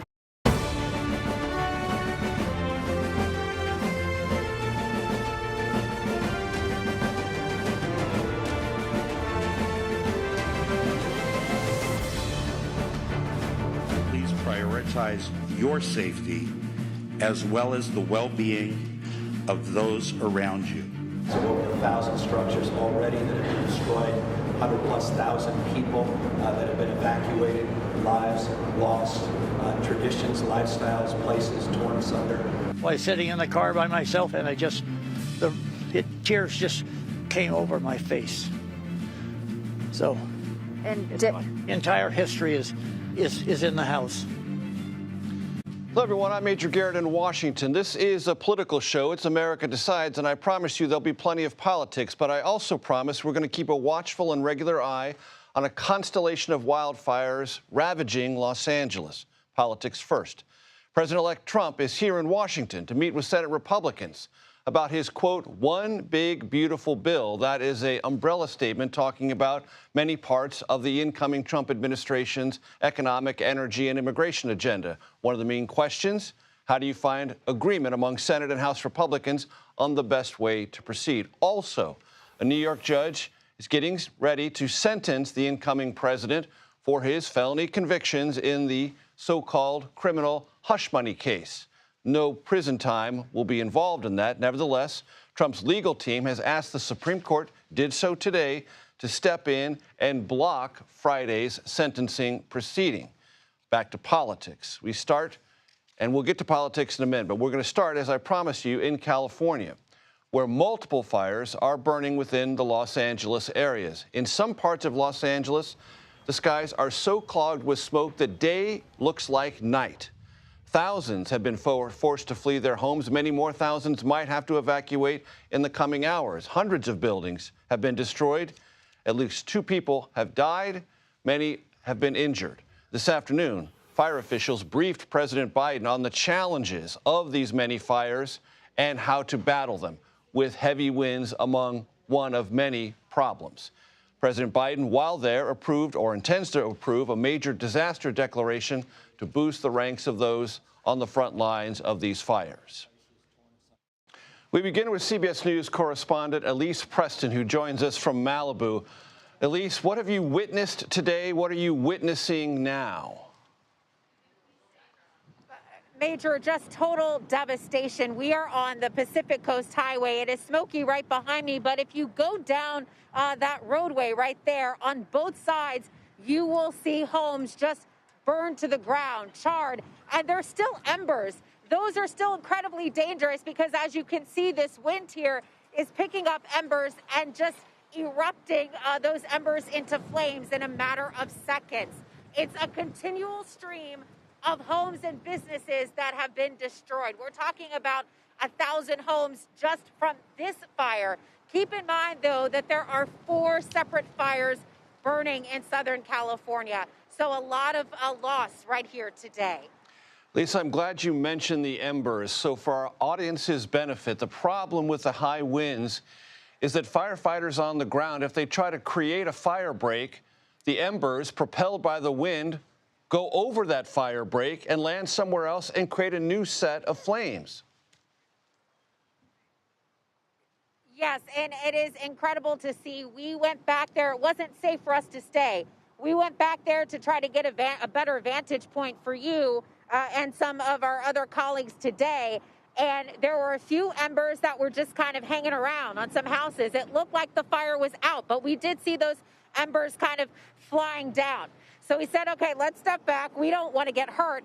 But then also, literally a second later, Major, I turned around and there was a huge flame that had just kind of erupted. And that fire kicked up again. And so it is just incredibly hard. These fires are not contained. They're nearly impossible to get under control right now, but firefighters are doing their best efforts. Because of the wind, they have not been able to attack these flames from the air, but we have seen some air support go up in the last hour. So hopefully that'll help them get some things under control. Right, because when the wind is blowing 70, 80, 90 miles an hour, as it has, you can't fly helicopters or aircraft carrying either retardant or water. What is the word from public officials about what people should do and how they should prepare in case the evacuation orders expand? Well, public officials are telling residents to listen to first responders. They're telling them that if a first responder tells you you need to evacuate, you need to evacuate. This fire is consuming so much, and it's so devastating. It tripled in size overnight. This fire is it's just too much, Major. And so they're telling people that you need to listen to first responders. A lot of times we'll cover fires and people say, you know, I want to stay here. I want to stay home. It's not just the structure that they want to stay there for, right? That house, they've worked their entire lives to be in that home. They've built memories, countless memories in that home with their family. So it's hard for a lot of people to leave. And so first responders are telling people, listen, we understand. We have been here before, but if this happens, you need to go. Elise Preston, thank you very much, coming to us from Malibu. We want to take you now to CBS News Los Angeles for more of their continuing coverage of what's happening in and around Los Angeles with the raging wildfires. A woman whose chickens needed to be rescued, and it is amazing to see not just Jasmine, but other neighbors helping neighbors as well. And, you know, this really is a community issue. So, Jasmine, thanks for all you're doing. We appreciate that, and we're going to check back in with you in just a little bit. All right, let's go back to our Joy Benedict, who is there in Altadena as well. Joy, you've been going to different homes, trying to inform people if they're still standing. Another tough job there today.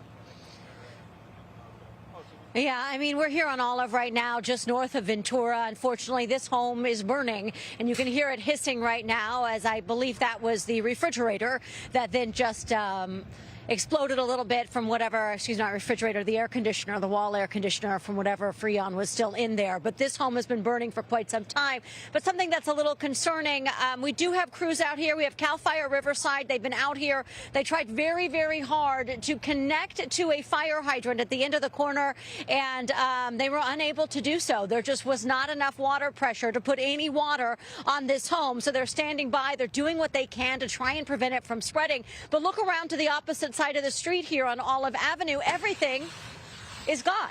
And there it goes again. I believe that is, in fact, the wall air conditioner there. from what I can tell from where I'm standing, but you're going to hear a lot of things like that when homes burn. As we come down to the edge of the road, as I mentioned, over to the left, the homes are all burned. Across the street, the homes are all burned there on Ventura. And we have these two homes that are still standing here on the corner. And this homeowner, John, was outside just a minute ago, and he said that he would speak to us, but I may have lost him.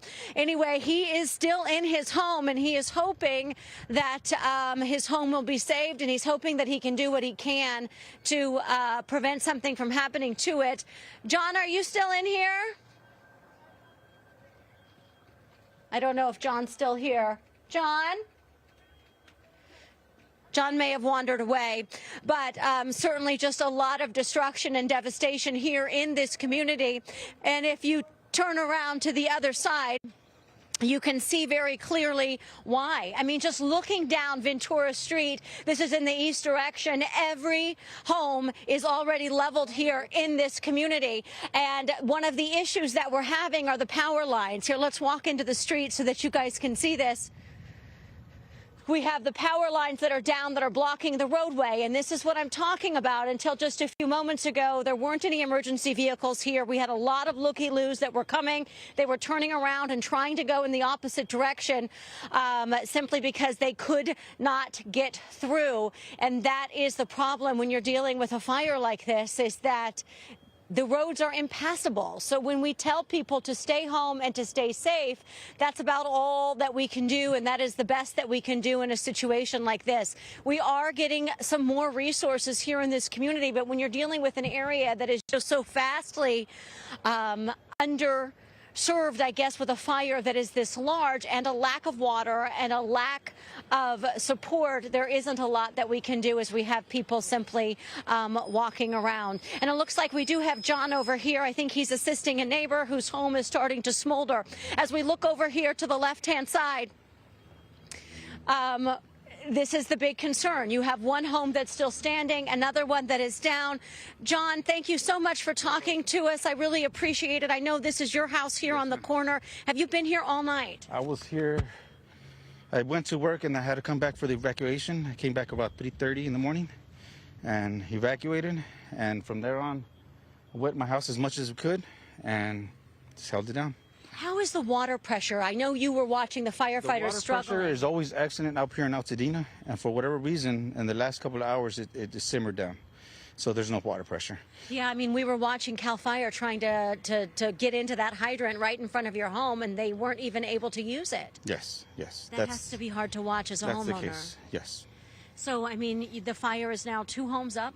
It has been across the street. It is now coming up behind you. Yes. How much longer are you staying? I've been here all night, and I don't plan to leave yet. So I got a couple of ladders on each side of my roof, and I'm just spraying downward. Why was it important for you to stay and not evacuate? This is my kids' home. All right. Thank you, John. Stay safe, okay? Certainly a very tough situation for so many homeowners who are making that decision and trying to figure out exactly what to do in a situation like this. I will say I don't see many homeowners still in their homes, and we have been driving around. We got out here just after 7 o'clock this morning, and we've been going through all these neighborhoods while homes are on fire, and there aren't a lot of homeowners with them. It is mostly just empty space, but it is very encouraging to see the Sheriff's Department out here now. We have the Sheriff's Department adding some much-needed resources just to making sure that people don't go into this neighborhood. I mean, we like to think there aren't any looters. There's also not a lot of homes left to loot, but the last thing that we need are folks trying to go into the homes that are still standing or causing any problems and coming out here in this neighborhood, and also driving through these power lines. Like, this is a dangerous situation. I mean, we have constantly being, look up, look right, look left. Here comes somebody else trying to come onto this street, and we don't know why. Right? Do they live up here? Do they not live up here? What is their reason for being here? We all know you check on your homes, but this isn't the time. Right now, the time is to get this fire out. So I'll send it back to you guys. Most likely you're de-energized. Imagine the situation at night where you can't see. You've been listening to continuing CBS News Los Angeles coverage of the wildfires there. We will continue to monitor these fires in and around Los Angeles and bring you updates right here on CBS News 24/7. But coming up, President-elect Trump is in Washington tonight as he works to secure support for his legislative agenda. We will check in with our team who have the latest on the Trump transition. That's next. You're watching America Decides.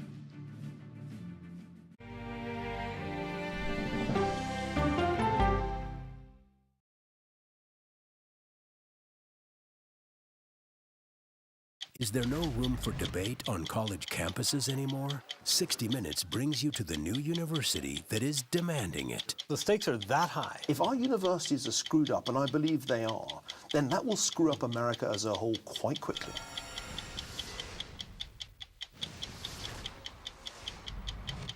An original documentary from CBS reports. AI is among the most world-changing technologies ever. Curing diseases, scientific breakthroughs, making lives better. They can help us with medical discoveries, scientific discoveries, doing better agriculture, having cures for things like Alzheimer's. It's also going to really transform the way we work. The uplifting potential of artificial intelligence is limitless. It gives you a friend, somebody to chat with 24/7 that is non-judgmental. He makes me feel loved and desired. And so are its downfalls. The problem with all this AI is that it's unpredictable and uncontrollable. The choices we make now will have lasting effects for decades, maybe even centuries. The ChatGPT revolution, now streaming on the free CBS News app. I think I asked direct questions. I don't know that they're tough questions per se. What price should Moscow pay for trying to manipulate American voters? Isn't that giving people false hope? That's the role of Face the Nation, to focus on the issues at hand. And that means a civil conversation with perspective.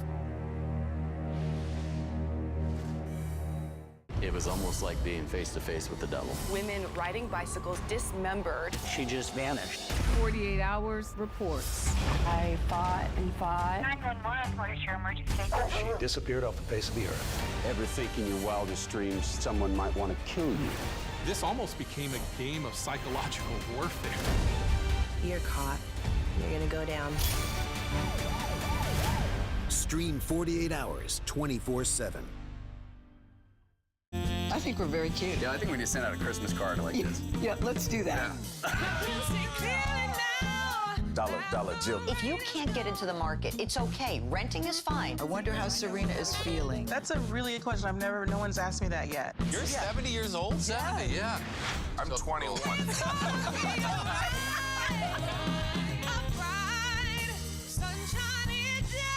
We'll see you 7 o'clock sharp. When you need your sports news all the time, We've got breaking news to bring to you. CBS Sports HQ gives you a snapshot of all the sports that matter to you.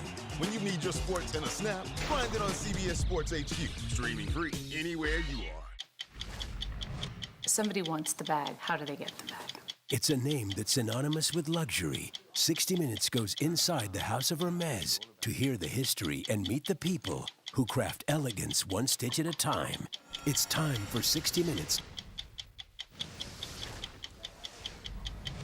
One big, beautiful bill, and I always have, I always will. But if two is more certain, it does go a little bit quicker because you can do the immigration stuff early. President-elect Trump is set to meet with Senate Republicans on Capitol Hill tonight. As a matter of fact, his car is expected to arrive at the Capitol any minute now. We'll show you those pictures when they arrive. The contours of those discussions are as follows. There's a process by which the Trump agenda can pass the Senate with only 50 votes. The short term is called reconciliation. The question is, do you do one of those bills or two? And there are all sorts of complicating factors on which is a better strategy. Among the things President-elect Trump will discuss with Senate Republicans tonight. To help us understand that and other transition-related issues, Caitlin Huey-Burns joins us from West Palm Beach, Florida. Torian Small joins us from Capitol Hill. Caitlin, let's start with you. At the press conference yesterday at Mar-a-Lago, the president-elect basically said, I'm for either one of these things, depending on which is more successful. It's a big part of the Trump agenda. It's a big decision strategically and otherwise. True? That's exactly right. And you mentioned this reconciliation process, and it's kind of a complicated, procedural issue that we've seen before, but it is a way for the Congress, especially the Senate, to be able to pass a piece of legislation with just majority support and not require that 60 vote threshold. That's a big way of saying there is an interest in getting a lot into one bill, at least on the House side, to be able to pass this with majority support and not have to, go through those procedural hurdles. What Trump is saying is essentially, yes, he wanted one big bill, but he's leaving it up to congressional leaders to decide which is the best way to go about it. And there are two different kind of main priorities for this administration incoming, which is part of it is addressing economic issues.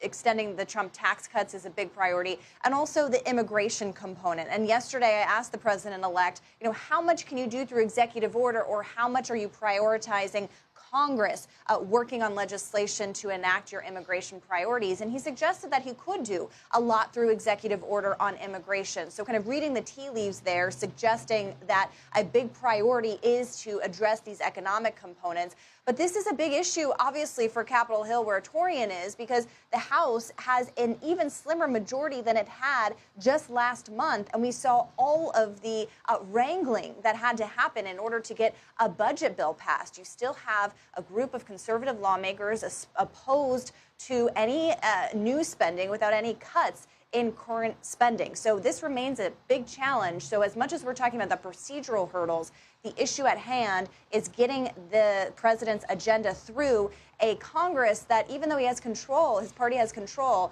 the margins are slim. Indeed, they are. Torian Small on Capitol Hill. And as I mentioned, when the president-elect arrives at the United States Capitol, we'll show you those pictures. Should be any moment now.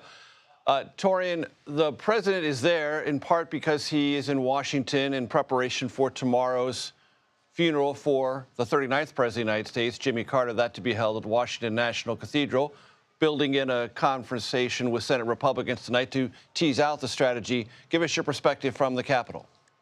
Yeah, quite a busy week. I mean, also his confirmations, his appointees to his cabinet are seeking confirmation to see where the votes are there. So it's a pretty busy week. And it is interesting to note that as former President Jimmy Carter lies in state, Donald Trump will be on the Hill. It's expected that he's going to pay his respects before starting these conversations with Senate Republicans. But just a few days ago, I mean, just at the press conference, actually, he said he made clear to distance himself from Jimmy Carter when asked about his previous bad words about the former president. Though in his statements, he said that, he respected what he's done for the country.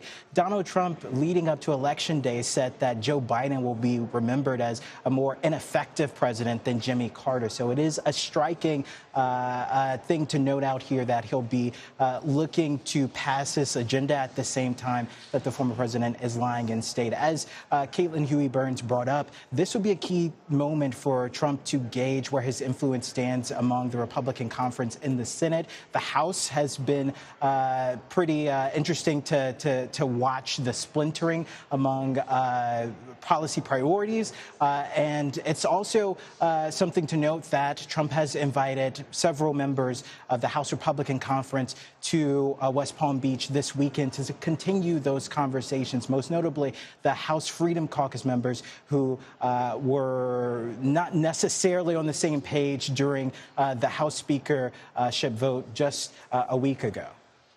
Caitlin, I want to go back to you to talk about something that was injected into the coverage of the Los Angeles fires today by the president-elect, reviving a long-running dispute with the current governor of California, Gavin Newsom, about water policy dealing with water in Northern California, making it to the Central Valley and Southern California farmers. The president-elect erroneously suggested that has something to do with water availability to fight these wildfires in Los Angeles. It does not by any stretch of the imagination, yet it stands out there and is part of the conversation. Help us out with this. Yeah, Major, this is referring to a social media post that the president-elect made criticizing Gavin Newsom. And this goes back to this long-standing, essentially, gripe that he has with the governor of California as it pertains to water policy. I was with Donald Trump when he was campaigning last year, and he gave a press conference at his own resort in Southern California, just about 40 miles south of where those wildfires are. And he really railed against Gavin Newsom for water policy, essentially, arguing that when Donald Trump was president, he signed in federal regulations to open up waterways from the north to the south. This was addressing issues that farmers had raised in terms of getting money to their, getting water to their crops. Gavin Newsom had sued over environmental concerns, implemented his own policy, and at that press conference last year, Trump said that he would withhold federal funding for California if Gavin Newsom didn't reverse course on his position here. The bigger issue at play, however, is that Donald Trump has done this over his past administration, is doing it now, criticizing leaders in states suffering from a crisis at a time where politics really isn't at play here. People are wondering how they can get to safety, what's going to happen to their homes, how these fires are going to be put out. And Trump's interest here is in terms of politics and going after the governor of a state suffering from something like this, reviving old feuds, and as you mentioned, erroneously attributing that to what's happening here. Caitlin Huber-Burns in West Palm Beach, Torian Small on Capitol Hill. Thank you very much. Tonight, President Jimmy Carter, as I mentioned, is lying in state at the U.S. Capitol ahead of tomorrow's funeral at the National Cathedral. Next, our Robert Costa will join us with more on the 39th president's life and political legacy. You are watching America Decides.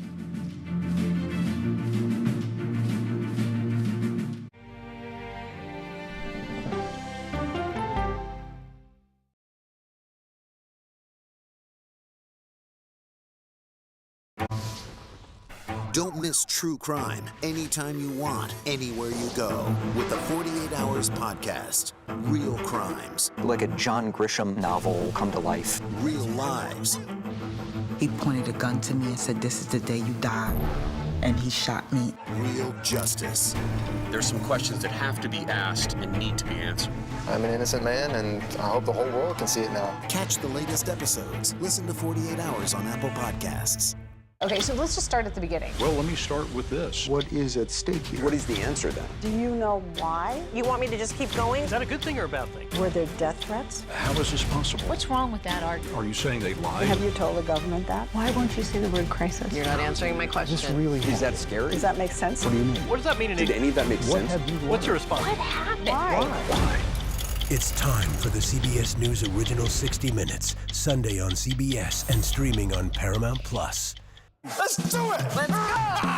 Let's do this! I can see clearly now that the rain is gone. Superstar approaching, superstar approaching. Just get your popcorn and get ready. Come on, Julia. Oh, no. I will if you will. You go, gal. Yeah, boy! Dollar Jill. If you can't get into the market, it's okay. Renting is fine. Box, oh, it's bad. Screw cap, oh, it's bad. It's not true. We are making a wonderful lemony chicken. Ooh, it's hot. That's good. I wonder what Serena's doing. I wonder how Serena is feeling. That's a really good question. No one's asked me that yet.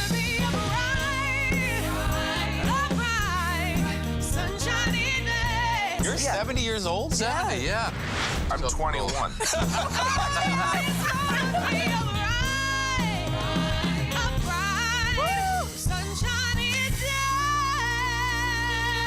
We'll see you 7 o'clock sharp. To be moderator of Face the Nation is not an anchor, it's not an actress. You are up here to moderate a conversation. That means bringing the most powerful stakeholders to the table to become better informed. There is no more room in our city. New York City is receiving record numbers of migrants. Today, we're going to have more than 500 adults and children come through that door. Tensions rise as shelters reach max capacity. We don't have to take care of them. CBS Reports goes inside a crisis cities and families are facing as they fight to survive. The United States still has a glimmer of hope for people to come here. Fighting for a future. Now streaming on the free CBS News app. Don't miss true crime anytime you want, anywhere you go with 48 Hours podcasts. Real crimes, real lives, real justice. Listen to 48 Hours podcasts wherever you get your podcasts. We are seeing, that is President-elect Trump's motorcade arriving at the steps of the United States Senate. That means President-elect Trump has arrived. And there's a couple of things going on tonight. One for sure, meeting with Senate Republicans to go over strategy legislatively and otherwise. We've already discussed that. And if at some point in the very near future, President-elect Trump goes to the Capitol Rotunda to pay his personal respects to the casket of the 39th President of the United States, Jimmy Carter, we will, of course, bring those pictures to you should they occur. Meanwhile, President Carter's state funeral will be held tomorrow. In the wake of his death last month, one of the few surviving members of the 39th president's inner circle is recalling key moments from their decades-long relationship. Jerry Rafshoon, Gerald is his first name, former communications director for President Carter, recently sat down with our Robert Costa for an exclusive interview about his time working for the former president. He was one of the few who approached Carter and encouraged him to run for president roughly a half-century ago. He was one of those early advocates on that presidential run, which ultimately proved to be a success. Robert Costa joins us now. Robert, the main takeaways. Great to be with you, Major. Well, last night I went to the U.S. Capitol, where President-elect Trump is visiting right now, and I went and paid my own respects to the late President Carter. But so striking is to see the thousands of people lining up, even late at night last night, to stand there and say a prayer or simply pay their respects in their own way to the 39th President of the United States. And in recent weeks, I've had the opportunity to sit down with Jerry Rafshoon, a longtime Carter confidant who's 90 years old, to talk about the journey from this unknown governor and really state senator when Rafshoon met him in 1966 to become this person who's so venerated after a life that lasted the length of a century.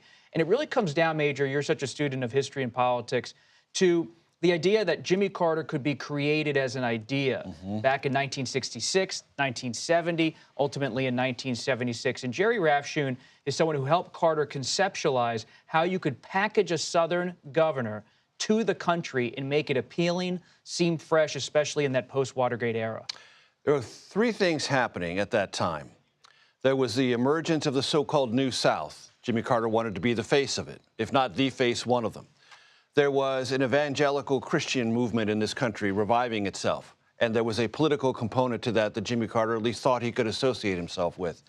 And there was also this crisis in confidence about those who were experienced Washington hands. The country, because of Vietnam and Watergate, saw two experienced Washington hands, Lyndon Johnson and then Richard Nixon, and had an idea that maybe that wasn't what the country needed, that an outsider perspective, someone untouched by Washington, might be a better alternative. You put those three things together, and that's the foundation of the Carter candidacy.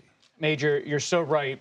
And my conversation with Jerry Rafshoon revealed that he and others around Carter, like Hamilton Jordan and Jody Powell, saw in Carter's anti-establishment message in 1970 in that campaign for governor a framework, a blueprint for what could happen in 1976. And if you go back and watch Rafshoon's ads from 75, 76, it's all about framing Carter as the Washington outsider, anti-establishment. They've had their turn. It's time for this outsider to come in. And they didn't always lean into the faith as much in that 76 moment. It was about providing a fresh start for the country. And Carter, he was someone who had served his country in uniform in the U.S. Navy, had worked in a peanut business that he inherited from his father. But at the end of the day, he really cast himself, to your point about the New South, as someone who was not part of the segregationist, racist past. Atlanta was becoming this hotbed for growth, especially of the black leadership in this country.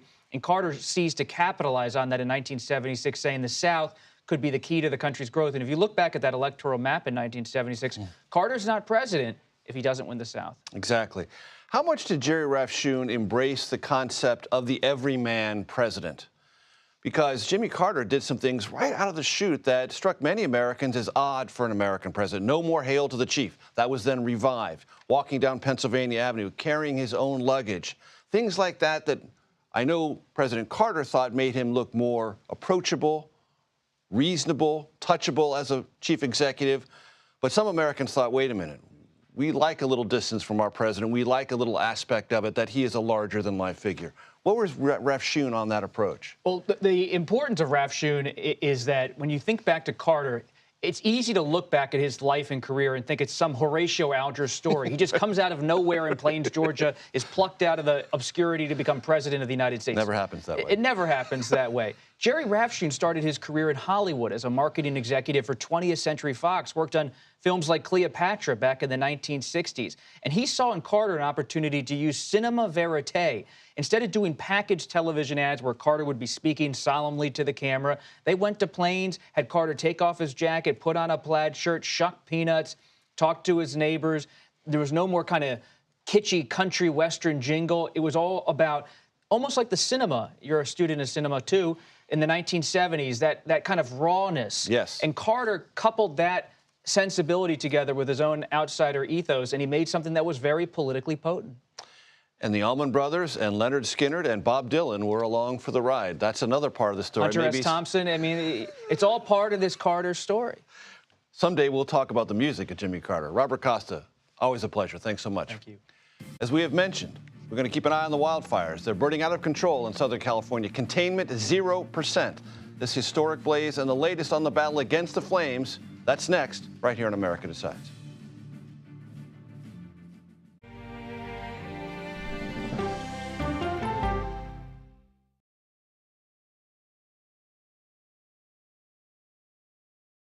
Politics isn't a game. The data says you do have a women problem. Politics is about policy. Isn't that giving people false hope? I'm a voracious consumer of information, and I'm impatient. I don't like to be spun. To be moderator of Face the Nation is not an anchor, it's not an actress. You are up here to moderate a conversation. That means bringing the most powerful stakeholders to the table to become better informed.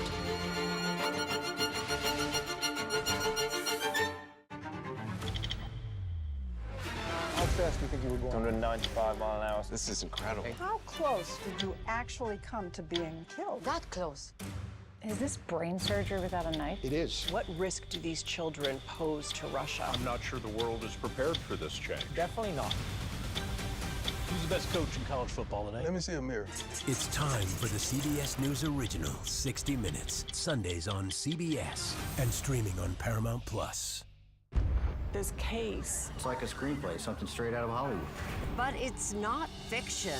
It's 48 hours. Human remains found this week. 4 families shattered. There's no physical evidence. The mystery would haunt investigators for years. There's some questions that have to be asked and need to be answered. Like a John Grisham novel. A gripping true crime original. 48 hours. Now streaming on the free CBS News app. An original documentary from CBS Reports. Since you started La Soup in 2014, do you have any sense as to how much food you've rescued from the landfill? We've rescued 4.5 million pounds. I can't even fathom how much food that is. And that's one little person in one little city in America. We're going to call this chicken piccata. We did 450 of these meals today. This is the exact dish that you and I are going to have. Yep. Oh, really good. Is it good? Mm-hmm. Having a plan of how to keep people fed should be in every single city. So if we eliminated food waste, could we eliminate hunger? Yes. Eating Trash, now streaming on the free CBS News app. There is no more room in our city. New York City is receiving record numbers of migrants. Today, we're going to have more than 500 adults and children come through that door. Tensions rise as shelters reach max capacity. We don't have to take care of them. CBS Reports goes inside a crisis cities and families are facing as they fight to survive. The United States still has that glimmer of hope for people to come here. Fighting for a future, now streaming on the free CBS News app. Clearly fun. Smart. Clearly uplifting. Clearly CBS Mornings. Oscar-winning actors Tilda Swinton and Adrian Brody. Plus, can you believe he's in college? And close up on the rising sun. Welcome back to America Decides. Thank you for staying with us. We are following the latest developments out of Southern California. They are not pleasant. So far, at least 2 people have died. More than 70,000 Los Angeles County residents have been ordered to evacuate their properties. At this hour, officials report 0% containment, and that's of 4 major blazes burning simultaneously. Let's take you now to CBS News Los Angeles for more of their continuing coverage. Last night and early today, but we are still looking at some dangerous conditions heading into tomorrow. So we do have that red flag warning still in place through tomorrow. Strong winds once again. That's going to be still for that Acton area, for the San Gabriel Valley, into the Inland Empire in Orange County heading into Thursday night. Let's take you now into early Friday, 7:40 a.m. and look at what an improvement. So we're seeing more of this, those moderate winds and very localized, quite the difference from what we were seeing just yesterday. And as we continue into Friday afternoon, things are looking much better. So we're just seeing some gusty winds, light to moderate through the I-5 corridor, through the Fraser Park area, and heading into Saturday as well, winds will be lighter. But we do have that high wind warning that is going to continue with us through 6 o'clock tonight. So again, conditions are improving. We have seen those extremely strong winds for the valleys ranging from the 60 to 75 mile per hour range. For the mountain areas, much stronger. Again, Fremont Canyon, one of those strongest winds out there, 94 miles per hour early this morning. Arrowhead Springs also in the 90s. We've seen those strong gusts. We'll still continue with the strong gusts heading still into tonight. And then the red flag warning, that's going to continue with us still through Thursday. So it's not going to be until Friday that we really start to see more of an improvement, but we still have a couple more days to go, and it certainly couldn't come soon enough. All right, Olga, thank you for all of that. Certainly everyone wondering when the winds will die down.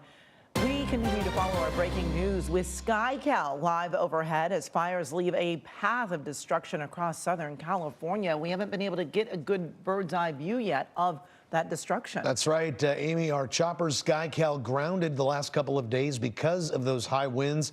Strictly for safety reasons, it was just not safe for SkyCal to lift off the ground. But you can see here these first pictures coming into us from SkyCal headed towards the Pacific Palisades area to cover the Palisades fire. And just look at how spotty, Amy, this shot is showing just all these different fires burning in different areas. Still the ground smoldering, still active flame out there as more and more homes are lost to this fire. And you know what's interesting, Juan, is it looks so dark. You would almost think it was 8 o'clock at night, but it's only, 2:39. It should be nice and bright out there, but there is so much smoke that is really blocking the sunshine, and it looks like it's evening time out there because there is still so much dark smoke. Look at it all.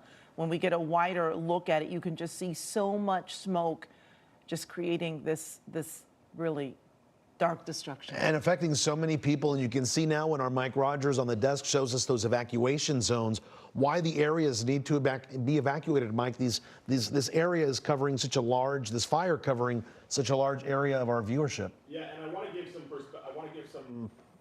to give some perspective as to where SkyCal is sitting and which direction he is looking at. So they lifted off of Van Nuys and then headed west through the valley and came down south through Calabasas, and they're slowly working their way east. So he is almost physically sitting on top of Topanga Canyon Highway rather. So that is where he is looking. He's looking east. So yeah, the top end of the north end of the fire here is what is approaching, through the Santa Monica through the Santa Monica mountains there as he pans up and looks out. Now I'm going to ask Oliver. Oliver, can you just kind of zoom all the way out so we can get a totality of what we're looking at here? And you can see the city back to the left and this just massive plume of smoke. And as you see the skid getting in the shot there as Oliver pans to the right, you can't even see the ocean because of all of the smoke. And there is the city that we're looking at. So back off to the left over there of the fire is going to be like the 405, and then you'll see some of the other cities that you're looking at there. But it's really kind of wild to see how close everything has gotten as it kind of starts to begin to chew through the canyons more to the west. And you can see just how dramatic some of these pictures are, some of the flame lengths. And now you understand truthfully why this needs to be fought from the air, why this is such a necessity that we have the aircraft that are able to drop in some of these canyons and some of these really rough terrain areas. As you can see some of the really crazy flame lengths as Oliver pushes in there on the hillside, and again covered in smoke, so it gets really dark down there and a little bit difficult to see, but it is something that is kind of continuing to burn, and obviously we're starting to get our first look at it from SkyCal here. All right, Mike, thank you so much. We're getting some more information here into our newsroom regarding expanded mandatory evacuation orders for Santa Monica. So here they are. They include all areas north of Montana Avenue from the beach to 11th Street. And again, this is due to the Palisades fire. The order adds to the previously announced mandatory evacuations for the areas north of San Vicente Boulevard, from Ocean Boulevard to 26th Street. An evacuation warning is in place for all other areas north of Montana and for all areas north of Wilshire Boulevard and west of 10th Street, which is quite amazing. Again, expanded mandatory evacuation orders to include all areas north of Montana Avenue. You've been listening to, and no doubt watching with some measure of horror, continuing CBS News Los Angeles coverage of the wildfires bedeviling that great American city. We will continue to follow this story in Southern California, bring you updates as news requires right here on CBS News 24/7.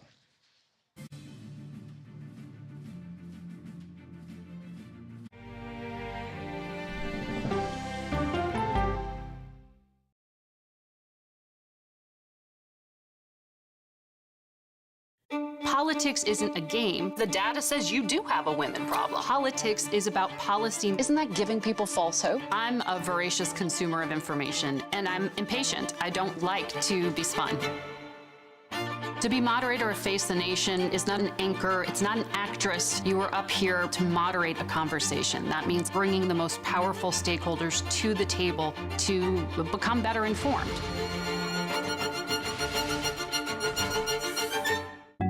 The justices ruled that Harvard and the University of North Carolina violated the Constitution. In the aftermath of the Supreme Court decision to end affirmative action in college admissions, uncertainty sets in for some students of color. Affirmative action really gave us an equal opportunity. CBS Reports explores the historic decision and what it means for those chasing an opportunity to change their lives. I knew that college was the ticket to break this cycle. The end of affirmative action, now streaming on the free CBS News app.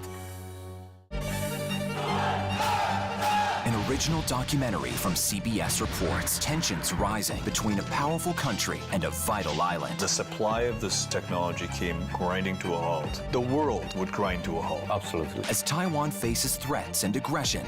Taiwan is on the front line, and we understand our responsibility as a democracy. We cannot fall.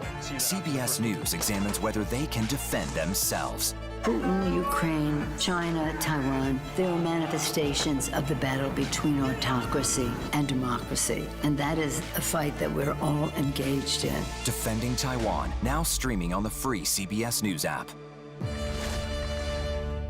We are emergency. We are depressurized. How could this have happened? It's still happening right now. Meet the Boeing whistleblowers who believe they know how. They're fighting for faulty parts? Yeah, and good parts. They're not too picky. Wow. It's time for a 60 Minutes investigation. Sunday morning, the miracle of Paris's Notre Dame, plus actor Daniel Craig and Billie Eilish, 22 but already a legend. Listen for the trumpet. When you need your sports news all the time, we've got breaking news to bring to you. CBS Sports HQ gives you a snapshot of all the sports that matter to you. When you need your sports in a snap, find it on CBS Sports HQ, streaming free anywhere you are. It was almost like being face-to-face with the devil. Women riding bicycles dismembered. She just vanished. 48 hours reports. I fought and fought. 911, what is your emergency? She disappeared off the face of the earth. Ever think in your wildest dreams someone might want to kill you? This almost became a game of psychological warfare. You're caught. You're gonna go down. Stream 48 hours, 24/7. Welcome back to America Decides. What you're seeing here happened just moments ago. President-elect Donald Trump, First Lady-to-be Melania Trump, approaching the casket of the 39th President of the United States, Jimmy Carter, inside the Capitol Rotunda to pay their respects. Let's just watch this for a moment.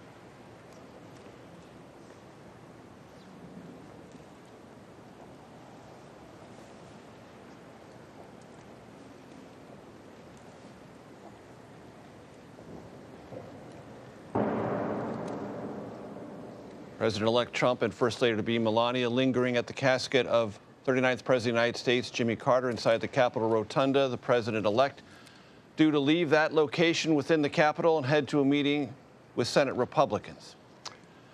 President Biden, meanwhile, says he thinks he could have beaten Donald Trump in the 2024 election. But in an interview with USA Today, one of the very few interviews President Biden has granted as he prepares to exit the White House, the president admitted he's not sure that had he won, he would have had the stamina to serve for another 4 years.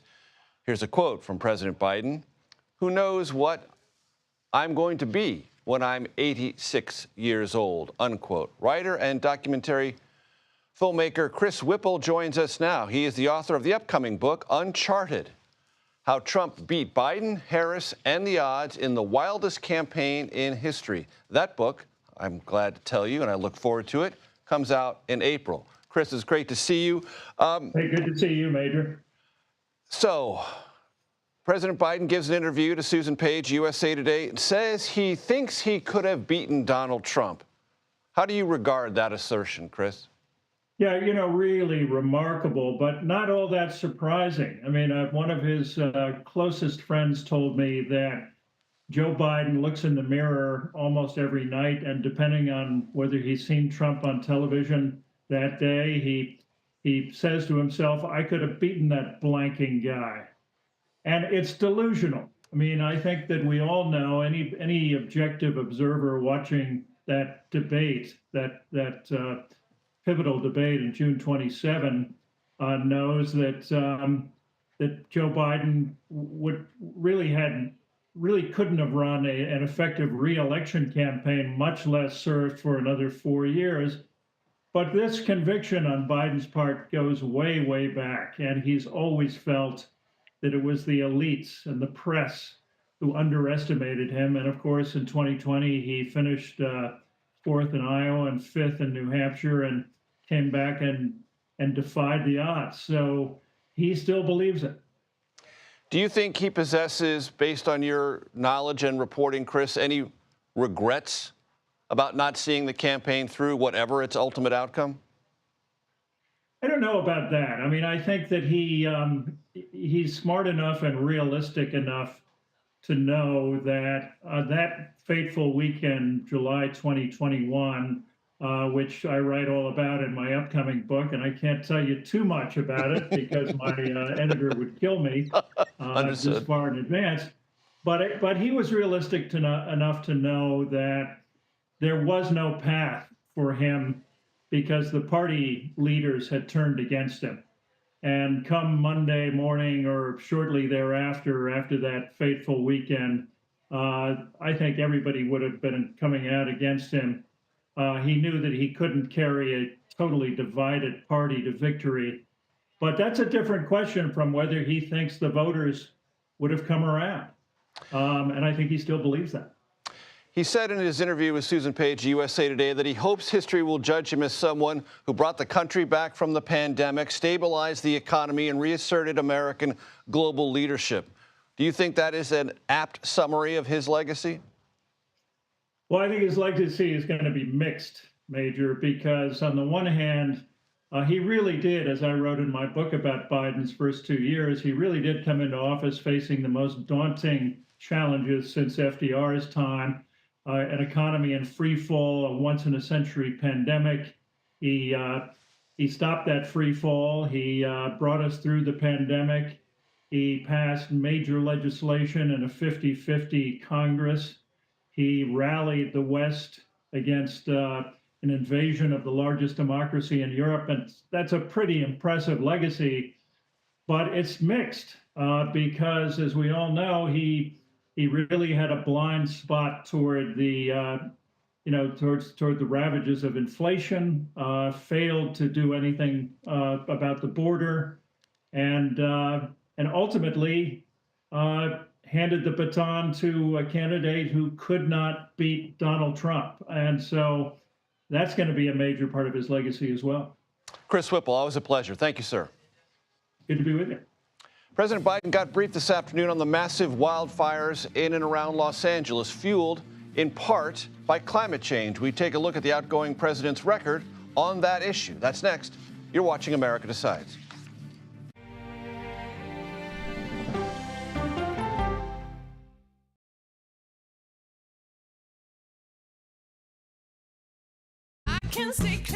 CBS Mornings Plus, clearly more news, more smart conversation. More money-saving tips, more recipes. More uplifting ways to get you on your way. Plus, more sports, more weather. Clearly, more CBS Mornings. Plus,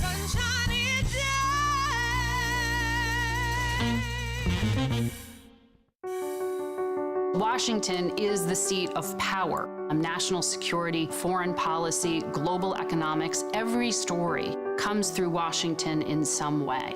We bring some of the most powerful voices in America to the table. We don't just ask the questions, you have to go deeper. We try to understand what's at the heart of the issue we're talking about, to then come forward with solutions. Face the Nation on CBS. I have a dorky look to me. I don't look like a criminal at all. 60 Minutes has reported on fraudsters, criminals, and hoodlums. But what this minor league thief was able to do surprised even us. These are Yogi Berra's World Series rings. A sports story you'll have to see to believe. Need more time with 48 Hours? Go deep behind every true crime episode with first-hand accounts from 48 Hours Investigations. Were you at all prepared for what happened in this case? Shock is the word that comes to mind. Get inside the twists and turns and get in on the case. Listen to Postmortem from 48 Hours, now available wherever you get your podcasts. I think we're very cute. Yeah, I think we need to send out a Christmas card like this. Yeah, let's do that.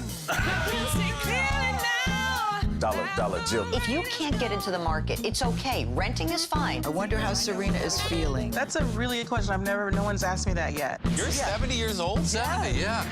I'm 21.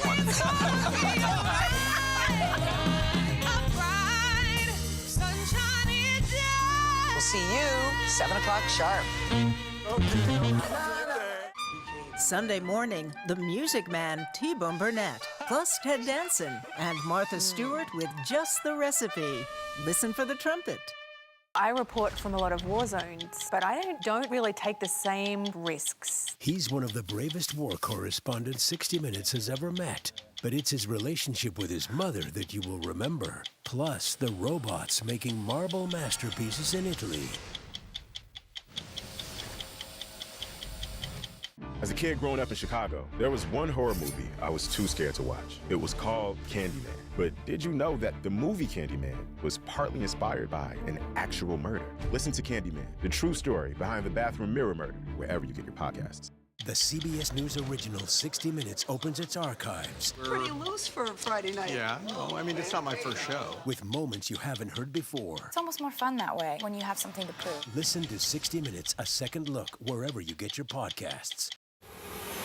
President Biden's actions yesterday on offshore drilling, banning offshore drilling, will not stand. I will reverse it immediately. It'll be done immediately. And we will drill, baby, drill. Welcome back to America Decides. President-elect Trump has made it clear he has a rather extensive to-do list. Part of that to-do list is, as he just mentioned, reversing executive actions taken by outgoing President Biden. As we look at the transition of power and prepare for it, we're also looking back at some of the most important elements of the Biden environmental legacy, and that feeds into some of the daily coverage today. The President was this afternoon, Eastern time that is, in Santa Monica, California, where he and Governor Gavin Newsom were briefed on the deadly wildfires in and around Los Angeles. I want to bring in CBS News environmental correspondent David Schechter. David, what's the headline on Biden's climate change legacy, if you could summarize it?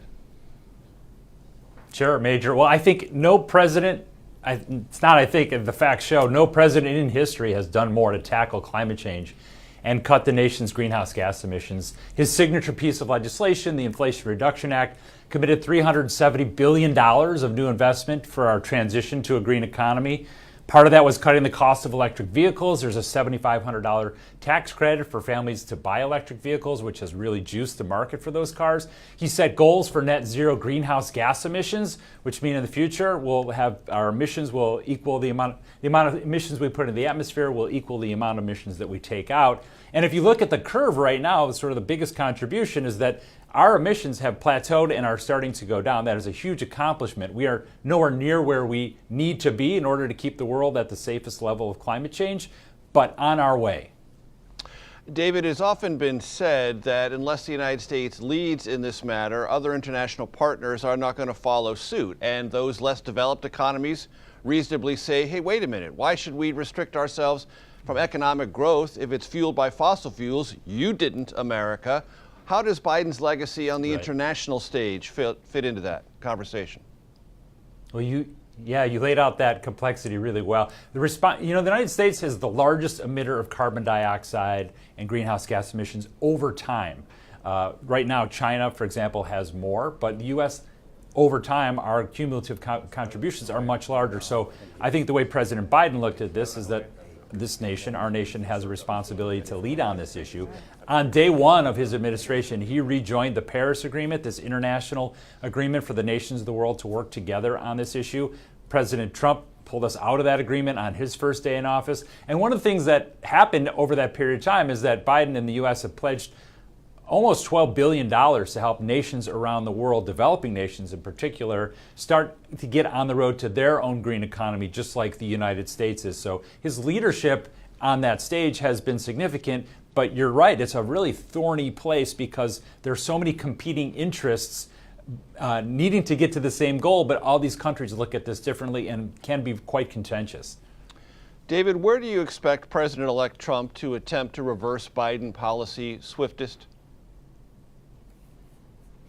I think the first place is he's going to, it seems pretty clear, remove the United States again from the Paris agreements. That would be the first thing that he would do. He said that he would do that. He will implement, most likely, drilling on federal lands. That's a lot of that drill, baby, drill that we've heard him talk about. Loosen fuel efficiency standards, which have been on the rise, and bring those down. And then maybe relax regulations on power plants that have tried to reduce the amount of emissions and carbon dioxide that come out of there. We're sort of expecting a lot of action almost from the very beginning, particularly reversing any of Biden's executive actions. That'd be the easiest place to start. A lot of these other things may end up in court or have to go through Congress. David Schechter, thank you very much for your perspective and reporting. Appreciate it. That does it for today. We'll be back with another edition of America Decides tomorrow at 5 p.m. Eastern. The Daily Report starts right now.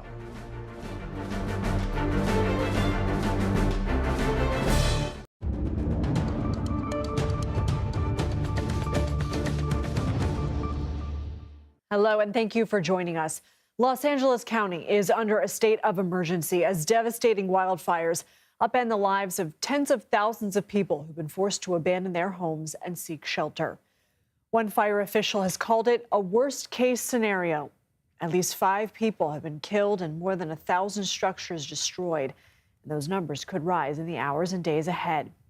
We're tracking 4 fires burning around the Los Angeles area. Between Malibu and Santa Monica is the Palisades fire, burning nearly 16,000 acres. Northeast of downtown Los Angeles is the Eaton fire with a spread of more than 10,000 acres. Crews are also responding to smaller but still dangerous Hearst and Woodley fires. As of Wednesday night, all 4 were at 0% containment. While authorities are still investigating how exactly these fires started, they do know what's fueling the intensity: the wind. Weather officials have reported wind gusts up to 100 miles per hour in some areas. At one point, the winds were so strong that all aircraft had to be grounded, including planes and helicopters used for dropping water on fires. Earlier, fire officials addressed the strain on their resources. Together, these fires are stretching the capacity of emergency services to their maximum limits. Despite the severity of the conditions, our department remains fully committed to safeguarding lives and property. The Eaton fire has burned more than 10,000 acres of land in Los Angeles County and created a haze of smoke over many neighborhoods. Several homes and businesses have been destroyed in Altadena, California. That's where we find our Chris Van Cleve. You wouldn't know it by looking at it, but it is the middle of the day here in Altadena. The smoke's so intense, it's blocking out the sun. It is hard to imagine much of anything in this neighborhood is going to survive. It seems like everything is on fire. Fire over here, fire raging over here. There was a fire here. Firefighters, there's so much fire, I don't know where you start. More fire over here, and just look at how dark it gets down there. Everything that way was on fire. The only things not burning right now have already burned.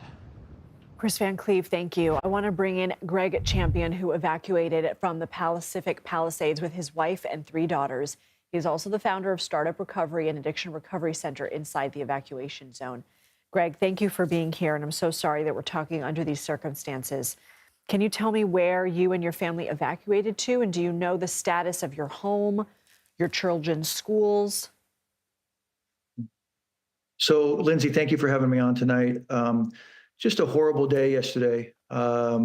We are safe here in Santa Monica at one of my company's other buildings. My 3 daughters, my wife, our 2 dogs, we're good. I'll just go down the list. So I am not aware of what has happened to my actual personal home. We are still hearing, the best thing I got today was your street, every other house was hit by the fire. So that's the best news I have in terms of my own personal house. Jeez. As far as schools, all 3 of my daughters go to 3 different schools. All 3 schools caught fire. And that was Calvary Christian School, Palisades Charter School, and the Jewish preschool at the bottom of Sunset Boulevard. The Jewish preschool and Calvary Christian had minimal damage, but Palisades Charter High School, which is an iconic high school here in Los Angeles, much of it was destroyed. And then last but not least, thank you for the introduction regarding Startup Recovery. As a couple hours ago, I thought all 3 of my houses were burned down up there. We provide great service in terms of the recovery community. I like to say we have good juju up there in terms of people trying to get sober and find a new life after addiction. And I just found out we have a couple miracles, Lindsay. 2 of the buildings still remain standing. Wow. So startup can keep going forward. And the dog that I went after yesterday and could not get, we were able to recover. Oh, wonderful. Coco, the Multi-Poo, we were able to recover as well. So we've had a couple little miracles today. And it does ease it a little bit, but my wife, my kids, and I are still desperate to know if our own residence is still standing. Yeah, I heard your interview earlier with KCAL, our CBS Los Angeles station, and I'm tearing up a little bit thinking about Coco. I had heard you say that you weren't able to get to the dog, that fire crews literally stopped you and said you will lose your life if you continue on, and I know that that was weighing on you, so that is certainly good news, and I'm sorry to hear that one of your buildings is a loss. When you got word that it was time to evacuate, how did you get your clients to safety? Well, it was really threefold for me. Lindsay, I live in the Palisades. My kids go to school in the Palisades, and my business is in the Palisades. And so when all the alarms go off, I had to make some choices. And the first choice for me was to get my clients down from safety. Our number one value at Startup Recovery is safety. So if we can't get our clients to a safe place, then we're not doing our job. And so I have an extraordinary staff that took the initiative to gather our cars up, go up the hill, gather a couple bags for a couple days worth of clothes, and then surely but slowly get them down the hill into a Santa Monica apartment building that we also own. And then it was about focusing on my daughters. I knew my wife was nearby and she was able to scoop up our daughters. And then last but not least was, hey, all of us, the daughters, my wife and myself had to go back to our house and gather up our belongings. And we packed for 2 days. We grabbed some mementos and some important papers and our 2 dogs, and we were gone. And so I would say probably it all started around 11:30, and we did not get everybody out in terms of clients, kids, and the rest of everybody until about 2:30. Out of the Palisades. Oh, a whirlwind 3 hours. Greg, we know that human life, pet life, the most important, and we know that you still don't know the status of your home, but we do know that many local businesses, shops and restaurants are gone. How devastated are you for the fabric of your community? Whew. it's tough. I know these people. I'm on a thread right now that it's our former soccer team. Every single person on the thread, 11 people have lost their homes. And these are captains of industry, well-known doctors, entrepreneurs who own name brands, who were all vagabonds right now, wandering around. And it devastates me because I know the restaurants that were lost. I know the stores that were lost. There was a couple of churches that I used to go to for Christmas Mass and Easter Mass and also for 12-step meetings. They're gone. It looks like what London looked like when the Germans were bombing London in World War II. It is catastrophic destruction. And for me, emotionally, and Lindsay, I don't know if you've ever lived in a town like this, but like you walk down the street and within 50 yards, you're saying, hey, Tim, hey, Albert, hey, Stephanie. It's that kind of place. The Palisades is this magical place that has great hiking trails and beautiful oceans to swim in and great schools for our kids to go to. And all of it is gone. I heard you share a story earlier that you give your daughter $1 every time you say hi to someone you know, and that she's never gotten fewer than $3. Greg. I feel very close to the Palisades community. I decided when I make it, Lindsay, that when it's time to get a wife and kids, that I needed a neighborhood that was on the scale of the Palisades. And I moved here in 2009.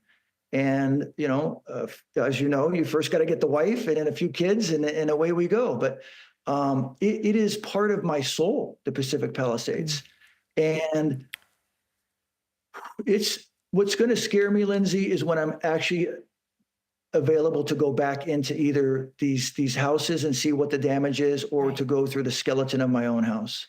I don't know I don't know how I'm going to react to that. Yeah. I've been trying to be a stoic leader for my family, for my business, for the community, but there's only so much you can hold in. But I'm really praying hard.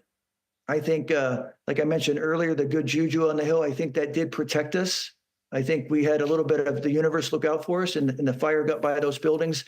And I hope the same is for my house that sits on the bluffs of the Pacific Palisades. Well, I know that you're watching a coverage right now. I would not wish that on anyone, to have to do what you're going to have to do in the coming days and assess the damage and see what is left. But Greg Champion, please keep us posted. Our thoughts and our prayers are with you and your family, your clients, your entire community. Thank you. Yeah, thank you, Lindsay, and God bless. Take care. CBS News Los Angeles spoke with one Pasadena couple who lost their home of 60 years in the fire. When we came up, I couldn't believe it. But 5 minutes ago, I was sitting in the car by myself, and tears just came over my face. So, and my entire history is in the house. I'm going to break down again. That's what I feel.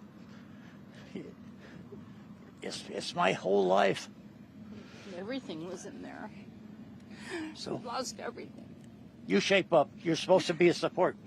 They said that this little area right here just erupted all at once, and it was the hottest area up here, and it just went so fast. And then they thought they put it out, and then they went down the road and they came back, and they couldn't do anything about it. Flames. And as we mentioned earlier, seasonal winds have fueled and amplified those devastating wildfires. The winds and the dry conditions, which are extreme for this time of year. For more on what else the region can expect from the powerful gusts, here's CBS News Sacramento meteorologist Ashley Nanfria.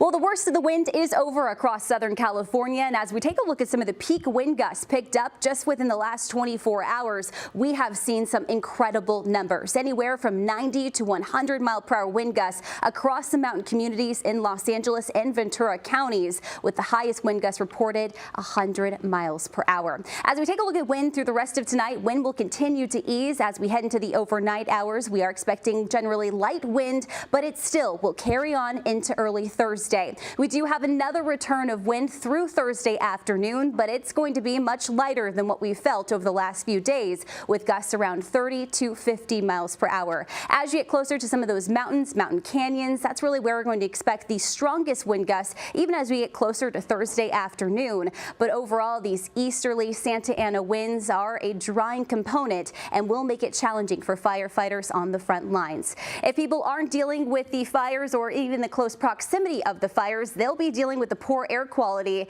as it will be hazardous at times across portions of Los Angeles, even stretching even further south into portions of San Diego, with all of the smoke that's going to be blowing around from these fires. Red flag warnings continue all the way through Thursday evening, stretching all the way from Santa Barbara down towards San Diego, as most of Southern California still deals with high fire danger over the next few days. Back to you.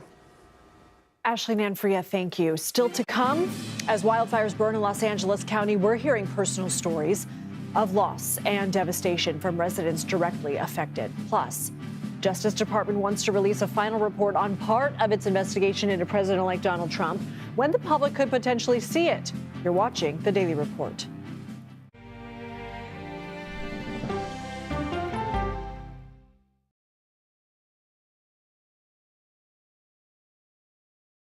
Is there no room for debate on college campuses anymore? 60 Minutes brings you to the new university that is demanding it. The stakes are that high. If our universities are screwed up, and I believe they are, then that will screw up America as a whole quite quickly.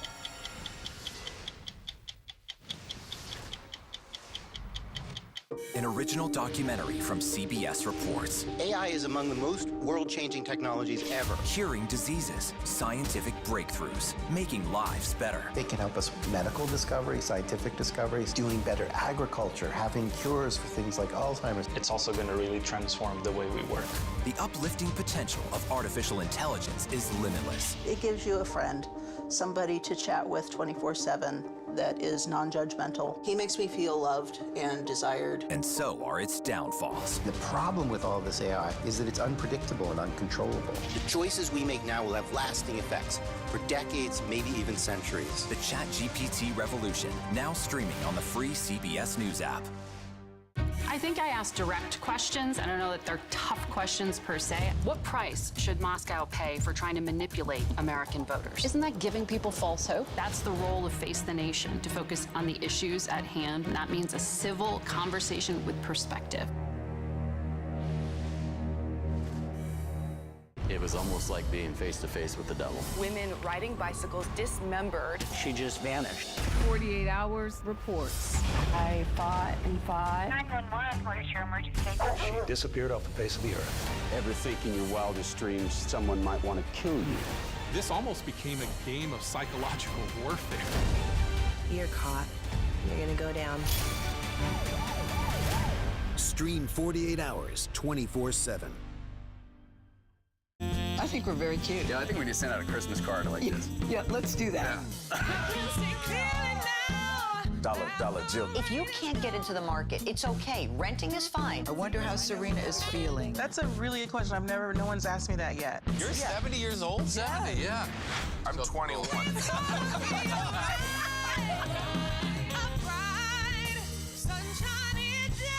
We'll see you 7 o'clock sharp. When you need your sports news all the time, We've got breaking news to bring to you. CBS Sports HQ gives you a snapshot of all the sports that matter to you. When you need your sports in a snap, find it on CBS Sports HQ, streaming free anywhere you are. Somebody wants the bag. How do they get the bag? It's a name that's synonymous with luxury. 60 Minutes goes inside the House of Hermes to hear the history and meet the people who craft elegance one stitch at a time. It's time for 60 Minutes. The wildfires raging throughout Los Angeles County have burned down more than 27,000 acres of land and have shown zero signs of slowing down. Scenes like this one in Pasadena are taking place all across the region as vigorous winds help quickly spread the fires. More than 1,000 structures have been destroyed, including several homes of residents. We are now joined by Christina Levy. She is a restaurateur in the Palisades whose restaurant, we are very sad to say, burned down during the fires. She is also a Topanga resident who has evacuated due to the wildfires. Christina, we are so sorry to hear about your business. Please take us through what you can with what happened at your restaurant. Thank you so much for having me. My restaurant opened in 2000 in the Palisades, and so we're a strong part of the community there. I went to Palisades High School. I have lots of friends and families there. I work at the local schools. We deliver pizzas to the local schools in the community. And yesterday morning, we were at work getting ready to go on one of our deliveries. And when we were loading up my car, my husband and I smelled smoke. So quickly got in the car and raced to Santa Monica, where I noticed huge plumes of smoke coming. You could see it from the school in Santa Monica, which is on 7th and California. And so I dropped off the lunches, wished everybody luck, and raced home to my home in Topanga because I have kitties there. And once you're locked out of Topanga, it's kind of hard to get back in. So it was kind of intense.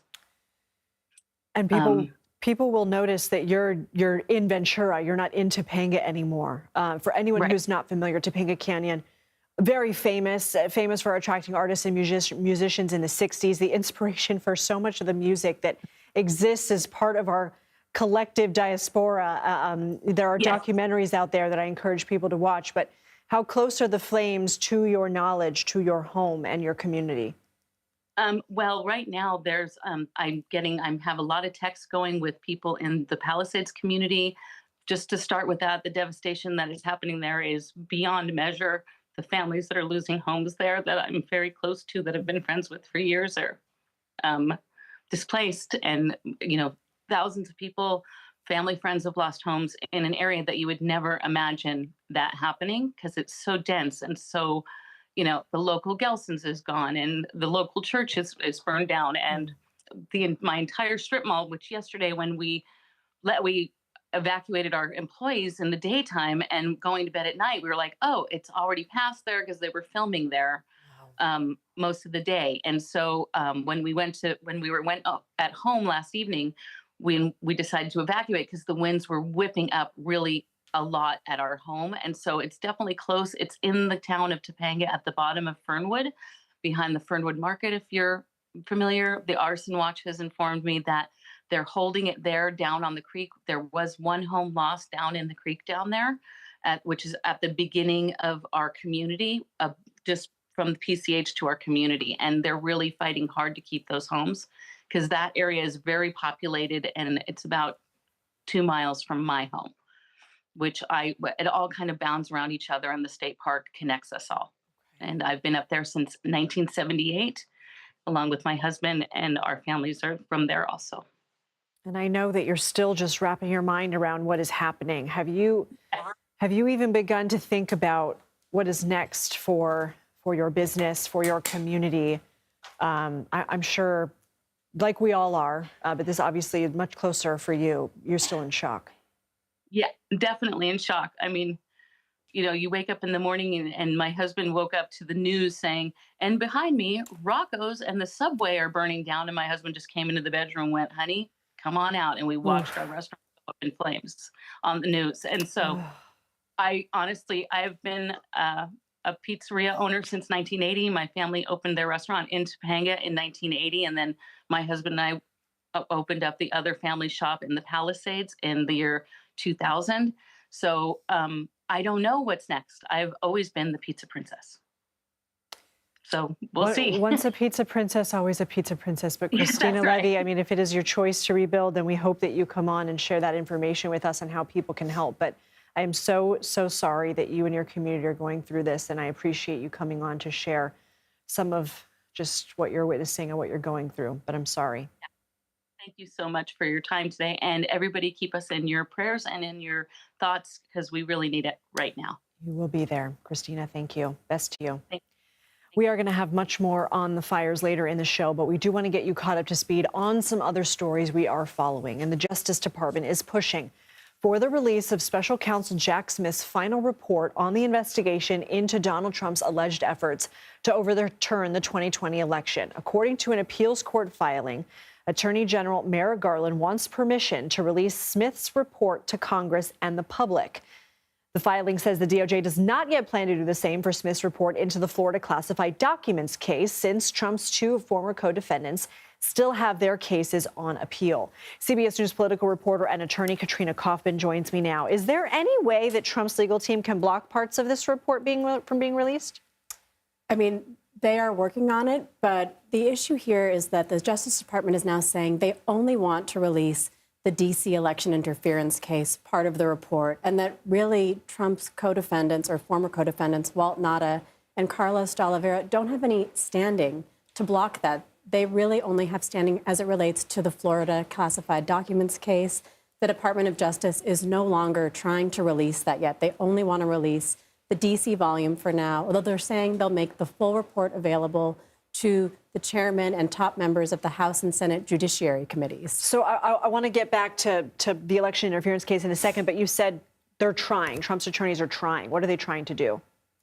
I mean, they're trying to block any of this from coming out. They have asked, or the report has so far been blocked by Judge Eileen Cannon in Florida, and we're waiting for the 11th Circuit to make a decision on this. But what the Department of Justice has done has made a very compelling argument that just the D.C. portion should be allowed to come out, and they'd be ready to do that, they've said, as early as Friday. So let's ask about these two individual cases and have you kind of go one by one. Do we have a sense of when or if the public will see the election interference part of the report? And since the DOJ is not currently looking to release the report on the classified documents case, is it possible that, given that Trump is going to be inaugurated in 12 days, that his new attorney general would prevent that part of the report from ever seeing the light of day? I mean, these are really good questions. As it comes to the D.C. election interference case, again, they're saying they would be ready to release that Friday. They're just waiting for this decision from the 11th Circuit because they don't want to be in violation of a court order that's blocking them. For the classified documents report, you know, it's possible, Lindsay, down the line that we could see a Freedom of Information Act request for this or a congressional subpoena. But as you said, the upcoming Attorney General, who's supposed to be Pam Bondi, is not going to want to release this on her own. I have to be quick with you on this, but what is the latest in Trump fighting his sentencing on Friday in the New York criminal case? So Trump today just leapfrogged all the way to the Supreme Court. He also did file with the New York Court of Appeals, which is the highest court here, but he wants the Supreme Court to intervene here, as they have many times for him. We know that they have often been favorable to him, but this is one where, Lindsay, they just might not want to wade in here. This is a state criminal case. The trial has been completed. There's no decision from the New York Court of Appeals yet, so hopefully we will know tomorrow what they want to do. Okay, we'll hear from you then. Katrina Kaufman, thank you. Thank you. President-elect Donald Trump is in the nation's capital ahead of the funeral for Jimmy Carter, and Trump is taking advantage of his brief time in Washington before his inauguration, meeting Wednesday night with Senate Republicans on Capitol Hill. They're expected to discuss the best way to push key aspects of his agenda forward, including border policy and tax cuts. CBS News political correspondent Caitlin Huey-Burns joins me now from West Palm Beach, Florida. So, Caitlin, Trump spoke to reporters before walking into that meeting. Let's listen to what he said. Couldn't feel better. We're looking at the one bill versus two bills, and whatever it is, doesn't matter. We're going to get the result, and we're going to make America great again, and we'll see you in a little while. All right, so what is he referring to, one bill versus two bills? Yeah, a little parliamentary action here. What he's basically referring to is that some Republicans wanted to kind of cram all of the president's agenda, or at least those top lines, into one big bill and do so through a process called reconciliation. This is a budget process where you don't actually need full support, 60-vote threshold in the Senate. You just need majority support. So this would avoid a filibuster. However, it's done through a process called budget reconciliation, which means it really should pertain to items that affect the budget. So tax cuts they could put in this one. So there was this concern about whether you could put items like immigration and other agenda items into that kind of measure. So what Trump essentially is saying there is, look, congressional leaders, you guys figure out the best way. I just want my agenda items pushed through. And yesterday, Lindsay, I asked the president during a press conference, President-elect during a press conference, can you do some of your immigration reforms that you want by executive order, or do you need Congress to be able to sign legislation? And he said that he did a lot through executive order in his first term. He plans on doing so again, so kind of alluding to how they may approach this big package. Bottom line, however, is that Trump wants agenda items passed through this Congress, trying to figure out the best way to do it, because they do, as you know, have a very slim margin in the House. Let's talk about Senate confirmations before we let you go. They're set to begin next week, but we're already seeing Democrats push back against the start of hearings for Trump's energy and intelligence picks. They say paperwork hasn't been properly completed. How much pressure is Trump putting on Senate Republicans to get certain nominees through? A lot of pressure is building for these Senate Republicans to confirm his pick. He said last month during a press conference that, he may be open to primary challenges for those who oppose his picks if they are doing so for political reasons, he said. So there is a lot of pressure building on these lawmakers. Remember, they do have a Senate majority coming in this new Congress. However, the margin is also slim. You can only really afford to lose 3 votes on these nominees. You have people like Lisa Murkowski, Susan Collins, other more moderate members who aren't feeling that kind of pressure from their constituents. So applying that pressure will be interesting. Caitlin Huey-Burns, thanks for watching it all for us. All this week, we have been looking back at former President Jimmy Carter's legacy. And when it comes to addressing climate change, he proved to be ahead of the curve. We'll reflect on Carter's accomplishments with a former member and chair of his Environmental Council.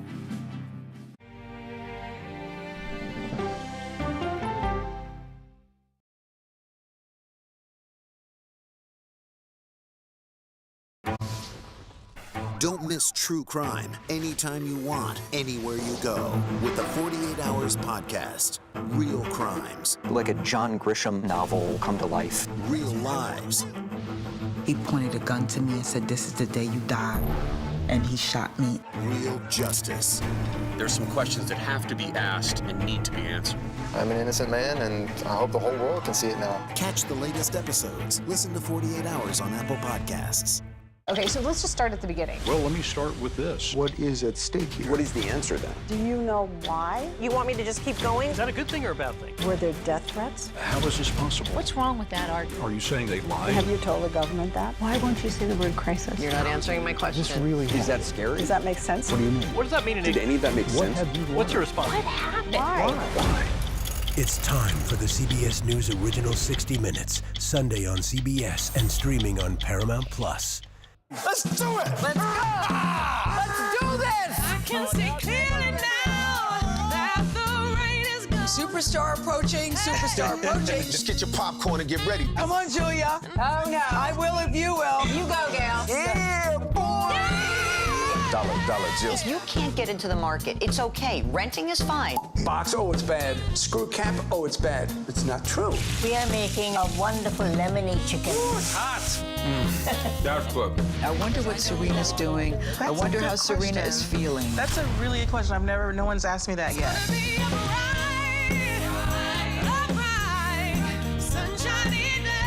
You're 70 years old? 70, yeah.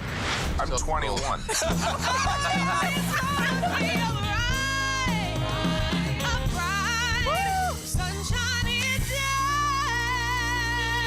We'll see you 7 o'clock sharp.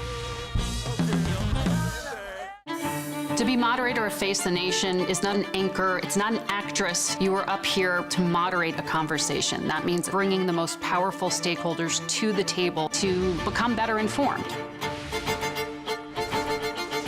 There is no more room in our city. New York City is receiving record numbers of migrants. Today, we're going to have more than 500 adults and children come through that door. Tensions rise as shelters reach max capacity. We don't have to take care of them. CBS Reports goes inside a crisis cities and families are facing as they fight to survive. The United States still has that glimmer of hope for people to come here. Fighting for a future. Now streaming on the free CBS News app. Don't miss true crime anytime you want, anywhere you go with 48 Hours podcasts. Real crimes, real lives, real justice. Listen to 48 Hours podcasts wherever you get your podcasts.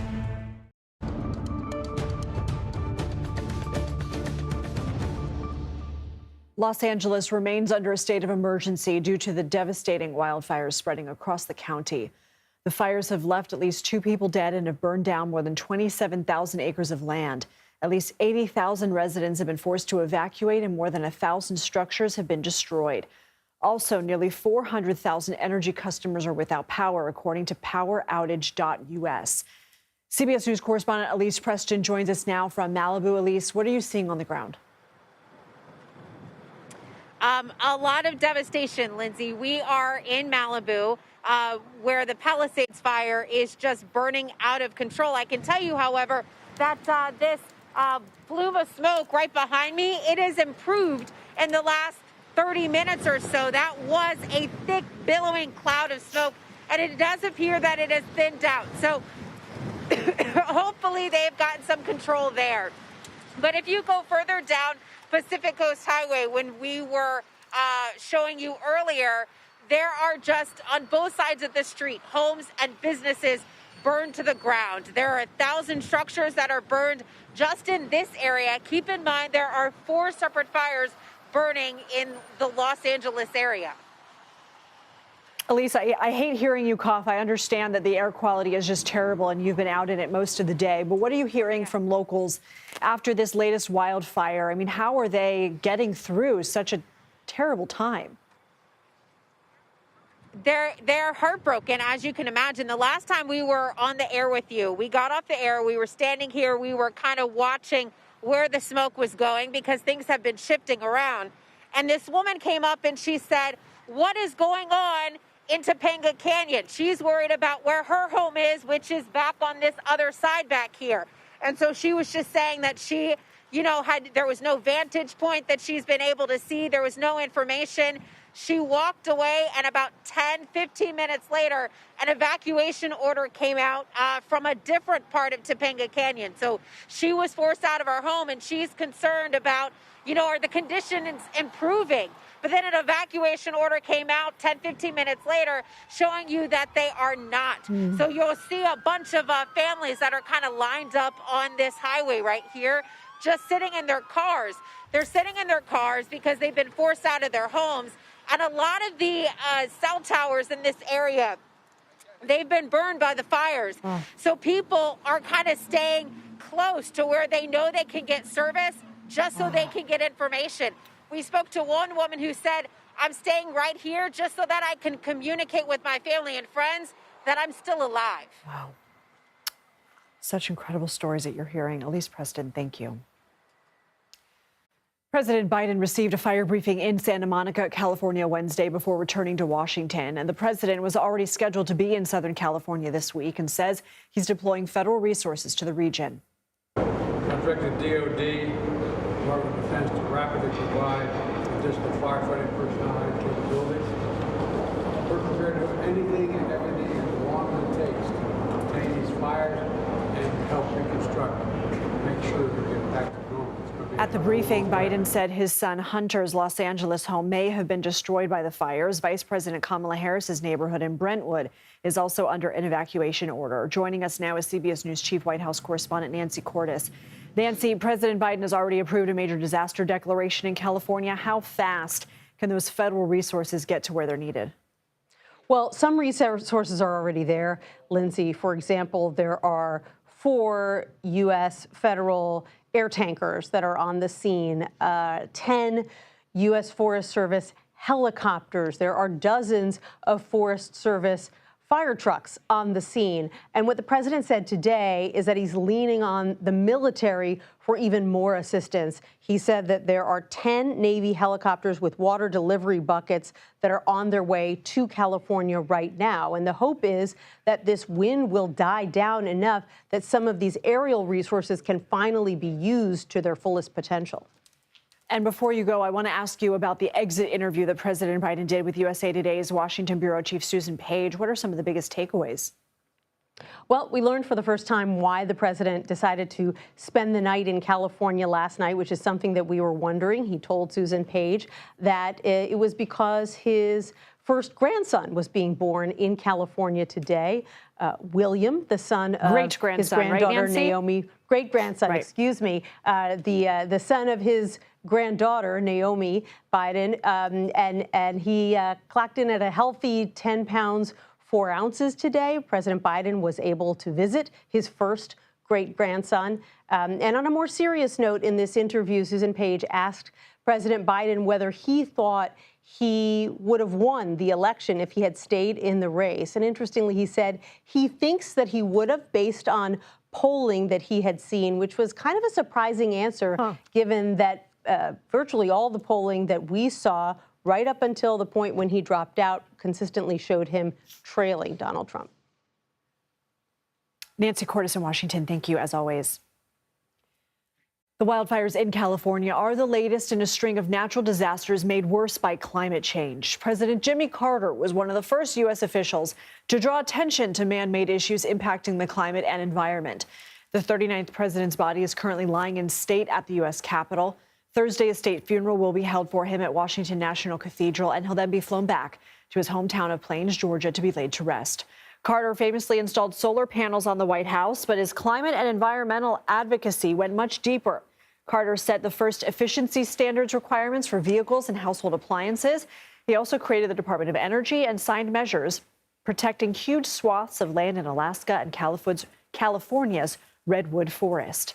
Gus Speth joins us now. He's served as a member and chair of the Council on Environmental Quality during President Carter's term from 1977 through 1981. He was also dean of Yale University School of the Environment.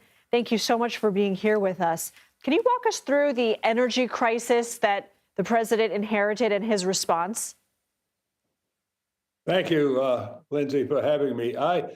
What happened before Carter came into the White House was a huge surge in oil imports. The country was getting more and more dependent on OPEC oil, and there was a fear of cutoffs, of insecurity in our energy supply.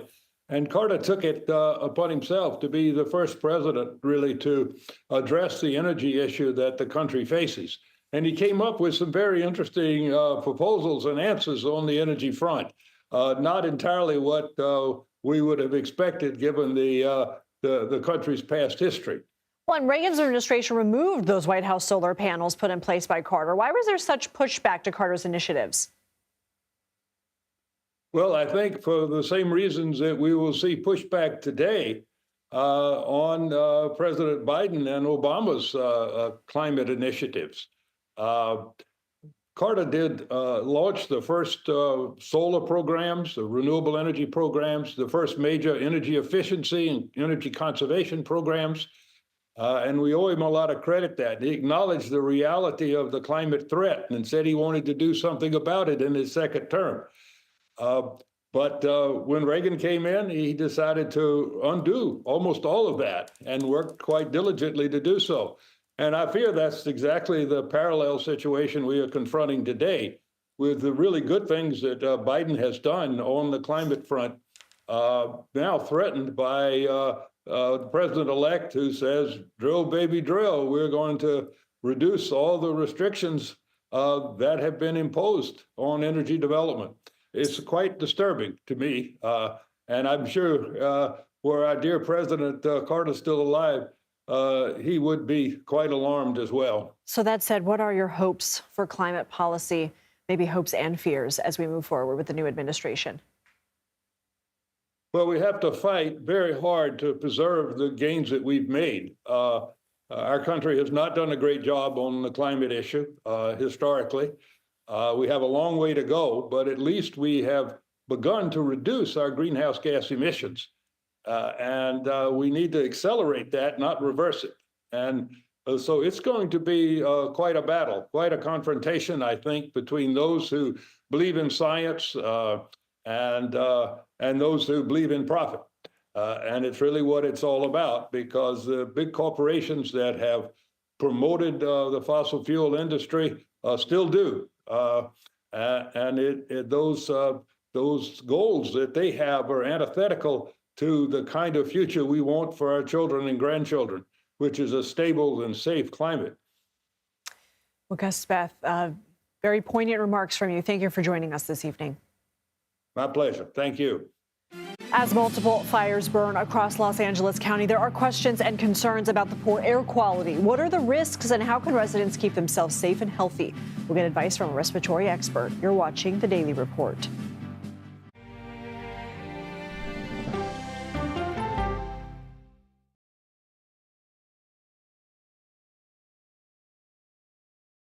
Politics isn't a game. The data says you do have a women problem. Politics is about policy. Isn't that giving people false hope? I'm a voracious consumer of information, and I'm impatient. I don't like to be spun. To be moderator of Face the Nation is not an anchor, it's not an actress. You are up here to moderate a conversation. That means bringing the most powerful stakeholders to the table to become better informed.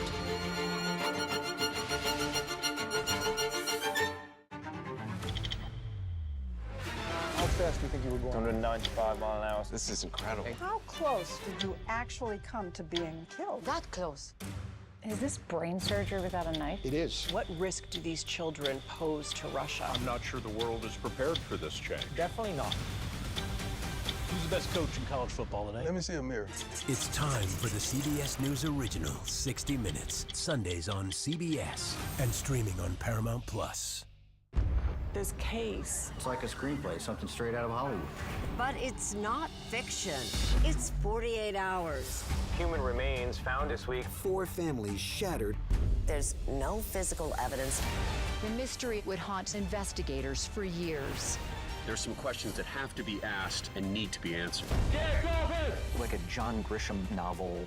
A gripping true crime original. 48 hours. Now streaming on the free CBS News app. An original documentary from CBS Reports. Since you started La Soup in 2014, do you have any sense as to how much food you've rescued from the landfill? We've rescued 4.5 million pounds. I can't even fathom how much food that is. And that's one little person in one little city in America. We're going to call this chicken piccata. We did 450 of these meals today. This is the exact dish that you and I are going to have. Yep. Oh my God. Is it good? Mm-hmm. Having a plan of how to keep people fed should be in every single city. So if we eliminated food waste, could we eliminate hunger? Yes. Eating Trash, now streaming on the free CBS News app. There is no more room in our city.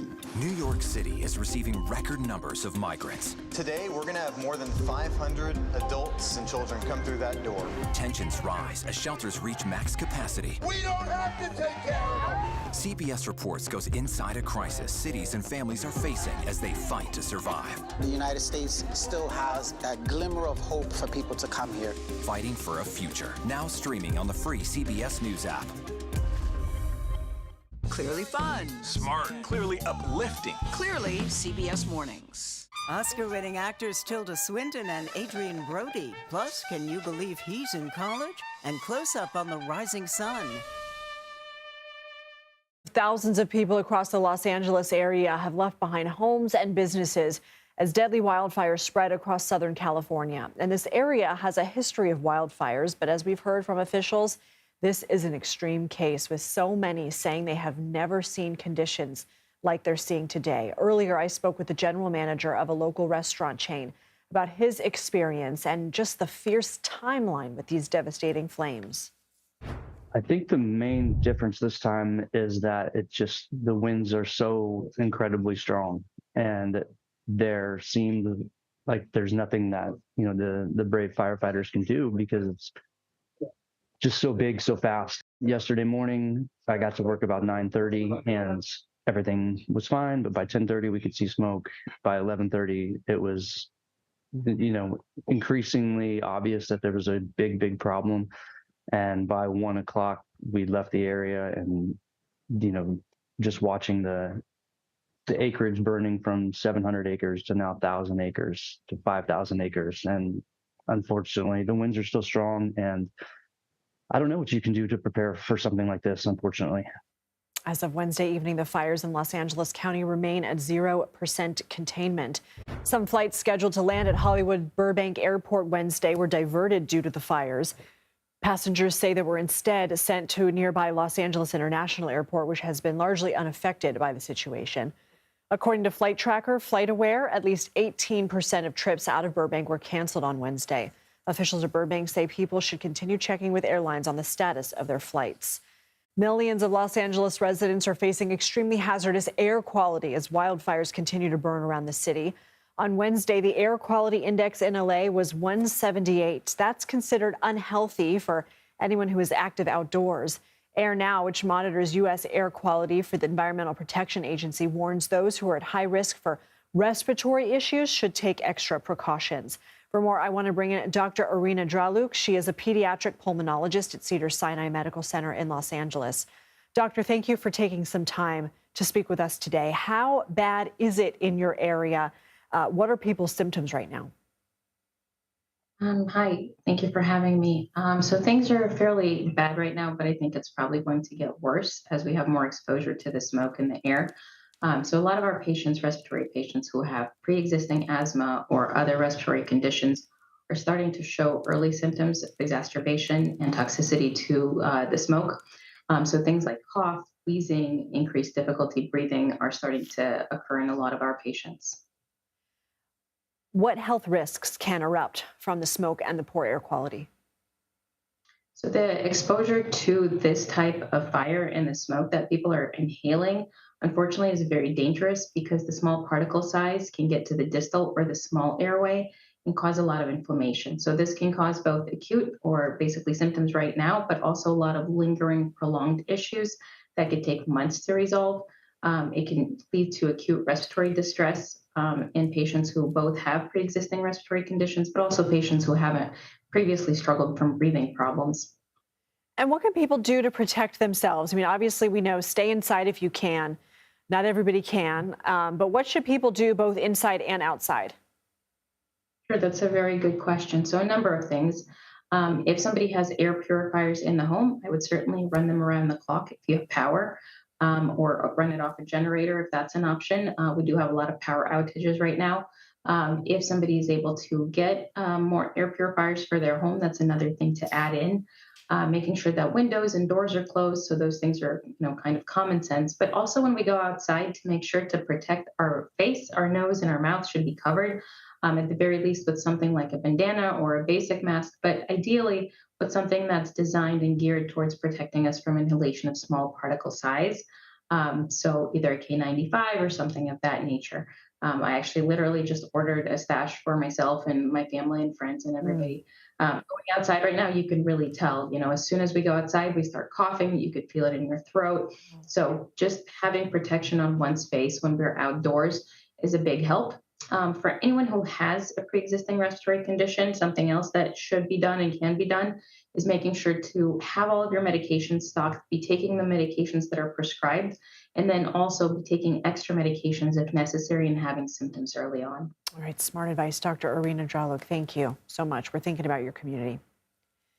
Appreciate it. Thank you. We're going to continue to cover the California wildfires, but in the meantime, Israel says its forces have recovered the body of at least one hostage held in Gaza by Hamas militants since October 7, 2023. Roughly 100 hostages are still in Gaza, and Israel estimates at least a third of them are dead. Jonah Fisher from our partners at the BBC has more. The Israeli military say they found the body of Yusuf al-Ziyadna, a Bedouin Arab, on Tuesday in a tunnel in southern Gaza near Rafah. His identity was then confirmed through forensic analysis.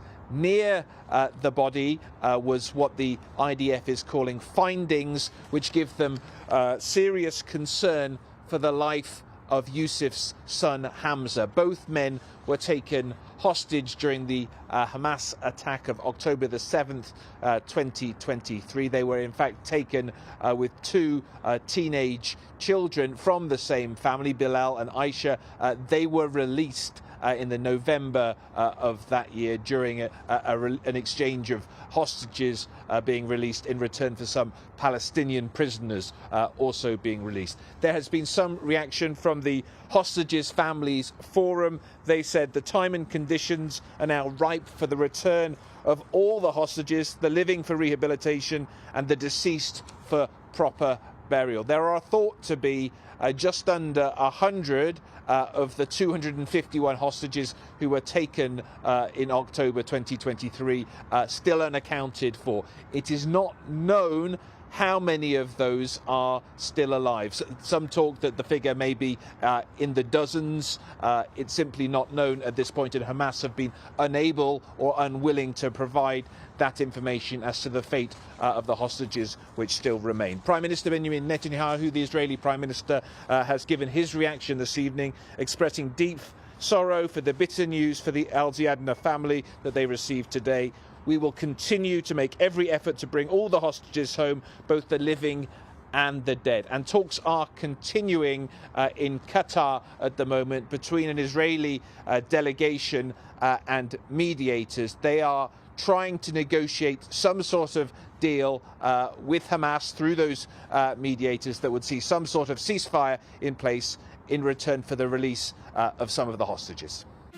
Up next, the California wildfires are leaving severe damage in their wake and putting local events at risk. Much more news ahead. You're watching CBS News 24/7.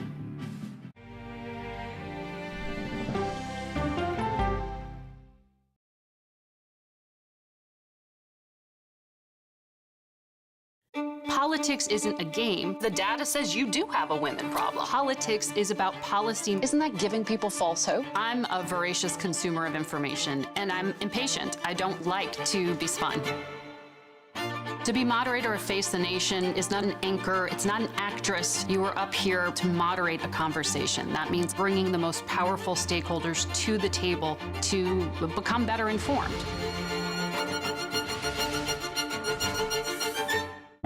The justices ruled that Harvard and the University of North Carolina violated the Constitution. In the aftermath of the Supreme Court decision to end affirmative action in college admissions, uncertainty sets in for some students of color. Affirmative action really gave us an equal opportunity. CBS Reports explores the historic decision and what it means for those chasing an opportunity to change their lives. I knew that college was the ticket to break this cycle. The end of affirmative action, now streaming on the free CBS News app.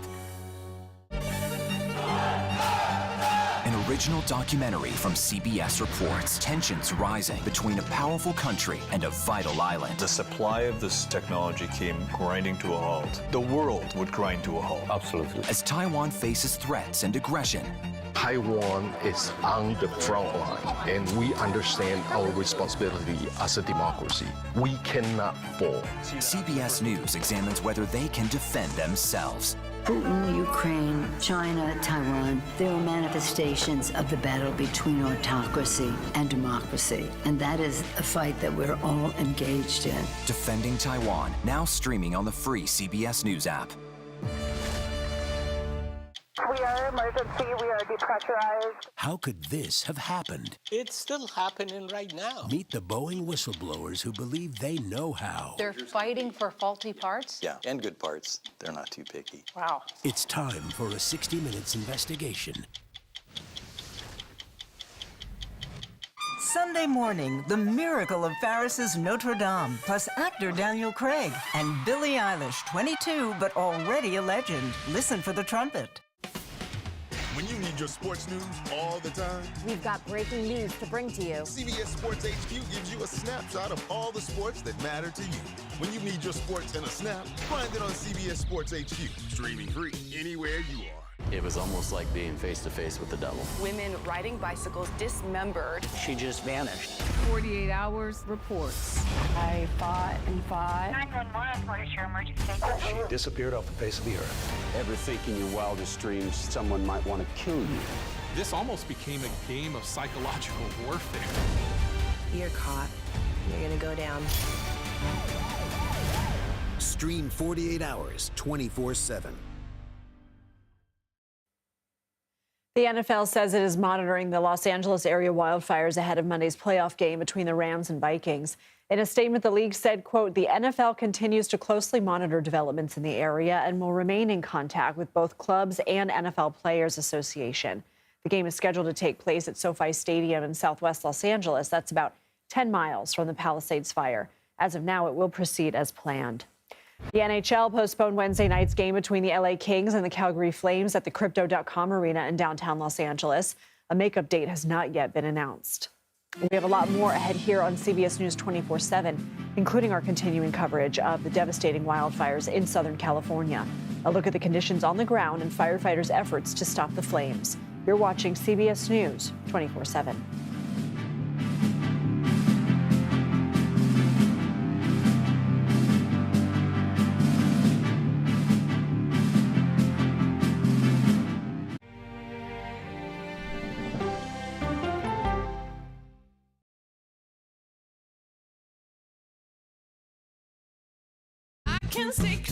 CBS Mornings Plus, clearly more news, more smart conversation. More money-saving tips, more recipes. More uplifting ways to get you on your way. Plus, more sports, more weather. Clearly, more CBS Mornings. Plus,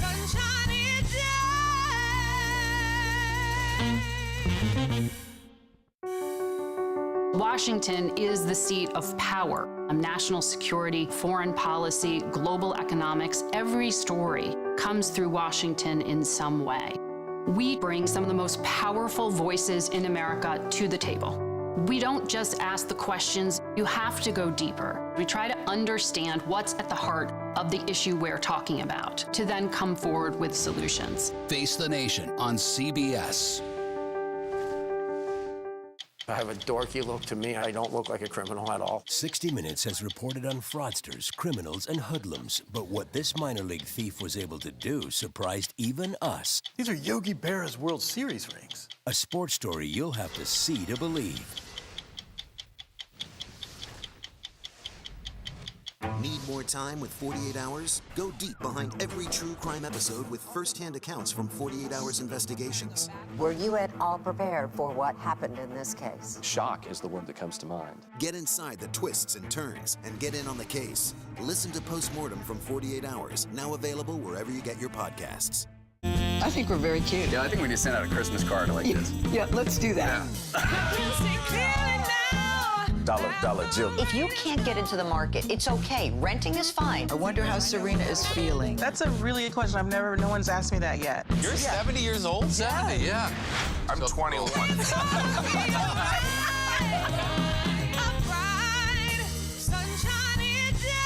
We'll see you 7 o'clock sharp. Sunday morning, the Music Man, T-Bone Burnett, plus Ted Danson, and Martha Stewart with Just the Recipe. Listen for the trumpet. I report from a lot of war zones, but I don't really take the same risks. He's one of the bravest war correspondents 60 Minutes has ever met. But it's his relationship with his mother that you will remember. Plus, the robots making marble masterpieces in Italy. As a kid growing up in Chicago, there was one horror movie I was too scared to watch. It was called Candyman. But did you know that the movie Candyman was partly inspired by an actual murder? Listen to Candyman, the true story behind the bathroom mirror murder, wherever you get your podcasts. The CBS News original 60 Minutes opens its archives. Pretty loose for a Friday night. Yeah, no, I mean, it's not my first show. With moments you haven't heard before. It's almost more fun that way when you have something to prove. Listen to 60 Minutes, a second look, wherever you get your podcasts. Clearly, Better Morning starts right here. CBS. That's right. Don't miss true crime anytime you want, anywhere you go, with 48 Hours Podcasts. Real crimes, real lives, real justice. Listen to 48 Hours Podcasts wherever you get your podcasts.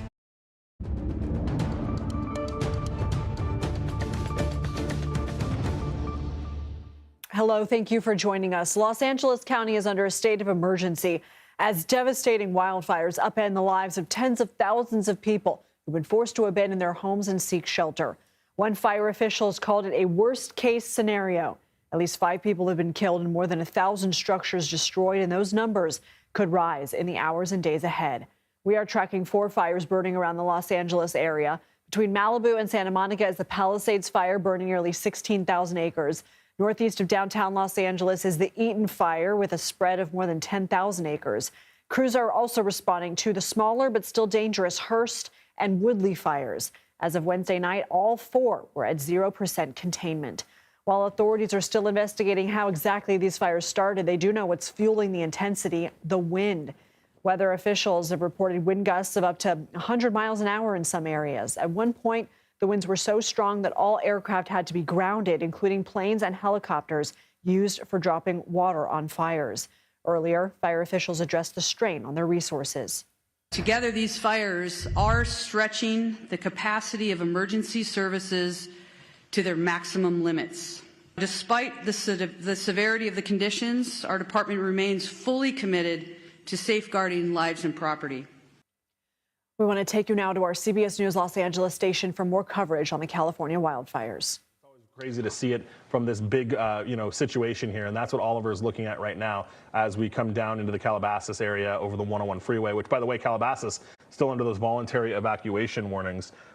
So we're, dealing with all of that as we await this press conference from the city of Pasadena, guys. And Mike, while we wait for this news conference, I have a question regarding evacuations, and maybe you know or don't know the answer, but regarding people who are being told that they have to mandatorily evacuate, I understand in some cases they're receiving a text of some sort. How are they being notified that they're in the area that needs to evacuate? Do you know? Yeah, so there's a couple of different ways, right? You'll get the emergency alerts on your phone. If you have those activated, that will let you know that you should evacuate. Some cities, depending on the municipality that they're in, will do the dispatch centers can either send you an automated phone call, an automated text message, something like that will let you know to evacuate. Generally, those really big, loud alerts that you get on your phones, the EAS, the emergency, I can't remember what exactly. The EAS? Yeah, something like that. Those are the ones that you'll get, usually most quickly. And actually, I just want to pivot really quick because it looks like what's happening. It looks like another house that's on fire. Oliver, that looks like a house that's on fire, right? Wow. I'm just going to see where that's at. Yeah, and it is. And so Oliver is he's coming over the Calabasas area. I would venture to guess, and we'll see if he can get any closer, but it looks like that may be maybe even off like Old Topanga Canyon or somewhere in there. Ollie, are you looking directly off your nose? Loma Matisse is what he's telling you. So not even close to the Eaton Canyon fire yet. No, and this is we're back to the Palisades fire. Topanga. Yeah, this is Topanga. So Loma Matisse is where he says this is. I'm just going to look for that on a map here, but he is coming back into the, like I said, the Topanga Canyon area. So this is, obviously not what you want to see, and it's again, we are now several days into, or not several days, but day 2 of this really destructive fire that just doesn't even have any signs of letting up. As we can see, homes are still burning in that area. And this is a time, Mike, when winds are dying down, like you mentioned, and this house seems to be kind of alone on its own for the most part, at least from what we can see there from SkyCal. And yet an ember made its way there, and we have another home that is caught on fire. Incredible. So if you do get one of those emergency alerts that Mike was just telling us about, definitely pay attention to it and heed a warning. Mike? It just looks like the mayor is about to speak in Pasadena. I don't know if we can go to that. All right, let's go to that. Typical spelling, Victor. Last name is Gordlo, Gordo, mayor of the city of Pasadena. Let me first say on behalf of all residents of Pasadena that our thoughts and prayers are with those who have lost their home and even their lives here in Pasadena, as well as in Altadena and the Palisades. On behalf of all residents of Pasadena and the leaders that you see behind me, we will certainly have all those individuals and their families and friends in our thoughts and prayers. We have experienced a tremendous tragedy here in our community. To date, we have over 100,000 people under mandatory evacuation. We've had 5 fatalities, and then we have close to another 100,000 people who have been warned to evacuate because they are in a danger zone. Hundreds of homes have been lost. I'll let the police chief and the fire chief talk about that. But this is an opportunity for us as a community, as a people, to band together and work to support one another. Whether you're affected or not, please take the opportunity to help a neighbor, help a friend, check in on friends and neighbors, and certainly check in on family members. Here with me today are Councilmember Jason Lyon, Councilmember Justin Jones, Councilmember Jessica Rivas, my colleagues on the Pasadena City Council. Also with us today is City Manager Miguel Marquez, our Supervisor, LA County Supervisor Catherine Barger, Congressmember Judy Chu, State Senator Sasha Perez, Assemblymember John Harabedian, the Superintendent of the Pasadena Unified School District, Dr. Blanco, the President of Pasadena City College, Dr. Jose Perez, a representative from the Humane Society. Also with us today are neighboring Assembly members, Assemblymember Coloza, Assemblymember Nick Schultz. You'll also hear from Fire Chief Chad Augustine and Police Chief Gene Harris. So again, I just want to assure people that Pasadena is working in conjunction with our neighboring jurisdictions, including the County of Los Angeles, particularly the County of Los Angeles. Supervisor Barger and I had the opportunity to sit down with the Governor of California this afternoon, not too long ago, maybe an hour ago, and the Governor has assured us that he will provide whatever assistance that we may request.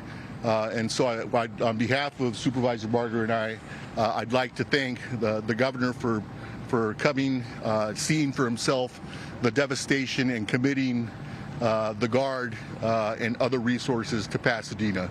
And so we will certainly be in touch. With that, let me, and I'll go over these points in Spanish at the end as well. Let me turn it over to City Manager Miguel Marquez. Good afternoon. My name is Miguel Marquez. Excuse me, Miguel spelled M-I-G-U-E-L, Marquez, M-A-R-Q-U-E-Z.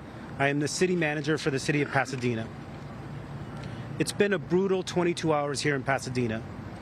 My heart aches for all who lost their homes, their memories, and their sense of security. About 22 hours ago, we first learned of a fire in Eaton Canyon. As they always do, and despite the dangers, our first responders rushed to the scene. They found darkness, they found fire, and they found 80-mile-per-hour winds. Air support was not possible under those conditions. Our first responders did all they could under those brutal conditions to put out the fire, putting their own lives at risk to save others. They battled through the night, with more and more joining the fight as the night wore on. Our police officers went door to door, ensuring as many residents as possible were evacuated to safety, including many seniors and those with mobility limitations. They saved many, many lives in the last 22 hours. Their efforts were heroic. Our first responders, our Public Works Department who cleared the streets, Pasadena Water and Power who kept the power on and the water flowing throughout the night. Public servants from so many different agencies came together in the last 22 hours to keep as many people safe as possible. Together, many, many lives were saved. The battle continues, as does our resolve. We will put out the fire, and then it will be time to rebuild. In this community, we may get knocked down, but we always pick ourselves up.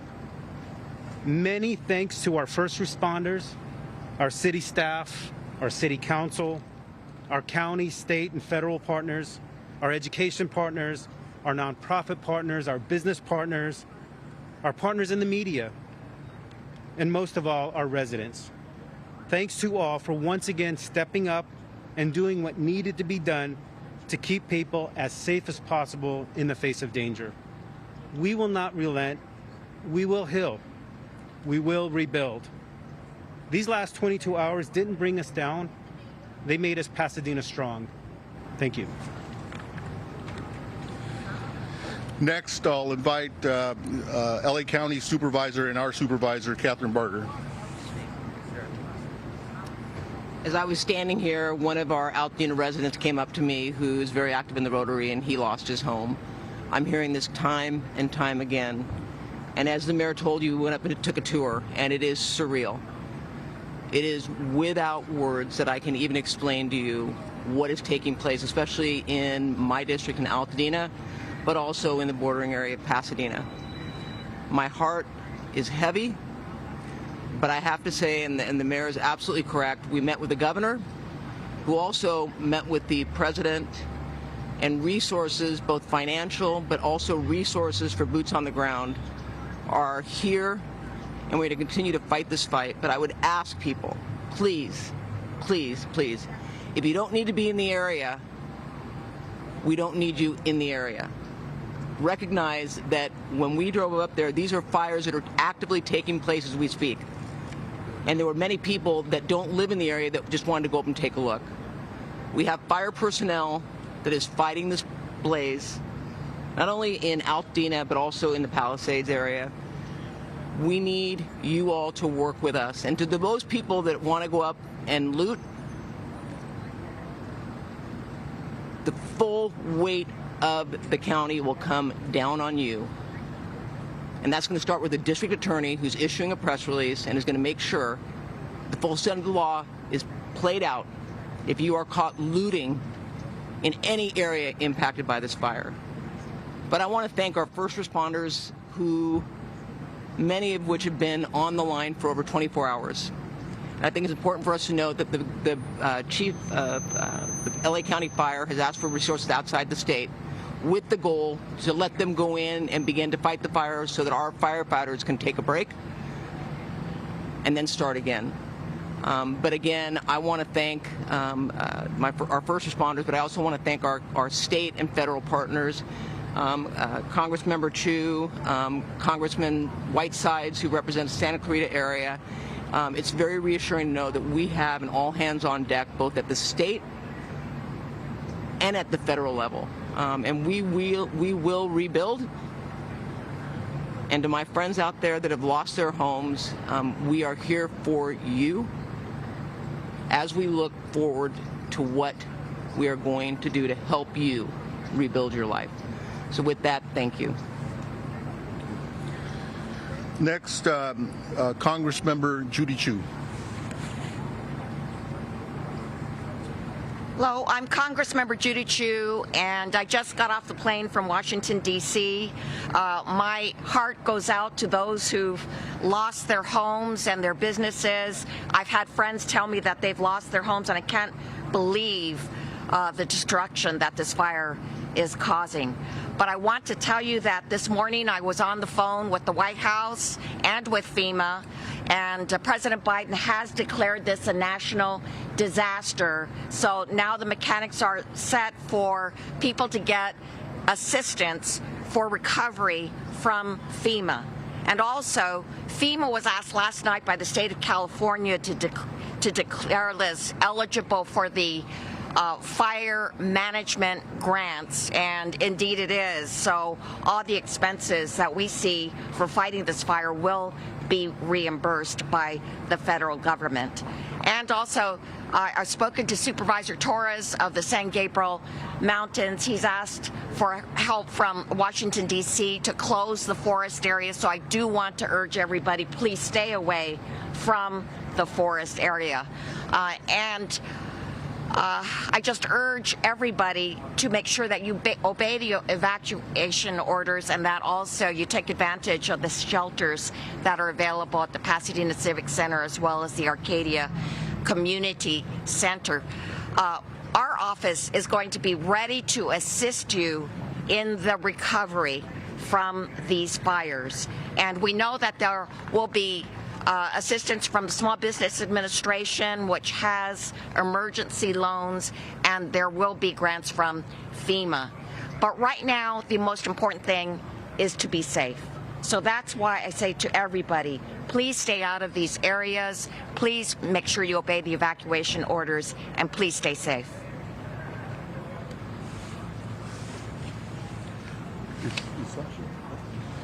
Next, State Senator Sasha Renee Perez.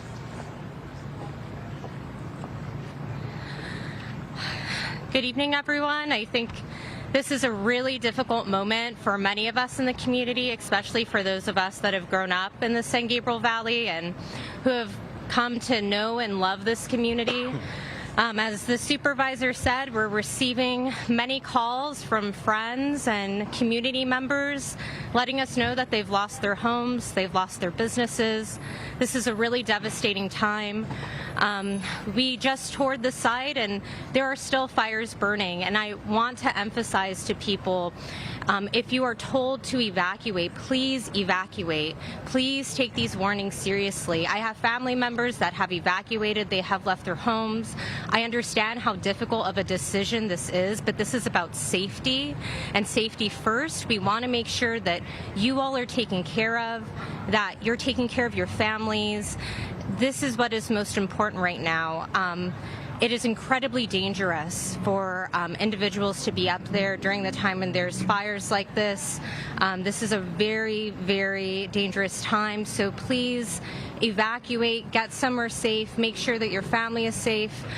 Also, if you receive an evacuation warning, please make sure, if you have elderly neighbors, pick up the phone and let them know. We've seen a lot of senior citizens just here at the senior center that have been evacuated, and someone taking a moment to knock on the door and make sure that they were informed so that they're getting out of their home is so critical and makes such a difference. We know right now that there's a lot of folks that are struggling to have cell service when they're up in the foothills right now. We know power lines are down, and these fires are continuing to rage on. So, the state's doing everything that it can right now to make sure that we're allocating resources. We're moving firefighters from Northern California, from Central California to come here to fight this fire. There's firefighters coming from out of state. And so resources are coming. We're going to get this thing contained, but it is going to take time. And so make sure that you're staying away, letting our public safety officers do what they need to do so that we can get this contained. Thank you. Next, Assemblymember John Harabedian. Thank you, Mayor Gordo. For anyone who is a believer of any faith, please, we need your prayers. We need your thoughts of healing and anything that you can do to help our community. Many of our neighbors, our loved ones, and members throughout our community lost their lives today. And we are with you. We see you, we feel you, and we are going to help you get through this.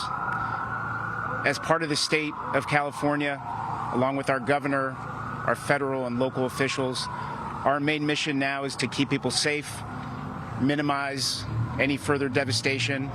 And for those of you who lost your homes, who lost your property, who lost your loved ones, we are going to help you rebuild.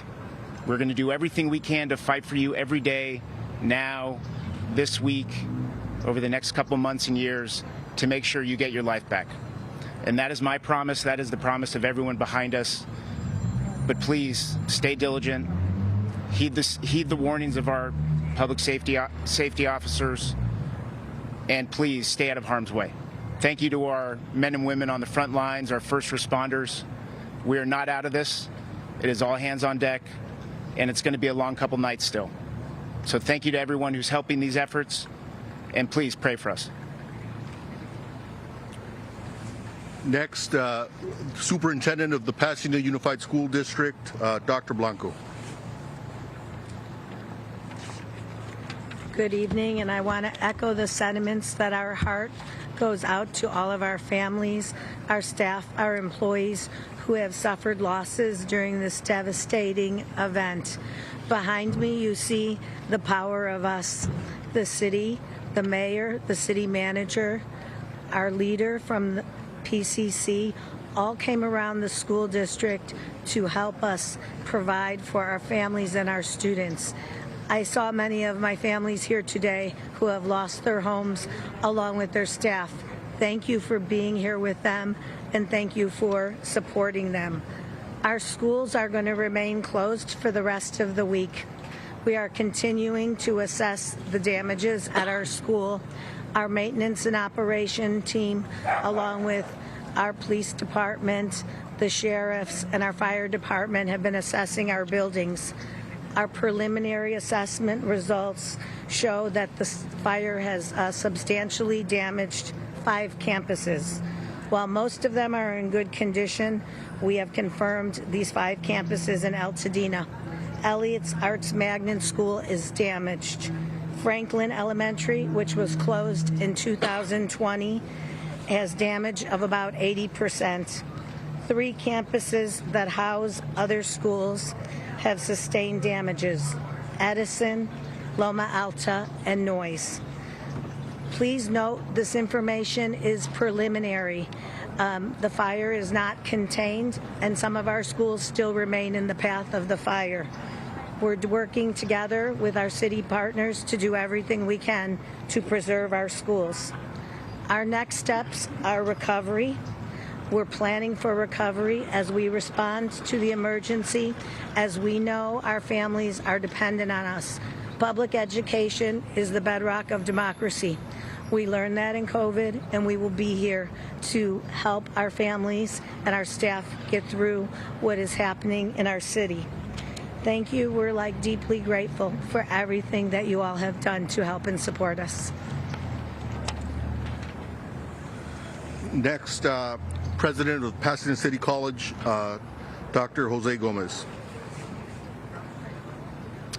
Hi, I'm Jose A. Gomez, Jose A. Gomez, Gomez. Over the last 24 hours, our hearts have been broken by what has transpired. We have lost our peace. Although Pasadena City College has sustained minor damage, our hearts and our prayers and our thoughts are with our greater community. We are so grateful at Pasadena City College for the incredible leadership that the city of Pasadena and all of our legislators and all of our elected officials have provided, not just to our college, but also to our community.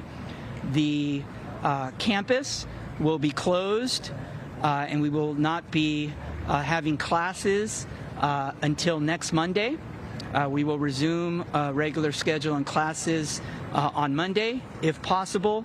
Of course, it's a very fluid situation. But more importantly than that, we have activated much of our campus community in support of our partners and our greater Pasadena San Gabriel Valley family.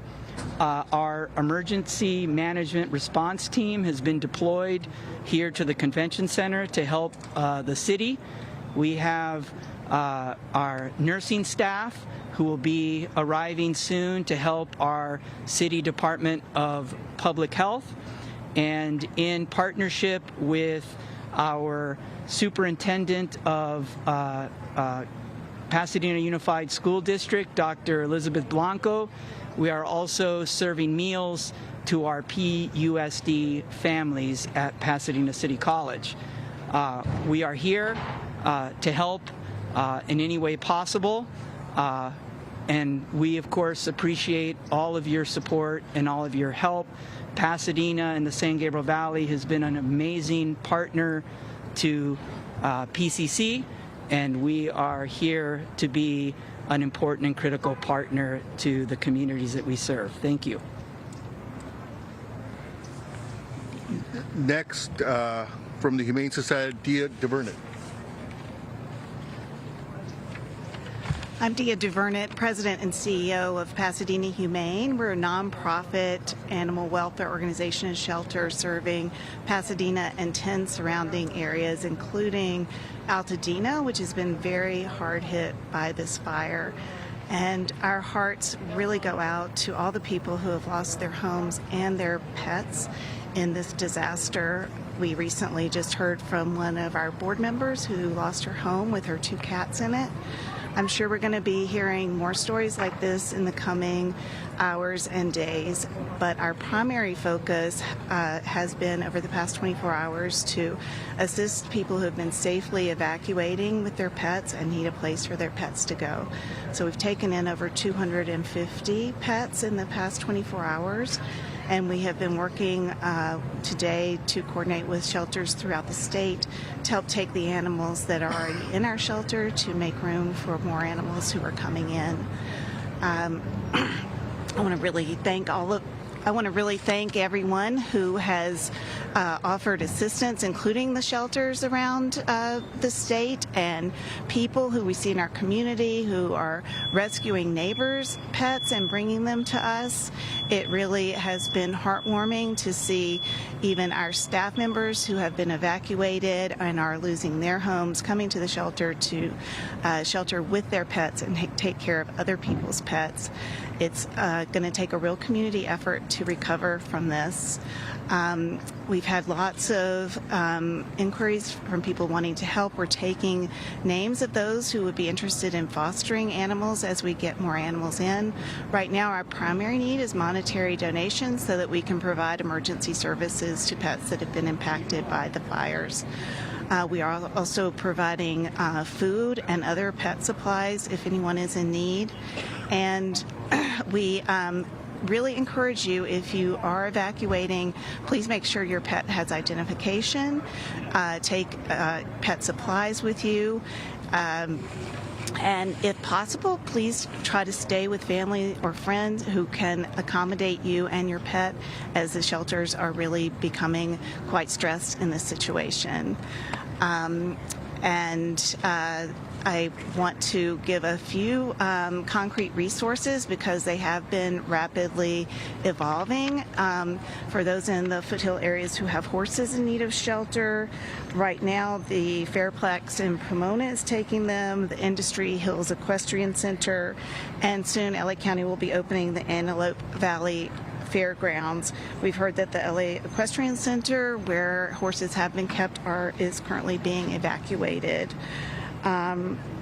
We have recently started to see the first injured animals coming in. We've had a cat and some wildlife coming in.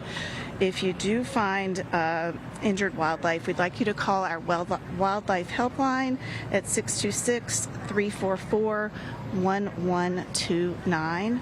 We're very thankful to our skilled veterinarians who are providing care to these animals, and we'll continue to provide care around the clock to animals in need in our community. Thank you.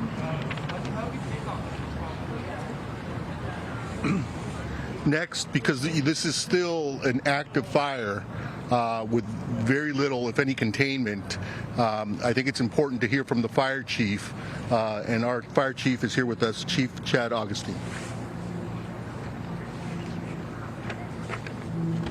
Good afternoon. My name is Chad Augustine, your Pasadena Fire Chief, ChadAugustin. I'd like to give you a current sit stat on our Eaton fire. We can confirm that the Eaton fire is now over 10,600 acres at 0% containment. I'd be remiss, though, if I didn't highlight some of the heroic actions last night by your public safety, police, and fire, who literally saved lives, pulling people out from burning buildings, getting them out of streets and vehicles where they had no ways to evacuate. Our death count today would be significantly higher without their heroic actions. We currently have 60 strike teams requested and 750 firefighters working on this incident. We're in a unified command with multiple agencies to include Law, LA County Fire, LA County Sheriff, and Angeles National Forest, along with Pasadena Fire. We have strike teams committed from all over the state and as far as Arizona coming to assist us. Multiple structures have been damaged or destroyed as this wind-driven fire had wind gusts of 70+ miles per hour. We had spotting of embers 2 to 3 miles ahead of the fire. I can confirm tonight that we have somewhere between 200 and 500 structures damaged or lost. We really need, as it becomes safe to do so, and we get a better handle on this fire, we need to come in and be able to survey the damage to get an exact total of number of structures that have been damaged or completely lost. We continue to be in red flag conditions, and we expect that to be through Thursday, with variable and high wind speeds, thankfully not as strong as what we saw last night. We are encouraging people to stay updated as the weather can continue to change very rapidly. Please, if we issue an evacuation order, heed our request. Be prepared, have your go bag, and immediately evacuate. Thankfully, the current forecasts allow us today to start getting aircraft in to fight this fire. Since around 10 a.m., we've had aircraft doing water drops. With the goal of limiting the fire spread, we will come behind those water drops with hand crews and fire engines to get a containment line around this fire. We expect, with favorable conditions over the next couple days, to start making good progress on this fire. And with that, I'll turn it over to the police chief. Chief, can we take a question? The statistics and the current situation with you have your firefighters, how are they holding up for the past 22 hours now? Yeah, they're exhausted. We need those reinforcements coming in, but they've done incredible work. Where they've, an example was crews that fought 15 house fires over a 28-hour period. They didn't save any of them, but they prevented 2 or 3 blocks away from burning down. So great work, not just from your Pasadena fire, but throughout this entire region. Yeah. Requesting 60 strike teams. What's the status of that? How long before Yeah. Great question. So we have multiple strike teams have arrived. We're in the early 15-ish strike teams, and we expect over the next 24 hours we'll be close to 50. Even some of the Arizona strike teams should be here by this evening. Can you talk about resources being stretched? I know that this morning, looking at some of the fires, there were maybe 1 or 2 firefighters on scene only because it appeared not to have the resources that you're going to stretch to a minute. Can you talk about that? Yeah, sure. I would be kidding all of you if I said we didn't have resources stretched yesterday, right? It's a rarity that you have 2 major brush fires in LA County like we did yesterday with the Eden Fire and the Palisades, let alone the multiple other fires that we saw. So we had an extreme drawdown from with LA County Fire, and they are our biggest partner. Even with their drawdown, they sent us a lot of resources last night, which was really helpful. It's unfortunate with the wind gusts that we had, up to 70-mile-an-hour winds, they had to ground their aircraft last night. But we really relied on all of LA County to bring us resources, and then with the mutual aid requests from up and down the state. Did that answer your question? Yes, thank you. You said I want to ask about we're inside the fire zone, and multiple residents talked about a lack of water pressure or lack of water at all trying to fight fires. There's a similar situation in the Palisades. They said it was due to the amount of water usage at one time. Is this what you were seeing? What was the situation there? We saw it firsthand as well. Why was this the case? Is this going to be trouble or a problem for? Yeah, when you have multiple fires, multiple city blocks on fire, with I'll throw a number out, 100 fire engines flowing water, we are gonna stretch our water system. On top of that, we had a loss of power temporarily, which impacted our water system. But I'll be clear, we could have had much more water. With those wind gusts, we were not stopping that fire last night. Those erratic wind gusts were throwing embers for multiple miles ahead of the fire, and that's really what caused the rapid spread of this fire. Sir, what specific fire start? The most specific, because it's a picture taken approximately 6:30 last night, like a transforming fire, and around 9 o'clock.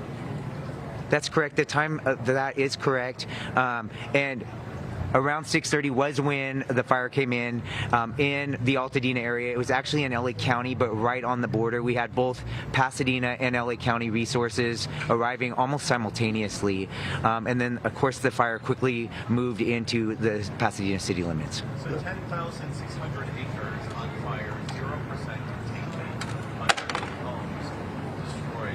What can you say to Yeah. Yeah, what gives me hope is when I look at the trees and bushes around here. Last night was incredible, right? It was like something that most of you have probably never seen. Tonight we have very mild wind conditions where we can get aircraft and a ton of additional resources getting their hands around this fire. That's what gives me confidence that we're going to get a handle on this fire. Before, why don't we bring the police chief up, and then then you can ask questions of both chiefs. Can we talk about the cause of the fire, and if there are others? We know that there are several fires burning. Are any of these connected? Does it look like maybe arson? The cause, you're going to love my generic answer, but the cause is under investigation, right? We have multiple fire investigators as well as fire and arson investigators from LA County and local resources investigating that. We need to let them do their good work so that we can come up with an accurate cause and origin. We'll ask the chief to stay here for more questions, but in the meantime, because this also involves a public safety situation and neighborhoods that have been evacuated and homes, the message I want to reiterate is don't even think about it. Don't think about coming to loot any of these properties in Pasadena or Altadena, because the Pasadena Police Department, as well as the LA County Sheriff and resources from the state of California, will be out there patrolling and protecting these neighborhoods. With that, I'll turn it over to our police chief, Eugene Harris, to provide you more facts and details.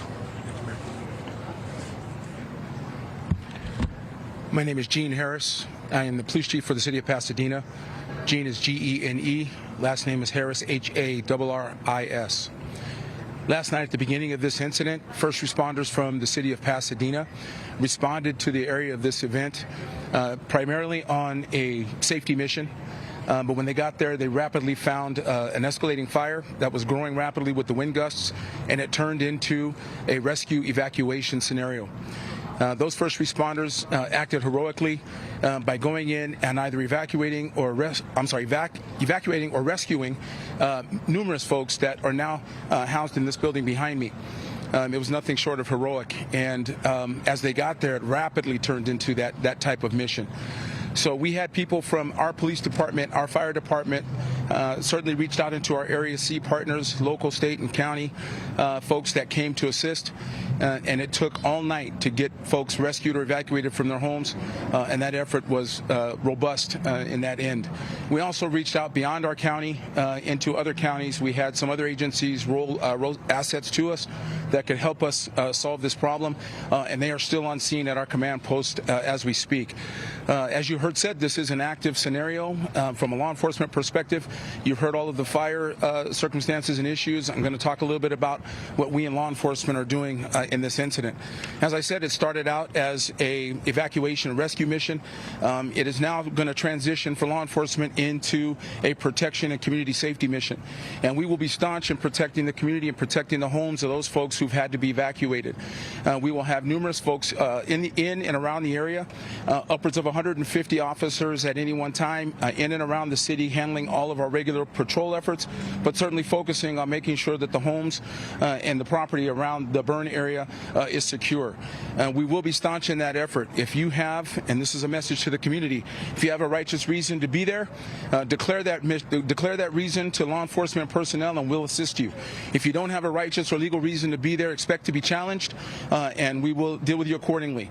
The idea here is we want to make sure that we protect the people in this community, we protect the sanctity of these people's homes, and we will do that without fail. As you heard the mayor say, don't come here if that is the mission, if that's what you plan to do. You will run into somebody in one of these uniforms, and we will take care of that situation. So ensure that we are going to be staunch and very stern about the way that we're conducting this protection mission. I want to end it by simply saying the first responders in this city are second to none. Those partners that responded to help us really stood up, and you've got some really good elements that came out here to support this community and make it safe. So we will have ongoing and sustained operations. There will not be any lessening of operational capability for emergency services. We might find that some of the regular services will be out. We've put some information out on that for social media and on the media to make sure that people understand that we may not have the counters open and some of those things for regular services. But all emergency services will be dealt with without any lessening of services or impact. So with that, I'll turn it back over to the mayor. Now we can open it up to questions from any of our speakers that you may have. I can do Spanish now, or we can do one-on-one. Mayor, we asked the chief about the looting situation. Was this did that happen here at the Canyon Fire? What was the situation here that makes you speak so forcefully about any activities that might happen? Well, the forceful nature of my delivery is really designed to impact what our caring is for this community. It's a community caring mission. We haven't had any incidents of looting, and we don't want any. And so the message is, don't come here if that's what you plan to do. You're going to run into one of us, and we're going to be staunching that effort. So we haven't had anything yet, but we're trying to expect the unexpected and get in front of these types of things.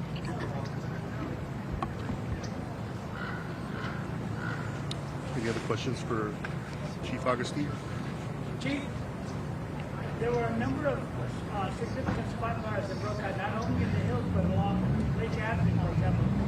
Several buildings caught fire at once. Do you anticipate any of that tomorrow? I do not. Right? We're still in a very active incident, right? And we have a dynamic fire that has 0% containment.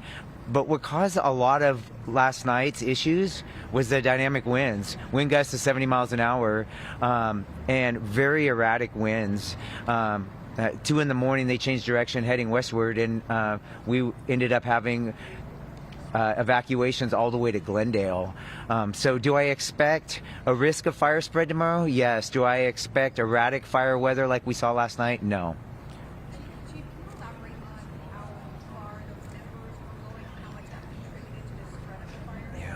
We can confidently say those embers were spreading ember casts 2+ miles, right? And we were in red flag conditions, right? And just acknowledging that we're in red flag conditions in January, right, should make us all pause.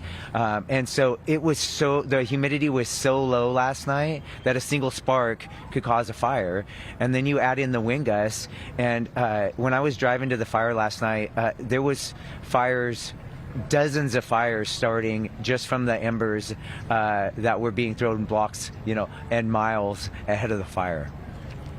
Chief, the owner of the Money Museum told us on our air on CBS that the fire hydrant in front of his museum was dry and that firefighters couldn't get any water out of it. Are you sure that all the hydrants are working? Was that a water pressure problem? What are your thoughts on that? Yeah, I can't comment on that specific instance because I don't know the facts of that, but I can tell you that it's very common in a brush fire in a city when you have that big of a fire with that many resources that we're going to tax our water supply and our water system. Then if you have a loss of power, which may impact the pressure, it's going to make it even worse. So yes, all of that. We're going to struggle on water supply on a very, very large brush fire like we saw last night with multiple structures on fire. Do you feel that you got enough help, enough mutual aid quick enough? Did it arrive fast enough? Yeah. Could it have helped sooner? What was great, if there was a positive thing from yesterday, is we were preparing for a wind event for multiple days in advance of what happened last night. We were preparing for a wind event as well as possible brush fire, but you had augmented staffing all over the county, which really benefited us because we were able to be nimble, send resources to Palisades Fire early in the day, and they were sending us resources by the evening time. That's the benefit of the mutual aid system in California, specifically LA County. Yes. As you're speaking right now on our air, we're showing live pictures of houses burned to the ground. Yes. These are images that you and everyone standing behind you has seen all day long. What do you say to homeowners that are watching this happen in real time? We grieve for them, right? We are incredibly sorry that they have a loss of, for many of them, everything they own, right? And it's tough as your fire chief. That's my responsibility. I also know that last night was unprecedented conditions where we did a lot of good work, but we were not able to save every residence or building that was out there. been inside this convention center many times before for many other events, but to see it being utilized in this way, more than 1,000 people are now using this. Looking forward, what are some of the biggest needs that you think in the days to come that you'll need here for the folks to make the evacuation? Well, first and foremost, it's very sad to see families dislodged, particularly families that have lost their home and, as the chief says, have lost everything. I think one of the biggest challenges is going to be to transition people who have lost their home into permanent housing. We have hundreds of homes that have been destroyed, and moving people into permanent long-term housing is definitely going to be a challenge, and it's going to be a challenge that we're going to engage the county, the state, and the federal government in. Has there been any contact information, a website or phone number set up for missing persons? So if a family member, if someone in the area was evacuated, the family's out of state or out of county, how do you track down your loved one? Well, the standard 911 will be efficient enough to get us to the numbers that we need to get you. I would suggest that you make that call. To me, that stands to be an emergency, so let's do that. You can also contact our business line, and we can get you to the right people that can guide you in. If you think that your folks are at our evacuation center, which is right here behind us, we have plenty of staff that are here that can help you ID any family members or friends that might be here. I don't know that off the top of my head, unfortunately, but we can get that on our website.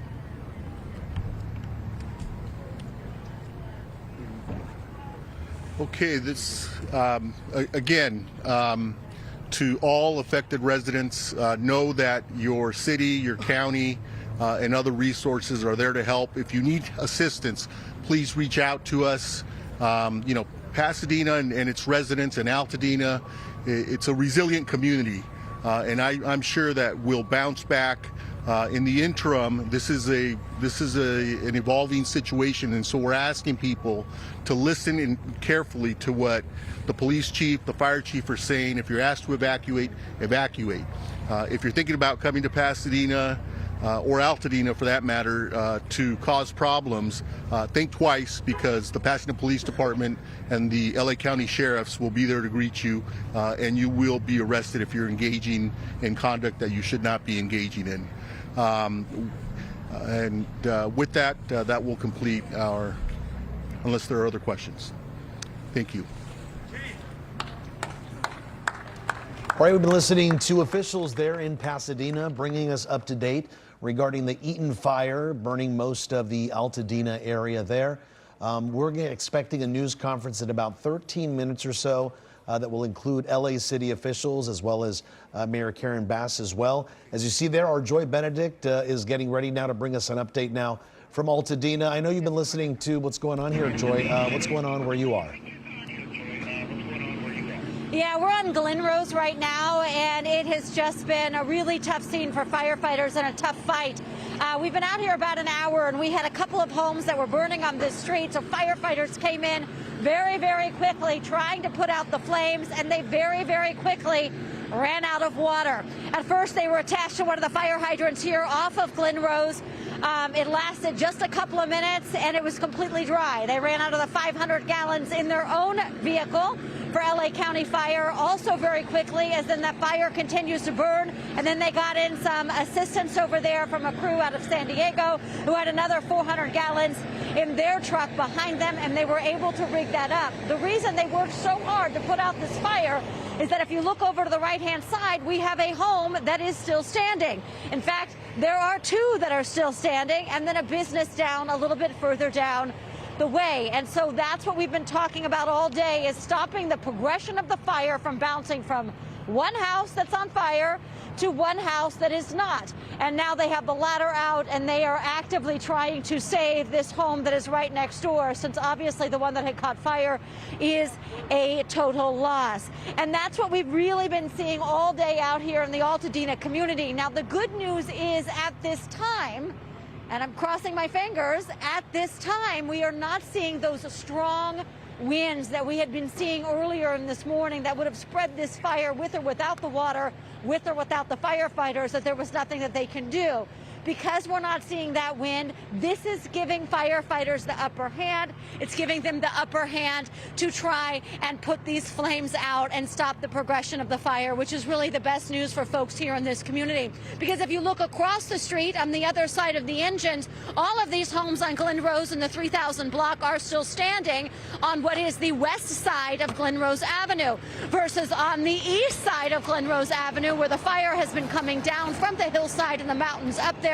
That's where they're burning. Let's walk up just a little bit if we have the time. I want to get north of Pine Street, where we had a very similar situation up here with another house that was burning, and they were also struggling with water.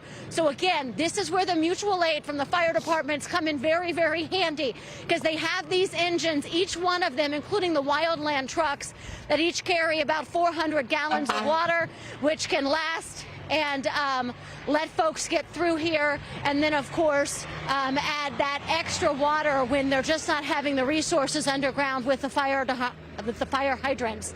So as we come up here on yet another fire that was standing an hour ago, unfortunately it is not still standing anymore, this home, as they are still dealing with it. But next door is a home that has not burned, and that's why we have several firefighters standing over there on the porch trying to make sure that they prevent it from catching fire.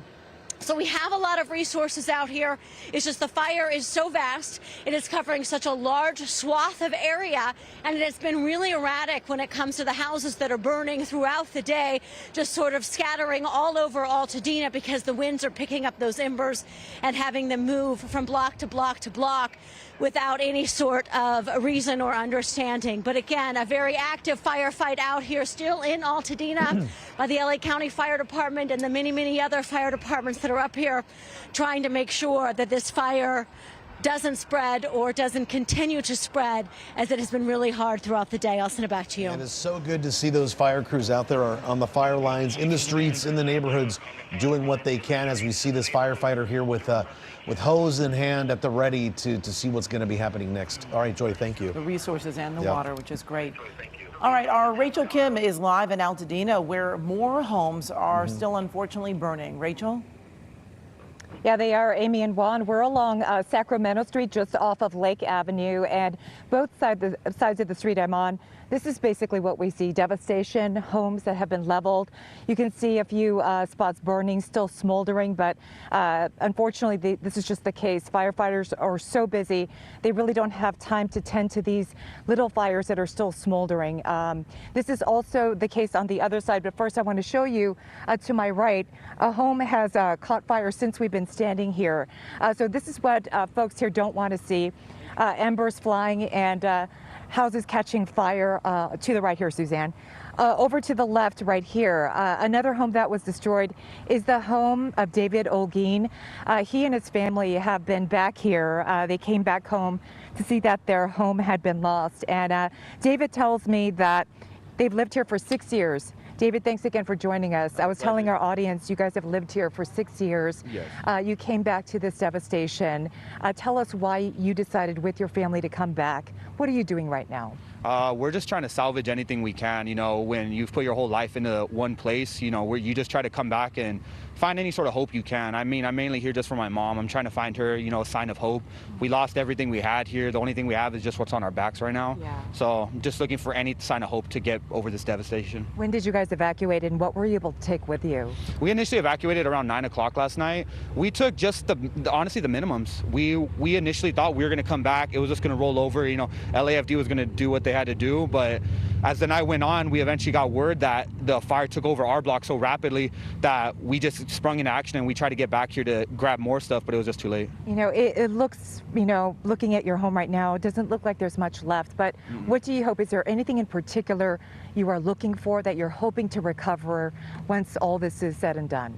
The most important thing for me personally is my mom got me a gold ring for my birthday one year, and that's the one thing I'm looking for. Everything else, you know, items are replaceable, but that one jewelry item I am looking for, and I hope to find it soon, as well as just any sort of something that can remind me of the house overall. Is that the case of every one of your family members here? Just that maybe one special thing they could recover? Yes, they're all just looking for something special, or they're just trying to get closure. It's just something that happened so sudden on just such a spontaneous day in the new year. We just weren't ready for it. Yeah. I don't want to rehash the feelings you felt when you came back, but upon arriving here and seeing that the house was gone, just what went through your head and your heart? Well, initially my dad, he got here first, and I arrived a few minutes after him. So as I parked my car at the corner over there, I came rushing down, and my dad, he initially told me, turn around, the house is gone. And I just couldn't believe it. It's just something you would never think you would see. So I came running down the street, and just to find my house completely engulfed, and just know everything that I had with me or I grew up with was just gone in a matter of minutes. Well, in the midst of all your troubles, thank you so much for taking the time to speak with us, and we're glad that all of you are safe. Thank you. I hope everyone else stays safe, and we can all move past this together. Absolutely. Thank you, David. Thank you, guys. Have a great night. All right. So David Olguin and his family, one of the many just very powerful stories that we've been hearing all day. Not only are they trying to find their own possessions, they've also been trying to help their neighbors. Again, something we've heard all day long. Amy and Juan, back to you. So many people feel exactly like David, looking for any signs of hope in the rubble and in the damage. And we really hope he finds that gold ring his mom gave to him, because I'm sure that's very special to him. And so many people were saying, Rachel, that when they left, they didn't really take anything because they thought they'd be right back, that this would go and their home wouldn't be destroyed, they'd be right back, and the house would be fine. But unfortunately, we keep hearing stories like this, and unfortunately, the house isn't fine. It's gone.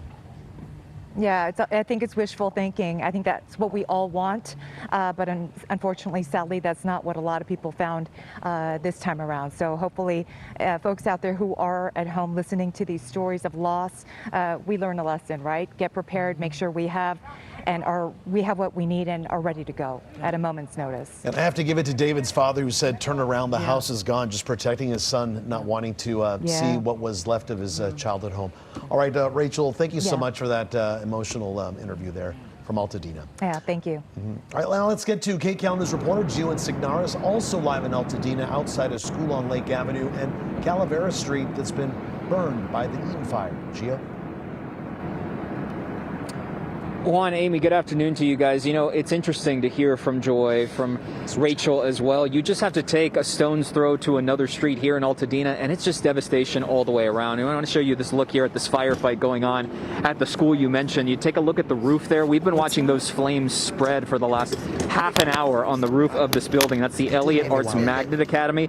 It's a public school here in Altadena. It houses about 400 or so students, close to 500 students, and this thing, it is not looking good. The response so far has been heavy. You notice all of the fire engines from LA County out here in front of the school. You also have a Kern County fire engine out here as well. And the smoke, the ash, everything that is around us right now is omnipresent. And there's a sense of fear, really, when you start getting the sun starts setting, and that sense of eeriness really starts to cloud over you, because that's what the smoke is doing. And we've seen and felt wind pick up just a little bit, certainly not as dramatic as it's been in the last 24 hours or so, but you still have to wear your mask, you still have to wear the goggles just to try and avoid all of this stuff getting in your eye. Ben, if we can, I want to pan to your other side here, because you notice the smoke coming out of the school, but that's just one huge plume, black pillars of smoke. We've been seeing this all over Altadena Plaza here in Altadena. We've been talking to homeowners just on the neighborhoods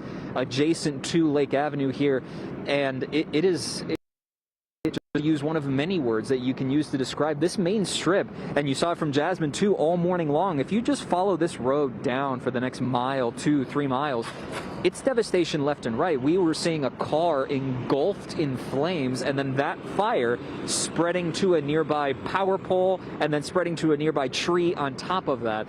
And between all of those little moments, you see people coming back to their homes. Earlier, we were talking to someone who was checking in on their friend's home. She told us she lives in Glendale, that they're okay, they're safe, but she was in tears talking to us, checking in on this home that was gone. Nothing there anymore.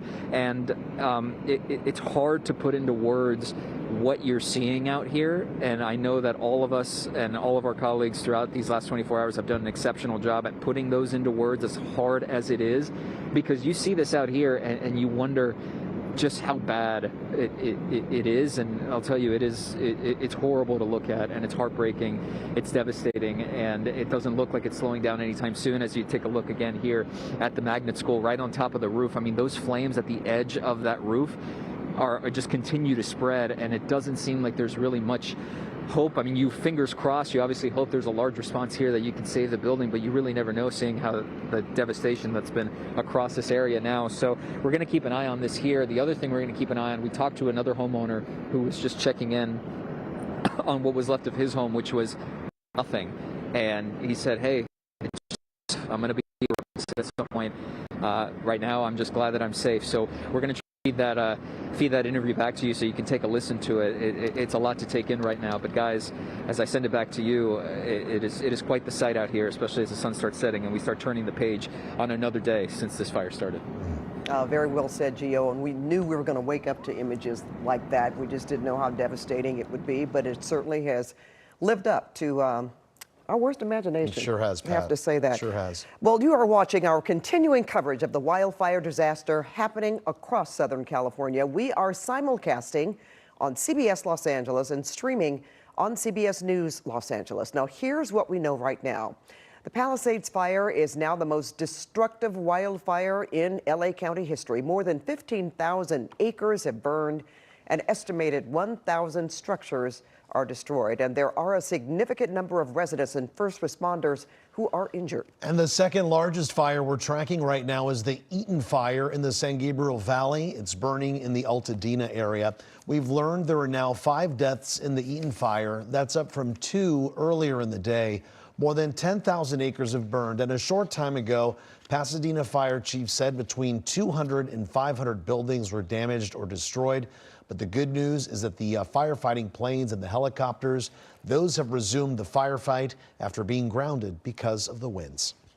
Well, a third and smaller fire, Juan, is burning in the Sylmar area. It's called the Hearst Fire. It's currently at 700 acres with no containment in sight right now. There are evacuation orders and warnings in place for all 3 of these fires. This broke out late last evening. Early morning, middle of the night. The air quality for most of the Los Angeles metro area is at a hazardous level, and there are power outages all across the area. Assignment editor Mike Rogers is live at the desk with an update. Mike? Juan, we are getting a look from SkyCal. We're finally able to fly today. As we talked about yesterday, the wind conditions were so chaotic and hectic that we weren't able to do that. But I want to show you a live picture from SkyCal.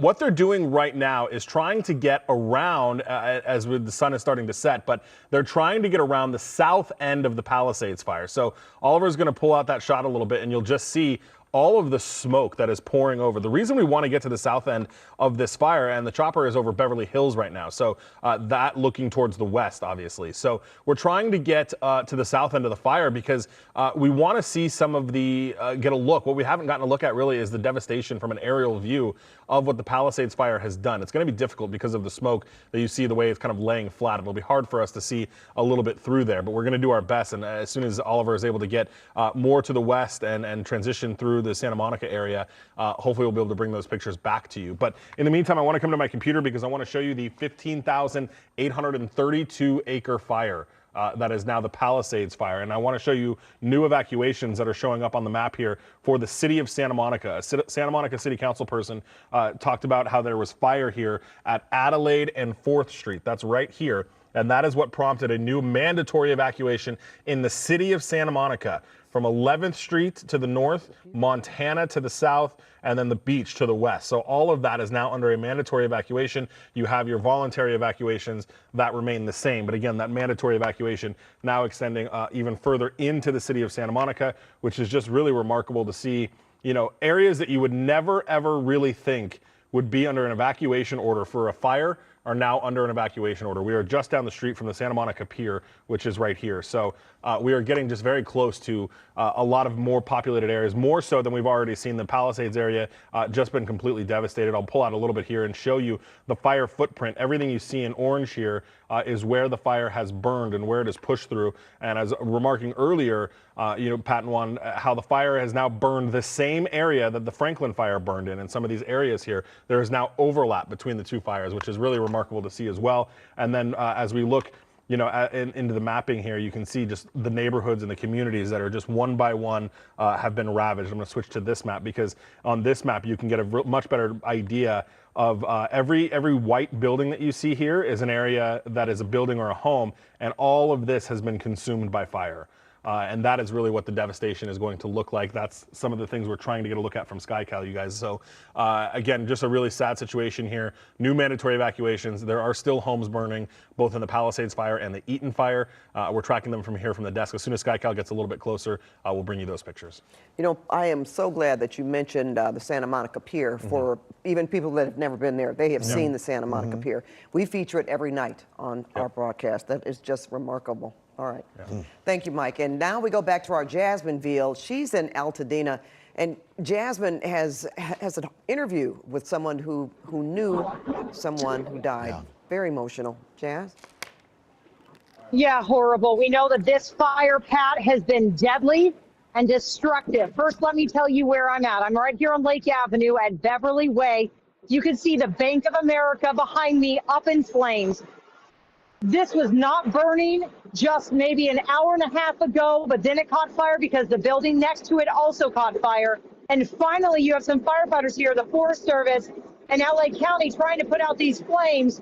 But you think about, I mean, all the safety deposit boxes inside and people's belongings and money. I mean, this is just another building, another business here on Lake Avenue up in flames. Homes burning in all these neighborhoods. We went up to the top of Lake Avenue to the eastern side. So we went west into a neighborhood at the very top of the lake, and we spoke to a family member and neighbors who said that a man in his 80s named Ron, a grandfather, a quiet, loving man,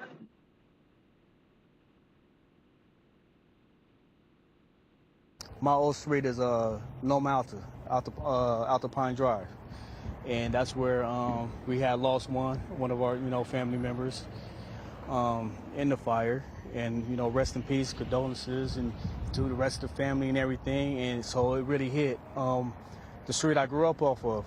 Everything's, my old grandparents' house is gone, my grandma Evelyn's house is gone, and this stuff hits.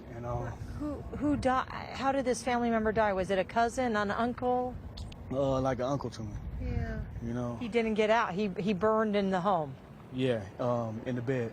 In his bed. Yeah. So I feel like he passed in his sleep. Ron Nickerson, what's up, Auntie? Nephew. Strength and loves and prayers, and it's hidden more and more that I'm out here. And you were putting out fire. You said you were trying to. I was helping who I can, and making sure what I can see or salvage or whatever. And my other grandma that lived more on the Lincoln side, me and my dad was watering down the house, since it didn't touch there just yet, but watering the house down. Oh, that's so tragic. And we have heard from more stories today, and we'll hear even more, Juan, I'm sure, of just utter sadness. 5 people died, we know so far, at least. It's so devastating. And earlier in the evening, Pat, Mike was telling us that doesn't seem like the coroner has responded to any homes. So perhaps these people died at hospitals, either from smoke inhalation, from trauma, a heart attack, something that happened to them. So we're still trying to get more information on that. But yeah, 5 people have died here in this fire here. And this is just in the Eaton Canyon area for the Eaton fire. And you wonder, the more that fire officials are able to go into some of these homes, and we know because of how many structures and properties have been destroyed, they haven't been able to go in and assess all of them. So that number could go up even higher. And we're so very, very, very sorry about that. And our assignment editor, Mike Rogers. Mike, you have new looks at the damage that has transpired. Yeah, guys, so SkyCal got into position there, and it's utter devastation that I want to show you here from the helicopter, and this is what we've been looking at. You see still smoldering, but watch when Oliver, as the home collapses there while we're on the air. Oliver, go ahead and pull your shot out a little bit for me. I want to show everyone the street here, and streets, plural, one after one. Look at that, row after row after row of homes just destroyed. That entire neighborhood there. And Oliver, if you can pan to the left a little bit more as well, that is the scene for that whole stretch of neighborhood there that is just completely gone. Look at that. As Oliver continues to pan left, every street is just demolished. There are no homes left here. There are maybe some, walls, maybe a chimney standing, but this is our first look at just the sheer devastation that has happened in this Palisades community. We know from fire officials that at least 1,000 structures have been destroyed here. And man, this is just so eerie to see when you look at it in this light and in this view, you guys. Entire communities gone, block after block. And we saw a picture online earlier, Pat, where we were just counting houses in rows. And in just one photo, we counted 120 homes. Yeah. So you can imagine. How do you assess a situation like this? Obviously, most of the people are gone. Yeah. Hopefully they're at hotels or they're staying with friends or relatives. But I've talked with some people who have young children, and even if their house is standing, it's smoke damage or their school burned down, and they don't know what to do. So this is just so very sad to see. And as you say, this is an entire community of homes. Right. I mean, we're not talking a subdivision. We're talking a whole community. And Oliver, if you can pan to the right, because Pat, I want to show your point here about people that are dealing with schools. Pali High School is right there on the right. That's their field. That school sustained a ton of damage as well. So that's the baseball field, and then you can see even all of these communities, even up into the to the right, and it looks like still on fire. Yeah, right there on the right side. I see fire right there. Still on fire. So, and that started burning last night. Right. Is when that started happening. So this whole community just totally ravaged by this. And Oliver, I'll have you pull out again a little bit just so we can get another scope of the damage. And as you see, as he pulls out, I mean, there's still countless fires. We've never seen, we know statistically, we've never seen a fire of this magnitude, and just row after row after row of homes destroyed is just, it's really incredible. And it looks like, Mike, the high school still has some power incredibly. There's some more smoldering and some flamage, but the rest of the neighborhood has no power at all. Yeah, and that's just one of several neighborhoods. Yeah, they got their baseball field lights on. They may be using it for a staging area for fire officials or something. And you can see, every so often, as we pan around, you see some of the fire engines that are still in the neighborhoods. You see some of the homes that are still smoldering, and it's just kind of wild. Up to the right a little bit. Sorry, Oliver, I know I'm sending you in a bunch of different directions, but if you can go up to the right of the baseball field and the school, is where that apartment building was that Tom was at yesterday. Oh, remember, completely. Right, right off of Sunset, and that's, I believe, right in here, I think, is where that is, and still burning as well. So just things that it's just, when these firefighters run out of resources and can't get to everywhere and all of that, we see things burn and smolder for, days. I believe we have that press conference that's happening right now. And thank goodness. Supervisor Lindsay. Following that, we'll hear from LA City Fire Chief Kristen Crowley. Following that, we'll hear from LA County Fire Chief Anthony Maroney. After that, we'll hear from LAPD Chief Jim McDonnell, then Sheriff Robert Luna, and following that, we'll hear from LADWP General Manager Janice Quinones, as well as Superintendent Alberto Carvalho. The mayor will come back to the podium and open it up for questions. I'll call on questions from the left. And with that, Mayor Best. Thank you. Good evening, everyone. I stand here today with incredible sympathy and concern about the devastation and the tragedy that our city and county are facing. And I definitely want to send my condolences to the families who lost loved ones, to the families and neighborhoods who lost property. This firestorm is the big one in magnitude. Hurricane force winds are usually accompanied by rainstorms, but these are hurricane force winds that are combined with extremely dry drought conditions. To provide context, at 10:20 a.m. yesterday, the Palisades fire was at 10 acres. 12 minutes later, it was at 200 acres. To those who fled their homes, especially those who have lost your homes, our hearts are breaking for you, and we stand with you. I know the world is looking at images of our city's devastation. I have seen the front lines of the Palisades fire, and it is staggering. I've been in constant contact with our fire commanders, with county, state, and federal officials. I took the fastest route back, which included being on a military plane, which facilitated our communications. So I was able to be on the phone the entire time of the flight. We are fighting for you and everyone in Los Angeles. Thank you to our first responders who waded into flames, pulled people from cars, and got them to safety no matter how dangerous. And thank you to everyone who heeded our warnings to evacuate. Tonight, more people may get evacuation orders, and if they do, please leave immediately. If you have an evacuation warning, get ready to go. Protect yourself and each other, and support our firefighters on the front lines. Our strategy included preparations and pre-deployment, and it now includes fire crews from around the state and from our federal partners. We are also adapting in real time. These winds continue to blow. So let me be clear. I am making sure that we leave no resource untapped. Firefighters are now on scene from across the state and across the country. I spoke with President Biden today and Governor Newsom earlier today, and they assured me of full federal and state support. As we head into tonight, we are still facing strong and erratic winds. In Palisades and in Sylmar, we are very much in an active firefight. I can report to you that the Woodley fire, however, in the Sepulveda Basin is under control. I can also report that finally air operations have resumed, and that is a big deal, but it is up to the winds as to how long the air support can continue. But these conditions are highly volatile. We've seen a devastating fire in the Pasadena area. Fires have sparked up in Simi Valley and on the LA and Ventura County line. And as our firefighters do battle on the front lines, all of us must be vigilant. So if you receive an evacuation order, please leave immediately. If you receive a warning, get ready. Protect yourself and protect each other. And don't divert firefighters from our strategy. Signals are out and the roads have debris. So stay off the roads unless you are evacuating or have another emergency. Be prepared, food, water, medicine, a bag packed and ready.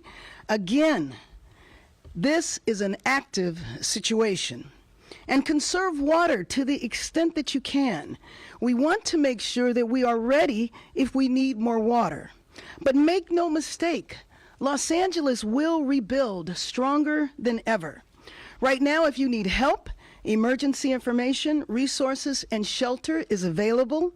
All of this can be found at URL. Los Angeles, together is how we will get through this.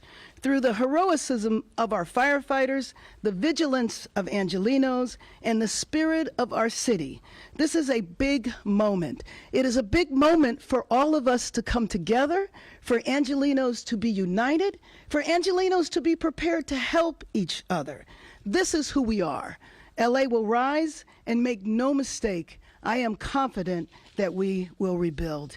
And with that, I would like to introduce LA County Board of Supervisor Chair, Catherine Barger.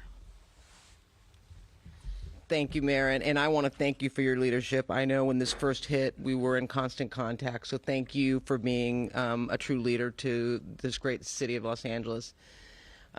Obviously, as someone who represents the 5th District, we are prone to wildfires, but nothing like what I witnessed today. The Eaton Canyon fire is ripping through a community like I have never seen. It is like a third world country out there. I would ask anyone listening, if you do not need to be in the area and you've been evacuated, please heed the evacuation warning. And if you don't live in the area, please stay away. I was shocked to see people walking around that don't live up there, that are just taking a look at what's going on. We have firefighter and first responders that are trying to do their job, and it's important for us to all support them and make sure that we provide space so that they can get it done. The county has lost many facilities. Our parks, our Eaton Canyon Nature Center, our senior center. I'm sure the sheriff will talk about the fact that we almost lost our sheriff's station, but it's been evacuated. We are going to rebuild. And when we met with the governor and the president, the resources and the promises have been made. And it's going to be our job to deliver. And I am confident, given the resiliency of this great county, working with all of our partners, we will rebuild. And to my friends out there that I have talked to today that have lost their homes up in Eaton Canyon, I am a phone call away, and you are not alone. And to those of you that have lost homes, please reach out for help. You are not alone. It's important for us to recognize that these people have lost everything. In many cases, their entire life savings. So as we move forward, we're going to make sure the Department of Mental Health has resources on the ground. But if you need someone to talk to, reach out. Reach out. Love thy neighbor. So with that, I would like to invite Supervisor Lindsay Horvath up, my colleague who represents the 3rd District, the Palisades Fire.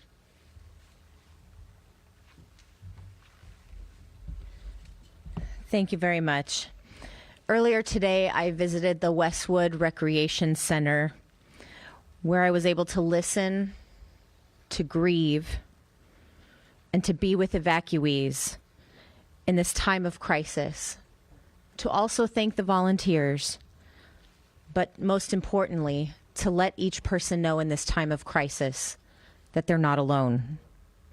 To everyone feeling the anguish of this tragedy, the county will be here for you no matter what as we recover from these fires. But we're not out of this yet, and we need to continue to follow all guidance from our emergency personnel. I want to thank you for evacuating, for letting our first responders do their job, and for keeping your loved ones safe. Here are the updates from the 3rd District. Since our last press conference, evacuation orders have expanded into Santa Monica to San Vicente, and evacuation warnings now include Montana to Wilshire, Ocean to 11th. Gas shutoffs are affecting more than 15,000 people in Malibu, from Brentwood Country Club to Pepperdine. A boil water advisory is now in effect for LA County Waterworks District 29. This is the Sunset Mesa community, from Topanga Beach and Coastline Drive on the south to Shore Heights Drive on the north, and from Topanga Canyon Road to Carbon Canyon Road in Malibu, including communities of Big Rock and Carbon Mesa. For more information about water, you can call 800-675-4357. Barry J. Nydorf Juvenile Hall remains in an evacuation warning area. Should the warning become an order, the chief has developed a plan for safe evacuation. Our young people's safety remains my top priority. Today, we also received agreement from the President of the United States to approve a major disaster declaration, which will include individual assistance and public assistance programs. President Biden, we are so grateful. Additionally, our County Department of Mental Health is activated for mental health resources. You can call the helpline at 800-854-7771 for 24/7 support and mental health resources. We know this is a traumatic time. Please ask for help. The county has also invested additional funding into our 211 system to increase capacity. LASA has activated the Augmented Winter Shelter Program to provide shelter to our unhoused community during this time. LA County Assessor Jeffrey Prang has shared property tax installment deferral applications, misfortune calamity damage reassessment applications, and a disaster relief FAQ for property owners affected by the fires. You can go to assessor.lacounty.gov. The Emergency Network LA is coordinating volunteers. To sign up, go to enla.org. In addition, the American Red Cross and LA Food Bank have all set up specific donation websites that you can access at emergency.lacounty.gov. Downed trees and power lines are impacting public transit service, and I want to thank Chair of our Metro Board, Supervisor Janice Hahn, for her speed and waiving Metro fares on today because of station power outages. But please, if you are in a safe place and you don't need to travel, stay put and stay safe. For those evacuating, Uber is providing rides for free up to $40 to get to active shelters. This includes Pasadena Civic Auditorium, Westwood Recreation Center, El Camino Real Charter, Richie Valens Rec Center, and you can use the promo code WILDFIRE25. Tonight, the winds will remain strong, but our resolve is stronger. This emergency will continue. Let's keep each other safe, heed emergency instruction, and pray for the success of our frontline and first responders. Thank you. And now I'd like to introduce LA City Fire Chief Kristen Crowley. Good evening, everyone. As Southern California is continuing to endure some of the most historic fire conditions on record, extreme fire weather driven by strong and erratic winds and low humidity have ignited multiple fires across our region. The LAFD is fully committed to continuously monitoring and adapting to the evolving nature of this weather event and stands ready to respond to any additional incidents that may arise. Now, how did we prepare? We prepared in many, many ways, but I want to focus on two main things. We augmented our staffing levels and strategically pre-deployed our additional resources. In addition, we have recalled off-duty LAFD firefighters to augment our response across the entire city. I'll be providing a brief on a few of the incidents within the city. As we know, the Palisades fire continues to demand significant local, regional, state, and federal resources. Currently, the fire is over 15,800 acres and is growing, with 1,792 personnel who are currently assigned. And as we know, I want to be very, very clear that this incident is very, very dynamic as we speak.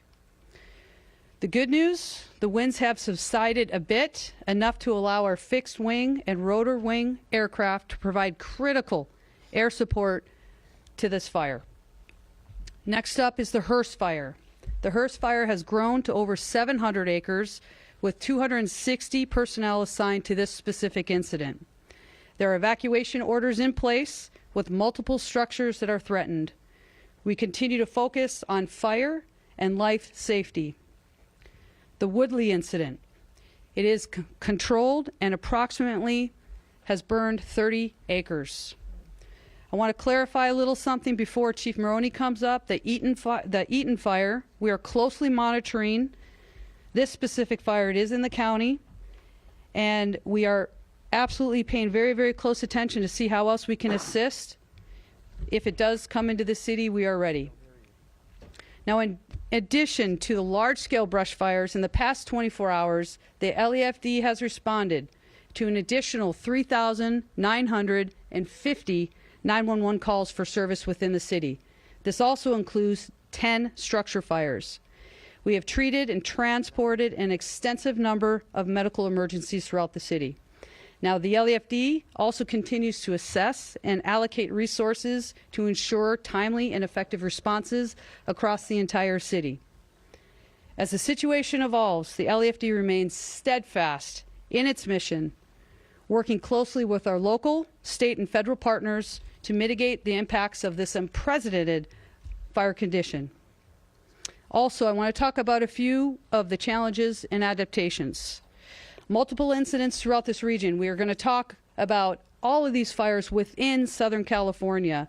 We're utilizing mutual aid partners from across the region, state, and adjoining states, and firefighters are surging into Southern California as we speak. Also, the challenges with water pressure in the Palisades. Standard firefighting adaptations for water. What we do when water is limited. We have the ability to pull water from ponds. We can pull water from pools. We're utilizing as many water tenders that we have, and we're working very, very closely with DWP on this. Next, we will continue to focus. I want to make very, very clear, saving lives first, evacuations, and rescues. We are not out of danger. You can see the active fires that are burning. With strong winds that are going to continue throughout the night, I can tell you and assure you that firefighters and first responders remain focused on protecting lives and property. We urge the public to help us by doing the following.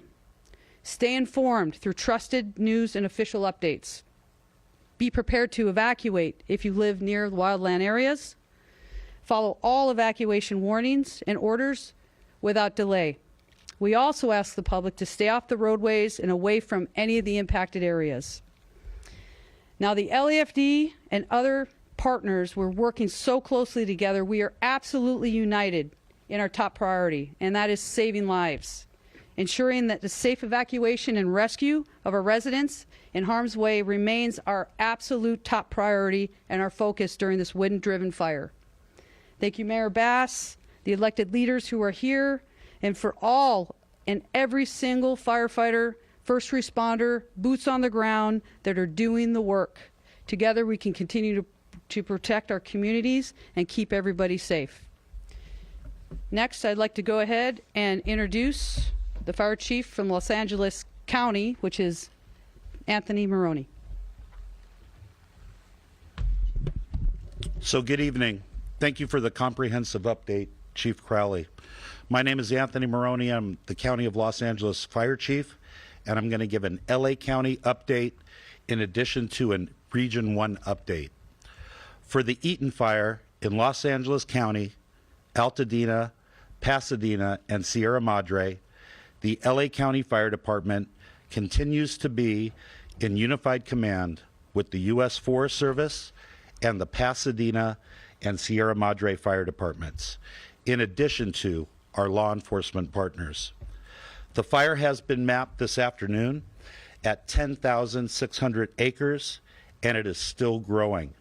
We have 0% containment.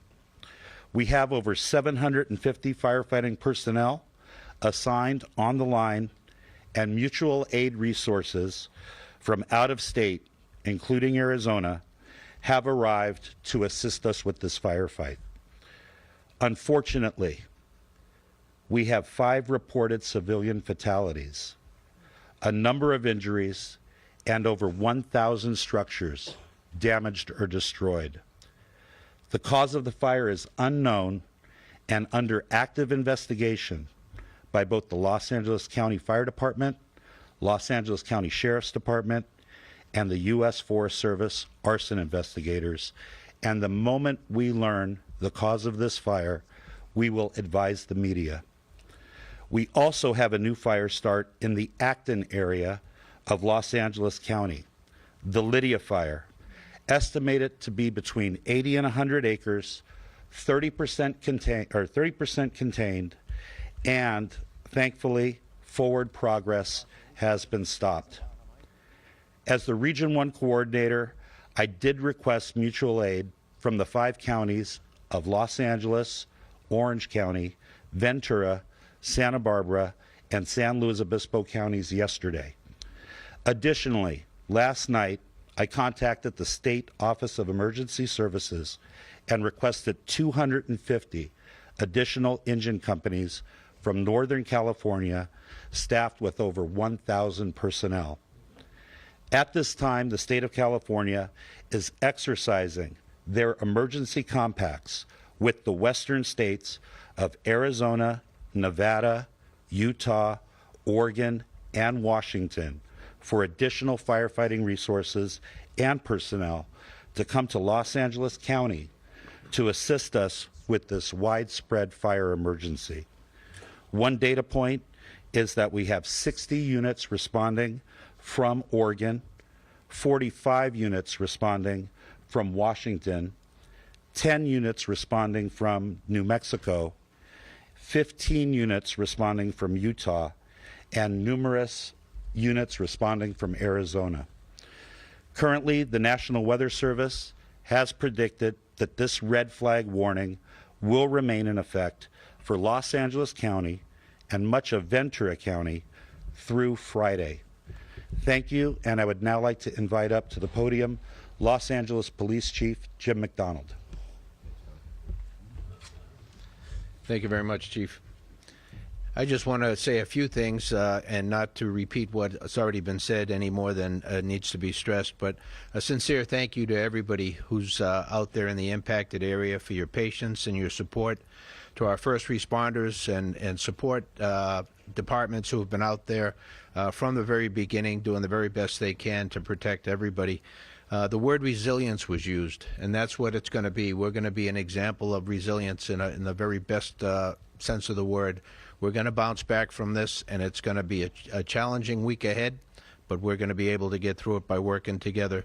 These have been unprecedented conditions, as you've heard over and over again, and the fire has been very unpredictable. That is why the need for vigilance is I can't stress enough how much we got to pay attention to our neighbors, to our own yards and property, and be able to catch something quickly if we get something sparking off. I think that is critical. This is not over, long from over. Our job primarily is to assist in a support capacity our fire partners with evacuation, with traffic control, and with crime suppression. And on the crime suppression front, you've heard also about the potential for looting, people going in and taking advantage of the worst possible circumstances to be able to enrich themselves. That will not be tolerated at all. And my ask is that everybody stay out of the impacted areas unless you live there, unless you have a real reason to be there. Our officers will be out there. They'll be watching for this, and we're taking this very, very seriously. So I want to thank you again for your work with us, to our media partners, for all that you've been able to do to get the message out there and keep people safe. It's now my honor to introduce Los Angeles County Sheriff Robert Luna. Thank you, Chief, and thank you all for covering this very important story. So as I stand here before you with my partners around me, please know that I have several hundred LA County deputy sheriffs along with other police officers who are working all the impacted areas out there. They're involved in evacuations. They're involved in traffic control, ingress and egress into the area.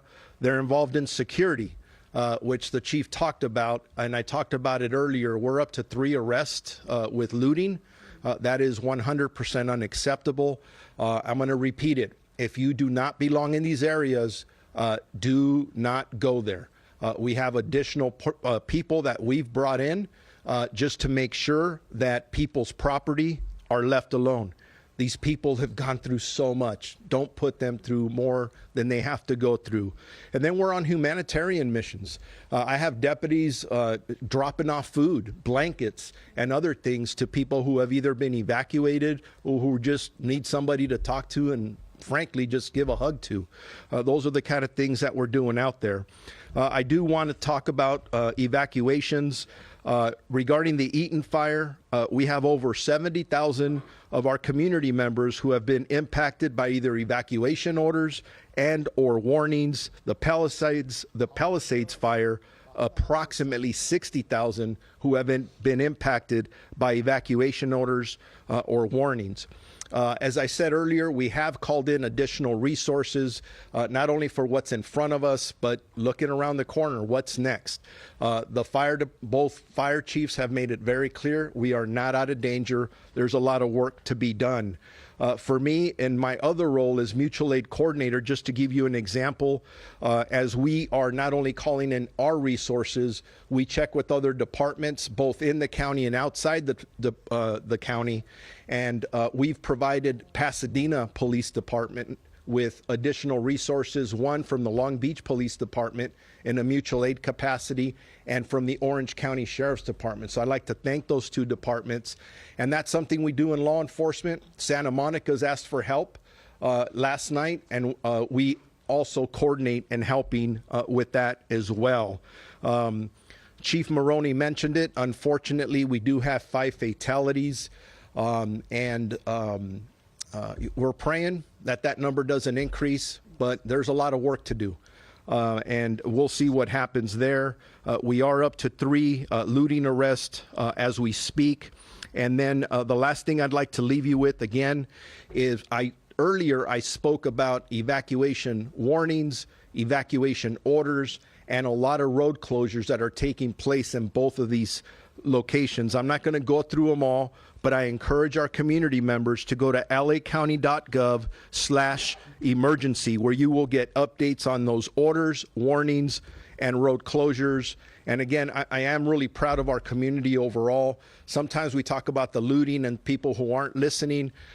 I'm going to tell you, 99% of the people are listening, and I think that's why hopefully the injuries and fatalities and all those ugly things will stay down. So thank you to our LA County residents for working with us in partnership. And now I'd like to introduce LADWP General Manager Janice Quiñones. Thank you and good evening. I'm Janice Quiñones, CEO and Chief Engineer of LADWP. In preparation for the windstorm, LADWP activated its emergency preparation plans and filled all 114 available water reservoirs and storage facilities throughout the city, including the 3 1-million-gallon tanks in the Palisades area. We also fuel all our generators serving our pump stations to ensure water will flow out through the emergency. We're working very closely and side by side with LA Fire Department and CAL FIRE in the command post to manage the water supplies. I want to be very clear that the water continues to flow in the Palisades area through our main system. We haven't had any disruption into the water system, but because the winds were severely limited, the air operations, the number of fire hoses connected to the fire hydrants depleted our tanks in the area, specifically in higher elevations. We immediately implemented our contingency plans to provide water trucks to support our firefighters, and our crews are working on how to refill those tanks during this very moment. Conditions for our crew are very hazardous, so we ask for your patience. We have deployed 19 water tankers to continue to provide water to fire departments on the firefighting efforts. And our engineers continue to look at other options to connect our systems and fill those water tanks faster. We're also asking our customers on the west side to conserve water to make sure that we have water available and ready as the winds and the dry conditions continue. And in the Palisade area, because of the fire conditions, there is a boil water notice in effect for SIC code 90272, and the area north of San Vicente Boulevard and to the south. It's not citywide. Again, it's 90272 SIC code. If you want more information about the boil notices, go to ladwp.com for details. In terms of the power restoration efforts, LADWP has requested mutual assistance from Pacific Gas and Electric, and we're also working very closely with Southern California Edison to support each other while we restore power as quickly and safely as possible. As of 5 p.m. today, we have restored power to over 133,000 customers, and we have about 123 customers still out of power. We have 50 customers that have been out of power for more than 18 hours, and we're prioritizing those outages. Based on our current conditions and for the safety of our crews, if your power is out, you should plan for at least 24 hours before our crews can respond to make repairs. If you see a wire down, call 911 or report that to LADWP. Our number is 1-800-DIAL-DWP. Some areas, specifically those in fire areas, will take longer because we got to get clearance from the fire department to come and make repairs. I want to thank PG&E again, at Southern California Edison, and the Metropolitan Water District for their support in this response. And now I want to introduce LAUSD Superintendent Alberto Carvalho.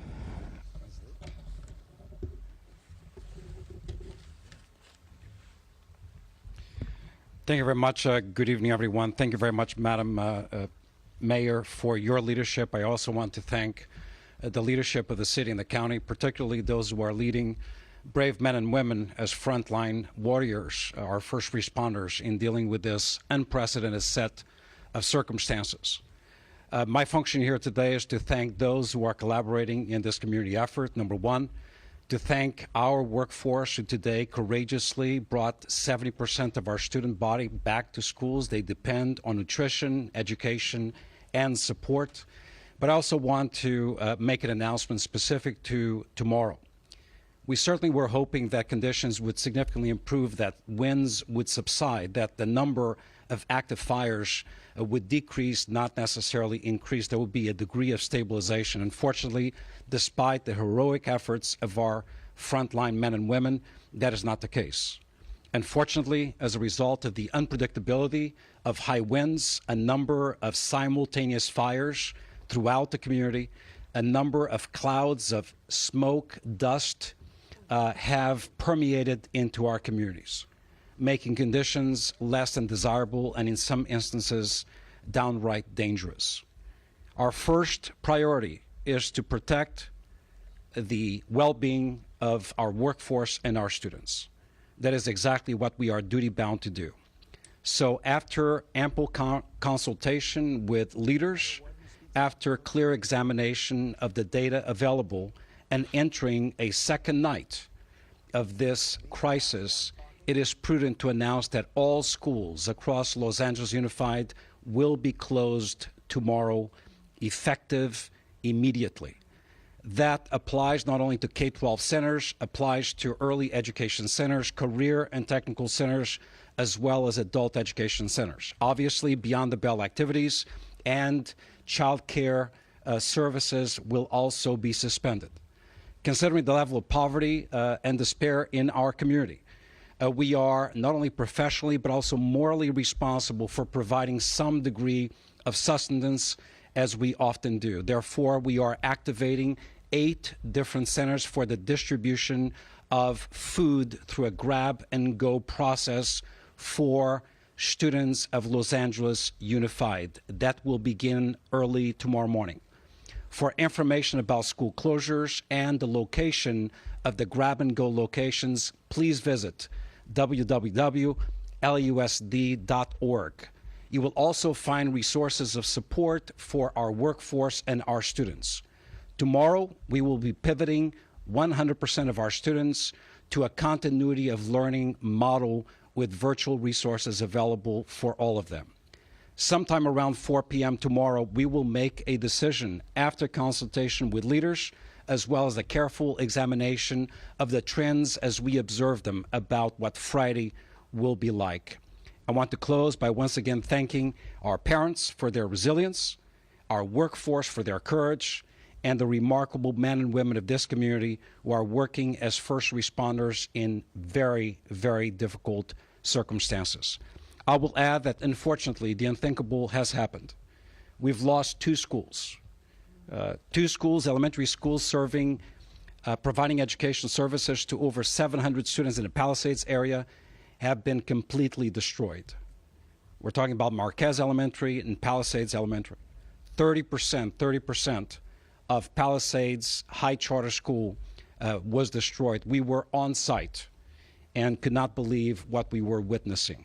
We are prepared to relocate those students to provide a continuation of their educational services and restore normalcy to those families and those communities. Unas palabras en español.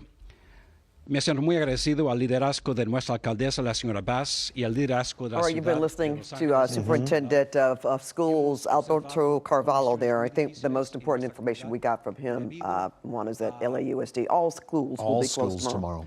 But in the meantime, we have something else to tell you about, something we had been dreading. But Mike Rogers, you can break the news. Yeah, this is a brand new fire burning in the Hollywood Hills. This is at Runyon Canyon where this fire is burning. So Runyon Canyon, the main trailhead is just to the right there. Interesting enough, Runyon Canyon had been closed today. LA Parks closed both Griffith Park and Runyon Canyon out of an abundance of caution to avoid things like this. Left side of your screen, that is from our Hollywood Hills camera where you can see it. That's a fixed camera. The right side of your screen is SkyCal where you can see this. Now I can tell you, I have seen so far one water dropping helicopter that has come in, Fire 3. The problem is as we've talked about, all of these helicopters are busy doing other things and other fires. So there are currently 3 fire helicopters up. They're all over back at the Palisades fire. So we'll see if they are going to divert and come deal with this or how exactly they're going to do it. The good news is there's not really a ton of homes immediately in this area. I mean, obviously there are off to the west, but the way that the fire is kind of burning is it's burning more up into the hiking area versus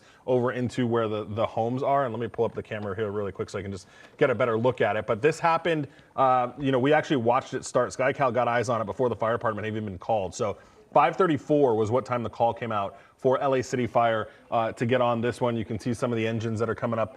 Nichols Canyon Road is to the top of it, to the north of it here. And then obviously the fire there as well. And we've been kind of watching this and it hasn't grown, too terribly exponentially, and actually some of the larger flames seem to have died down. The Runyon Canyon area, if you're familiar with it at all, is a lot of very low-lying vegetation. There's not a lot of tall trees, and it is kind of burning uphill here, and then it gets into this area, and it kind of put itself out at least a little bit. So it is kind of starting to burn itself out. We saw that helicopter come in, and they did one water drop. That happened during the press conference there. So we'll see. It looks like Fire 1 just lifted off from where it was over the Palisades fire and is headed this way. So, hopefully we will see a couple good drops here and can be done with this one.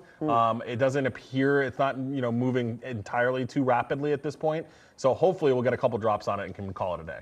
Juan and I were just talking, though. We're just wondering how this happens. We hear about spot fires, embers, and all that, but it just...